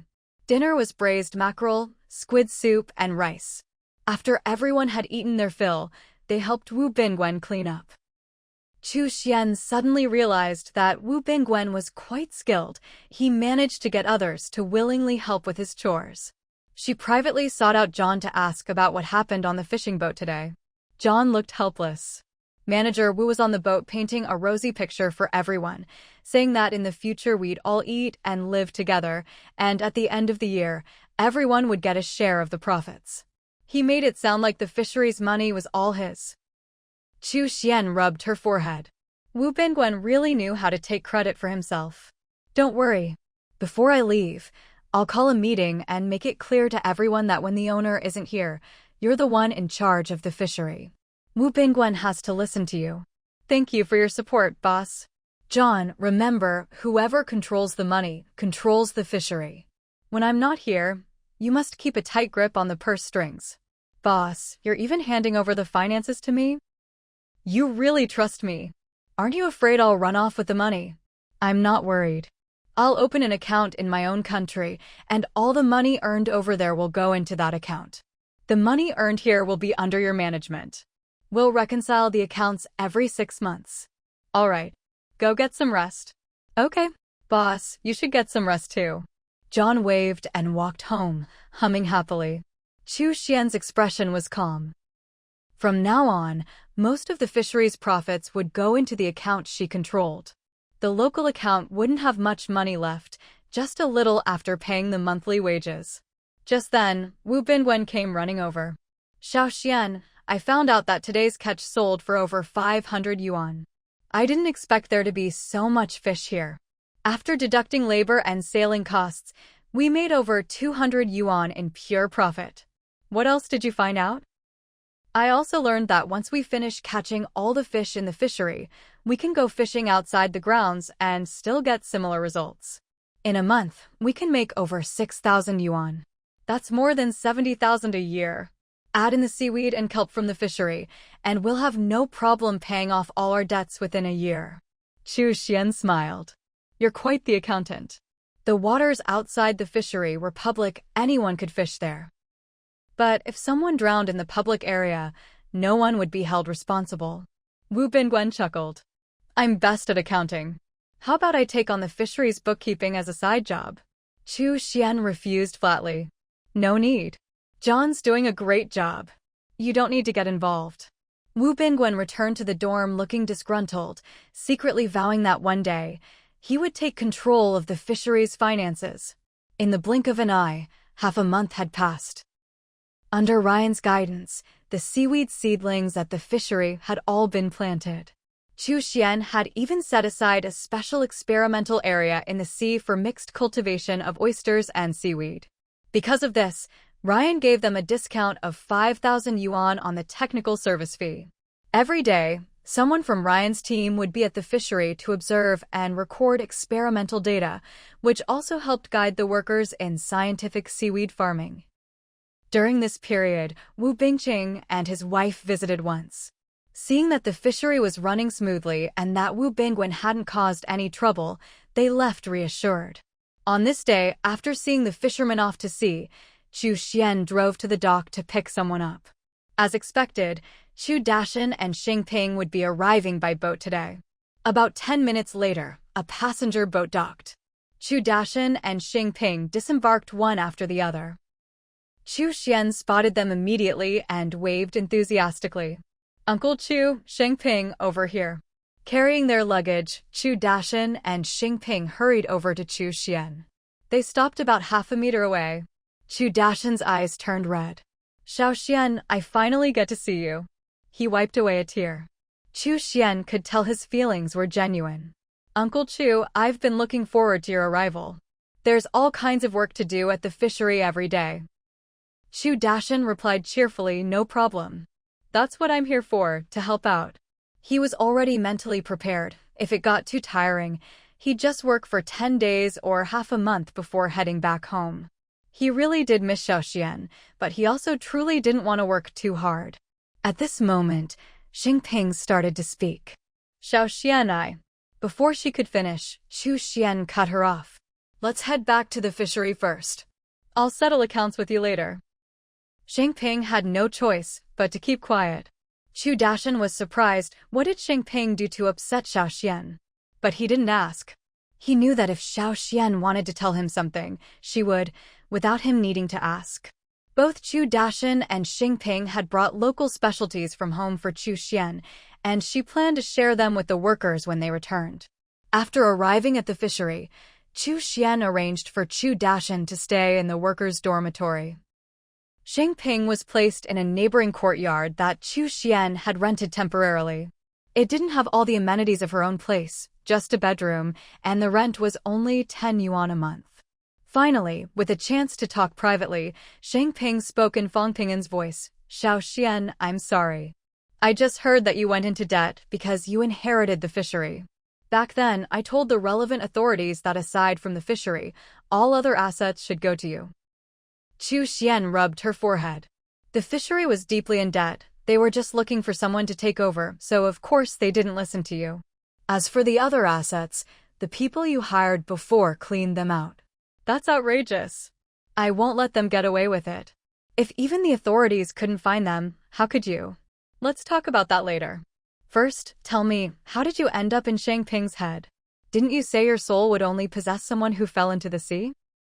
I must have misjudged it. Now it seems my soul transfer doesn't follow any pattern.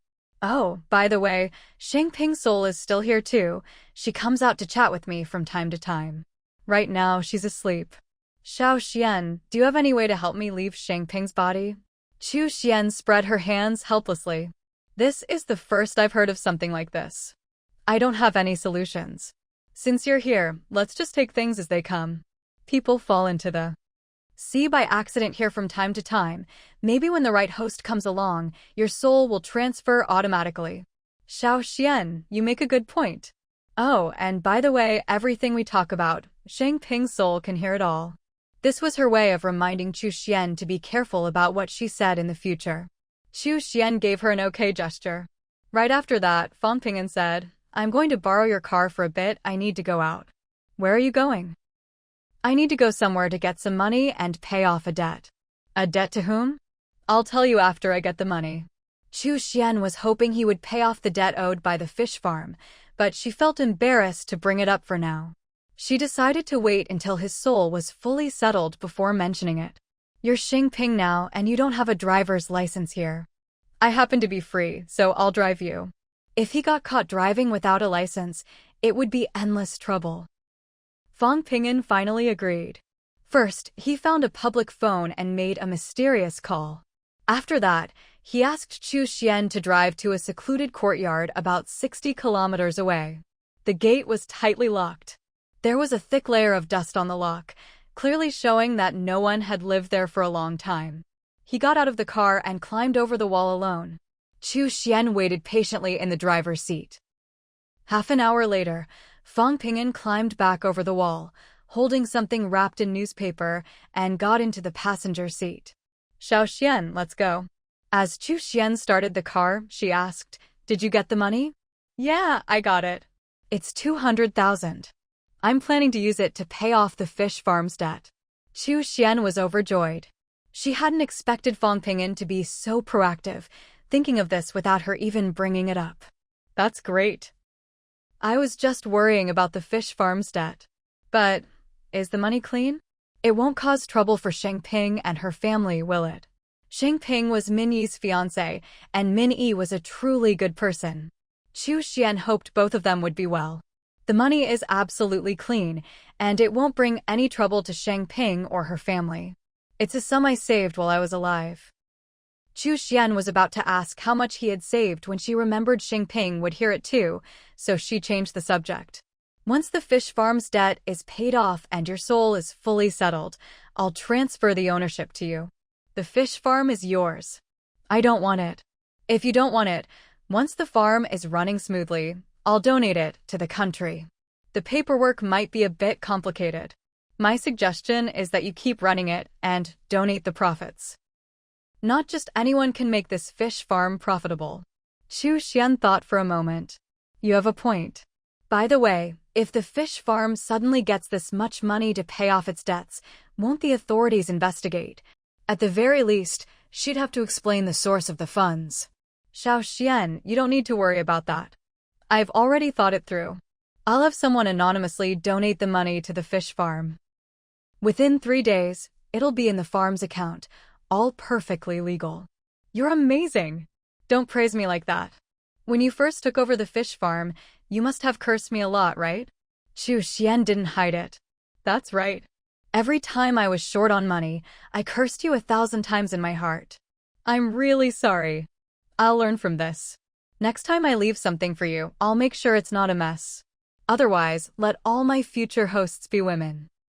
You still plan to leave things for me? Don't. Once is enough. This time was an accident. Don't you want to donate more money to the country? Of course I do, but I want to earn it myself. Seeing that he couldn't persuade Chu Xian, Fang Ping'an gave up. 3 days later, the Hunter Fish Farm's account received 200,000. John excitedly ran to Chu Xian to tell her the news. Chu Xian pretended to be surprised and discussed the debt repayment with John. Another 3 days passed, and all the fish farm's external debts were cleared. The happiest person about this was Wu Bingwen. He felt like he was about to strike it rich. After all, he'd calculated how much the fish farm could earn in a year. After next year's seaweed and kelp harvest, he'd get at least tens of thousands, and it would only increase in the future. So he drank a few extra cups. Around 10 at night, voices echoed over the fish farm. Someone fell into the sea. Help! Help! Chu Xian had just fallen asleep when she was jolted awake by the commotion outside. The moment she heard the words, "man overboard," she snapped fully awake. She didn't even bother to change clothes, rushing out in her pajamas. The fishery had only just paid off its external debts less than 24 hours ago, and now someone's fallen into the sea again? When Chu Xian hurried to the scene, John had already led a rescue team and brought the person ashore. It was Wu Bingwen. He was lying motionless on the shore. John immediately began first aid. He cleared Wu Bingwen's mouth and nose, drained the water, and started CPR. After more than 10 minutes of chest compressions, John was panting with exhaustion. Just as he was about to call someone to take over, Wu Bingwen suddenly came to. Chu Xian let out a sigh of relief. Thank goodness no one had died.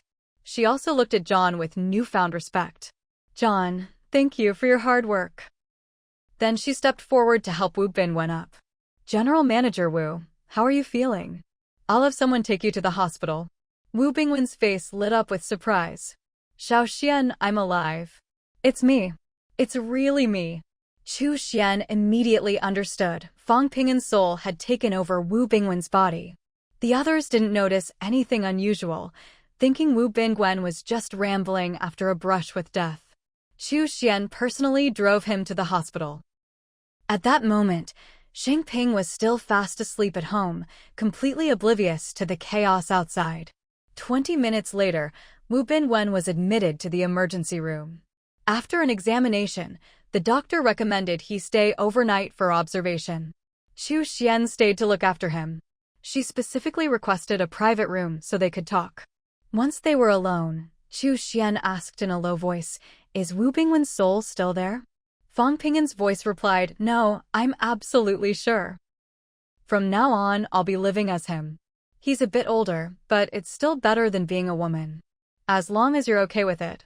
I really didn't expect Wu Bingwen to be gone just like that. I hope you'll live a good life for him. He wasn't a good person, but he was still my dad's older brother. My dad would have wanted him to live a long life, so please don't give yourself away. Don't worry. From now on, I'm your uncle, your dad's big brother. How about you call me uncle? Chu Xian hesitated. I'll need some time to get used to that. All right then. By the way, Xiao Xian, you don't have to stay here with me.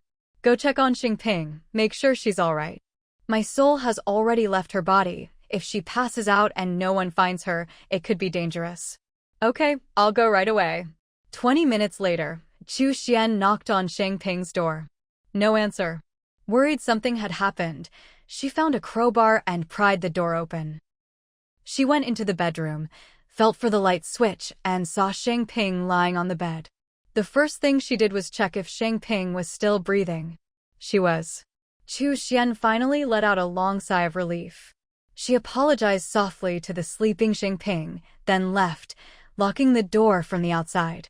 Feeling a bit exhausted, she handed her car keys to John and asked him to go to the hospital to look after Wu Bingwen.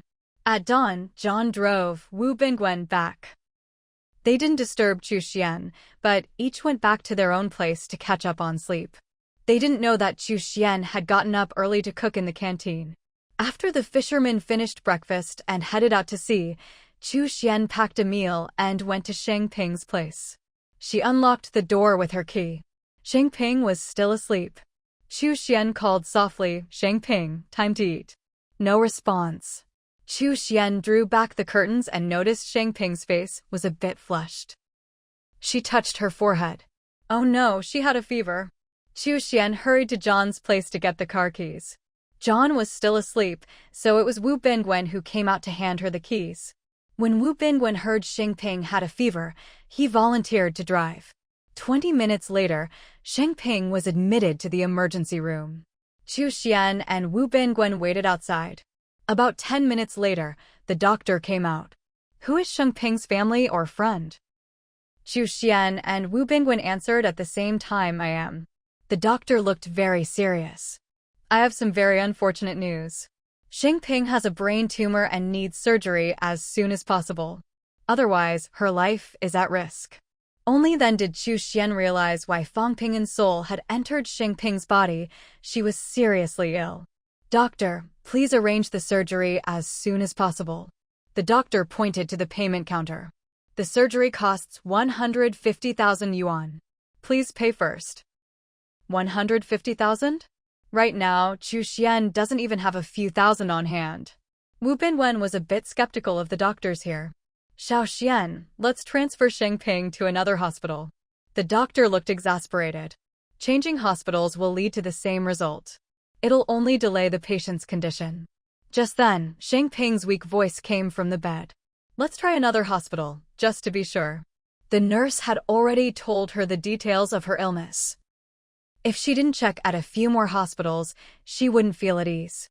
Unless all 3 hospitals said she needed brain surgery, she wouldn't believe it. At Xingping's insistence, Chu Xian and Wu Bingwen hired an ambulance to take her to a major hospital. The diagnosis was still a brain tumor. So, they tried yet another hospital. By the time they reached the 3rd hospital, Xingping had fallen unconscious again. The medical staff revived her and gave her a thorough examination. The conclusion was still the same. She needed immediate brain surgery. The surgery would cost 160,000 yuan. Chu Xian stayed to care for Xingping, while Wu Bingwen went to raise the money. Wu Bingwen found a public phone and, imitating Fong Pingan's voice, called Fong Chang'an to arrange a meeting. Fong Chang'an agreed readily. When he arrived at the meeting spot and saw Wu Bingwen, his eyes widened in shock. He could hardly believe it. How had his once young, handsome, and dashing big brother turned into this? He looked at least 60 now. I'm your big brother. Long story short, I need to borrow 160,000 yuan. It's urgent. Prove you're my big brother first, then we'll talk. Someone asking for money right away could easily be a scammer. Besides, Fong Chang'an had heard a bit about what Wu Bingwen had done before. Wu Bingwen calmly took out some paper and a pen from his pocket and started drawing. In no time, a sketch appeared on the paper, a figure viewed from behind, admiring a pair of lotus flowers. Fong Chang'an immediately recognized him as his big brother. His brother had drawn him a similar picture once. Big brother, it really is you. That's right, I'm back. I'm a bit strapped for cash, so I have to borrow from you. Fong Chang'an looked puzzled.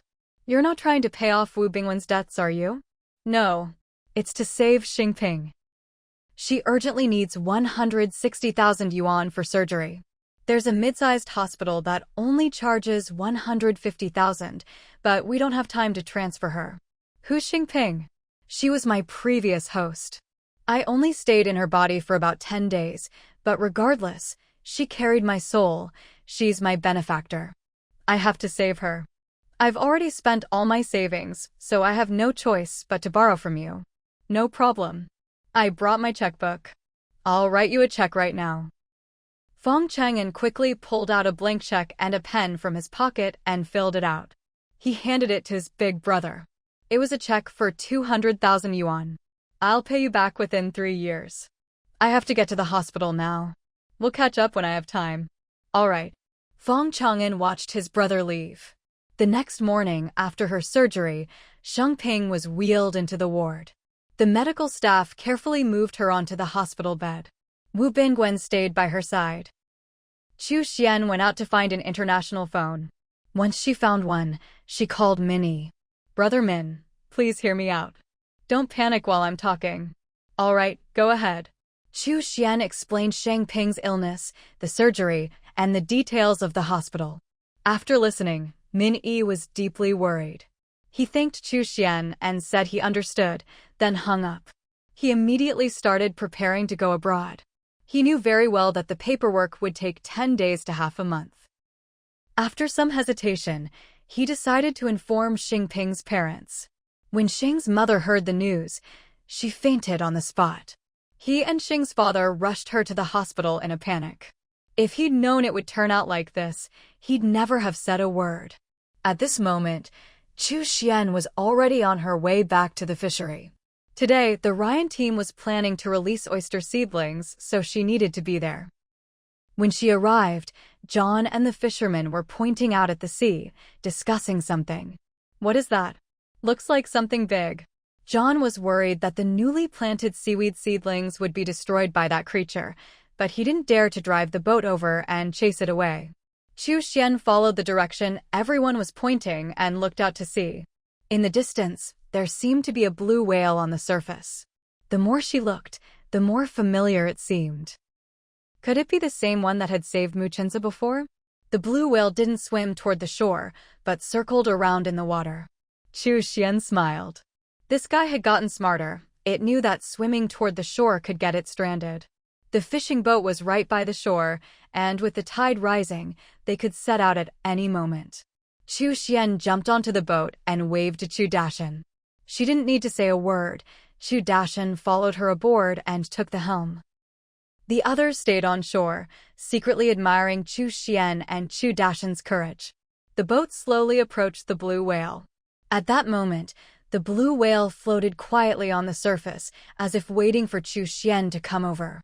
The boat stopped about 3 meters away from the whale. Chu Xian waved at it. "Little Blue, how did you find me?" The blue whale shook its huge head. Chu Xian noticed something unusual in its mouth. Something was glinting there. As soon as that object slipped from the whale's mouth, the whale nudged it with its head, sending it onto the deck. Chu Xian looked over. To her surprise, it was a gold bar. She picked up the gold bar and looked at the whale. "Little Blue, did you come here to give me this?" The blue whale bobbed its head up and down in response. Then it turned and swam off into the distance. Chu Dashan also saw the gold bar, but was so stunned he didn't react, and the boat stayed put. The blue whale realized the boat wasn't following, so it swam back and gestured for them to come along. Chu Xian hurriedly urged Chu Dashan, "Uncle Chu, follow it." Chu Dashan didn't have time to examine the gold bar and immediately started the boat. "Xian, do you think the blue whale is going to lead us to more gold bars?" Chu Xian put the gold bar into Chu Dashan's jacket pocket. "I think so. Let's keep this one in your pocket for now. It's pretty heavy. Must weigh at least a pound. Feels great to have a gold bar in my pocket." In all his years, Chu Dashan had never seen such a big gold bar. Meanwhile, the people on shore had no idea what was happening. They just thought Chu Dashan was driving the whale away. Everyone went back to their own business and stopped paying attention to the sea. Over an hour later, the blue whale stopped near a small island. There was a badly damaged boat on the island. "Uncle Chu, let's go ashore and take a look." "All right." Chu Dashan quickly complied. The blue whale didn't swim toward the island, but waited in the water. Chu Xian and Chu Dashan stepped onto the island and walked over to the wrecked boat. There, they found a safe over 1/2 meter tall, its door wide open, filled with gold bars. There was no one else on the boat. Chu Dashan picked up 2 gold bars, his hands and feet trembling with excitement. "We're rich. Xian, we're rich." Chu Xian was a little flustered too. Altogether, these gold bars weighed at least 3 jin, about 1.5 kilograms. With the current price of gold at 120 yuan per gram, that's 1,500 grams. If they sold it, they'd get around 180,000 yuan. This was a windfall from the sky. "Uncle Chu, let's move the gold bars onto the boat first." "All right." Chu Dashan quickly stacked the gold bars. "Xian, let me do it myself. Let me enjoy what it feels like to carry 3 jin of gold at once." "Sure." Chu Xian grinned, watching Uncle Chu move the gold bars. 10 minutes later, the gold bars were safely stowed in the fishing boat's cabin. Chu Dashan started the boat, while Chu Xian went out on deck to look for the blue whale. A few minutes later, the blue whale surfaced near the boat. "Little Blue, thank you for bringing us these gold bars. If only you could talk. I'm really curious how you found them and how you found me." The blue whale leapt out of the water and splashed back down, repeating the move 7 or 8 times. It seemed to be in a great mood. The blue whale couldn't communicate with words. It circled the fishing boat 3 times before swimming off into the deep sea. It wasn't until its figure disappeared from view that Chu Xian and Chu Dashan finally looked away. Chu Dashan was still excited. "Xiao Xian, what should we do with all this gold? Should we sell it or take it back to China? And what about its origin? If people find out we picked it up on the island, would it get confiscated?" Chu Xian pointed in the direction of their own fishery. "Uncle Chu, let's steer the boat into our fishery's waters first, then cast the net." Chu Dashan immediately caught on. "Good idea. If anyone asks, we'll just say we hauled it up from our own fishery." Chu Xian knew a bit about the local laws. Whatever you fish up in your own fishery belongs to you.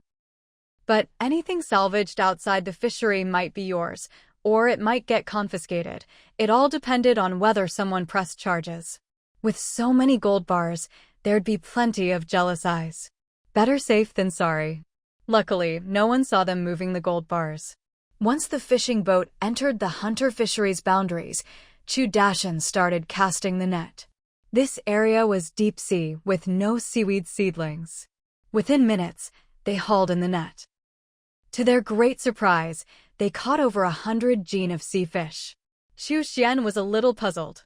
Just a few days ago, a barrier net had been set up around the hunter fishery, and the fish inside had already been fished out. How could there still be so many fish? Judging by the numbers, it looked like they'd run into a school of fish. But soon, she figured it out. It was the blue whale. The blue whale hadn't jumped over the barrier net, it had destroyed it. Xu Xian began to worry about the barrier net in the shallow water area. If that got damaged too, fish schools could break in and ruin the newly planted seaweed seedlings. She immediately ran into the wheelhouse and radioed John. "John, take some men and check the barrier net around the seaweed area right away." "Got it." John immediately took 10 fishermen to inspect the net. By the time the fishing boat docked, John and his team had finished checking the barrier net was completely intact. Only then did Xu Xian breathe a sigh of relief. They hadn't started planting kelp in the deep sea area yet, so there was still time to repair the barrier net there. As for the seafood inside, they could just send people to fish it out over the next few days. "John, contact a professional company to check and repair the barrier net in the deep sea area." John responded at once, "No problem. That net was definitely damaged by that big guy." His gaze fell on the fishing boat's deck, and he continued, "Not only did you drive off that big guy, but you caught so many fish too? Don't tell me you snatched them from its mouth?" While tidying up the net, Xu Xian replied, "Of course not. That big guy was a blue whale, it's already gone. Today we didn't just catch fish, we also hauled up gold bars. You're in charge of contacting a company to sell the gold. Once we get a good price, I'll give you all a raise." As soon as everyone heard about gold bars, they crowded around. "So many gold bars. There must be 3 or 4 gene. I've never seen anything like it. Where did you catch them?" Chu Dashan came out of the wheelhouse, grinning from ear to ear. "We caught them in the deep sea area of our fishery. I figure that blue whale brought them over. And these fish are probably thanks to the whale too." At first, everyone thought the blue whale had come to cause trouble, but it turned out it was bringing them fortune. Someone sighed, "That blue whale is our fishery's lucky star." Xu Xian made no effort to hide the gold bars, letting everyone see them, just not touch. The more people who knew she had gold bars, the easier it would be to sell the hunter fishery. She planned to ride this wave of attention and sell the fishery for a good price. After selling it, she'd set aside some money for Fang Ping'an and donate the rest when she returned to China, fulfilling Fang Ping'an's old wish. That way, she could see Mu Chenza sooner. As for the mixed farming of seaweed and oysters, she could wait until she returned to China, lease a stretch of coastline, and find a team of experts to continue the project. Within less than a day, news spread that several gold bricks had been found at the hunter fishery. Even before Xu Xian mentioned selling the fishery, people started coming to inquire about it. And it wasn't just one interested buyer. Very quickly, the hunter fishery, which had always been looked down upon, became a hot commodity. Xu Xian went straight to an auction company and scheduled an auction for 3 days later. As for the gold bricks, the auction company bought them all that very day for 160,000 yuan. When Xu Xian received the 160,000 yuan check, she immediately announced a pay raise for the fishery workers, but no one seemed happy. With the fishery about to be sold, what would happen to them? Seeing this, Xu Xian hurried to explain, "My condition for selling the hunter fishery is that the next owner must agree to keep you all on long term, and your wages cannot be lowered." Only then did everyone breathe a sigh of relief. After dinner, everyone left, and only Xu Xian and Xu Dashan remained in the canteen. Xu Dashan hesitated, wanting to know how much of the gold brick money he would get. But he was too embarrassed to ask. Xu Xian saw what he was thinking, took out the check, and slapped it into Xu Dashan's hand. "You keep it. We'll split it 50-50. Xu Dashan hadn't expected to get so much. He hurriedly tried to give the check back. "Xiao Xian, you'd better keep it. I'm too nervous. If I held on to this check, I wouldn't be able to sleep all night. And we can't split it 50-50. I know that blue whale came here just for you. You eat the meat, I'll drink the soup. Give me 10,000 yuan and I'll be satisfied. I won't take more. Chu Xian looked him up and down. Since when has money-loving Uncle Chu become so modest? That blue whale was almost like a spirit. If it finds out I took too much, maybe next time I go out to sea, it'll toss me right into the ocean. Come on, it can't be that bad, can it? You never know with these things. Hearing you say that, I just realized something. There's no way that blue whale came to find me for no reason, and even brought so many gold bricks. The number on the check, why does it look so familiar? 160,000. That's exactly the amount needed for Sheng Ping's surgery. Suddenly, Chu Dashan realized something was off. Xiao Xian, maybe we shouldn't split this money just yet. Who knows, maybe the blue whale's soul is one of Sheng Ping's relatives. Oh no! I need to call home. Chu Xian stuffed the check into her pocket and ran outside, planning to drive out and make an international call. Chu Dashan hurried after her. It's late. If you go out alone, I'll worry. Let's go together. Chu Xian didn't refuse. Over 20 minutes later, Chu Xian got through to Nanyu village. By chance, Wang Dipin was on duty. Hello. Grandpa Wang, it's me, Xiao Xian. Xiao Xian. Is something wrong? I'm looking for Chenze. He's probably not home. Minnie's burial was today. After hanging up, Chu Xian couldn't help but shed tears. Before he died, Minnie hadn't been able to get his paperwork to go abroad in time, so he decided to keep working while waiting. But while catching criminals, Chu Xian was now certain that Minnie's soul was inside the blue whale.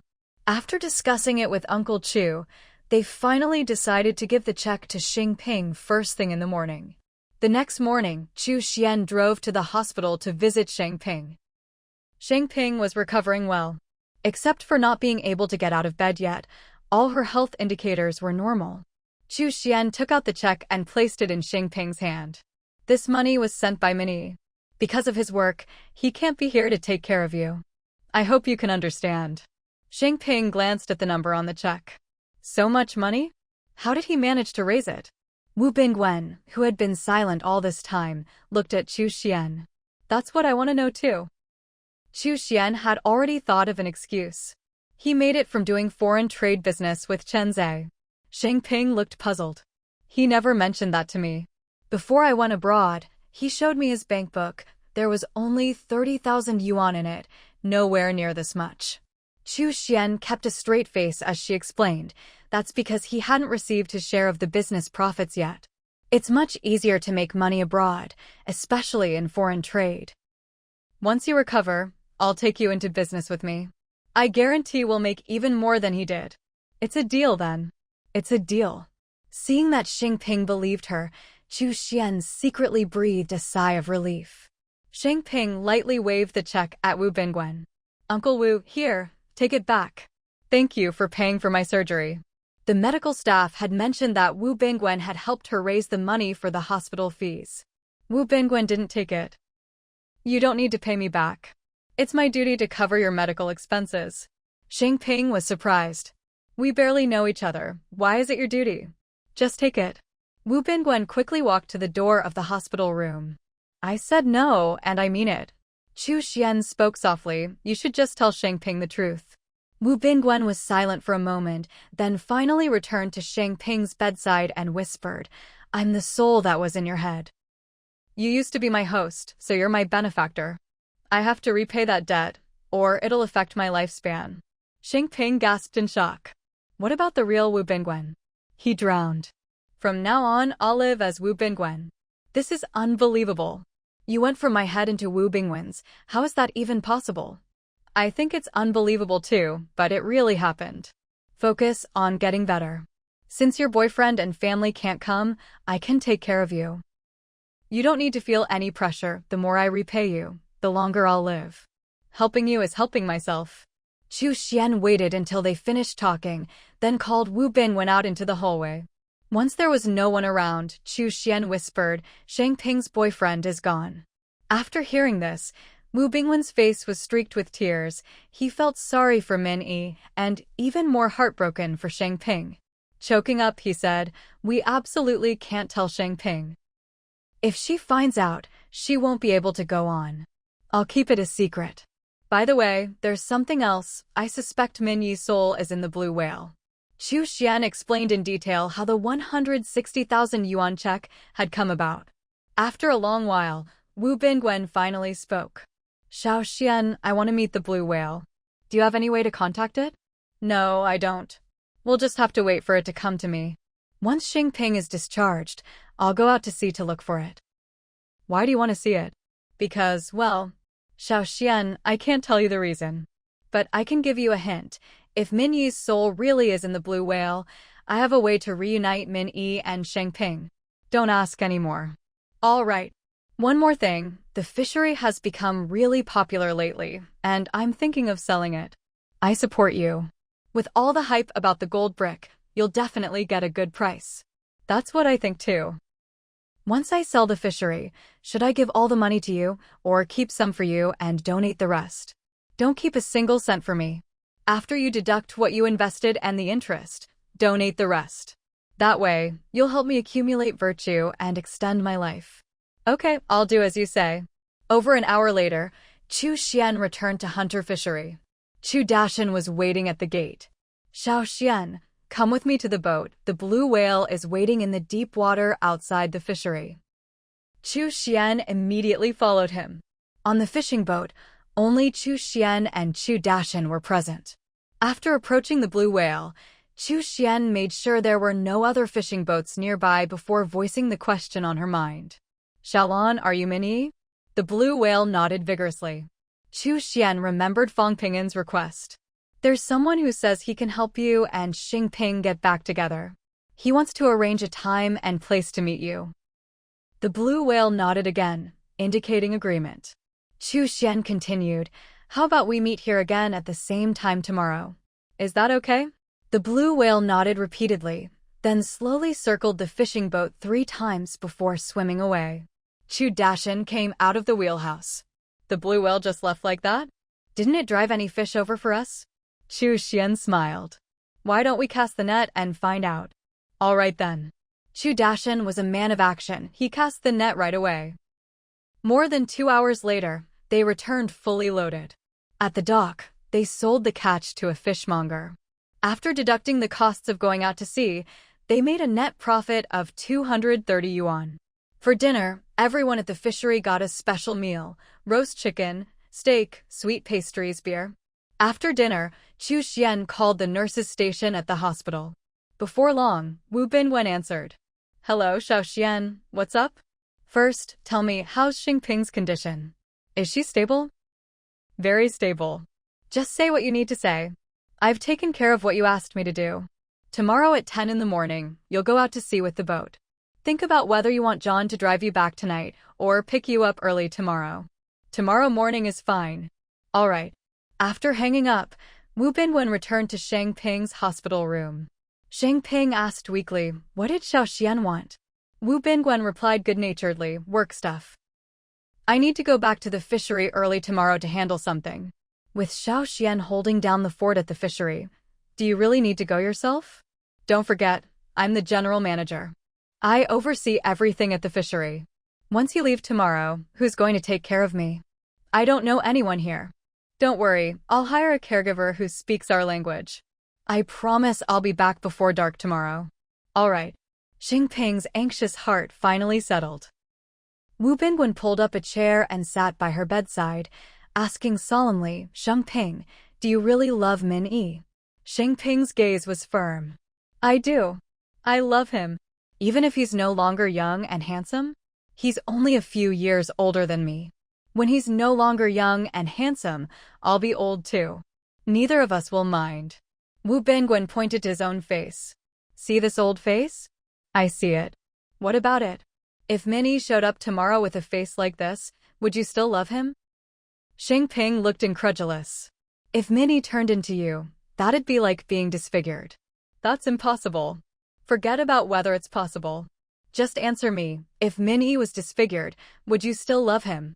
Xingping thought for a moment before slowly replying, I would. No matter what he becomes, I'll still love him. Very good. Xingping, remember what you said tonight. Of course I will. Remembering isn't enough. I need you to write it down, sign it, and put your fingerprint on it. Sheng Ping had just had brain surgery, so even holding a pen was a challenge. I'll try my best, but I might not be able to write much. Forget it, I won't make it hard for you. I'll get someone to bring over a voice recorder so you can record it. Sheng Ping was a bit confused, but agreed anyway. Wu Bingwen called the nurse's station. An hour later, someone brought over 2 voice recorders. After seeing the person off, Wu Bingwen placed the recorders near Sheng Ping's mouth. Ready to record. Sheng Ping glanced at the 2 recorders. Aren't I just recording a few words? Why are there 2? Wu Bingwen picked up one of the voice recorders and slipped it into his pocket. Now there's only 1 left. You can start recording. Sheng Ping looked puzzled, feeling that things weren't as simple as they seemed. Uncle Wu, are you hiding something from me? There's no one else in the room right now, just tell me. Wu Bingwen immediately denied it. No, I'm not. Then why did you bring 2 voice recorders? Because I want to give one to someone. To whom? That's my secret. I don't want to tell you. You're not planning to give it to Chu Xian, are you? Wu Bingwen fell silent. Sheng Ping, feeling a bit tired, closed her eyes and rested for a moment before continuing. When your soul was in my head, I could feel how much you liked Chu Xian. Aren't you going to change hosts? If you stay as Wu Bingwen, you'll never have a chance with her. In this life, no matter who I am, there's no chance for me and her. That's not necessarily true. If you were Mu Chenze, you 2 would definitely have a chance. You're wrong. If I stayed in Mu Chenze's body, the first thing I'd do is tell Xiao Xian the truth. You're such a fool. I only became a fool because I met the person I love. Sheng Ping, let's hurry up and record. I suddenly don't feel like recording anymore. Go call a nurse. I'm not feeling well. I'll go right away. Wu Bingwen dashed out of the ward, looking nothing like a man in his 60s, more like a young guy in his 20s. A short while later, a nurse came into the room. Coincidentally, this nurse could both speak and understand Sheng Ping. Sheng Ping pointed to her stomach. Could you please check if my period has started? Hearing this, Wu Bingwen quickly went to wait by the door. Taking the opportunity, Sheng Ping quietly gave the nurse some instructions, slipping some money into her hand. The nurse nodded in agreement. A few minutes later, the nurse left the ward and Wu Bingwen came back in. Seeing Sheng Ping resting with her eyes closed, he didn't disturb her. He had no idea that the nurse had just called Chu Xian. Hello, is this Ms. Chu Xian from Hunter Fishery? It just so happened that Chu Xian herself answered the call. This is Chu Xian. Who's speaking? I'm the nurse taking care of Sheng Ping. She asked me to let you know there's something important she wants to discuss with you in person. Could you please come by tomorrow morning? No problem. I'll definitely be there first thing tomorrow. Thank you for letting me know. After hanging up, Chu Xian fell into deep thought. What important matter could Sheng Ping want to discuss with her? At the same time, she realized something else. She'd been so focused on reuniting Min Yi and Sheng Ping that she hadn't asked Fang Ping'an how he planned to help. What if Fang Ping'an had to sacrifice his own chance at being human to make this happen?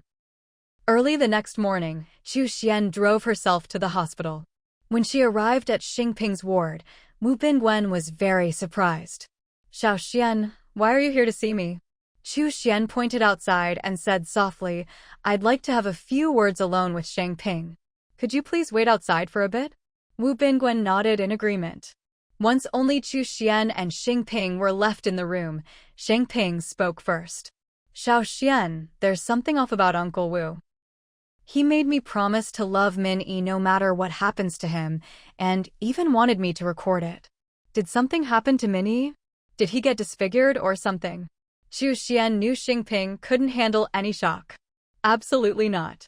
There's no disfigurement. Uncle Wu just wanted you to record something because he was bored. You don't need to pay any attention to him. Could you please let Minnie know and ask him to try calling the hospital? I want to hear his voice. Of course. I'll let him know as soon as possible. You just focus on getting better. I'll go talk to Uncle Wu for a bit. Sheng Ping let out a long sigh of relief, thinking that since Chu Xian agreed so readily, nothing must have happened to Minnie. Go on then. Sheng Ping couldn't help but imagine what it would be like to talk to Minnie on the phone. Chu Xian called Wu Bingwen over and walked with him to a secluded spot. Fong Ping'an, you arranged to meet the blue whale. Are you planning a soul exchange? How did you know? I guessed. But do you really think Min Yi's soul would agree to switch with you? That's exactly why I asked Xingping to record her message. I know this body is already over 60, so I wanted her to tell Min Yi she loves him, no matter what he becomes. I believe, as long as Min Yi hears Xingping say she loves him, he'll agree. But that means you'll have to stay in the sea for a long time. There's nothing wrong with living in the sea. It's free and carefree. The sea is full of dangers. How can you be carefree? Xiao Xian, in this life, I'd rather be a whale. The blue whale arrived as promised. Over an hour later, Fong Chang'an met privately with his older brother. Why? You still have family. Fong Chang'an is still waiting to see you. I'll meet with him and explain everything before I become a whale. Chu Xian had no choice but to agree. Once I swap souls with Min Yi, her wish will come true. Xiao Xian, I've already hired a caregiver for Xingping. Can you drive me? Seeing he had made up his mind, Chu Xian changed the subject. Just now, Xingping said she wanted to talk to Min Yi on the phone. More than 2 hours later, Chu Xian personally piloted the boat to the agreed location. Wu Bingwen quickly pulled a voice recorder from his pocket, shoved it into Chu Xian's hand without a word, and suddenly jumped into the sea. The blue whale swam over to save him, and the moment it touched Wu Bingwen, Min Yi and Fong Ping'an's souls were able to communicate. Min Yi, Xingping is waiting for you. If you don't mind, you can live on as Wu Bingwen and grow old with Xingping. As long as I can be with Xingping, I don't care about appearances. But if I use Wu Bingwen's body, what about you? I'll stay inside the blue whale's mind. Why are you helping me?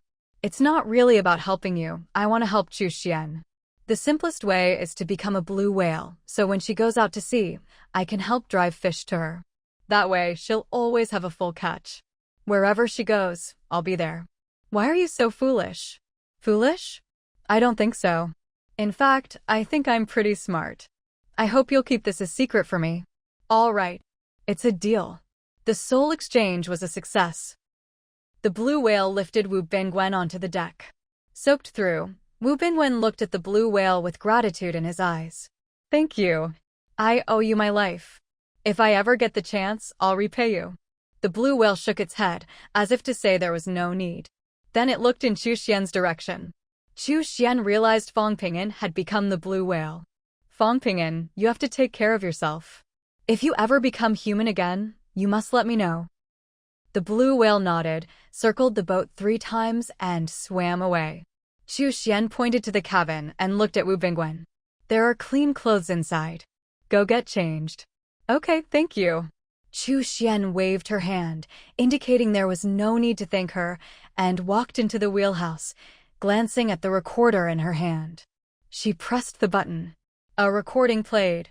Xiao Xian, I made this decision after careful thought, so don't feel sorry for me.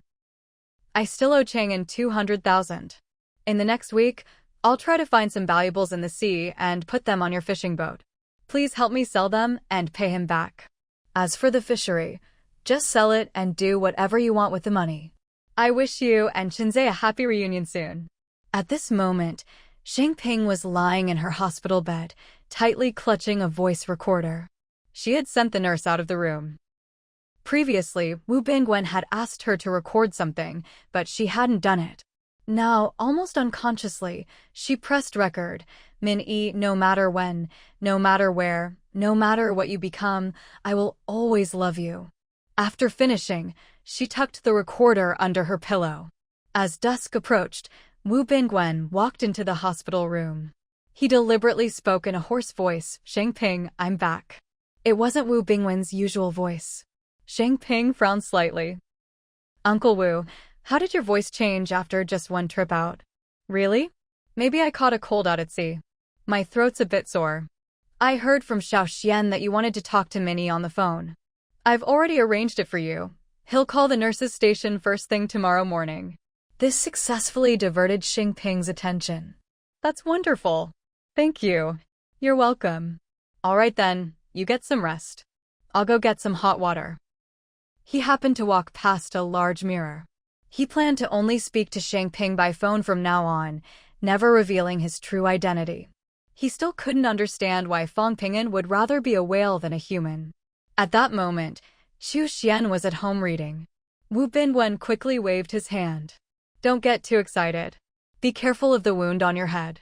His voice was tinged with excitement. Shang Ping closed her eyes to rest. He caught sight of his own reflection. A face in its 60s, truly unworthy of Shang Ping's youthful beauty. Wu Binwen picked up the heater and headed to the hot water room. "All right, I won't get excited. I need to rest early, so I'll be in good spirits for the call tomorrow." Whenever she felt upset or restless, she would choose to read. It always helped her calm down. A little after 9 p.m., John's voice came from outside the door. "Boss Chu, there's a phone call for you. They'll call back in 10 minutes. The phone was at John's place. Xu Xian made her way over in less than 3 minutes. "John, who called?" It was a man. He didn't say who he was. Xu Xian thought it might be Muchinza. When the phone rang, Xu Xian answered quickly. Fang Chang'an's voice came through the line. "Xu Xian, it's Fang Chang'an. Can I go out to sea with you tomorrow?" "Why?" "Because I have an agreement with the blue whale." Xu Xian immediately understood. "All right." The next morning, Fang Chang'an arrived as promised. Xu Xian was busy preparing for the fishery auction and didn't have time to accompany him out to sea. Xu Dashan volunteered to go with him. There were other fishermen on the boat, but Fang Chang'an sent them all back to shore. Of course, he didn't shortchange them, he gave each of them 10 yuan as compensation.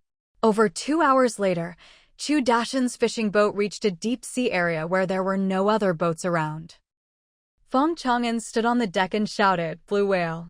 Blue whale! I'm here! Blue whale!" His voice was almost hoarse when the blue whale appeared, approaching from a distance. As it neared the boat, the blue whale slowed down, opened its mouth, and spat something onto the deck that looked like a piece of rotten wood. Fang Chang'an's eyes widened in shock. "Ambergris? You actually found it."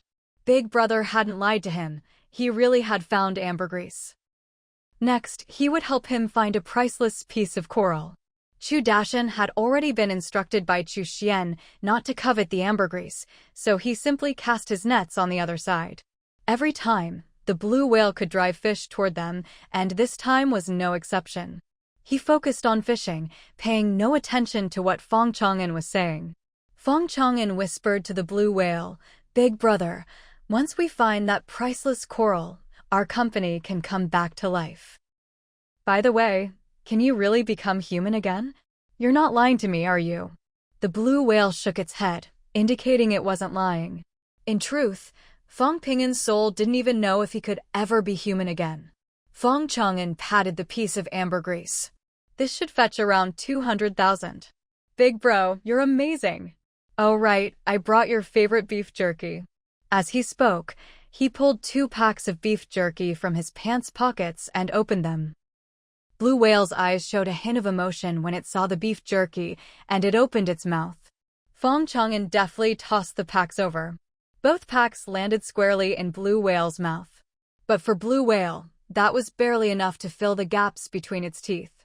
Fang Chang'an looked apologetic. "Sorry, big bro. I didn't consider how much you eat now.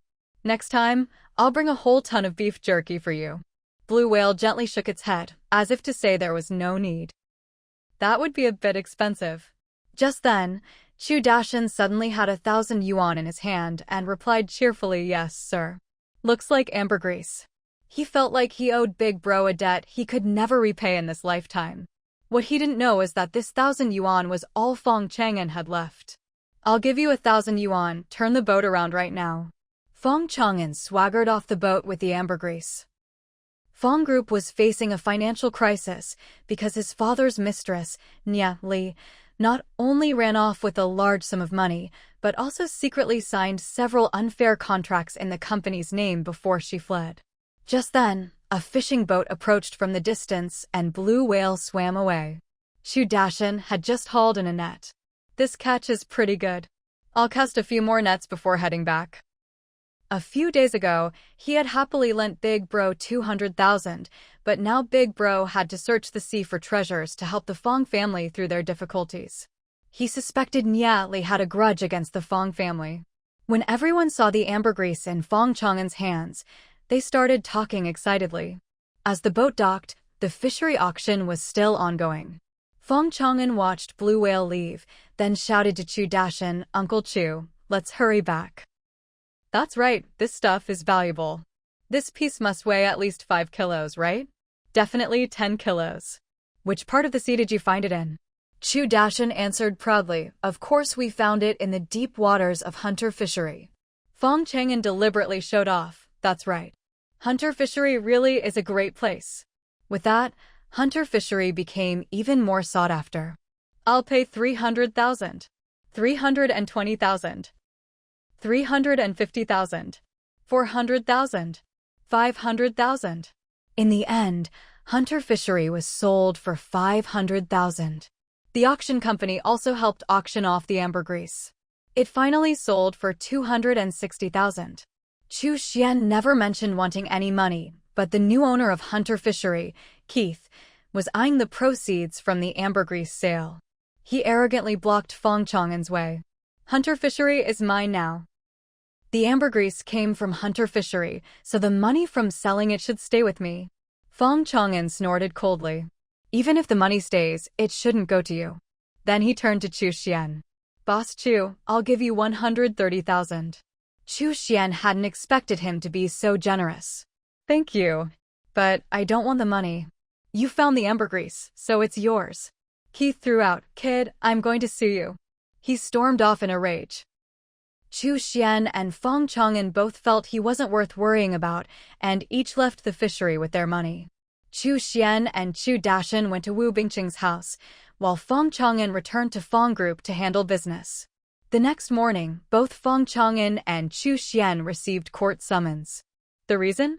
Fong Chang'an and Chu Xian had supposedly colluded to trick Keith into buying Hunter Fishery at a high price, and Keith was canceling the purchase. He was demanding double compensation from Chu Xian and Fong Chang'an. In other words, if Chu Xian lost the lawsuit, she would have to pay Keith 1 million. Chu Xian walked up to Tian Shaoan with the court summons in her hand, looking helpless. "Mom, look at this. Case really knows how to make something out of nothing. It's obvious that Chang'an and I are in the right, so how does he even have the nerve to sue us?" Tian Shaoan examined the summons carefully, her face clouded with anger. "That case guy is trying to exploit a legal loophole. He must have found out you're not from this country, and that the Fang family is having financial troubles. That's why he's suing." Chu Xian was a bit confused. "What loophole is he trying to exploit?" "He's suing you, and if you don't show up in court on time or hire a lawyer to defend yourselves." "We have money now. We can totally hire a lawyer." "Exactly. Let's go. We'll find a lawyer right now." The mother and daughter got in the car and headed out, picking up Fong Chang'an on the way. Fong Chang'an didn't seem the least bit affected by the lawsuit. In fact, he looked cheerful. "Hello, Auntie." "Hi, Xian.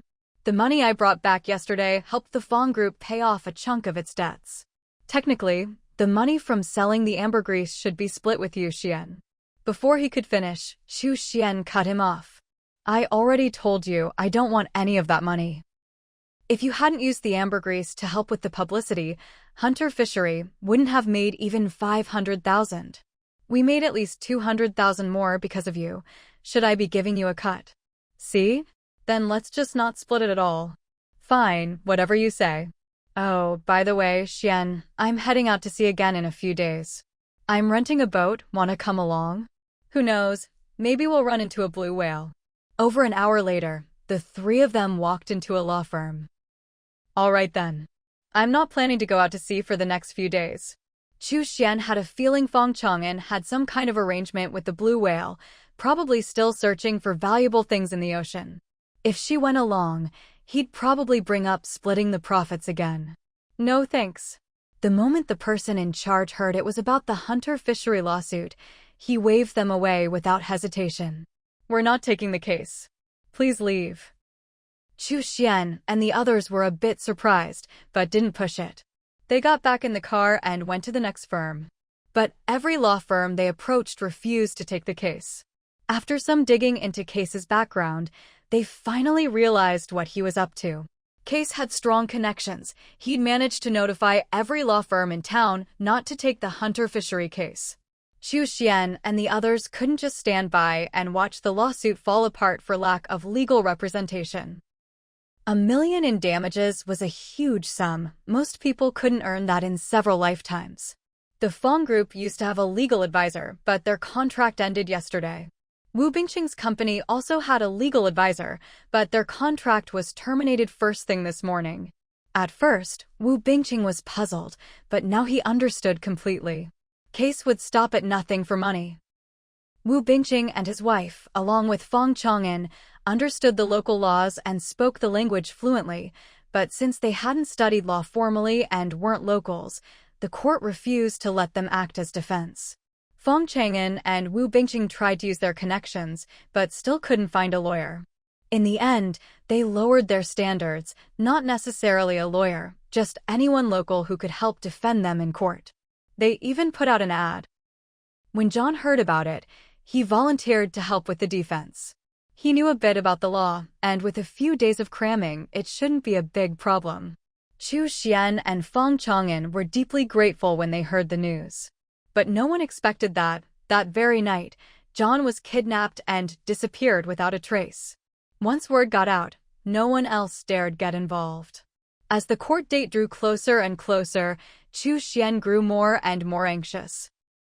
Living in a foreign country, Xu Xian had mentally prepared herself for all sorts of difficulties and helpless situations.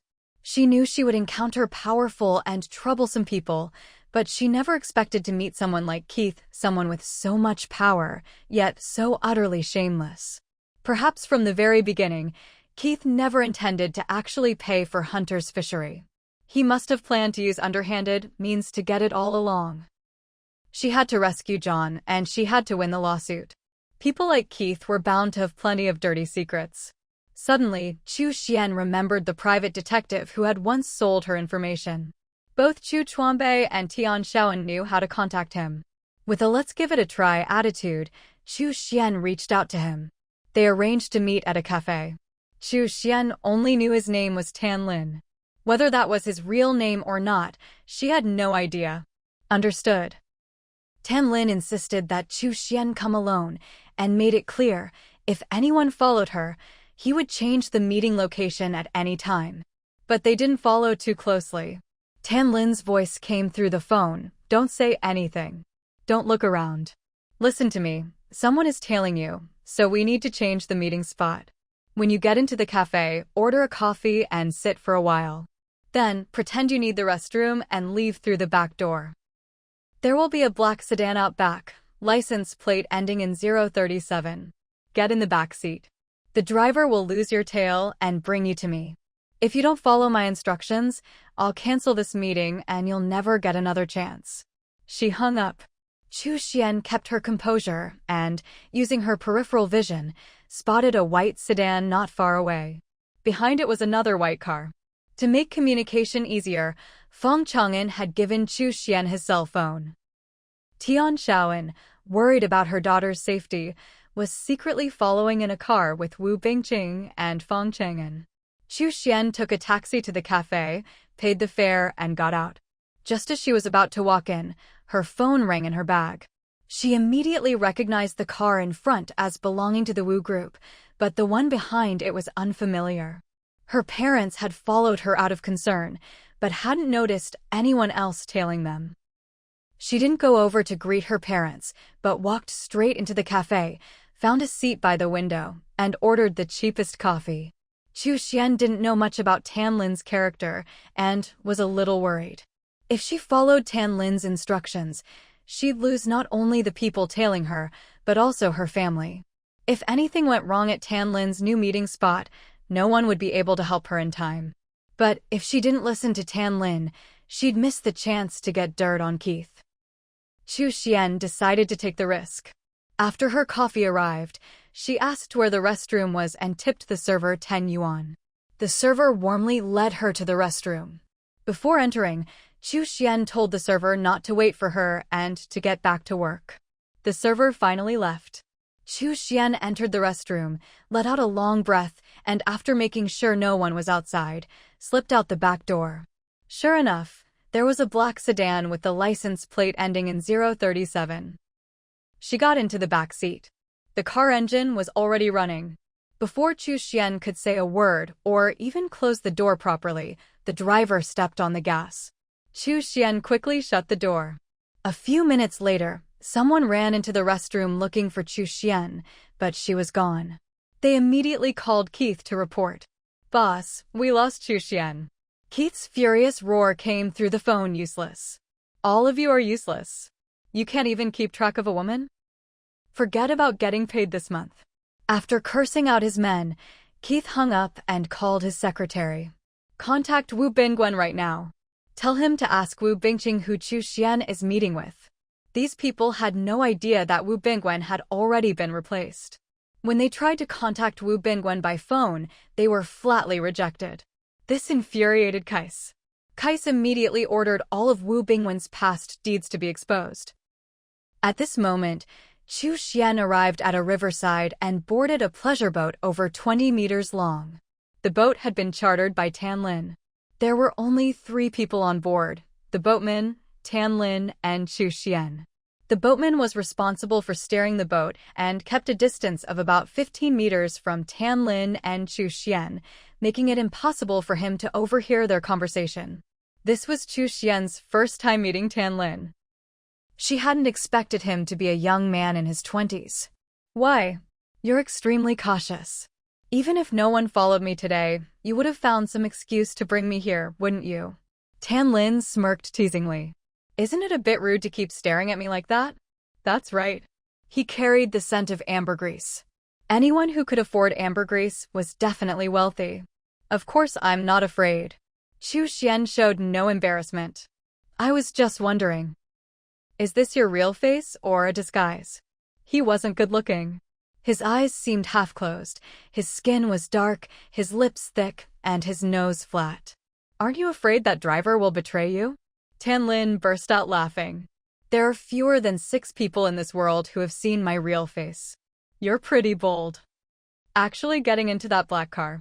To tell you the truth, that driver wasn't my subordinate at all. I hired him in advance. Because I have something on him. So, tell me, whose information do you want to buy?" "I want evidence of Kais's crimes." "Hey, evidence on Kais? What a coincidence, I have some.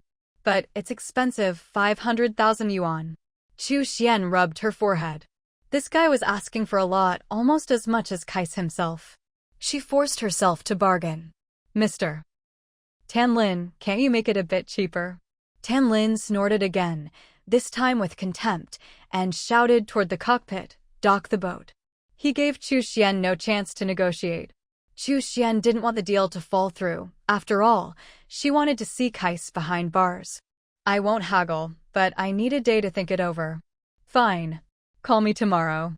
Tan Lin instructed the boatman to take Chu Xian ashore. Chu Xian took a taxi back to her place and learned that Wu Bingwen had been taken away by the authorities. After asking around, she found out the charges. Besides harming the Wu group, the old Wu Bingwen had also committed acts that hurt others' interests. He'd set up shell companies and laundered money. If convicted, he'd probably die in prison. Even though the Wu group had already stated they wouldn't press charges, Wu Bingwen was still locked up.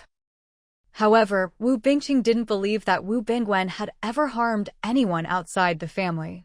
Because from youth to now, Wu Bingwen had only ever scammed his own people. Cheating family was low risk. Every time, he'd just pay the money back and never got sued, let alone arrested. Wu Bingqing and his wife, along with Chu Xian, went to visit Wu Bingwen. When Wu Bingwen saw them, he didn't speak at first. Wu Bingwen's mind now housed Min Yi's soul. Not only did Min Yi retain his own memories, he had also inherited Wu Bingwen's. He knew clearly that Wu Bingwen had never done anything bad except cheat his own family. With limited visiting time, he needed to get straight to the point. "Bingqing, Xiaoan, Xiaoxian, I never set up shell companies or laundered money. Someone stole my identity.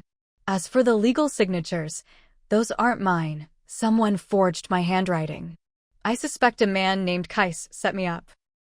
He's in his 40s and deliberately approached me before. I once saw him imitate someone else's handwriting. The similarity was 99%. Once again, it was Kais. Time was tight, so Chu Xian immediately asked, "Do you have any evidence?" Wu Bingwen shook his head helplessly. No. Chu Xian thought of Tan Lin. Maybe he had evidence. If someone can provide evidence, but wants 500,000 for it, would you pay? Wu Bingwen gasped. Even if you sold me, I wouldn't be worth 500,000. But I still want to buy it. Good, that's all I needed to hear. Chu Xian turned and left. Wu Bingwen looked at Wu Bingqing and Tian Shaoan. Where is Xiao Xian going to help me scrape together 500,000? Tian Shaoan replied quietly. Xiao Xian's fishery was sold for 500,000, but she got tangled up in a lawsuit. The buyer was Case, and now he's accusing Xiao Xian and Fong Chang'an of fraud, demanding $1 million in compensation. Xiao Xian is looking for evidence of his crimes. Don't worry, you won't have to pay the whole 500,000 yourself. Fong Chang'an suggested, let's go out to sea, maybe we'll come across something valuable we can auction off. Fong Chang'an hurried over. Xiao Xian, don't rush to buy information. You'd better check at the bank first to see if your check is still valid. Okay. No money to buy evidence, what now? Chu Xian was anxious. Early the next morning, Chu Xian prepared to leave with a 500,000 check. She took Fong Chang'an's advice. Wu Bingwen looked grateful. Thank you all. By the way, before I was arrested, Case's men tried to bribe and threaten me into finding out where Xiao Xian was. You'd better hire more bodyguards to protect her. At the bank, Chu Xian learned that all her accounts had been frozen. She immediately understood. This meant going to sea to ask Blue Whale for help. That would be the fastest way to get money, but Chu Xian was embarrassed to bother him. In that case, I won't use money. I'll try to trade him some important information instead. With that, she quickly left the bank. Finding a quiet spot, she used Fong Chang'an's mobile phone to contact Tan Lin. Soon, Tan Lin's voice came through the phone. Changed your mind? But I already know your accounts are frozen. Looks like you don't have money for a deal. Chu Xian remained calm. I have important information. I can trade it with you. What kind of information? Information that can earn you more than 500,000. That successfully piqued Tan Lin's curiosity. Then hurry up and tell me. Chu Xian deliberately lowered her voice. I can't say it now. We trade your evidence on Case for my information. Tan Lin's sly laugh came through. Without verifying whether your information is really that valuable, I won't give you any evidence. I won't even meet you. Seeing the negotiation wasn't working, Chu Xian backed down. If you buy BM stock today, I guarantee you'll make 10 times your money in a month. She'd accidentally overheard this tip from a returning overseas investor in her previous life. By the current timeline, BM stock was falling and not favored. Who are you trying to fool? I heard you don't own any stocks. If it's so profitable, why don't you buy it yourself? I was just about to buy in when I got caught up in this lawsuit. Now I want to buy, but I have no money. You sure your lawsuit will last another month? As far as I know, your trial is in 2 or 3 days, right? That's right. So I'll give you another important tip. Go on. Tomorrow at noon, MY Group will announce bankruptcy. She'd also heard this in her previous life from that same investor, and it stuck with her because he'd told it in such a funny way. Tan Lin was silent for a moment before speaking. If MY really announces bankruptcy tomorrow, I'll immediately hand over the evidence on Case. My group was very important to him. He'd invested 5 million under someone else's name and had to find a way to get his money back quickly. Chu Xian had no idea that the information she provided would be a huge help to Tan Lin. All she knew was that by tomorrow afternoon, she would be able to gain Tan Lin's trust and get the evidence of Case's crimes without spending a penny. Tan Lin made over a dozen phone calls. From one of his informants, he learned some news. This made him trust Chu Xian even more. After hanging up, he immediately disguised himself, grabbed a letter of authorization, and drove out. He went to a secluded place, parked, changed his appearance, took several detours, and finally took a taxi to the MY Group building. After meeting the president of MY Group, he handed over the letter of authorization and stated his purpose. He was there to collect the principal. The president had no intention of giving it to him.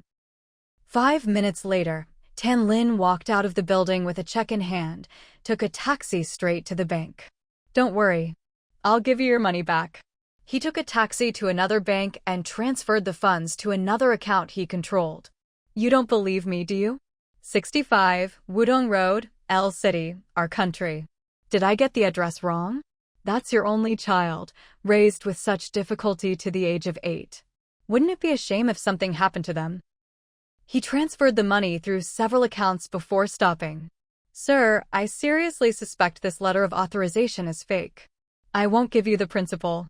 He cashed the check and deposited the money into an account he controlled. Tomorrow, his lawyer would help him declare bankruptcy, and he would take the investor's money and settle abroad. Tan Lin gave a wicked smile. "Oh, you'll give it to me. You have a mistress abroad, and she bore you a son. Believe me, with just one word from me, your son could go meet his maker." The president had no choice but to pull out his checkbook and start writing. "Don't threaten me. You think I believe you have that kind of power?" Tan Lin then contacted a media outlet and leaked the news that the MY Group president was about to abscond with investors' money. He left by taxi, changed his appearance back to what it was when he left, and returned to where he'd parked. The MY Group president was holding the money of nearly 1,000 investors. There was no way Tan Lin would let him get away with it. That night, the media broke the news that the MY Group president was planning to flee with the money. The president was intercepted at the airport by the authorities and taken in for questioning. All his assets, worth 70 million, were frozen. By noon the next day, news of MY Group's bankruptcy had spread everywhere. Tan Lin fulfilled his promise and hired someone to deliver the evidence of Case's crimes. At the same time, Tan Lin didn't forget to buy the stock Chu Xian had recommended. After receiving the evidence of Case's crimes, Chu Xian immediately reported Case to the relevant authorities. Fong Chang'an specially contacted 5 domestic and 3 international media outlets to follow and report on the case, to prevent the authorities from covering for Case. The whole thing blew up. Faced with the evidence, Case was arrested. Case refused to admit guilt, but unfortunately for him, the evidence was overwhelming. There was proof he had forged Wu Bingwen's signature, as well as recordings of him threatening and coercing major law firms not to take the Hunter Fishery case. The Hunter Fishery case ended in victory for Chu Xian and Fong Chang'an. Wu Bingwen was acquitted. Chu Xian, finally free of burdens, returned home. The first thing she did was make an anonymous donation. The second thing was to return to Nan Fishing Village to find Mu Qinza. The Mu family's courtyard gate was locked. Chu Xian felt a little disappointed. She'd rushed back in such a hurry, only to find she couldn't see Mu Qinza right away. A group of children ran by. One of them shouted, "Let's go to the shore. I know a place with lots of seafood. If you go through the mountain path, I've seen the Mu family go there lots of times. My mom said you couldn't go there before, maybe because of the earthquake." Chu Xian felt a bit regretful. The secret spot for gathering seafood had been discovered by this kid. But it also reminded her. Mu Qinza was very likely at that spot. Chu Xian followed the group of children, heading toward the old secret spot by the sea. When they arrived at the tidal flats, Chu Xian immediately noticed how much the place had changed. It was much livelier than before. There were over a dozen families out gathering seafood. A dozen or so children were crawling and playing all over the beach. Chu Xian looked around, searching for Mu Qinza. After a few minutes, she finally spotted that familiar figure in the distance. He was facing away from her, bent over as he picked up shellfish. Chu Xian walked toward him. Some fine sand and other bits clung to her new shoes, but she didn't care in the slightest. She just wanted to reach him as quickly as possible. It was a bit far, so it took her 7 minutes to finally reach him from behind. He tried to dodge, but Chu Xian refused to let go. "Xiao Xian, am I dreaming? Weren't you busy with matters at Hunter Fishery?" Muchinza didn't question why Chu Xian had donated all her money. Instead, he replied firmly, "I'm willing. I'll go back and pick a date. I want to propose again and marry you properly." Chu Xian gazed at him, her eyes full of love. Hunter fishery has already been sold. All the money was donated to the relevant departments. Now I don't have a cent to my name. I plan to come back and start a business from scratch. Will you still marry me and help me? She didn't mention that the money the village factory lent her had actually come from him. He was still focused on digging, not noticing Chu Xian. It wasn't until Muchinza dug up another big razor clam, dropped it into his bucket, and turned to look for a new clam hole that he finally saw Xiao Xian. For a moment, he didn't react. The two of them were so close, but Chu Xian didn't rush to call out to him. She patiently waited to see when he would notice her. She watched him dig up a razor clam, and even heard his hearty laughter. His bucket already held more than a dozen razor clams. The adults nearby were all busy gathering seafood and didn't notice Chu Xian. The children saw her, but didn't know whether they should tell Muchinza. Chu Xian took the initiative and grabbed his hand. "What's this, Muchinza? Are you still afraid to hold my hand in public?" Muchinza hurriedly denied it. No. It's just that my hands are all muddy from digging clams. I didn't want to get your hand dirty." "I don't mind." The two of them laced their fingers together and left, carrying their tools for gathering seafood. It wasn't until they had walked far away that the others realized Chu Xian and Muchinza had made up. At that moment, Feng Chang'an was on the deck of a fishing boat overseas. The one steering the boat was Chu Dashan. For this trip, Feng Chang'an had specially asked Chu Dashan to stay a few extra days to help him pilot the boat. Because of what was about to happen, he didn't want anyone else to know. Of all the boatmen, he only trusted Chu Dashan. When they reached a public deep-sea area with no other fishing boats around, Feng Chang'an called out loudly, "Blue whale! Blue whale!" After shouting more than 30 times, he finally saw the blue whale appear. The whale swam closer and closer. It was holding a rope in its mouth. It tossed the rope onto the deck. Feng Chang'an quickly grabbed the rope and pulled it up. He could feel there was something attached, not extremely heavy, but not light either. Chu Dashan stayed in the cabin and didn't come out to help, just as Feng Chang'an had instructed. He only needed to steer the boat and didn't need to worry about anything else. Feng Chang'an didn't have much experience at sea. It took all his strength, but he finally managed to haul a large piece of coral onto the deck. It must have weighed at least 70 or 80 kilograms. The blue whale made sure the coral was safely on board, then prepared to leave. Feng Chang'an remembered Chu Xian's instructions. "Wait. Chu Xian asked me to pass on a message." The blue whale immediately stopped swimming and waited quietly for him to continue. "Chu Xian said she's returned to China. She has something important to take care of and didn't have time to say goodbye to you in person." Hearing this, the blue whale realized that Chu Xian was about to remarry Muchinza.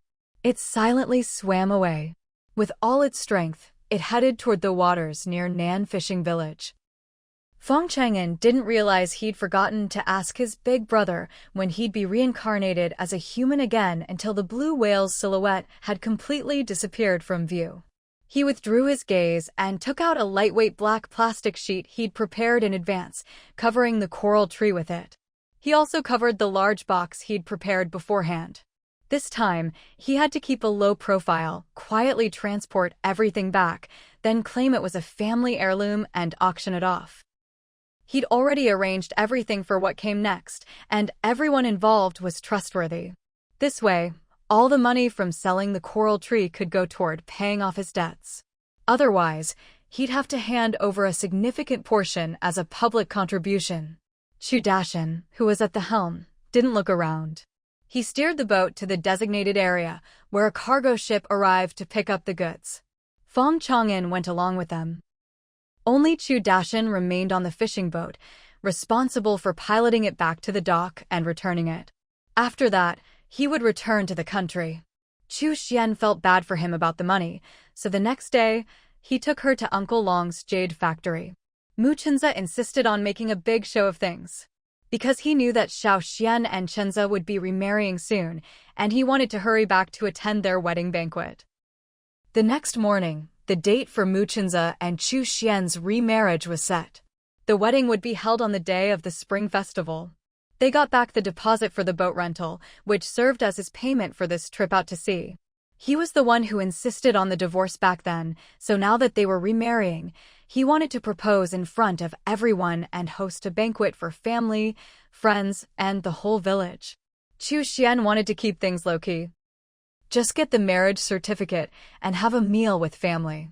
It was only then that Chu Xian learned that, during their trip to the shore 2 days ago, Mu Chenza had picked up a stone with a hint of green on its surface. After sending it to Uncle Long for appraisal, it turned out to be a valuable piece. It could fetch at least 100,000 yuan. With money in hand, Chu Xian no longer objected to holding a big wedding. There was still some time before the wedding, so Chu Xian and Mu Chenza weren't in a rush to move in together. After all, Mu Chenza was still undergoing treatment, and the doctor didn't recommend they live together before he fully recovered. When Chu Dashan returned to Nanyu village, the first thing he did was find Chu Xian and ask, "Xiao Xian, how much did you donate?" Chu Xian answered honestly, "I donated it all." Chu Dashan looked puzzled. "Xiao Xian, you invested quite a bit in hunter fishery, at least over 100,000. Why didn't you set some aside?" Chu Xian smiled calmly. "Because I learned that the relevant departments are developing something very important, and they need a lot of funding. I wanted to do my part. Money can always be earned again, but if we miss the window for innovation, it could trigger a chain reaction of missed opportunities." Chu Dashan gave her a thumbs up. "You're really enlightened. Why don't I have that kind of awareness? You can start now." "You're right. Maybe I should contact Feng Chang'an and have him raise funds overseas to donate back here. He's drowning in debt right now, he probably can't manage that. Before I came back, I heard his family's coral tree fetched over 1 million at auction.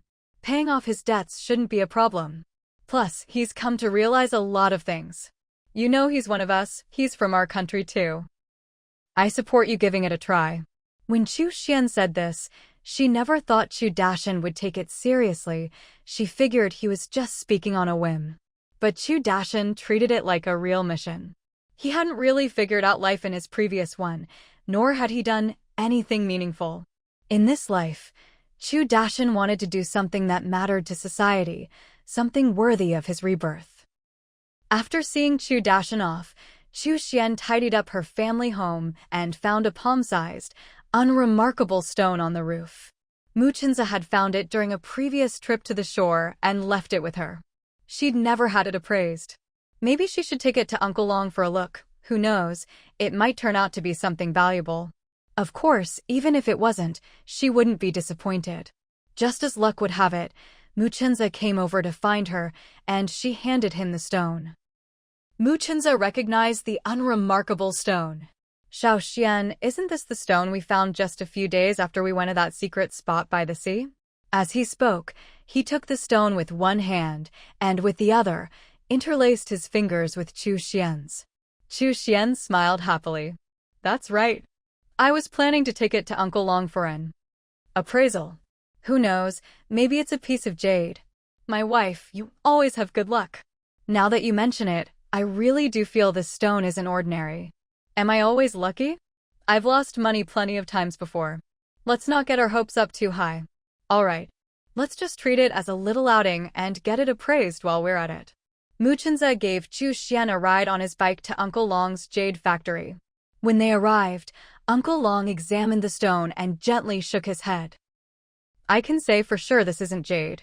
Its density is several times that of jade." After saying their goodbyes, they rode to the bus station nearby, stored the bike, and took a bus into the city together. He just wanted to make his wife happy. They trusted Uncle Long. It wasn't that he was greedy for money, he just hoped the stone would bring his wife a pleasant surprise. Chu Xian smiled calmly. "If it's not, then it's not. I'm not planning to throw it away, I'll keep it as a memento." Uncle Long said kindly, "Just because I say it's not jade doesn't mean it's worthless. I suggest you get it appraised at the city's gold mine. Gold ore is much denser than jade."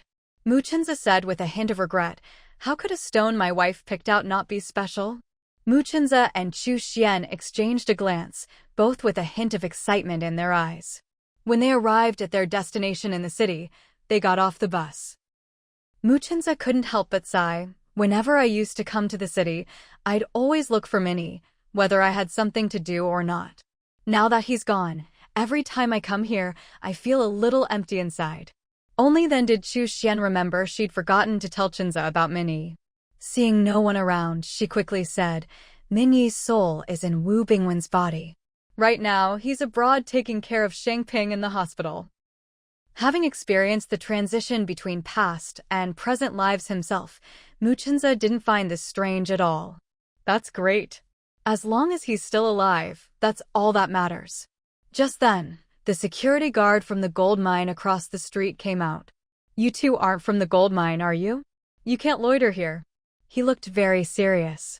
The guard was understandably cautious. After all, the factory produced gold, and any unfamiliar faces nearby would put him on alert. Muchinza took the stone out of his pocket.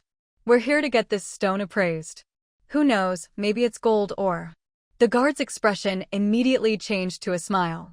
Wait a moment. I'll call the appraisal department. If this really is gold ore, maybe our factory can trace it back to a gold deposit. You two can wait in the security office for now. He spoke as he dialed the phone. Soon, the call went through. After explaining the situation, it wasn't long before someone from the appraisal department hurried over to the gate. They signed their department and name on the visitor log, a necessary procedure, otherwise Chu Xian and Muchinza wouldn't be able to go in. Their department always welcomed people bringing in ore samples for appraisal. Most gold ore looks golden, but some pieces look just like ordinary rocks on the outside. The appraisal staff didn't take it lightly. Half an hour later, the results were in. The stone was genuine gold ore. The gold mine not only offered 2,000 yuan to buy it, but also said that if they could find the source of the stone, there would be a substantial reward. This was an unexpected surprise for Muchinza and Chu Xian. They personally led the gold mine staff to the source. Among the people out gathering seafood, there were some who knew folks at the gold mine. Even though Muchinza and Chu Xian hadn't said a word, rumors still spread that there might be a gold mine at the spot where everyone was gathering. People from Nanyu village rushed over, not to collect seafood, but to fill buckets with stones and carry them home. When people from other villages heard about it, they rushed over to pick up stones too. The scene quickly got out of control. If there wasn't actually a gold mine here, it wouldn't matter much. But if there really was gold, what these people were doing was a problem. In these times, you couldn't just take gold ore home as you pleased. Wang Dipin was called over by the gold mine's director to restore order. When Wang Dipin arrived at the beach, he could only try his luck. He raised his loudspeaker and shouted, "No one is allowed to collect stones here for now. Anyone who's already taken some home must bring them back and hand them over to the village. Otherwise, the year-end bonus from the village-run factory will be cancelled. I already know who took stones and how many. Lin Lauer, you took 2 buckets, 36 stones in total, using a carrying pole. Do I need to call out everyone else by name?" Everyone in Nanyu village wanted their bonus, so they immediately listened and hurried home to bring back all the stones. Among those who came with the security team were higher-ups and legal education officers. Before the security team arrived, only the villagers from Nanyu handed over all their stones. But everyone was left wondering who had such sharp eyes and memory to remember exactly how many stones each person took. People from other villages who didn't get bonuses kept collecting stones for themselves. They tried to persuade villagers from all the villages to stop picking up stones and to hand over any they'd already taken home. Even when people from the gold mine tried to stop them, it was no use.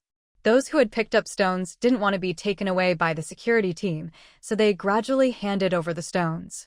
They also took the opportunity to educate everyone about the law. Before long, the village heads from the other villages arrived one after another. The next morning, Chu Xian went to the village-run factory to find Wang Dipin and saw the higher-ups coming out of the meeting room. She nodded slightly as a greeting. Wang Dipin followed closely behind the leaders, preparing to see them off at the factory gate. When he saw Chu Xian, he quietly asked, "Xiao Xian, is there something urgent?" Chu Xian lowered her voice on purpose. "I came to settle accounts with the factory, to see how much I still owe." "No need to check. You don't owe the factory anything. Actually, Mu Chenza was worried you wouldn't accept the money, so he gave it to you through the factory." Chu Xian suddenly understood. So it was Mu Chenza helping her all along. She thanked Wang Dipin and ran off toward Mu Chenza's house.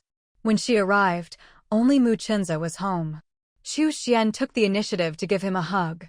He was like sunshine. He immediately hugged her back and wouldn't let go. "Xiao Xian, I wish I could have a hug like this every day." "No problem. Wife, you're so good to me." "Am I really that good to you?" "Compared to how good you are to me, I'm way behind." "I already know you sent me money several times under the factory's name." "Who told you that?" "Grandpa Wang did. I went to the village-run factory today to check how much I still owed, and Grandpa Wang just told me the truth. I told him so many times not to say anything. How could he let it slip?" "Because Grandpa Wang is in a good mood today. His transfer order must have come through. After Grandpa Wang gets promoted, who'll be the new factory director? Will it be decided from above, or will Grandpa Wang appoint someone? I don't know either. I suggest you bring a small gift to his house tonight and see if you can find out." "Good idea. If Grandpa Wang gets to choose, I have a pretty good chance." "I'm afraid that's unlikely. I think it's much more likely the higher-ups will decide." That evening, Chu Xian accompanied Mu Chenza to Wang Dipin's house. They brought a roast chicken and 2 braised pig's trotters, using the excuse of asking for information to snag a free meal as well. Wang Dipin and his wife welcomed them warmly. These days, their eldest son's family had bought a house in the county town and no longer ate dinner at home. Gao Meiwen had specially prepared braised ribbon fish, fish dumplings, 3 stir-fried vegetables, and sea cucumber and egg soup, all dishes that Chu Xian and Mu Chenza loved. Wang Dipin and Mu Chenza drank baijiu, while Gao Meiwen and Chu Xian had hawthorn wine. The hawthorn wine was low in alcohol, sweet, and very tasty. Even with just a 50-50 chance, Mu Chenza was a little excited. "Grandpa Wang, thank you for recommending me. Having a 50% chance is already more than enough for me. Let me toast you." Chu Xian smiled. With Grandpa Wang's support, Chenza's chances are definitely higher. "Good." Wang Dipin downed his drink, ate a couple of bites, and then continued, "Actually, your chances might be better than 50%. I heard the other candidate has something the higher-ups aren't too happy about. I'm not sure about the details yet." Wang Dipin grinned. "Kid, do you want to be village chief? To tell you the truth, I've already recommended you to the higher-ups. But they're a bit concerned about your divorce." After a few rounds of drinks, Mu Chenza finally asked, "Grandpa Wang, after you get promoted, who will be the next village chief?" Wang Dipin replied kindly, "I've already discussed this with the higher-ups. They said they'll consider it. Actually, there's another candidate, and they're still deciding who's better." Both Wang Dipin and Gao Meiwen nodded in agreement. They both had high hopes for Mu Chenza. Before Mu Chenza could say anything, Chu Xian jumped in, "Chenza and I will be remarrying soon." As for their eldest son, Wang Chenyang, he only had a primary school education. Just based on that, he didn't stand a chance at becoming village chief. Mu Chenza, on the other hand, had finished high school, which counted as a high level of education in the village. Their younger son had an even higher degree and was studying abroad, but he was set on an academic career.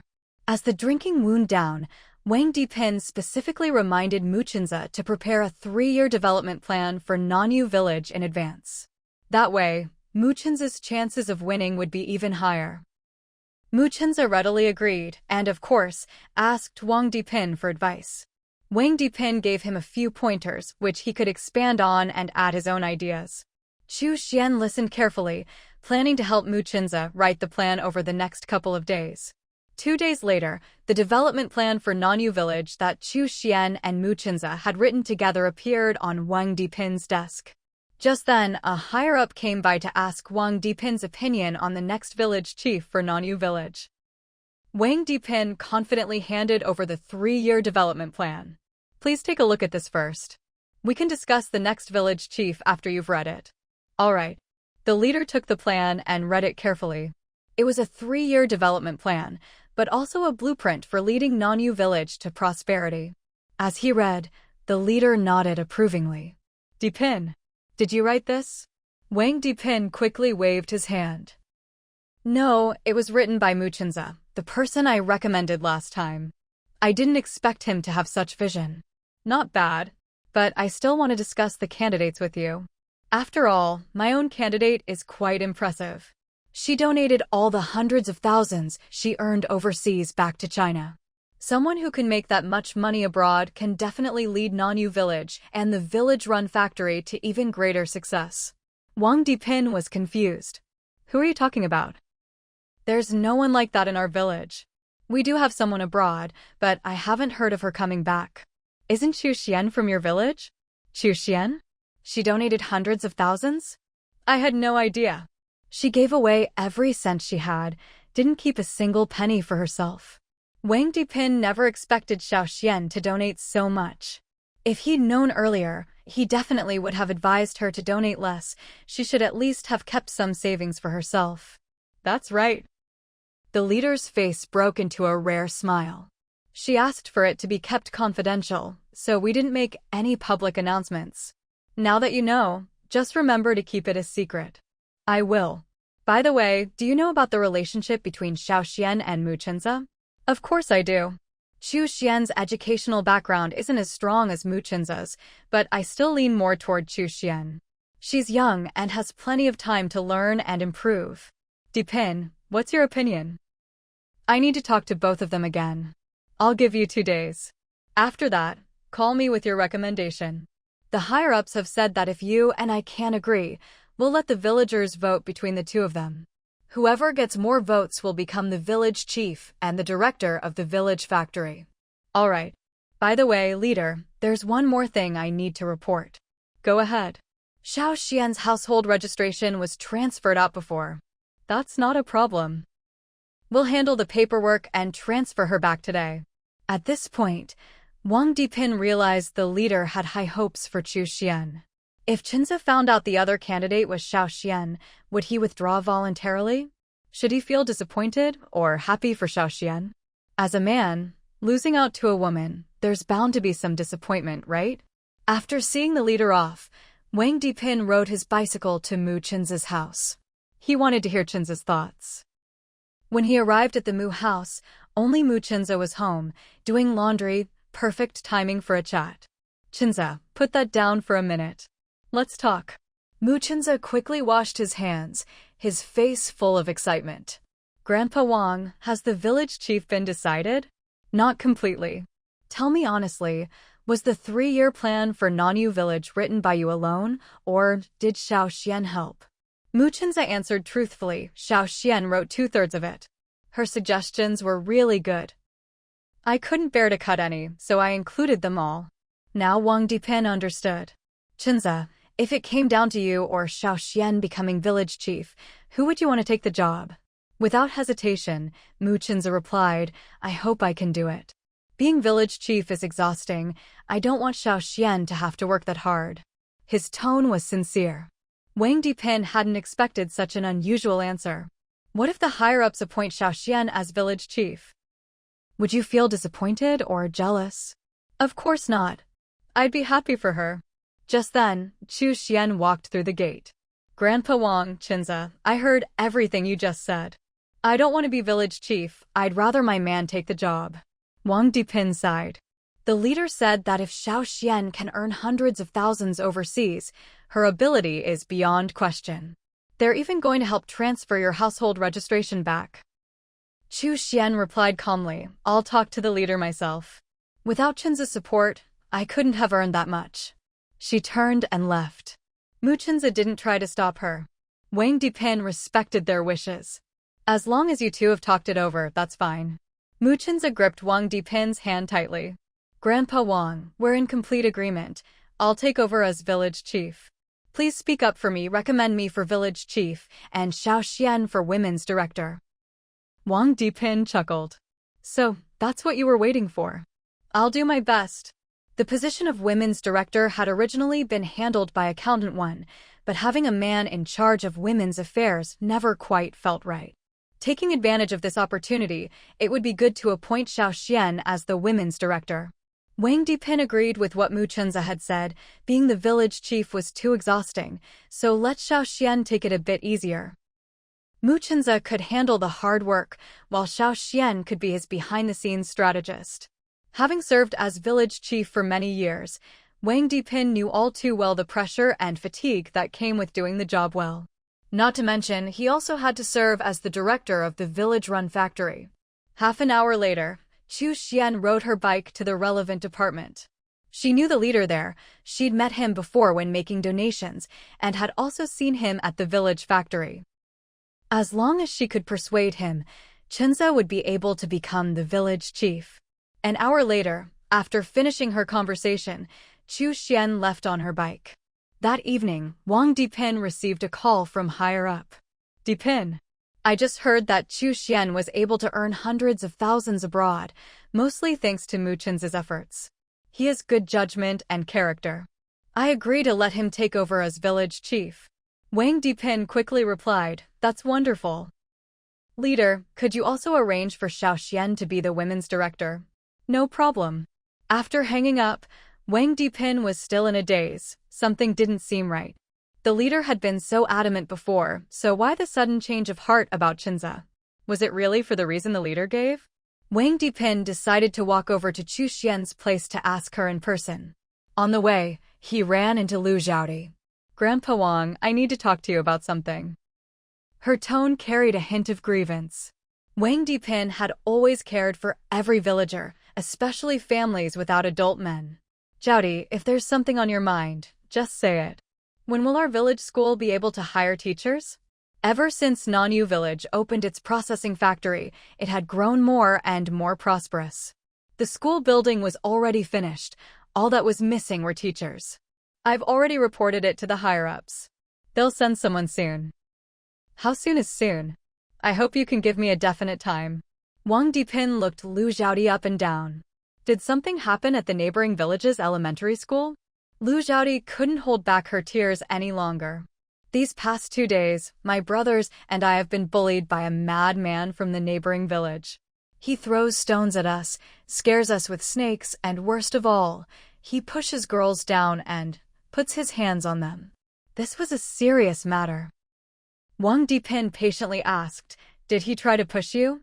He tried, but luckily I dodged in time. My classmate Xiaomei wasn't so lucky. He dragged her into the woods. If an adult hadn't passed by, who knows what would have happened to her. Wang Dipin had never heard about this madman before.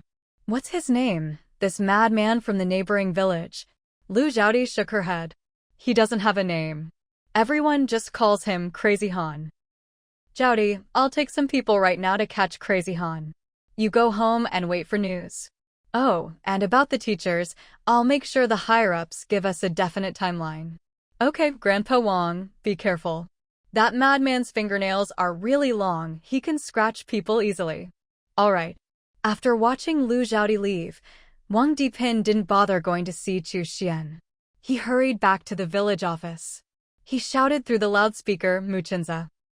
Mu Chunza, come to the village office. Before long, Mu Chunza arrived.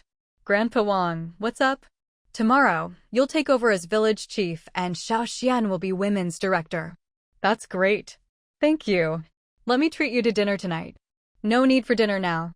Tonight, you'll come with me and the patrol team to the neighboring village to catch a madman. All right. 10 minutes later, Mu Chunza, Wang Dipin, and the patrol team arrived at the small grove where the madman was hiding out. Mu Chunza recognized him at a glance. It's you. It was Ho Mingliang, the same boss Ho who had bought high-end seafood from Mu Chunza several times. Everyone caught him and handed him over to the security team.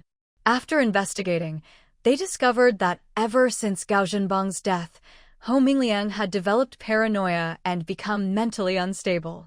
He would either injure people or bully children. He was arrested, and his assets were confiscated. His mother got a doctor to issue a certificate stating he was mentally ill, so he was allowed to go to a psychiatric hospital for treatment.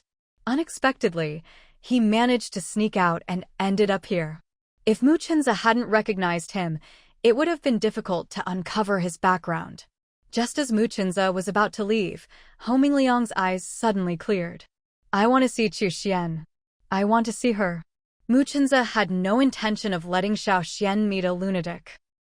However, the next day, Chu Xian still heard about the incident from others and specifically asked Muchinza to go with her to the security team to see Ho Mingliang. Ho Mingliang recognized Chu Xian at a glance, his eyes filled with malice. It's all your fault. You ruined my life. Chu Xian looked puzzled. How did I ruin your life? Be specific. Gao Zhenbang ordered me to set you and your mother up, and if I succeeded, he'd send me abroad. But you two were too clever, I failed, and Gao Zhenbang called me useless and even sent people to kill me. The way I am now, it's all your fault. Chu Xian sneered. You're unbelievable. You commit crimes and still try to justify yourself. There was only a table between Muchinza and Ho Mingliang. Muchinza stood up, ready to punch him, but Chu Xian stopped him. Chinza, don't dirty your hands on someone like this. I'm not angry at all. Let's see what else he has to say. Wei Chong, standing nearby, also advised, Chinza, calm down. If you hit him, you'll have to stay here too. Remember why you came with your wife. The reason for coming was to see if they could get any useful information out of him. Back when Gao Zhenbang left in a hurry, there was no telling what he might have left hidden in the country. Muchinza was successfully persuaded. He deliberately flashed a bright smile at Ho Mingliang and sat back down. You're right, there's no need to dirty my hands. Ho Mingliang protested. How am I dirty? Muchinza shrugged nonchalantly. You're dirty in every way. Ho Mingliang was furious. When you were making money off me, you didn't mind. If you've got the guts, donate all the money you earn from me. Chu Xian chimed in at just the right moment. Sorry, Chinza, and I already donated it. Unlike you, you know exactly where Gao Zhenbang's dirty money is, but you won't donate it. If you did, maybe you could make up for your crimes. Ho Mingliang acted completely unbothered. I have mental problems. At most, I'll be locked up for a few days before being sent to the hospital. Why should I do good deeds? Muchinza looked him up and down. With how clear-headed and logical you are, who's going to believe you're mentally ill? Everyone knows you're faking it. Ho Mingliang argued, I'm not faking. A doctor in the capital gave me a certificate. Wei Cheng emphasized, I heard that doctor was diagnosed with mental illness himself. Do you think his certificate is worth anything? Ho Mingliang suddenly became agitated. I'm sick. I really am. Someone's out to get me. It's Gao Zhenbang's ghost come back. He tried to attack Wei Cheng, but Wei Chong subdued him with one move. Ho Mingliang struggled to get up, resisting to the end. Just as Muchinza was about to step in, a doctor in a white coat walked in, holding a syringe. Without a word, he injected Ho Mingliang. Within 3 seconds, Ho Mingliang was asleep. 2 of Wei Chong's colleagues came in and carried him away. Muchinza and Chu Xian exchanged a glance. This trip hadn't been in vain. Ho Mingliang definitely knew where Gao Zhenbang's secret stash was. They weren't in a hurry to leave. Instead, they went to Wei Chong's office to drink tea and wait for news about Ho Mingliang waking up. There were some things Wei Chang and his people couldn't say to Ho Mingliang, but the 2 of them could. Wasn't Ho Mingliang refusing to turn himself in and make amends? Then they'd just have to scare him a little. When someone's life is hanging by a thread, can they really keep being so stubborn? Over half an hour later, Ho Mingliang woke up and was brought back to the same room where they'd met earlier. Once again, they sat across the table from each other. Muchinza deliberately said, while you were unconscious, I heard some news. Ho Mingliang covered his ears with both hands. I don't want to hear it. Muchinza pretended to sigh regretfully. It's a matter of life and death. You really don't want to hear it? Fine, then just wait for death. As soon as he heard the word death, Ho Mingliang started trembling in fear. I don't want to die. I don't want to die. Why do you say I'll die? I don't believe it. Muchinza patiently explained, because of Gao Zhenbang. He killed a lot of people, and as his subordinate, you helped him quite a bit, especially when it came to providing him with money. Oh, and by the way, the doctor just examined you and said you're mentally sound, not insane. Ho Mingliang hurriedly pointed to himself. I'm sick. I really am. So I won't die. A doctor in a white coat walked in. I can confirm you're not sick. The testing equipment I brought back from abroad can also prove you're not sick. With that, he turned and left. Those words and that action successfully rattled Ho Mingliang. I can't die. I want to atone for my crimes. I know where Gao Zhenbang's money is hidden. I'll tell you. Wei Chang, who hadn't spoken until now, chimed in at just the right moment. Go ahead. Where is it? Ho Mingliang pointed to Chu Xian, who was sitting beside Mu Chenza. It's at Chu Xian's old house. Chu Xian looked a little surprised. At Chu Dashan's house? That's right. Under the latrine at his house. 2 hours later, they dug up a sealed clay jar from under the latrine at Chu Dashan's house. Inside were 16 gold bars. Wei Chang and his people took everything away. Before leaving, they made sure to tell Chu Xian and Mu Chenza that they would apply for rewards for the two of them.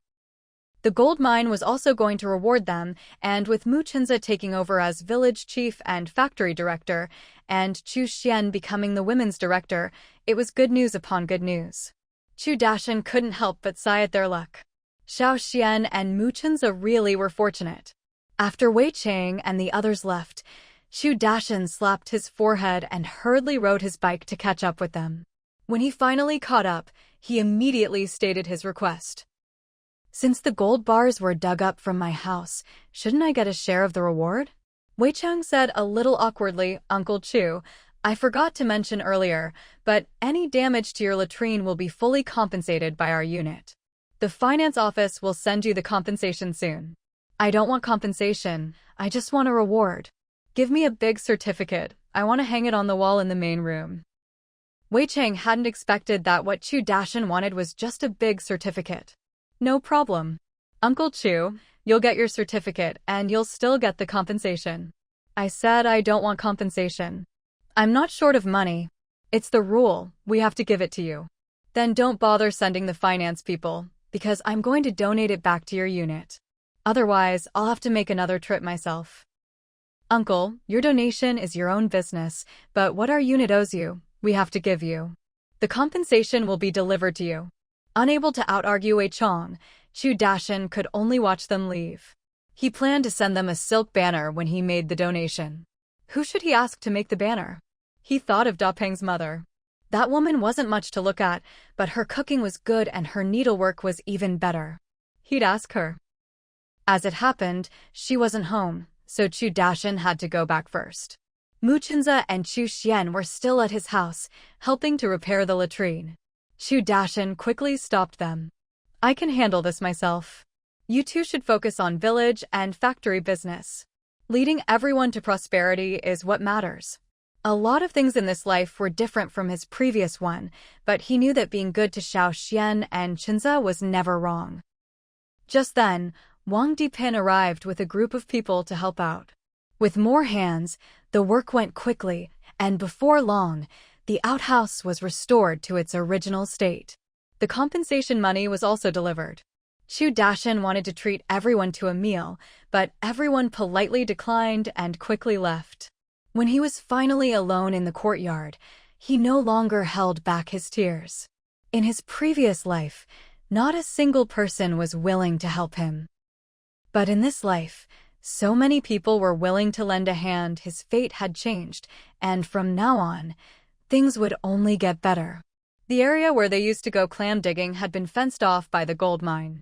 Some people organized a group to resist, forming a human wall at the site to stop the gold mine workers from hauling away the ore.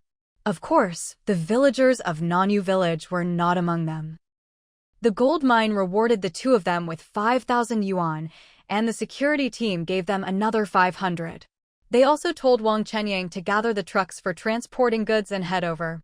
3 days later, the rewards for Chu Xian and Mu Chenza arrived one after another. The two of them used the money to build roads for the village.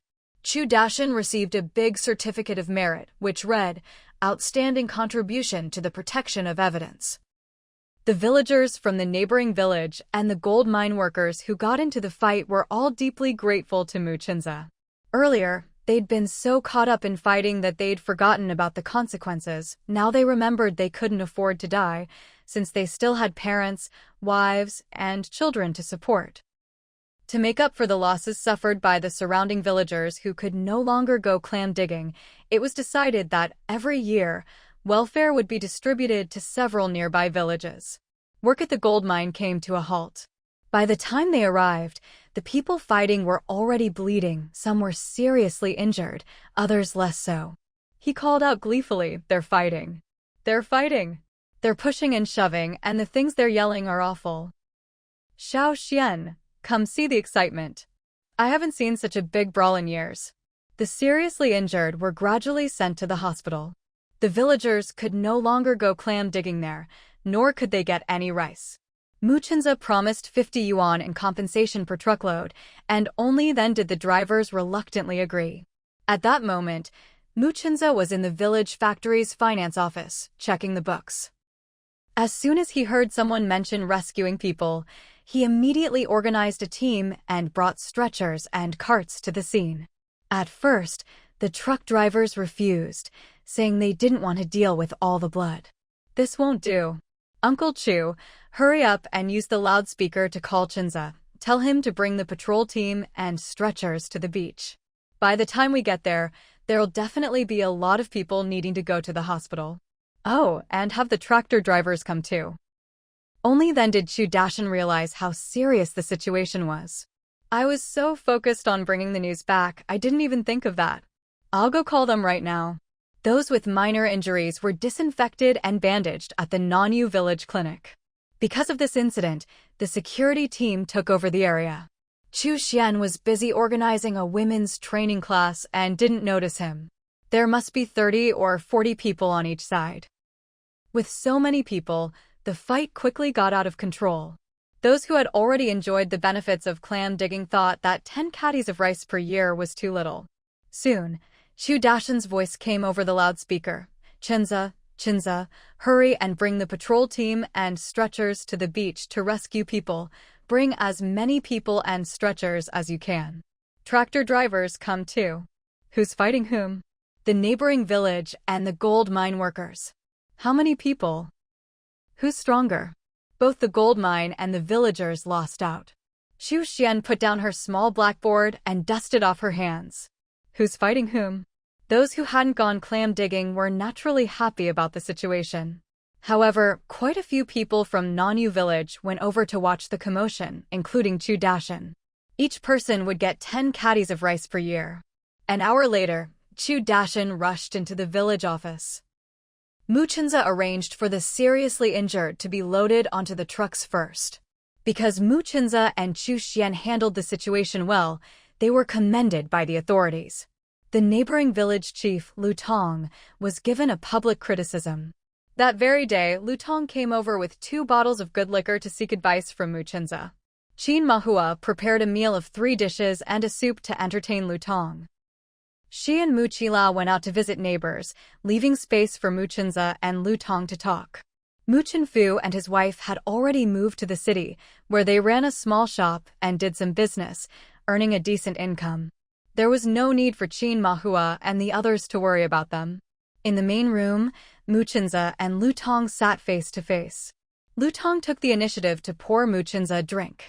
"Chinza, why do the villagers in your village listen to you so much?" They clinked glasses and downed their drinks. Only then did Mu Chinza reply, "It's not that they listen to me, they're all waiting for the year-end dividends from the village-run factory.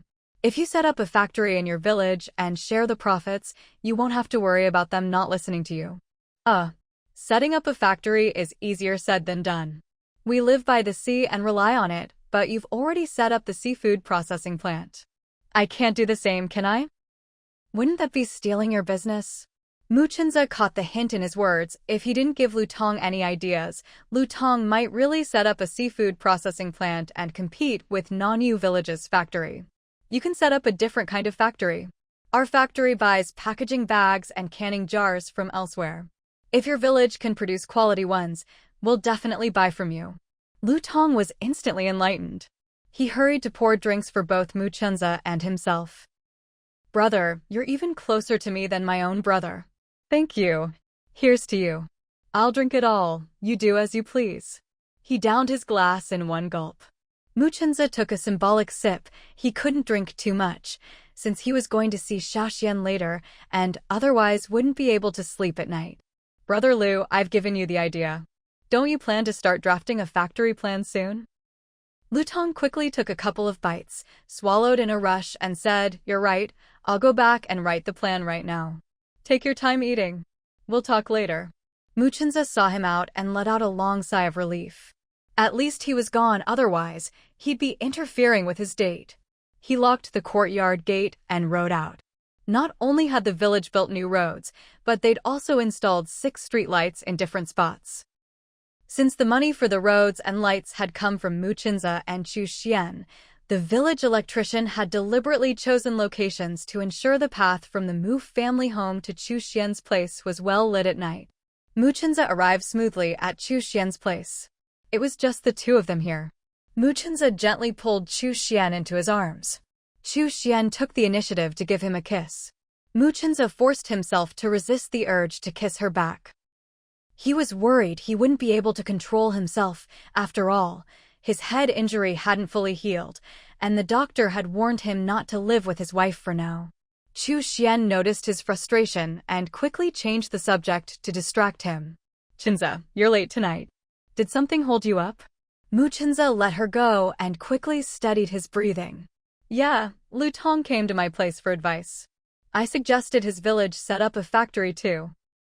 Maybe to produce packaging bags or canning jars." "You're so smart. I didn't even think of that." "Wife, you should help me brainstorm too. What kind of factories could the other villages set up? Let's try to get all the villages around us moving forward together." Chu Xian's mind started racing. Maybe we could suggest they set up a salt factory, a sugar factory, or a snack factory. A salt factory is a good idea. They could use seawater to make salt.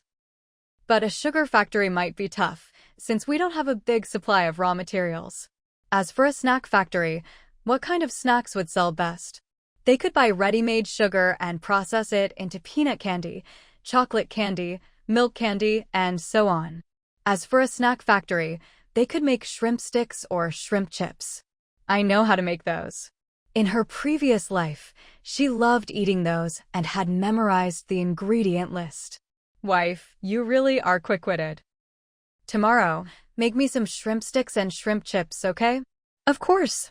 Oh, but if we give the shrimp stick and shrimp chip recipes to other villages for their factories, will our villagers complain?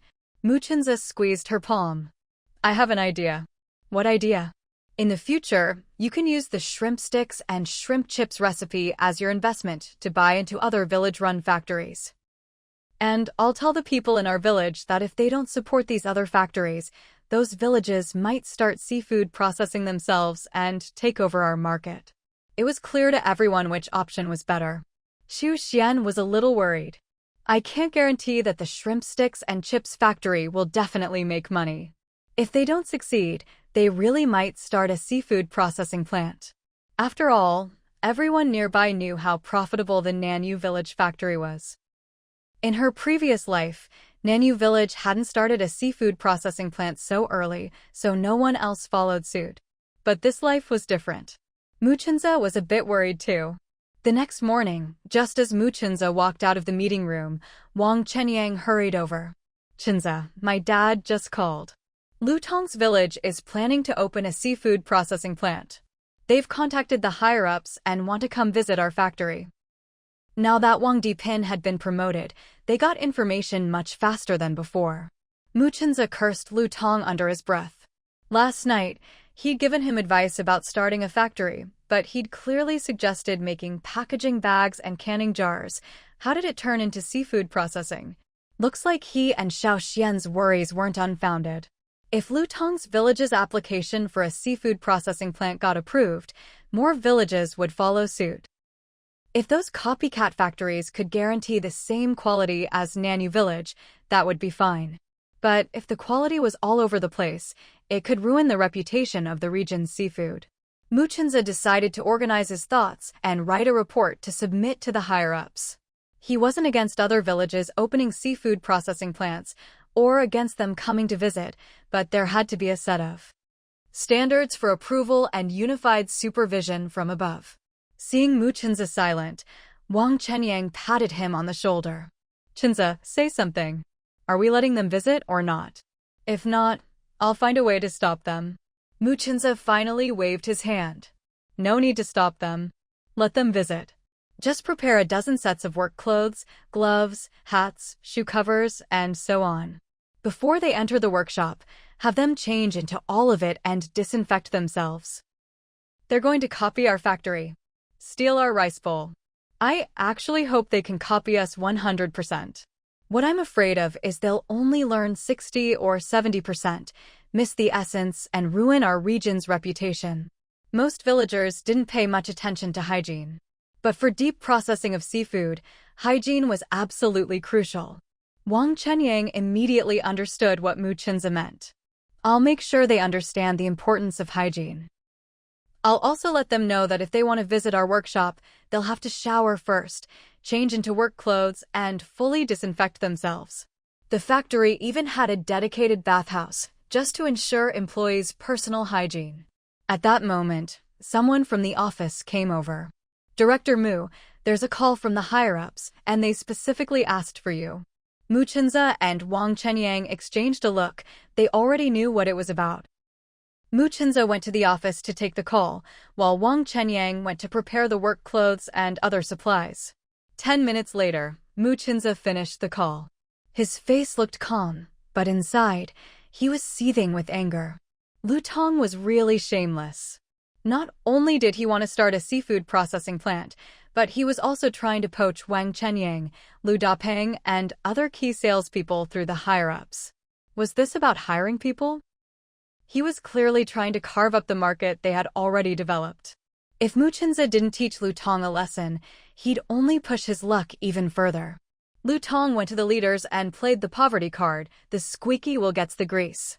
But if you don't squeak, not only do you get nothing, you even have to hand over what's rightfully yours. Before long, Muchinza received a call from Wang Dipin. "Chinza, listen to me. Don't act impulsively. I'll help you figure something out.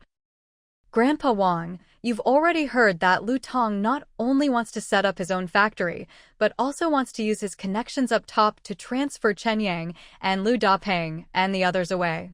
"That's right. Don't worry, I absolutely won't let them transfer Chenyang and the others." Wang Chenyang was Wang Dipin's eldest son. He used to be called Wang Mingchen, but changed his name after secretly consulting a fortune teller. Only Wang Dipin, his wife, and their eldest daughter-in-law knew about this. Everyone else thought he just wanted a trendier name. In reality, Wang Chenyang changed his name to improve his luck and fortune. And ever since the change, his luck really had improved, so he kept using the new name. Back then, the fortune tellers specifically warned Wang Chenyang not to change jobs or move for 20 years. Wang Chenyang took this to heart. Even after buying a house in the county, he still worked at the village-run factory, commuting daily by motorcycle. In those days, owning a motorcycle was something to be envied. He was able to afford one thanks to the sales commissions from the village factory. In short, you couldn't drag Wang Chenyang away from the village factory, not even if you beat him. Muchinza lowered his voice on the phone. "I heard Lu Tong's relatives in the provincial capital have quite a bit of influence." "I know about that.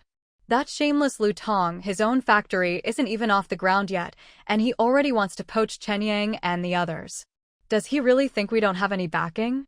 Chinza, when they come to the factory later, just treat them well. Leave the rest to me.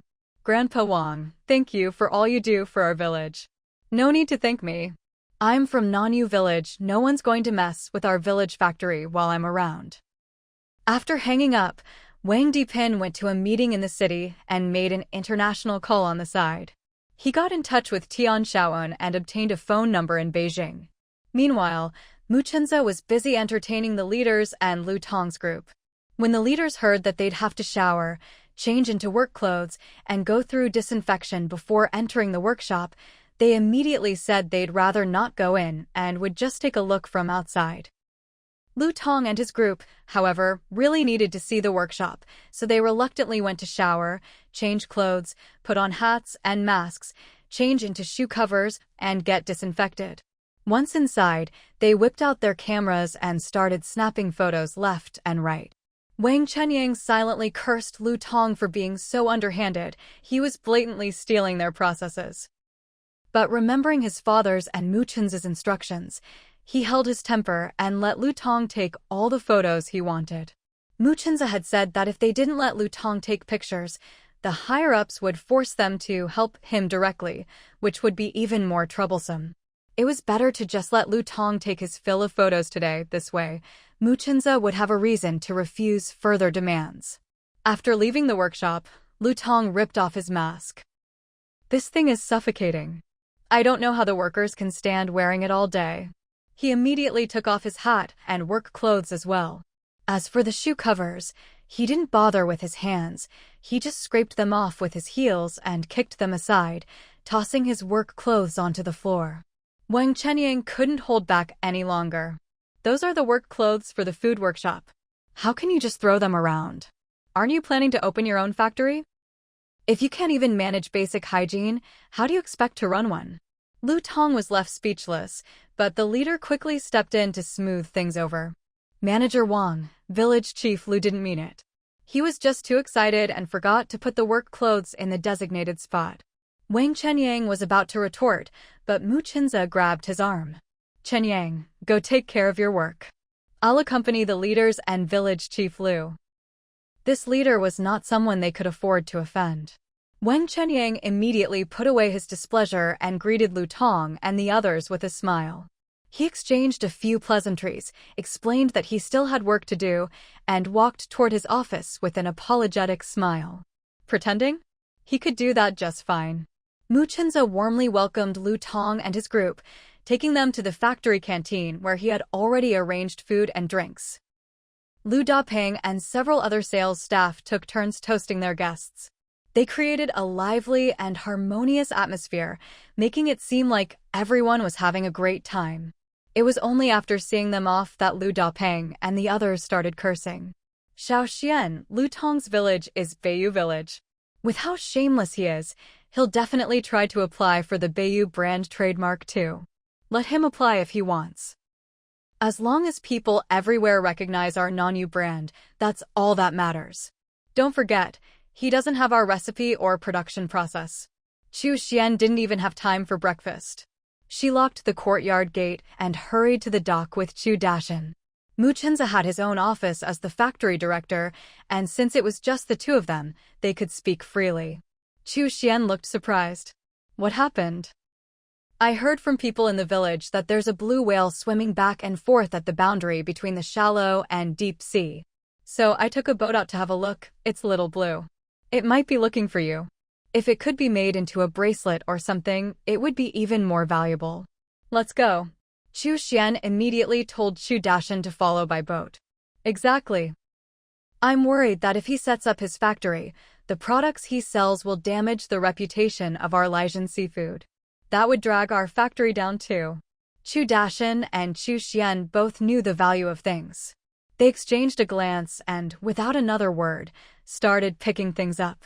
The blue whale nodded its head up and down, as if to say yes. Seeing that there were no other fishing boats around, Chu Xian called out to the blue whale, "Are you looking for me because something urgent happened?" After docking, Chu Xian and Chu Dashin didn't wait for the blue whale to signal them.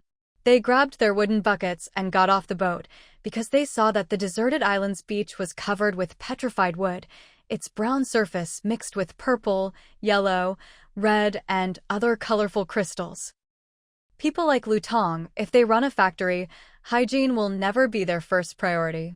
Mu Chenza was a man of action. The blue whale spotted Chu Xian on the deck and excitedly circled the fishing boat. Luckily, it wasn't moving too fast or the boat might have been wrecked. No one noticed the satisfaction in the blue whale's eyes. As long as Chu Xian became wealthy, it would be content. "I'll listen to you. I'll find someone to design the Nanyu brand trademark first. About an hour later, they arrived at the place Chu Dashin had mentioned.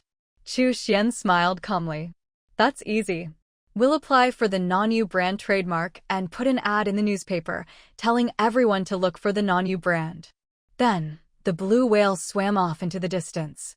The next morning, just as Chu Xian got up and opened the courtyard gate, Chu Dashin came running over in a hurry. Xiao Xian, I really didn't expect Lu Tong to be so shameless. I kindly suggested he set up a packaging factory, but Chu Dashin was a little excited. Who knew? Maybe the blue whale was leading them to treasure. Over 2 hours later, the blue whale brought them to a deserted island. They didn't dare curse him to his face. After all, Lu Tong had brought along the higher-ups. After hearing about this, Chu Xian made a special trip to the village factory to find Mu Chinza. Xiao Xian, hurry up and take the fishing boat out to sea. This stuff is valuable. Sold by the gram, it's at least 5 yuan per gram. I heard about it. If he wants to set up a factory, let him. With his sloppy, unhygienic ways, how could he run a decent seafood processing plant? You don't know, he just throws our factory uniforms on the ground. No manners at all. At this moment, all the blue whale's attention was focused on Chu Xian's face. The more Chu Xian picked up, the happier she became, while the blue whale stared at her without moving. An hour later, Chu Xian and Chu Dashin finished picking and returned to the fishing boat. They had filled 2 large buckets, at least 60 jin, about 30 kilograms, in total. Chu Dashin muttered under his breath, 5 yuan per gram. 1 jin is 500 grams, so that's 2,500 yuan per jin.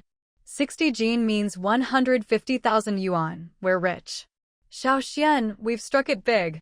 Chu Xian turned to Blue Whale and suggested, once we sell this, I'll find a way to give half to your family. The remaining half, Uncle Dashin and I will split. How does that sound? Blue Whale wanted to say, you can have it all, but the sounds it made were incomprehensible to Chu Xian. It wanted to shake its head, but worried Chu Xian would think it was unhappy with the share for the Fong family. To avoid any misunderstanding, it just nodded up and down. Seeing Blue Whale agree, Chu Xian snapped her fingers. We came in a hurry this time.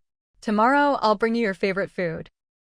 Meet me at the boundary between the shallow and deep sea at 2 p.m. tomorrow, okay? Blue Whale nodded again, then happily swam 3 circles around the fishing boat before leaving. Chu Dashin had no objections to the way the money would be split. He knew he was only benefiting because of Chu Xian. However she wanted to divide it was fine by him. On the way back, they cast their nets a few times. The catch was pretty good. They got over 100 jin of seafood. As they neared the dock, they covered the wooden buckets with oilcloth. Once docked and the boat was steady, Chu Dashin called Li Tong over to help move the catch. All the seafood was sold to Li Tong. Chu Xian carried the wooden buckets off the boat. Li Tong greeted them enthusiastically. Xiao Xian, back so soon? Looks like you had a good haul. Chu Xian smiled. Not bad. We're keeping 2 buckets of seafood for ourselves. The message was clear. These 2 buckets weren't for sale. Li Tong glanced over but could only see the oilcloth. He was a tactful man and didn't ask further. Chu Dashin handled selling the seafood, while Chu Xian borrowed Li Tong's small cart to wheel the 2 valuable buckets home. Once home, she put everything away, locked the courtyard gate, and returned the cart to the dock. Chu Dashin was already gone. Chu Xian was a bit surprised not having run into him on the way. Had he not gone home? Where could he have gone? Puzzled, Chu Xian headed back. Passing by Lu Dapeng's house, she heard Chu Dashin's voice. Dapeng's mother, I just want to give the security team a banner. That's all. Lu Dapeng's mother replied helplessly, if that's all, why are you giving me 50 yuan? We're neighbors, I don't want your money. That won't do. This takes up your time and besides, this isn't just for your labor, it covers the cost of materials too. It doesn't cost that much. Hearing their conversation, Chu Xian didn't go in, but quietly left. Uncle Dashin, who was always stingy with older women, was suddenly being so generous? Could it be he's interested in Aunt Lu? Aunt Lu wasn't much to look at, but she had a good heart. If something really did happen between them, maybe Uncle Dashan's later years would be happier. But would Lu Dapeng and his mother agree? After all, Uncle Dashan didn't have the best reputation in the past. Better to let things take their course. Chu Xian headed to the Mu family's house. When she arrived, the gate was locked, so she went to the village factory. Mu Chenza should be there. She wanted to tell Mu Chenza that they'd struck it rich today. Later tonight, she'd have Mu Chenza go with her to Uncle Long's place.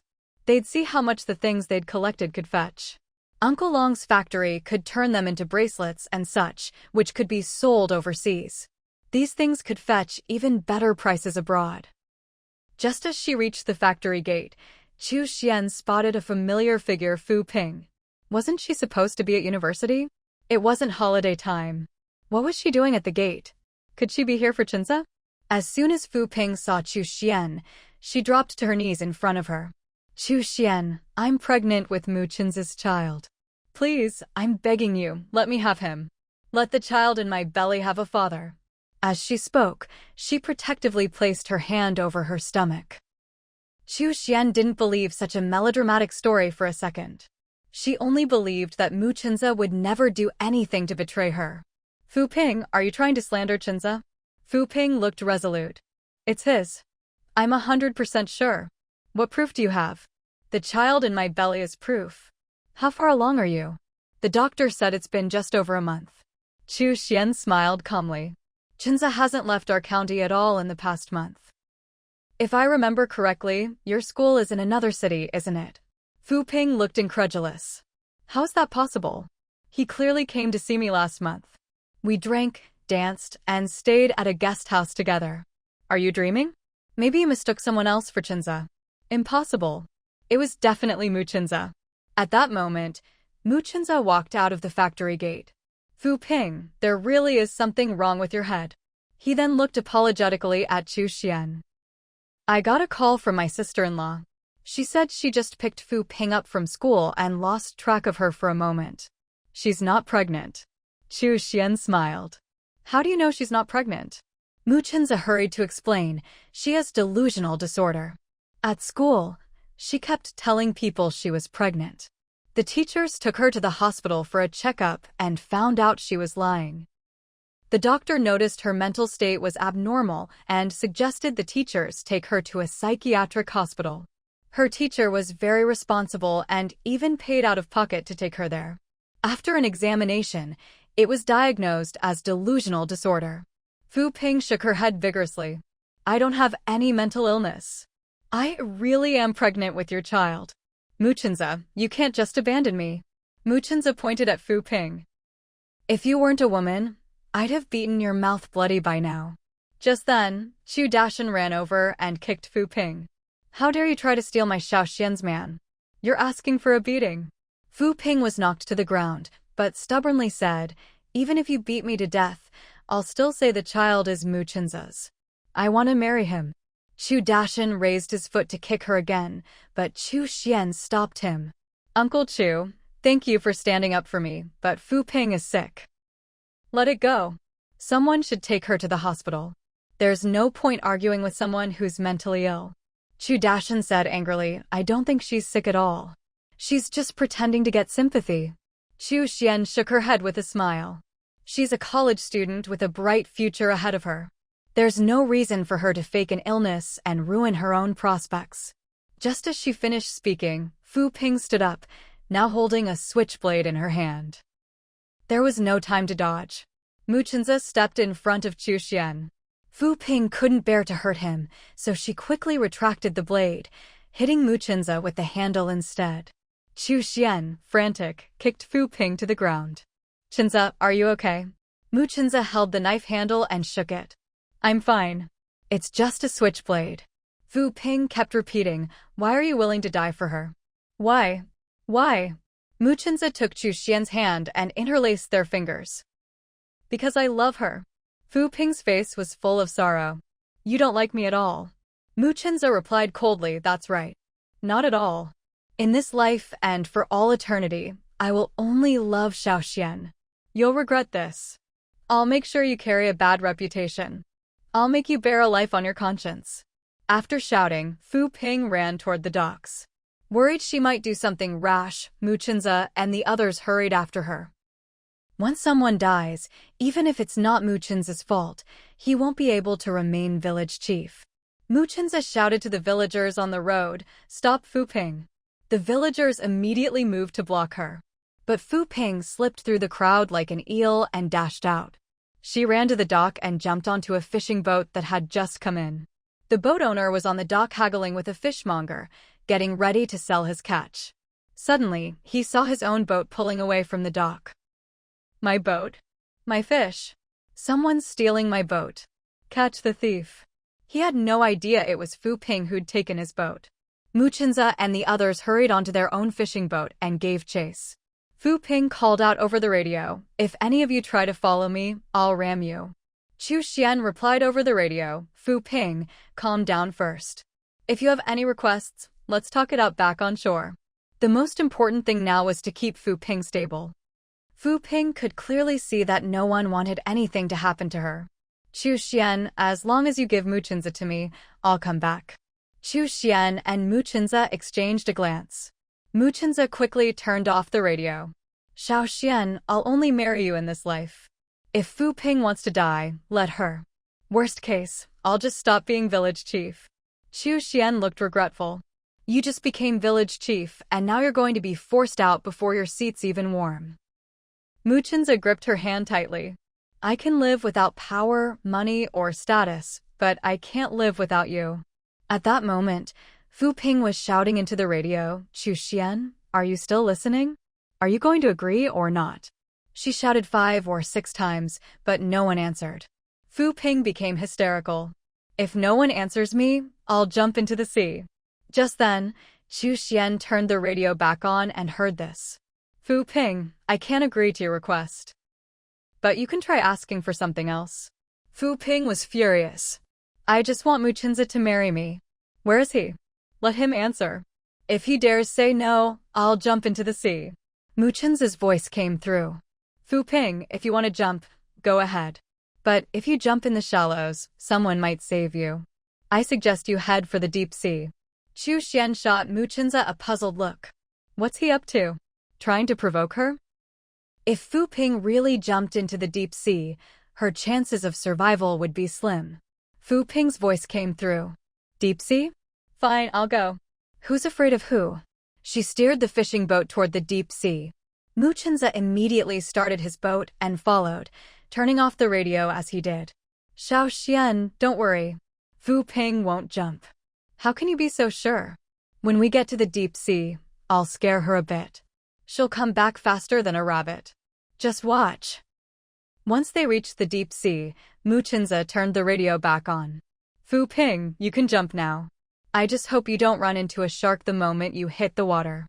But even if you do, it's fine. At most, it'll just tear up your face. But it definitely won't eat you.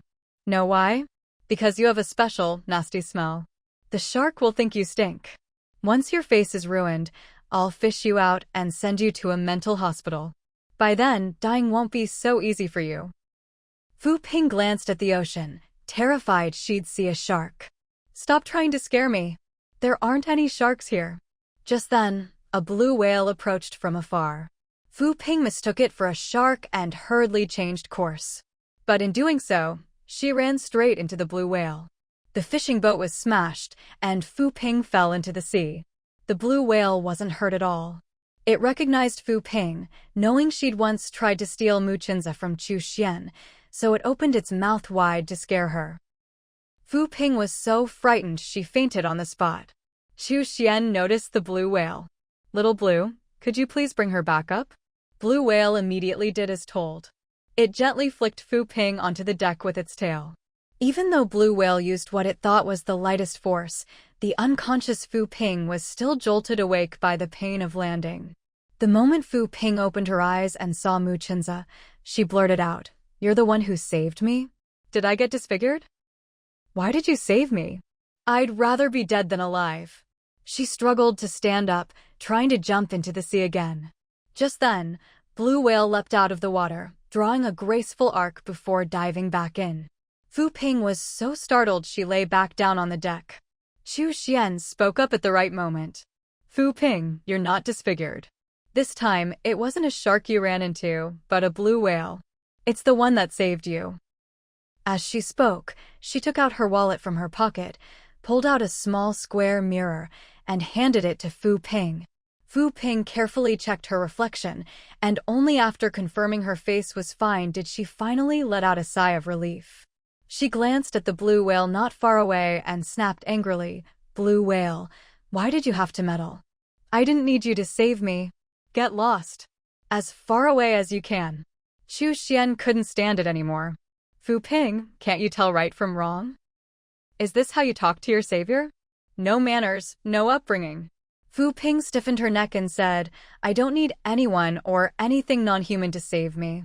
Blue whale couldn't speak, but it understood. It swam away quickly. "Jump if you want, I'm done caring." Chu Dashan took charge of steering the boat back. Chu Xian and Mu Chenze kept a close eye on Fu Ping, preventing her from jumping into the sea again. Seeing that the two of them didn't want her to die, Fu Ping became even more brazen. "Mu Chenze, even if you save me today, I'll still jump into the sea tomorrow. Don't waste your effort. The sooner I die, the sooner I'll be free." Mu Chenze looked at her with utter disgust. "Tomorrow you can die however you want. Today, we're saving you, and that's that. At least we can hold our heads up as fellow townsfolk." Fu Ping was deeply stung by Mu Chenze's gaze. "You hate me that much?" "That's right," Mu Chenze answered without hesitation.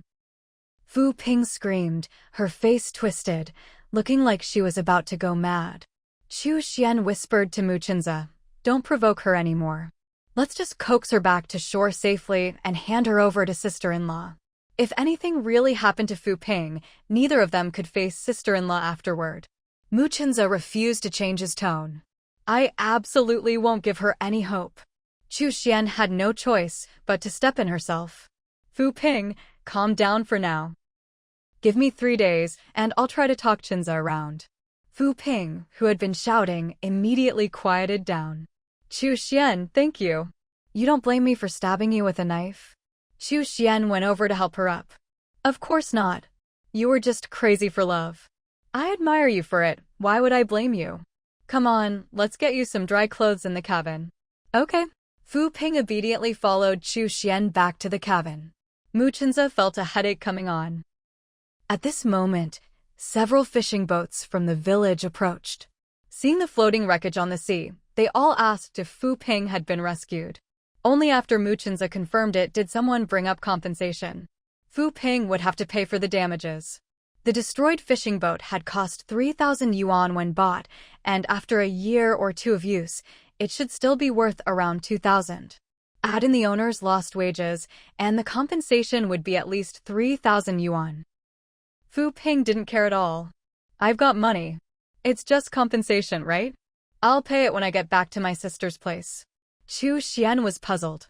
"You don't even have a job? Where'd you get so much money?" Fu Ping looked smug. "Because I once found a treasure in another city. Sold it for a good price. I'm not short on cash." Chu Xian deliberately asked, "Not short on cash? How much did you get?" 5,000 at most, right?" "Wrong. I sold it for 50,000. Want to know what it was?" In her previous life, Fu Ping never got rich. In this life, Chu Xian had indirectly changed Fu Ping's fate. "Fu Ping, stop beating around the bush and just tell me." Fu Ping snapped her fingers. "Since you helped persuade Mu Chenze, I'll tell you. When I was in college, I picked up a palm-sized stone by the river in that city. I took it to a place that cuts jade stones and had it sliced open. It turned out to be top-quality mutton fat white jade. A foreigner took one look and bought it for 50,000 yuan. Chu Xian felt something was off. Did anyone else know about this? Only my roommate, Feng Xiaoni, knew. No one else. When I went to sell the jade, I disguised myself as a man on purpose. What kind of person is Feng Xiaoni? She's a good person, of course. She's my best friend." "Really? After you were diagnosed with delusional disorder, did she treat you the same as before?" "Not exactly. She never went to the cafeteria with me again. Maybe it's because I didn't lend her money." "She asked to borrow money? How much?" "She asked for 30,000, but I refused her outright. After that, Her attitude toward me changed. When we get to shore, I'll take you to see a Chinese medicine doctor. Maybe you don't actually have delusional disorder. I never had it in the first place. The psychiatrist just made it up. The old Chinese medicine doctor who treated Chinza is still at the county hospital. Maybe he can help you. If I can see the same doctor as Mu Chinza, I'm willing to go. Chu Xian couldn't stand Fu Ping's lovesick look, but didn't say anything, afraid of upsetting her again. Finally, they reached the shore. Chu Xian accompanied Fu Ping off the boat. Fu Qing and her family had just arrived and rushed forward to hit Fu Ping, but Chu Xian stopped them. Let's take Fu Ping to see the Chinese medicine doctor first. Maybe she really doesn't have delusional disorder. Fu Ping shot Chu Xian a grateful look. Chu Xian is right, I'm not sick. Fu Ping's mother stomped her foot hard. The psychiatrist said that mental patients never admit they're sick. Just look at what you've done, does that seem normal to you? Fu Qing felt sorry for her younger sister and trusted Chu Xian. Mom, please say no more. I support Xiao Xian's suggestion. Let's take Xiao Ping to see the doctor first. Just then, other boats started docking. The owner of the fishing boat Fu Ping had stolen came running over, shouting, "Pay up." The boat and lost work cost 3,500 yuan. At that time, 3,500 yuan was several years' wages for a worker. Fu Ping's mother was so shocked she fainted. Fu Qing caught her immediately and pressed her philtrum. She opened her eyes weakly. Afraid her mother would faint again, Fu Ping whispered, "Mom, don't worry. I hid 50,000 yuan at my sister's house. She doesn't even know about it. Paying 3,000 is no problem." Fu Ping's mother fainted again. This time, pressing her philtrum didn't work. She didn't wake up. Luckily, Lu Yong's truck was waiting at the dock for work. Mu Chinza knew him well and hired him to take them to the county hospital. Half an hour later, Dr. Zhang at the Chinese medicine hospital revived Fu Ping's mother. Dr. Zhang's mentor personally took Fu Ping's pulse. He confirmed Fu Ping had been poisoned. This poison could cause hallucinations and delusions and make someone manic and unable to control their actions. A single dose could last half a month. For those with slower metabolisms, it could last a month. The only good thing was that once enough time passed, the symptoms would disappear on their own without treatment. Fu Ping cursed the psychiatrist who had treated her before, calling him a quack, and said she wanted to expose him immediately. Everyone urged her to focus on detoxifying first, otherwise she'd be crazy for another 10 days or so. 3 days later, all the poison in Fu Ping's body was cleared out. Her mind returned to normal, and she no longer chased after Mu Chinza, begging him to marry her. She sincerely apologized to Mu Chinza and Chu Xian for her previous actions and was forgiven. The Fu family accompanied Fu Ping back to school to settle the score with Feng Xiaoni. Meanwhile, Chu Xian carried a lunchbox onto her family's fishing boat. She had promised the blue whale she'd bring it something tasty, and today she had to make good on that promise. As for the valuable items she and Chu Dashan had found, they'd already been sent to Uncle Long's jade workshop. The workshop suggested a profit-sharing arrangement. They would handle the crafting of bracelets and ornaments, while Chu Xian and Chu Dashan would provide the raw materials. Once the items were sold, the profits would be split 50-50. This way, they'd end up with far more than just a few tens of thousands of yuan.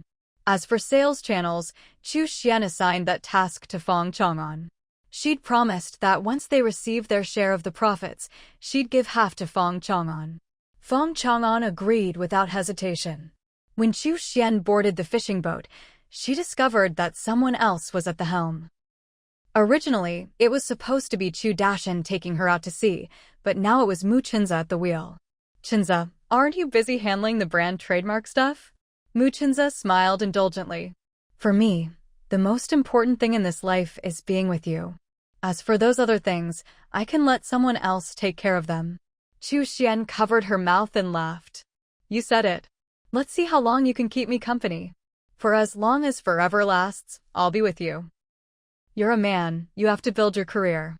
You can't just spend all your time with me. How about this? When you're busy with work, I'll keep you company at work." Mu Chinza intertwined his fingers with hers and nodded solemnly. As long as he could be with Xiao Xian every day, anything would be happiness. 2 hours later, the fishing boat stopped at the boundary between shallow and deep sea. As if sensing something, the blue whale approached from afar. When it saw Xiao Xian on the deck, it swam over joyfully. On its second lap around the boat, Muchenza stepped out of the cabin and stood beside Xiao Xian. The blue whale was instantly unhappy. It felt that Muchenza was intruding on its time with Xiao Xian. Muchenza seemed to do it on purpose. Not only did he not leave, he even put his arm around Xiao Xian's shoulders. From the whale's perspective, Muchenza was silently declaring, "Xiao Xian is mine." Muchenza and Qiu Xian tossed food from the lunchbox to the blue whale. But the whale didn't open its mouth. Instead, it swam away dejectedly. It realized it had just been deluding itself. It thought that by helping Xiao Xian get rich, it could be happy for the rest of its life, but reality had slapped it in the face. Seeing Muchenza and Xiao Xian being so close, the whale felt not only upset, but also like a clown. Qiu Xian called out behind the blue whale, "Xiaolan, be a human in your next life. Find yourself a girlfriend and have a passionate romance." Muchenza stayed silent, seeing through everything but choosing not to say it out loud. The next afternoon, Fu Qing rushed into the village office. "Xiao Xian, you need to be extra careful these days." Qiu Xian was puzzled. "Did I offend someone again?" "Feng Xiaoni just got a new boyfriend, and he's got a powerful background. We couldn't get her convicted, and instead, her boyfriend found out that it was because of you that Fu Ping didn't commit suicide, which led to Feng Xiaoni being reported. He's threatened to teach you a lesson." These past couple of days, the Fu family had deliberately told everyone that it was Qiu Xian who talked Fu Ping out of it. Saving a life is a great merit, after all. They'd meant to give Qiu Xian some credit, but hadn't expected to cause trouble. Qiu Xian remained calm. "What's her boyfriend's name?" "Lu Pingnian." The name sounded familiar to Qiu Xian. She'd heard all sorts of terrible things about him in her previous life. Being targeted by someone like that was definitely bad news. Lu Pingnian was no good. He changed girlfriends as often as he changed clothes. But for every girlfriend, he would spoil them without limits. In her previous life, he was finally caught because he risked everything for a woman, even taking the blame for a murder. His family couldn't get him out of it and ended up getting dragged down with him. Qiu Xian knew that if she didn't find evidence to send him away, there would be endless trouble. Fortunately, she had memories from her past life and knew someone who could help. "Sister-in-law, don't worry. I have a way." Fu Qing thought she was just trying to comfort her. "Xiao Xian, I know you're only saying this so I won't feel guilty. Sister-in-law, I really do have a way. Trust me. I'll definitely sort this out within 10 days. 10 days? In less than 3, Lu Pingnian will come looking for trouble. I'm just afraid he won't." Fu Qing was left completely confused. Seeing Qiu Xian rush out, she hurried to catch up. Until this trouble was resolved, she wouldn't leave Qiu Xian's side. She'd already told her husband she'd be staying at Qiu Xian's place for now. Qiu Xian went to the factory office to find Muchenza. Seeing he was in a meeting, she didn't interrupt. She asked Qiu Dashan to pass on a message to Muchenza after the meeting. Then, Qiu Xian headed into the city to find the person who could help her. Fu Qing insisted on coming along. The two of them took the bus to the city. After getting off, Fu Qing looked lost. "Xiao Xian, who are we looking for?" "A teacher. Her name is Bai Lin." "Bai Lin? I don't know her. Do you?" "I don't either. But I know which school she's at." This was thanks to a newspaper article from her previous life. The paper had reported on Bai Lin's courage in exposing Lu Pingnian's crimes. It even mentioned where she worked, City No. 1 High School. Soon, they arrived at the school gate. Qiu Xian tried to strike up a conversation with the security guard. "Uncle, we're looking for teacher Bai Lin. Could you please ask her to come to the gate for a moment?"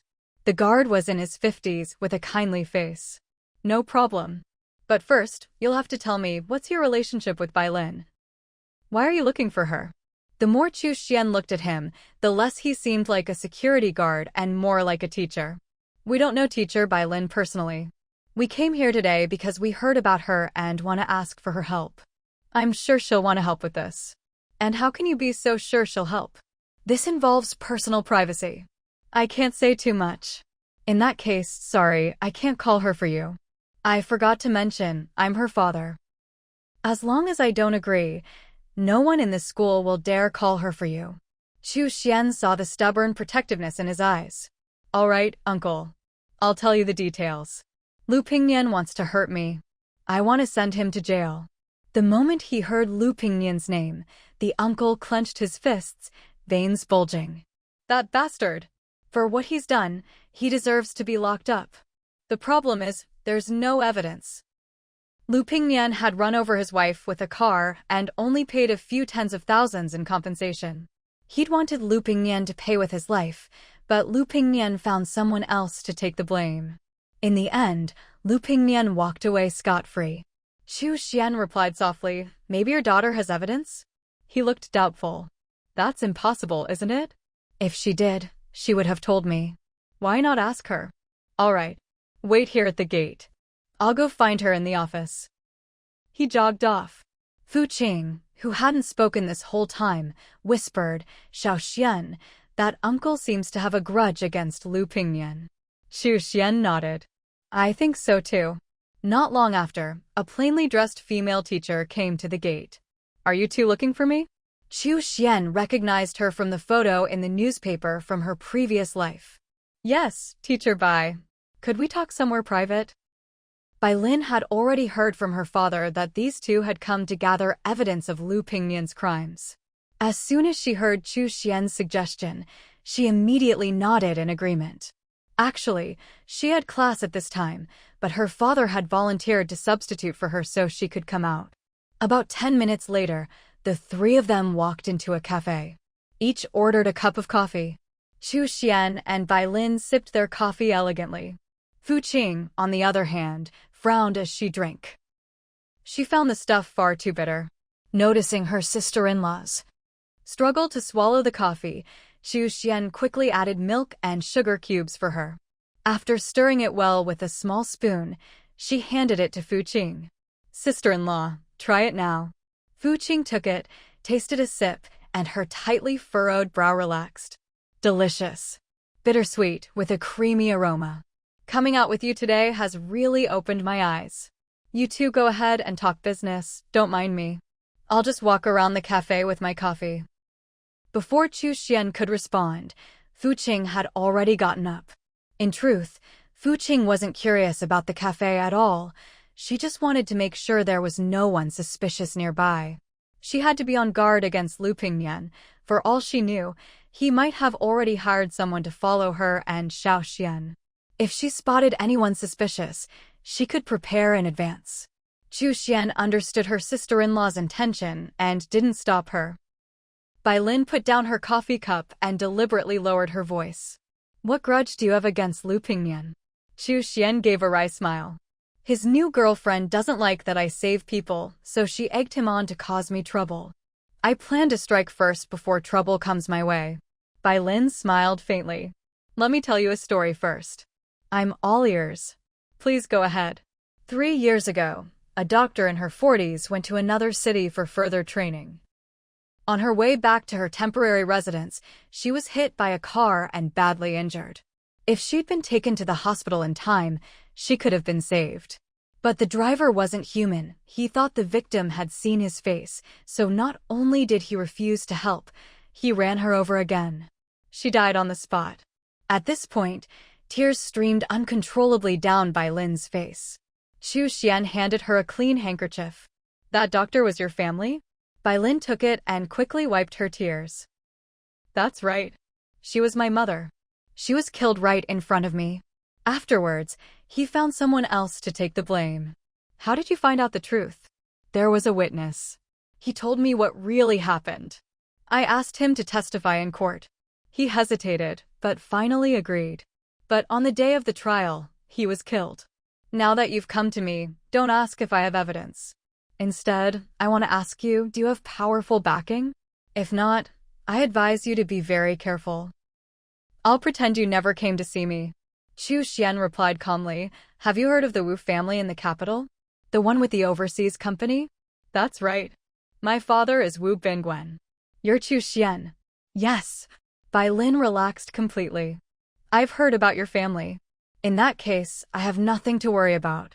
I have evidence of Lu Pingnian's crimes from the past 2 years, and witnesses too. I haven't brought it out yet because I hadn't found the right person with a strong enough background. Chu Xian probed, is that evidence enough to put him away and shake his family's foundation? Bai Lin nodded firmly. Yes. As long as your family has the backing and can guarantee fairness, he and his family are finished. Chu Xian clapped her hands in delight. Great. I'll contact my father right away and have him put in a word. Before that, is it convenient for me to see the evidence? No problem. Come to my place. Some of it is at home, some is elsewhere, just in case. Let's finish our coffee first, then we'll go. Gives us a chance to observe the surroundings and see if anyone suspicious is around. Upon hearing this, Bai Lin immediately looked around warily. Chu Xian patted her on the shoulder. Don't be so nervous. I've already checked, there's no one suspicious around right now. Bai Lin looked puzzled. How can you be so sure? You were the one who told me to watch out for suspicious people, and now you're saying there aren't any. Chu Xian pointed to the glass window behind her. Because of the man who just showed up outside. Wherever he is, there usually aren't any bad guys around. Bai Lin turned and looked out the window with a curious gaze. She caught a glimpse of Wei Chang's profile. Her expression shifted to one of delight. I know him. He helped me out a month ago. Wei Chang's peripheral vision caught sight of Chu Xian inside the cafe. At first, he thought he was seeing things, but when he looked directly, it really was her. He also recognized the person sitting next to Chu Xian. He wondered how these two, who seemed to have nothing to do with each other, ended up together. Chu Xian waved at him, signaling for him to come into the cafe.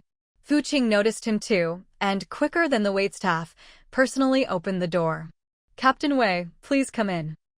Wei Chang was off duty today and was just wandering around the city. Smiling, he walked into the cafe. He ordered a cup of coffee and sat at the same table as Chu Xian and the others. Bai Lin seemed a bit embarrassed. Comrade Wei, I'm sorry. I still haven't paid you back the money you lent me last time. Wei Chang looked unconcerned. I never expected you to pay me back. You don't know my contact info or address anyway, so you wouldn't be able to find me even if you wanted to. Actually, I found out your address and your work phone number yesterday. I even called today, but your colleague said you were off duty. Bai Lin grew more and more bashful as she spoke. Chu Xian, thoughtful, realized that Bai Lin seemed to like Wei Chang. But Wei Chang didn't seem to notice. Wei Chang laughed heartily. That's right. I'm off today. So, how do you two know each other? Chu Xian deliberately lowered her voice. I came to ask Teacher Bai for a big favor. Her tone was serious. Wei Chang caught her meaning. Is it something you can tell me about? Bai Lin answered before Chu Xian could. Of course. Since we called you in, it's fine. Let's finish our coffee first, then we'll go to my place and talk. This was actually the first time she'd ever invited a man to her home. Wei Chang didn't think much of it. Sure. He downed his coffee in one go. Chu Xian and the others stared at him in shock. It was the first time they'd seen anyone drink coffee like that. Wei Chang patiently waited for them to finish, then followed them to Bai Lin's home. With Wei Chang acting as a bodyguard, Fu Qing was no longer worried about running into trouble. Once they arrived, Bai Lin didn't rush to take out the evidence against Lu Pingnian. Instead, she went into the kitchen to wash some fruit. Chu Xian hurried to stop her.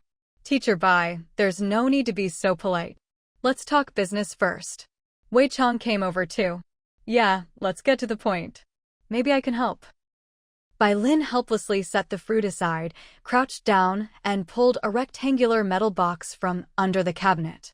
She carefully carried it to the coffee table in the living room and opened it. Chu Xian and the others stepped forward and saw a stack of photos, 2 voice recorders, and several letters. The more they looked through the photos, the more shocked they became. All of them showed people who had been seriously injured. Bai Lin spoke slowly. All these people were beaten up by thugs hired by Lu Pingnian. They tried to press charges, but failed because Lu Pingnian found scapegoats to take the blame. Wei Chang's expression grew grave. Those scapegoats haven't been released yet, have they? Bai Lin nodded slightly. No, they haven't. Wei Chang pressed, do you know their names? I do. I have detailed information on all of them, but it's not here at home. When I hid the evidence, I deliberately split it into 2 places, just in case. As long as they could persuade those who had once taken the blame for Lu Pingnian, they could send him to prison. However, up until now, Bai Lin hadn't managed to convince any of them. Bai Lin continued, most of these people didn't take the fall for Lu Pingnian out of loyalty. They're just afraid of retaliation, which is why they don't dare to overturn the case. Their families have told me privately that if someone with more influence than the Lu family is willing to step up, they'd be willing to tell the truth and testify. Hearing this, Chu Xian recalled what had happened in her previous life. The Lu family hadn't collapsed this year, but only a few years later. It seemed that her rebirth might change everything. Teacher Bai, how about this? Sister-in-law, come with me to call my dad. You and Comrade Wei go and collect the evidence. Wei Chang nodded at Bai Lin. The Wu family has the connections for this. They split up to take action. Soon, Xu Xian got in touch with Wu Bingwen and explained everything in detail. Wu Bingwen agreed without hesitation. He immediately called a friend in the capital. Old classmate, I'm planning to donate and invest in my hometown. That's wonderful news. With that, everything was set in motion. Wu Bingwen casually brought up the evidence of Lu Pingnian's crimes. With his old classmates' backing and solid evidence in hand, the Lu family wouldn't be able to make any waves.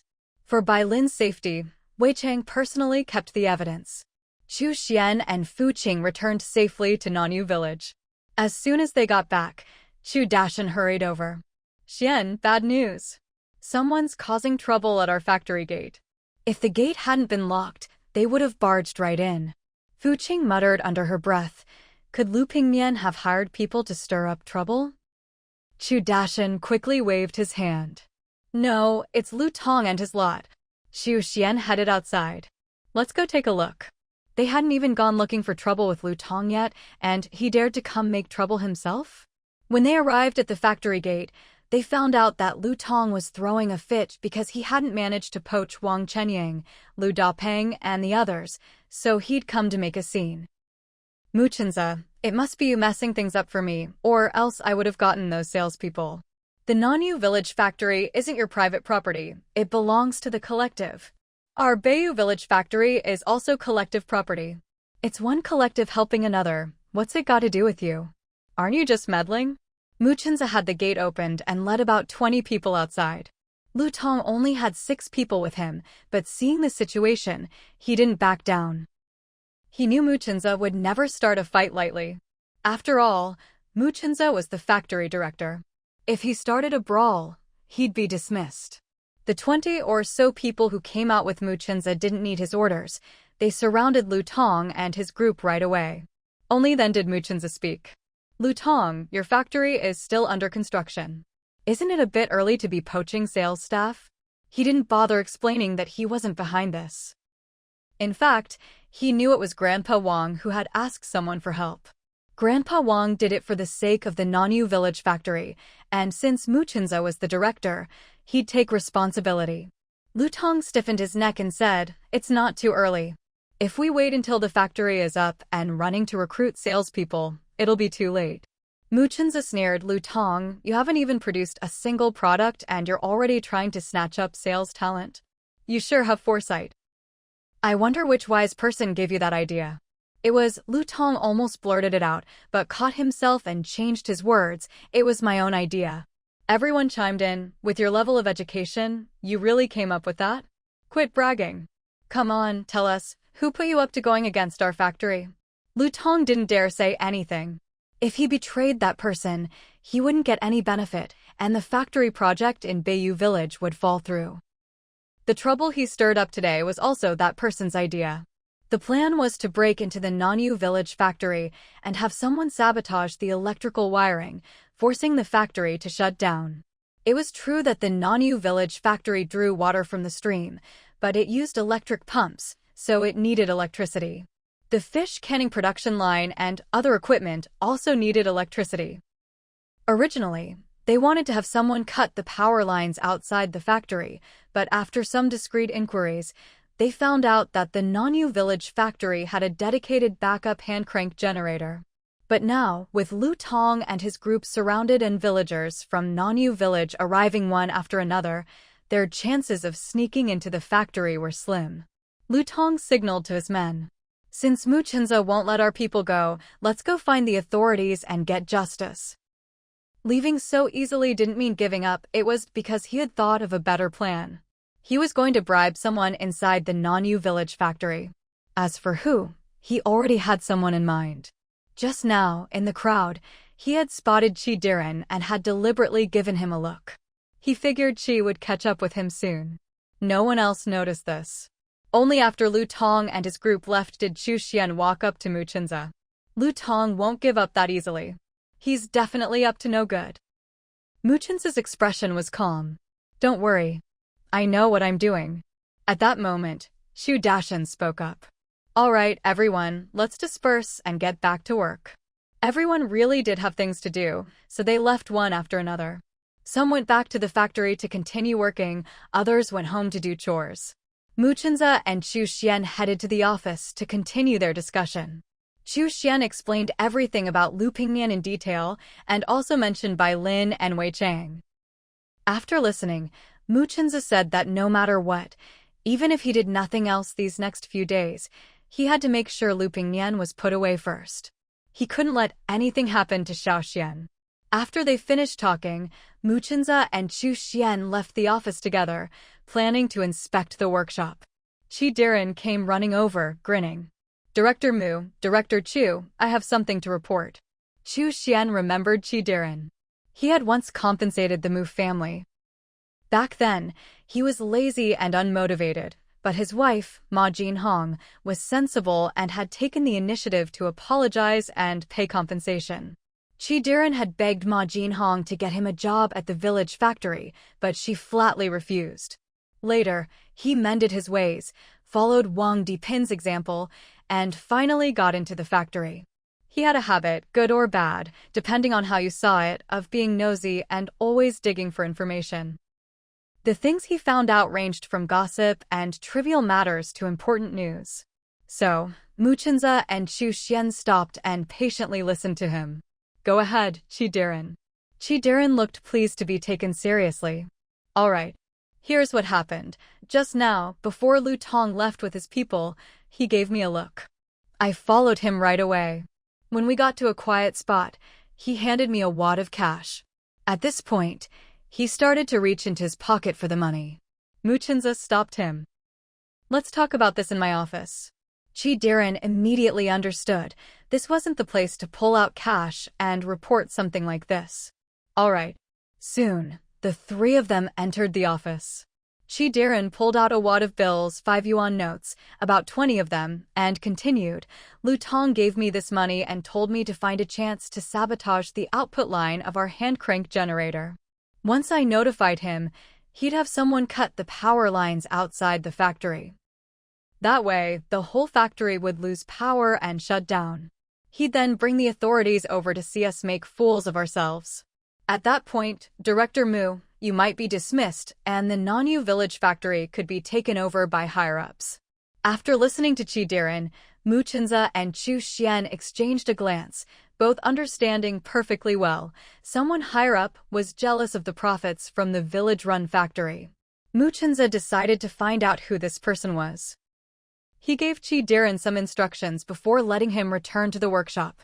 Next, he called Wang Dipin, asking him to discreetly investigate who was trying to take over the village factory. Wang Dipin readily agreed. The following morning, Lu Tong received a call from Chi Diren.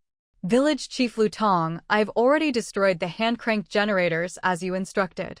Is there anything else you need me to do?" Lu Tong laughed in satisfaction. "Good. I'll have someone else handle the rest. Just pretend nothing happened." "Understood." Chi Diren hung up, holding a recording device in his hand. He had just recorded the entire conversation with Lu Tong. Half an hour later, the whole of Nanyu Village lost power. The culprits behind the blackout were caught red-handed by 2 village patrolmen, though no one else saw what happened. When Diren heard that the entire village was without power and the factory workshop was paralyzed, he was overjoyed. Without even checking whether his men had returned, he called his contact higher up. An hour later, a leader from above arrived at the Nanyu village factory. Wang Dipin came along as well, quietly informing Mu Chenza, "I've found out. It's Yao Dianging who wants to take your position as factory director." Mu Chenza replied in a low voice, "Yao Dianging. Why does that name sound so familiar?" Wang Dipin whispered, "He's Yao Dianxin's elder brother. Because of Yao Dianxin's incident, he got implicated and lost any hope of a promotion. So he tried to pull some strings to switch careers and set his sights on our village factory." Back then, Yao Dianxin had been sent to jail by Chu Xian and Mu Chenza for fraud. This wasn't about being interested in the factory, it was clearly personal. Mu Chenza said in a voice only the two of them could hear, "Then he's going to be disappointed. Even though the whole village is out of power, the factory is still running on hand-cranked generators. Also, the culprit who cut our power lines is currently being held by the village authorities." Wang Dipin was a little excited. "Good." Yao Dianging looked over at Wang Dipin. "Director Wang, what's so good? You and Mu Chenza are whispering, why not share with the rest of us?" Mu Chenza chuckled. "No rush. Let's wait for the security team to arrive, then we can lay everything out in the open." Yao Dianging suddenly felt uneasy. Did something go wrong? But since he was already here, he wanted to check the workshop entrance himself to confirm the factory had stopped production. Then he could accuse Mu Chenza of failing at emergency management.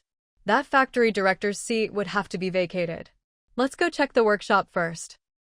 Mu Chenza didn't stop him, simply gesturing for him to go ahead. When Yao Dianging put on shoe covers and a work coat and stood at the workshop entrance, he was stunned. The production line inside was running at full capacity. This can't be. The whole village has no power. How is your factory still operating?" Mu Chenza pointed toward the hand-cranked generators. "Because we have several hand-cranked generators. Right now, a few workers are over there generating electricity manually. If you don't believe me, go take a look." Yao Dianging cursed Lu Tong inwardly for being more trouble than help. When reporting to him, Lu Tong had sounded so convincing, swearing the factory's generators were destroyed. Did he take him for a fool? When he got back, he'd make sure to halt Lu Tong's own factory application first. Just then, Wei Chang and his colleagues rushed over. They went straight for Yao Dianging, and before he could react, he was already being taken away. Only after leaving the factory did he realize Lu Tong was also being escorted out. In an instant, he understood. He'd wanted to avenge his younger brother Yao Dianxin, but ended up getting himself caught instead. He couldn't just accept this fate. Yao Dianging shot Lu Tong another vicious glare, mouthing words without making a sound. But Lu Tong understood what he was saying. "Your son." Yao Dianging was threatening Lu Tong with his son. Lu Tong's son had a strange illness. He was 8 years old and had never spoken a word, though his hearing and vocal cords were perfectly fine. The local hospitals were at a loss. As it happened, Yao Dianging's uncle back in his hometown specialized in treating this kind of rare illness. It was said that just one acupuncture session could show results. However, this Dr. Lu had a peculiar temperament. He refused to treat anyone without a personal introduction and wouldn't proceed without a signed waiver. Previously, Yao Dianging had promised that as long as Lu Tong helped him acquire the factory in Nanyu village, he would not only give him 1,000 yuan, but also personally take Lu Tong's son to get treated. Lu Tong had no idea where Yao Dianging's uncle was. Even if he did, without Yao Dianging's help, his son would never get treated. Lu Tong closed his eyes and gritted his teeth. For the sake of his son's health, he had to protect Yao Dianging. "Wei Chang, I lied to you just now. I deliberately tried to smear Yao Dianging, but he never instructed me to do anything. I just couldn't stand how he was blocking our village's factory approval, so I slandered him." Wei Chang frowned deeply. "Lu Tong, think carefully. Your own men have already confessed that you've met with Yao Dianging in private many times." Lu Tong remained calm. "That's right, we did meet many times. But it was just to give him gifts, which he always refused." My men have no idea what we actually talked about. Wei Chang still didn't believe him.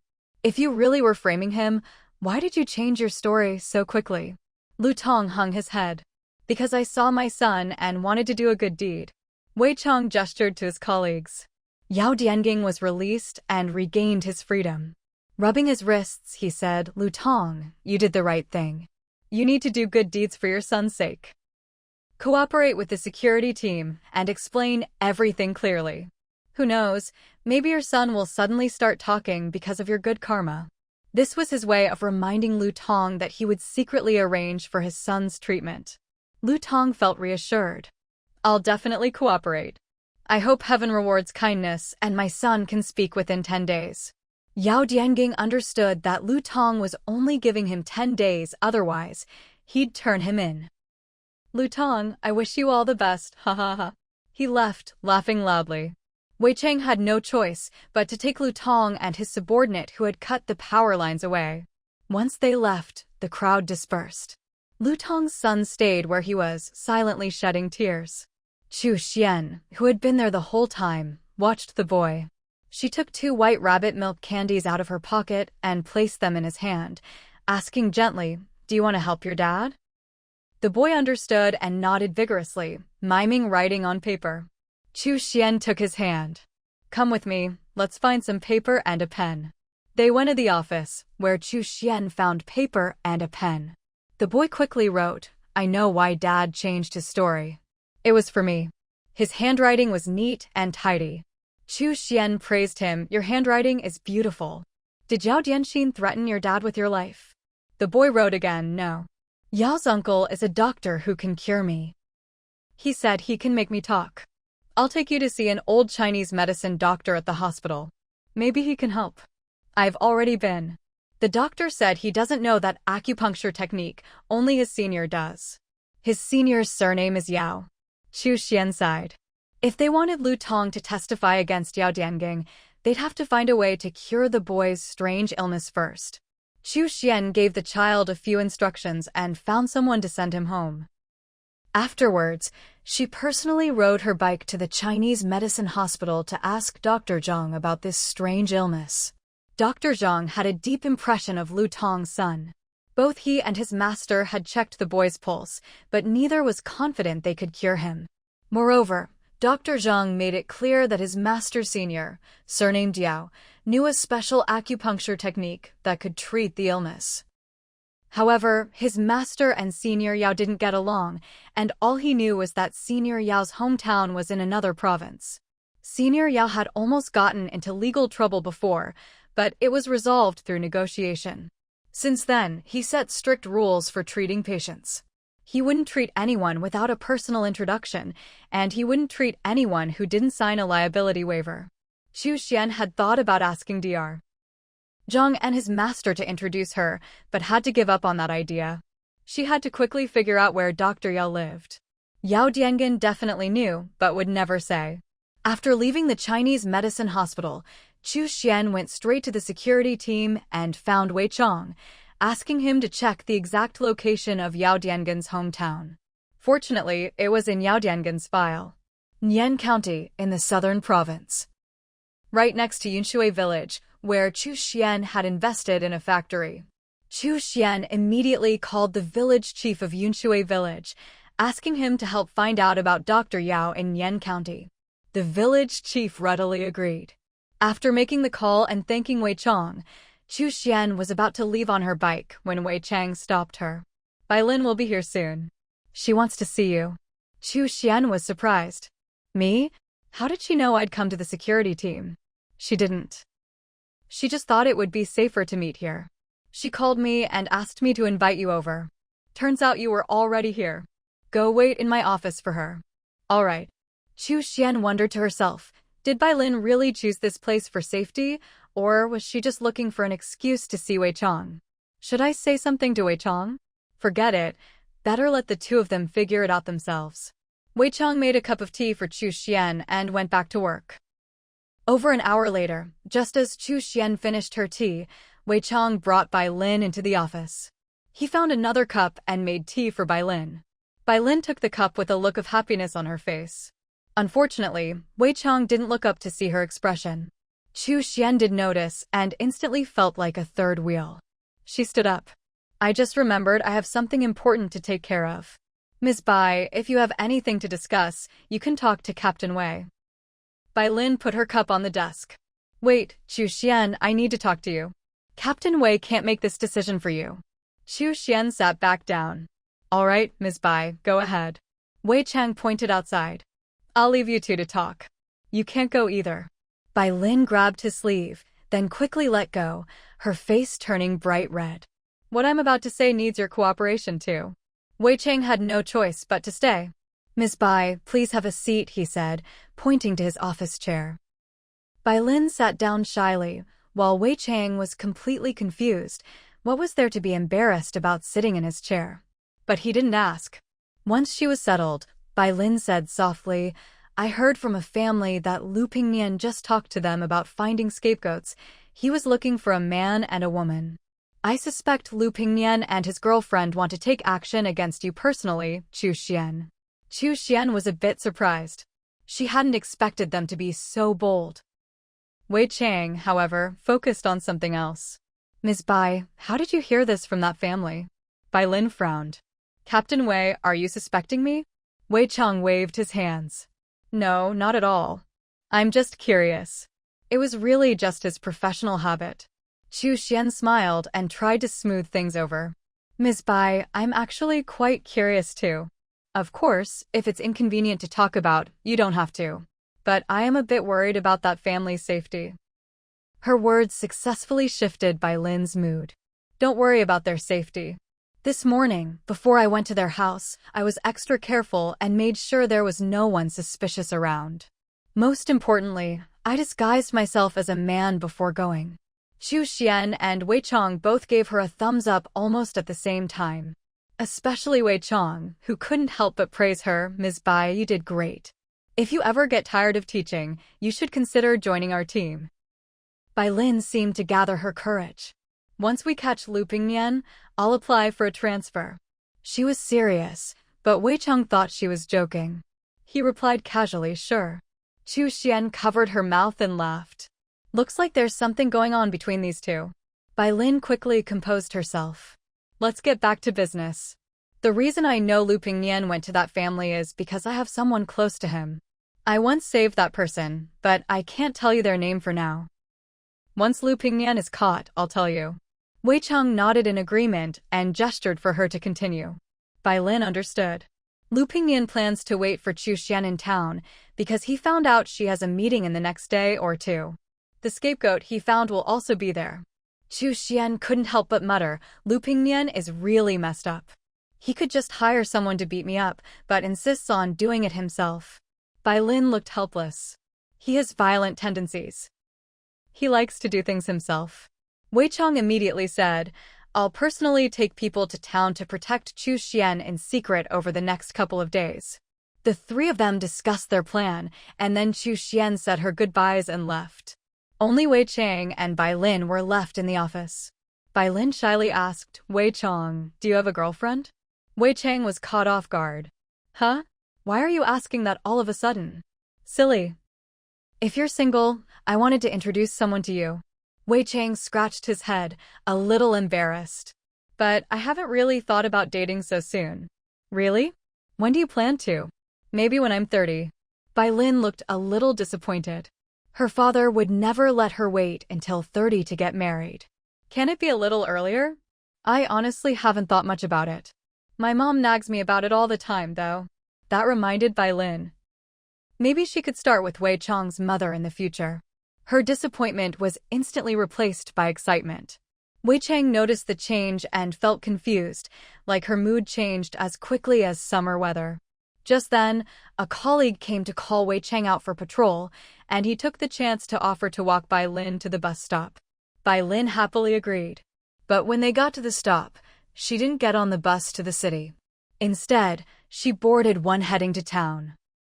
Wei Chang was surprised. Did you get on the wrong bus? Nope. I'm going to check out the town. Bye. Bai Lin waved at him from the window. Wei Chang was puzzled, but didn't ask.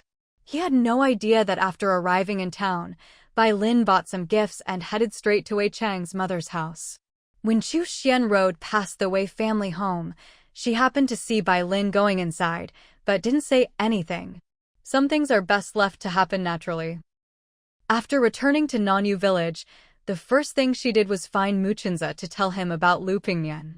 Muchinza said he'd go to town with her over the next couple of days. That was exactly what she wanted. Lu Pingnian wanted to hurt her? Not a chance. The next day, Muchinza accompanied Chu Xian to a meeting in town, with Wei Chang secretly providing protection. Unfortunately, neither Lu Pingnian nor his girlfriend showed up. However, the person Lu Pingnian had hired to take the blame did come, wandering around town all day. Everyone just assumed the two of them were busy with something else.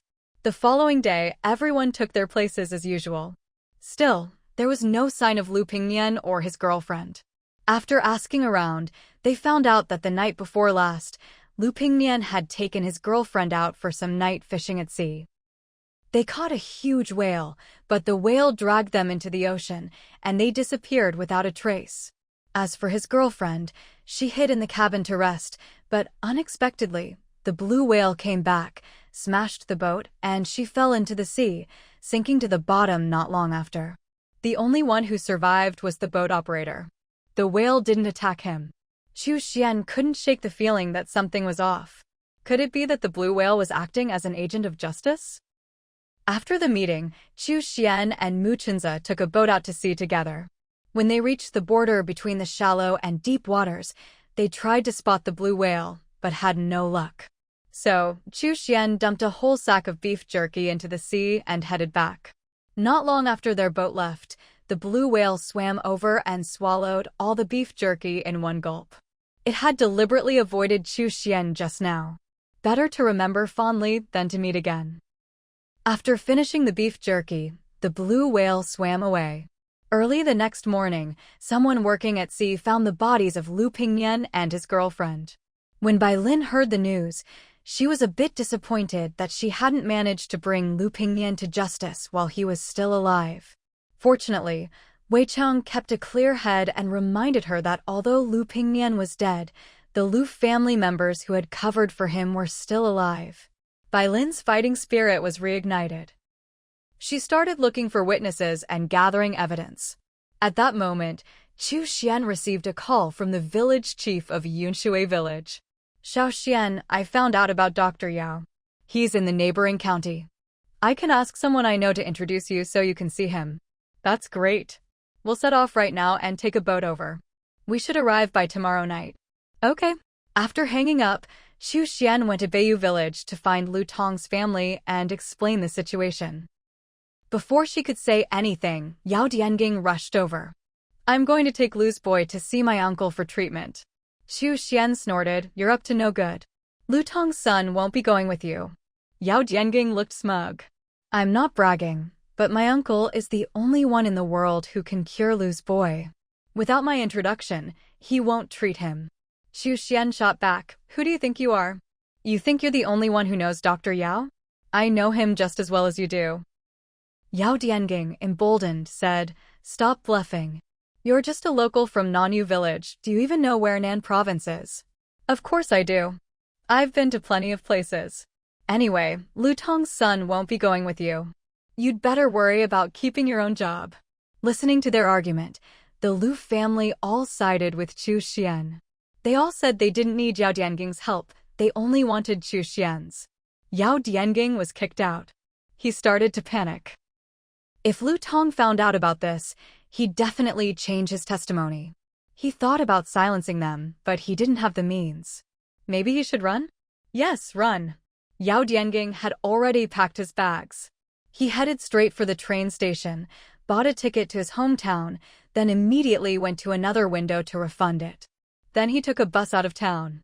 He didn't know that the security team was already watching him. Chu Xian led the Lu family and Lu Tong's son onto her own fishing boat. Muchinza and Chu Dashan took turns piloting the boat. First, they would head to Yunshui village to pick up the village chief and the acquaintance who knew Dr. Yao, then continue on to the county where Dr. Yao lived. While sailing at sea, they didn't forget to cast their nets and catch fish. They didn't notice the blue whale quietly following behind them. Every time they hauled in the nets, they were full to the brim. They made a stop at a dock in another province, sold their catch, and continued on toward Yunshui village. They kept casting their nets along the way. When they arrived at the Yunshui village dock, they sold the rest of their catch. This trip not only covered all their expenses, but also netted them a profit of over 300 yuan. After meeting up with the village chief and the others, they set off by boat to find Dr. Yao. At this moment, Yao Dianging was kneeling in front of Dr. Yao. "Uncle, if you don't help me this time, I'll end up even worse than Dianxin did." Dr. Yao, his hair already white, looked helpless.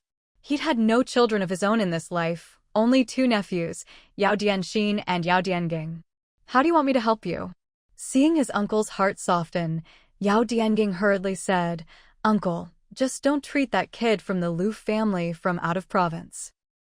Unless they come and ask me to plead with you on their behalf." "All right." Dr. Yao reluctantly agreed, though he felt uneasy about it. Yao Dianging noticed his uncle's gloomy mood and took the initiative to make him hand-pulled noodles with mushrooms and diced meat, his uncle's favorite dish. Sure enough, after finishing a bowl of noodles, Dr. Yao felt much better. The noodles reminded him of his childhood. Back then, having hand-pulled noodles even once a year was a luxury. His older brother would always give him half of his own noodles. He felt he ought to help his brother's children. Only then did Yao Dianging feel at ease enough to return home. When Chu Xian and the others arrived at Dr. Yao's house, he was reading a medical book.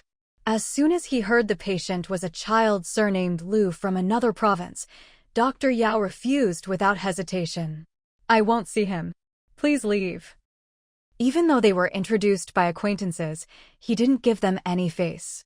Chu Xian and the others immediately sensed something was off. They guessed Yao Dianging had already spoken to Dr. Yao. After finally tracking down Dr. Yao, Chu Xian wasn't about to give up so easily. "Dr. Yao, is it that you can't treat him, or that you don't want to?" Dr. Yao, a bit prideful, replied, "Of course it's that I don't want to." Muchenza smiled politely. "Dr. Yao, what would it take for you to agree to treat him?" Dr. Yao replied with a half-smile, "Unless my nephew Yao Dianging is willing to speak up for you." Chu Xian and the others cursed Dr. Yao inwardly for lacking medical ethics. After leaving the Yao household, Chu Xian turned to the Lu family. "It seems the only way your child can get treatment is if we ask a favor from Yao Dianging. I'll find out where he lives." The Lu family felt a bit embarrassed. On the way here, they'd promised that once the child was cured, they'd persuade Lu Tong to tell the truth and stop covering for Yao Dianging. Now, they'd have to go back on their word, otherwise, their child would never get better. Chu Xian was understanding and didn't blame them. Instead, she helped inquire about Yao Dianging's address. 10 minutes later, Chu Xian and Mu Chenza found out where Yao Dianging lived and told the Lu family. The Lu family brought generous gifts to his door, but Yao Dianging turned them away. They didn't give up. They doubled the gifts and knocked again. Through the crack in the door, Yao Dianging saw the gifts had increased, so he opened the gate and invited them in. Once inside, he didn't pour them any water or offer them a seat, he just let them stand there. After putting down the gifts, the Lu family explained their purpose. "Director Yao, we'd like to trouble you to speak to your uncle about treating our child." Yao Dianging snorted coldly. "I already gave you a chance. I came to your door myself and invited you to come with me to see my uncle, but how did you treat me? You drove me away. Now you want my help? First, you'll have to let me vent my anger." The Lu family, desperate for their child to be able to speak, were willing to swallow their pride and admit fault, just to let Director Yao Diangung vent his anger. "Director Yao, just tell us, what will it take for you to let this go?"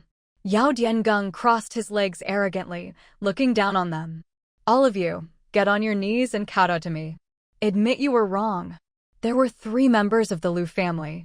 They looked at each other, each reading the same thought in the other's eyes.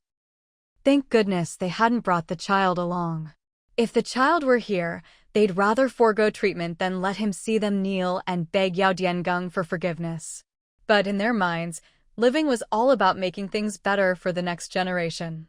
So, one after another, they knelt and kowtowed to Yao Diangung, admitting their mistake. Director Yao, we were wrong.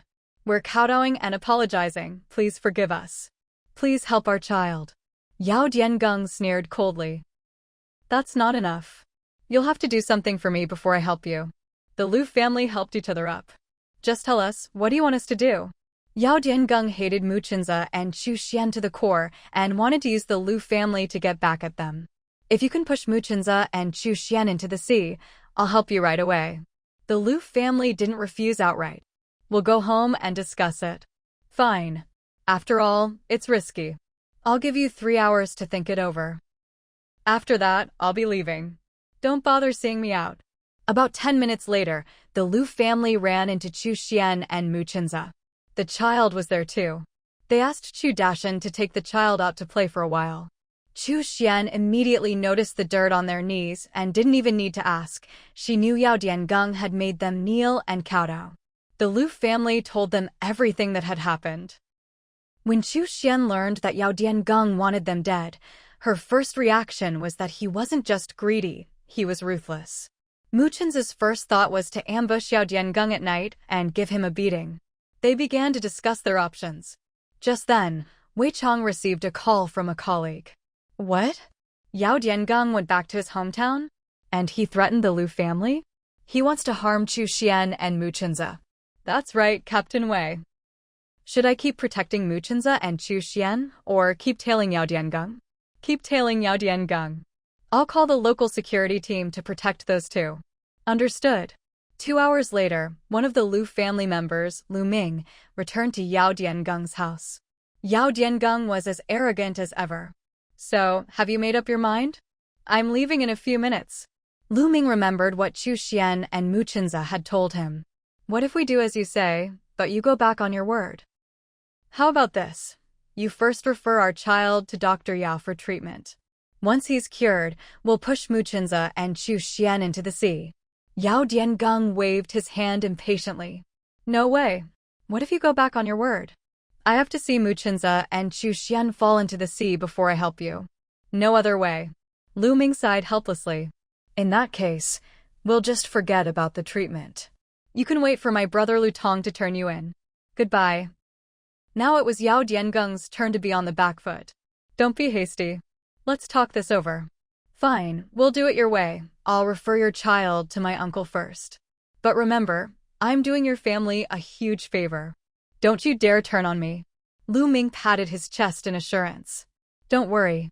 As long as my nephew gets better, my brother won't report you. Just so we're clear, once your nephew is cured, you must push Mu Chenze and Chu Xian into the sea. Deal. It's a promise. It's a promise. Yao Diangung thought he was killing 2 birds with 1 stone. He happily led the Lu family to Dr. Yao's house. The Lu family had already decided that as soon as their child recovered, they would leave immediately and would never harm Mu Chenze and Chu Xian. However, Yao Diangung had also thought of this. When he arrived at his uncle's house, he privately instructed him not to fully cure the Lu family's child this time. Just make it so the child could speak and make sounds. If they wanted the child to speak fluently, they'd have to come back for another treatment. Dr. Yao reluctantly agreed, against his conscience. In fact, he was confident he could cure the child in 1 session. Splitting the treatment into 2 sessions would actually increase the risk of failure. What they didn't know was that all of Yao Diangung's recent conversations had been secretly recorded by Wei Chong's colleague, Zhang Quan. Before the official treatment began, only Dr. Yao and Lu Tong's son were left in the treatment room. To prevent the child from moving around during the procedure, Dr. Yao simply knocked him out with acupuncture. This gave Zhang Quan, who had snuck in quietly, a chance to talk to Dr. Yao alone. Just as Dr. Yao was about to continue with the needles, a deep voice came from behind him. Dr. Yao, you should be careful where you place those needles. Dr. Yao withdrew the silver needle and looked up at Zhang Quan, trying to appear calm. Who are you? His hands trembled slightly. Could this man know he was about to violate medical ethics? Zhang Quan took out a voice recorder and pressed play. The conversation between Dr. Yao and Yao Diangung played out. Uncle, you absolutely can't cure him in one go. Dr. Yao's hands shook even more. To avoid dropping the silver needles, he quickly put them back in their pouch. What do you want? Zhang Quan's face was serious. That depends. Do you want to get arrested with Yao Diangen, or do you want to keep practicing medicine? Dr. Yao fell silent. Zhang Quan continued, I've got plenty of evidence. Even if Lu Tong doesn't expose him, he'll still go down. Besides, do you know why he wants you to cure the Lu family's child in 2 sessions? Dr. Yao let out a long sigh and stopped hiding. Because he wants to use the Lu family to get revenge for my other nephew. I was wrong. Arrest me if you want. He held out his hands, waiting to be cuffed. Zhang Quan quickly waved his hands. It's too early to arrest you. After all, you haven't actually hurt anyone yet. If you cure the Lu family's child right now, it'll prove you're not involved with Yao Dengen, and you can keep practicing medicine. After I cure the child, can I plead for leniency for Yao Dengen? No. But he's the only male in our family who can carry on the family line. Isn't there still Yao Dianxin? Dianxin won't be released anytime soon. Well, what about you? You could get married and have a child. I'm already old. Who would marry me? Dr. Yao had a secret no one knew. When he was young, he fell ill and couldn't get married or have children, so he chose to study medicine. He treated himself for decades and actually found a cure. Unfortunately, by then he was old and his hair was gray. No young woman was willing to marry him. Zhang Quan said casually, actually, I know a young widow who wants to marry you, but she's shy and hasn't said anything. He discovered this by accident. Who? Tell me quick. A faint blush appeared on Dr. Yao's face, making him look like an old tree about to blossom. Zhang Quan pointed at the sleeping child. Cure him first. Once the child can speak, I'll tell you. All right. I'll treat him right away. Please wait outside. Okay. Zhang Quan quietly left. He hadn't expected it would be so easy to persuade Dr. Yao. Desire really is a dangerous thing, regardless of age. Dr. Yao took a deep breath and focused. An hour later, the acupuncture was done. He took out a handkerchief and wiped the sweat from his face. He hoped there really was a good woman willing to marry him. When the Lu family learned they could go in to see their child, they rushed inside without delay. Yao Diangang, who had been waiting impatiently in the courtyard, decided to go out for a walk. Since Dr. Yao didn't see him, he missed the chance to persuade him to turn back before it was too late. As for Zhang Quan, he was nowhere to be seen either. Dr. Yao stood alone in the courtyard, muttering to himself, Where's that man? Wasn't he going to tell me which woman is willing to marry me? Hiding just outside the courtyard wall, Zhang Quan jumped up onto the wall and said in a low voice, It's Widow Lin from Yunshui village in the neighboring county. She once came to you for treatment. Even though Zhang Quan spoke quietly, Dr. Yao heard him clearly. How do you know she's interested in me? Dr. Yao remembered Widow Lin. She was in her 30s and had come to him for help with menstrual pain. She'd long since recovered. Zhang Quan replied honestly, Because while I was keeping an eye on you, I happened to see her standing outside your door. She wanted to knock but was too shy, and in the end, she just slipped a letter through the crack and left quietly. How come I never saw the letter? It's in my pocket, of course you didn't see it. You're unbelievable. Reading my letter without permission, that's just wrong. Zhang Quan waved the letter in his hand at Dr. Yao. If you keep calling me immoral, I might just let this letter blow away in the wind. Dr. Yao was desperate to read it. Don't you dare. I take it back, I take it back. Don't move. Stay right there. I'll come get it. All right. Dr. Yao hurried over and easily took the letter. Just as he was about to read it, the Lu family came out with their child to thank him. Zhang Quan didn't show himself and quickly slipped away. Not only could the child speak now, but he spoke fluently. The Lu family called Dr. Yao a miracle doctor. Dr. Yao didn't bother to be modest. My acupuncture skills truly are extraordinary. You can go home with peace of mind. Lu Ming asked excitedly, Do you mean that after just this one acupuncture session, my child is cured? That's right. Trust me. Go on, hurry home. Dr. Yao couldn't wait for them to leave so he could read the letter. The Liu family asked, "How much is the consultation fee?" Dr. Yao waved his hand quickly. "No fee. Just consider it my apology for how I treated you before." The Liu family hadn't expected it to be free.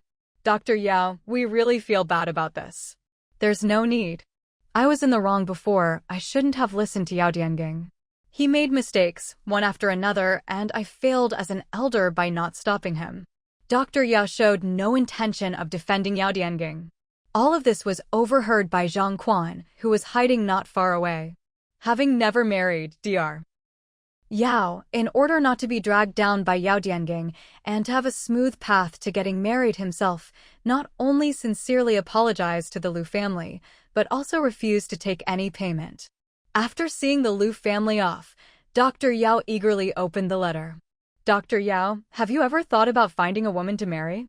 I quite like you. If you don't mind our age difference, come to my house and propose.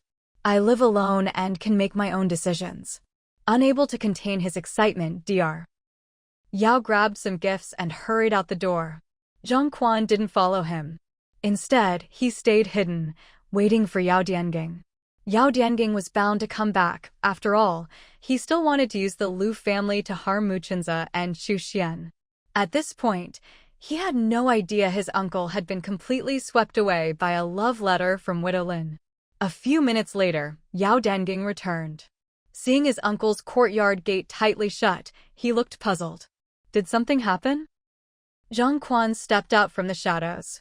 Nothing happened. The Liu family left with their now-recovered child. How's that possible? My uncle clearly promised. Yao Diangeng realized something was wrong and stopped mid-sentence, turning to run away. Wei Cheng coordinated with his counterparts in advance to help Zhang Quan capture Yao Diangeng. Yao Diangeng failed to escape. However, he stubbornly refused to admit that he had ever instructed Lu Tong to do anything bad, and he certainly wouldn't admit to forcing the Liu family to harm Chu Xian and Mu Chenze. But when Zhang Quan produced a recorder and played the audio evidence, Yao Diangeng stopped trying to defend himself. Dr. Yao, on the other hand, had a change of heart just in time and avoided being arrested. He went to propose marriage to Widow Lin. Widow Lin agreed immediately. An old man marrying a younger woman. Some people wondered what Widow Lin was after. She said she admired Dr. Yao's medical skills. If she ever got sick in the future, she wouldn't have to worry. She also said she wanted to learn medicine from him. Dr. Yao didn't think she was being mercenary at all. On the contrary, he felt they were kindred spirits, both passionate about traditional Chinese medicine. He promised to teach her medicine after they got married. Time flew by, and in the blink of an eye, it was the end of the year. The first day of the Lunar New Year was the day Mu Chenze and Chu Xian would remarry. The Mu family was busy preparing for the wedding. Wu Bingqing and his wife made a special trip back from overseas. Uncle Long came by to give Chu Xian her share of the profits, 120,000 yuan, the proceeds from selling jewelry. Back when Chu Xian and Chu Dashan found that barrel of rare goods, Uncle Long had them all made into bracelets and ornaments, which Feng Chang'an then sold abroad, earning a hefty profit. Chu Xian gave a third of the money to Chu Dashan. Chu Dashan was overjoyed. He planned to go abroad with Wu Bingqing and his wife after the new year, just in time to spend some of the money. Another third was transferred to Feng Chang'an. The remaining third belonged to Chu Xian. After discussing it with Mu Chenze, they decided to use it to buy a house and a shop in the provincial capital. On the first day of the new year, the Mu family held a lively wedding banquet. The Mu family's fishing boat was docked at the pier, draped with red silk. Out in the ocean, the blue whale gazed at the fishing boat from afar. It guessed that today was the day Chu Xian and Mu Chenze were officially remarrying. All it could do was send its blessings. After 3 joyful leaps across the waves, it swam away. By chance, it ran into Fu Ping and Lu Dapeng, who were out at sea on a boat. As for how the two of them ended up on the same boat, it had something to do with today's wedding. Fu Ping had recovered, but she still had feelings for Mu Chenze. Lu Dapeng still had feelings for Chu Xian. Both of them wanted to rent a boat and go out to sea to clear their minds, and to save money, they ended up renting the same boat. If it weren't for the local push to develop tourism, they wouldn't have been able to run a boat at all on New Year's Day. There were fishing nets on board, so they could cast nets and catch some seafood. After setting out, Lu Dapeng and Fu Ping started to feel bad about the money they'd spent renting the boat, so they decided to try their luck fishing. Today's catch would definitely fetch a good price. They stopped admiring the scenery and worked together to haul in the nets. The blue whale, on a whim, decided to give them a New Year's gift and helped herd fish their way. Every time Lu Dapeng and Fu Ping pulled in the net, they were pleasantly surprised. Until the last haul, when the net broke and a fish over a meter long jumped out and smacked Fu Ping on the head. Fu Ping was knocked out and fell into the sea. The blue whale was too far away to notice. Lu Dapeng immediately jumped in to save her. It took all his strength, but he finally managed to pull Fu Ping back onto the boat. After some resuscitation, Fu Ping finally woke up. Only then did Lu Dapeng realize something was wrong with his left calf. There was a wound, already turning black, and his left calf was numb and without feeling. He'd been poisoned. Before he could say anything, he passed out. Fu Ping shouted desperately, "Lu Dapeng, wake up. What's wrong? Help. Somebody help." She forgot all about using the radio to call for help. The only boat out at sea was theirs. No matter how loudly she screamed, it was useless. Luckily, the blue whale heard her. It swam over quickly. It saw that Lu Dapeng's soul had already left his body and was being taken away by the black and white impermanence. Fong Pingin's soul left the blue whale and chased after them, demanding, "Why are you taking Lu Dapeng's soul?" The black and white impermanence replied coldly, "Let Lu Dapeng tell you himself." Lu Dapeng's soul let out a helpless sigh. "This is the debt I owe. Back when I was in sales, I pushed a client too hard to drink, and he died at the table. I paid a lot of hush money to those who knew about it. The village factory never found out." The cold voice of the black and white impermanence echoed, "Everything has its cause and effect. Fong Pingin, your time is not up yet. Live your life well." Those who knew about Lu Dapeng's misdeeds will lose that part of their memory. In an instant, the three of them vanished. Fong Pingin's soul glanced at Lu Dapeng's body, understanding the meaning behind those words. From now on, he would live as Lu Dapeng. Fu Ping saw the wound on Lu Dapeng's calf, black blood oozing out. Ignoring her own safety, she sucked out the poison for him and spat out a mouthful of toxic blood. Before she could continue, Lu Dapeng woke up. "Fu Ping, thank you for saving me. Hurry and call for help on the radio." In truth, the poison had already spread through his body. He only forced himself to say this because he saw how foolishly brave Fu Ping was being. After speaking, he passed out. Fu Ping hurried to use the radio to call for help. It took a long time for rescue to arrive, and she finally collapsed, unable to hold on any longer. When she woke up again, she found herself lying in a hospital bed, surrounded by her family. "How's Lu Dapeng?" she asked. Fu Qing took her hand. "Don't worry, he's been saved. But you silly girl, ended up poisoned yourself." Fu Ping weakly waved her hand. "Lu Dapeng's the silly one. He got poisoned saving me. I want to see him." At her insistence, Fu Qing helped her to the next ward. Lu Dapeng had just woken up too, but he was still too weak to get out of bed. His mother had gone to fetch hot water and hadn't returned yet. Fu Ping and Lu Dapeng exchanged a glance, and both blurted out at the same time, "Idiot." Fu Qing suddenly felt out of place. "I'll go see what's taking Aunt Lu so long." She turned and left. Now only Fu Ping and Lu Dapeng were left in the room.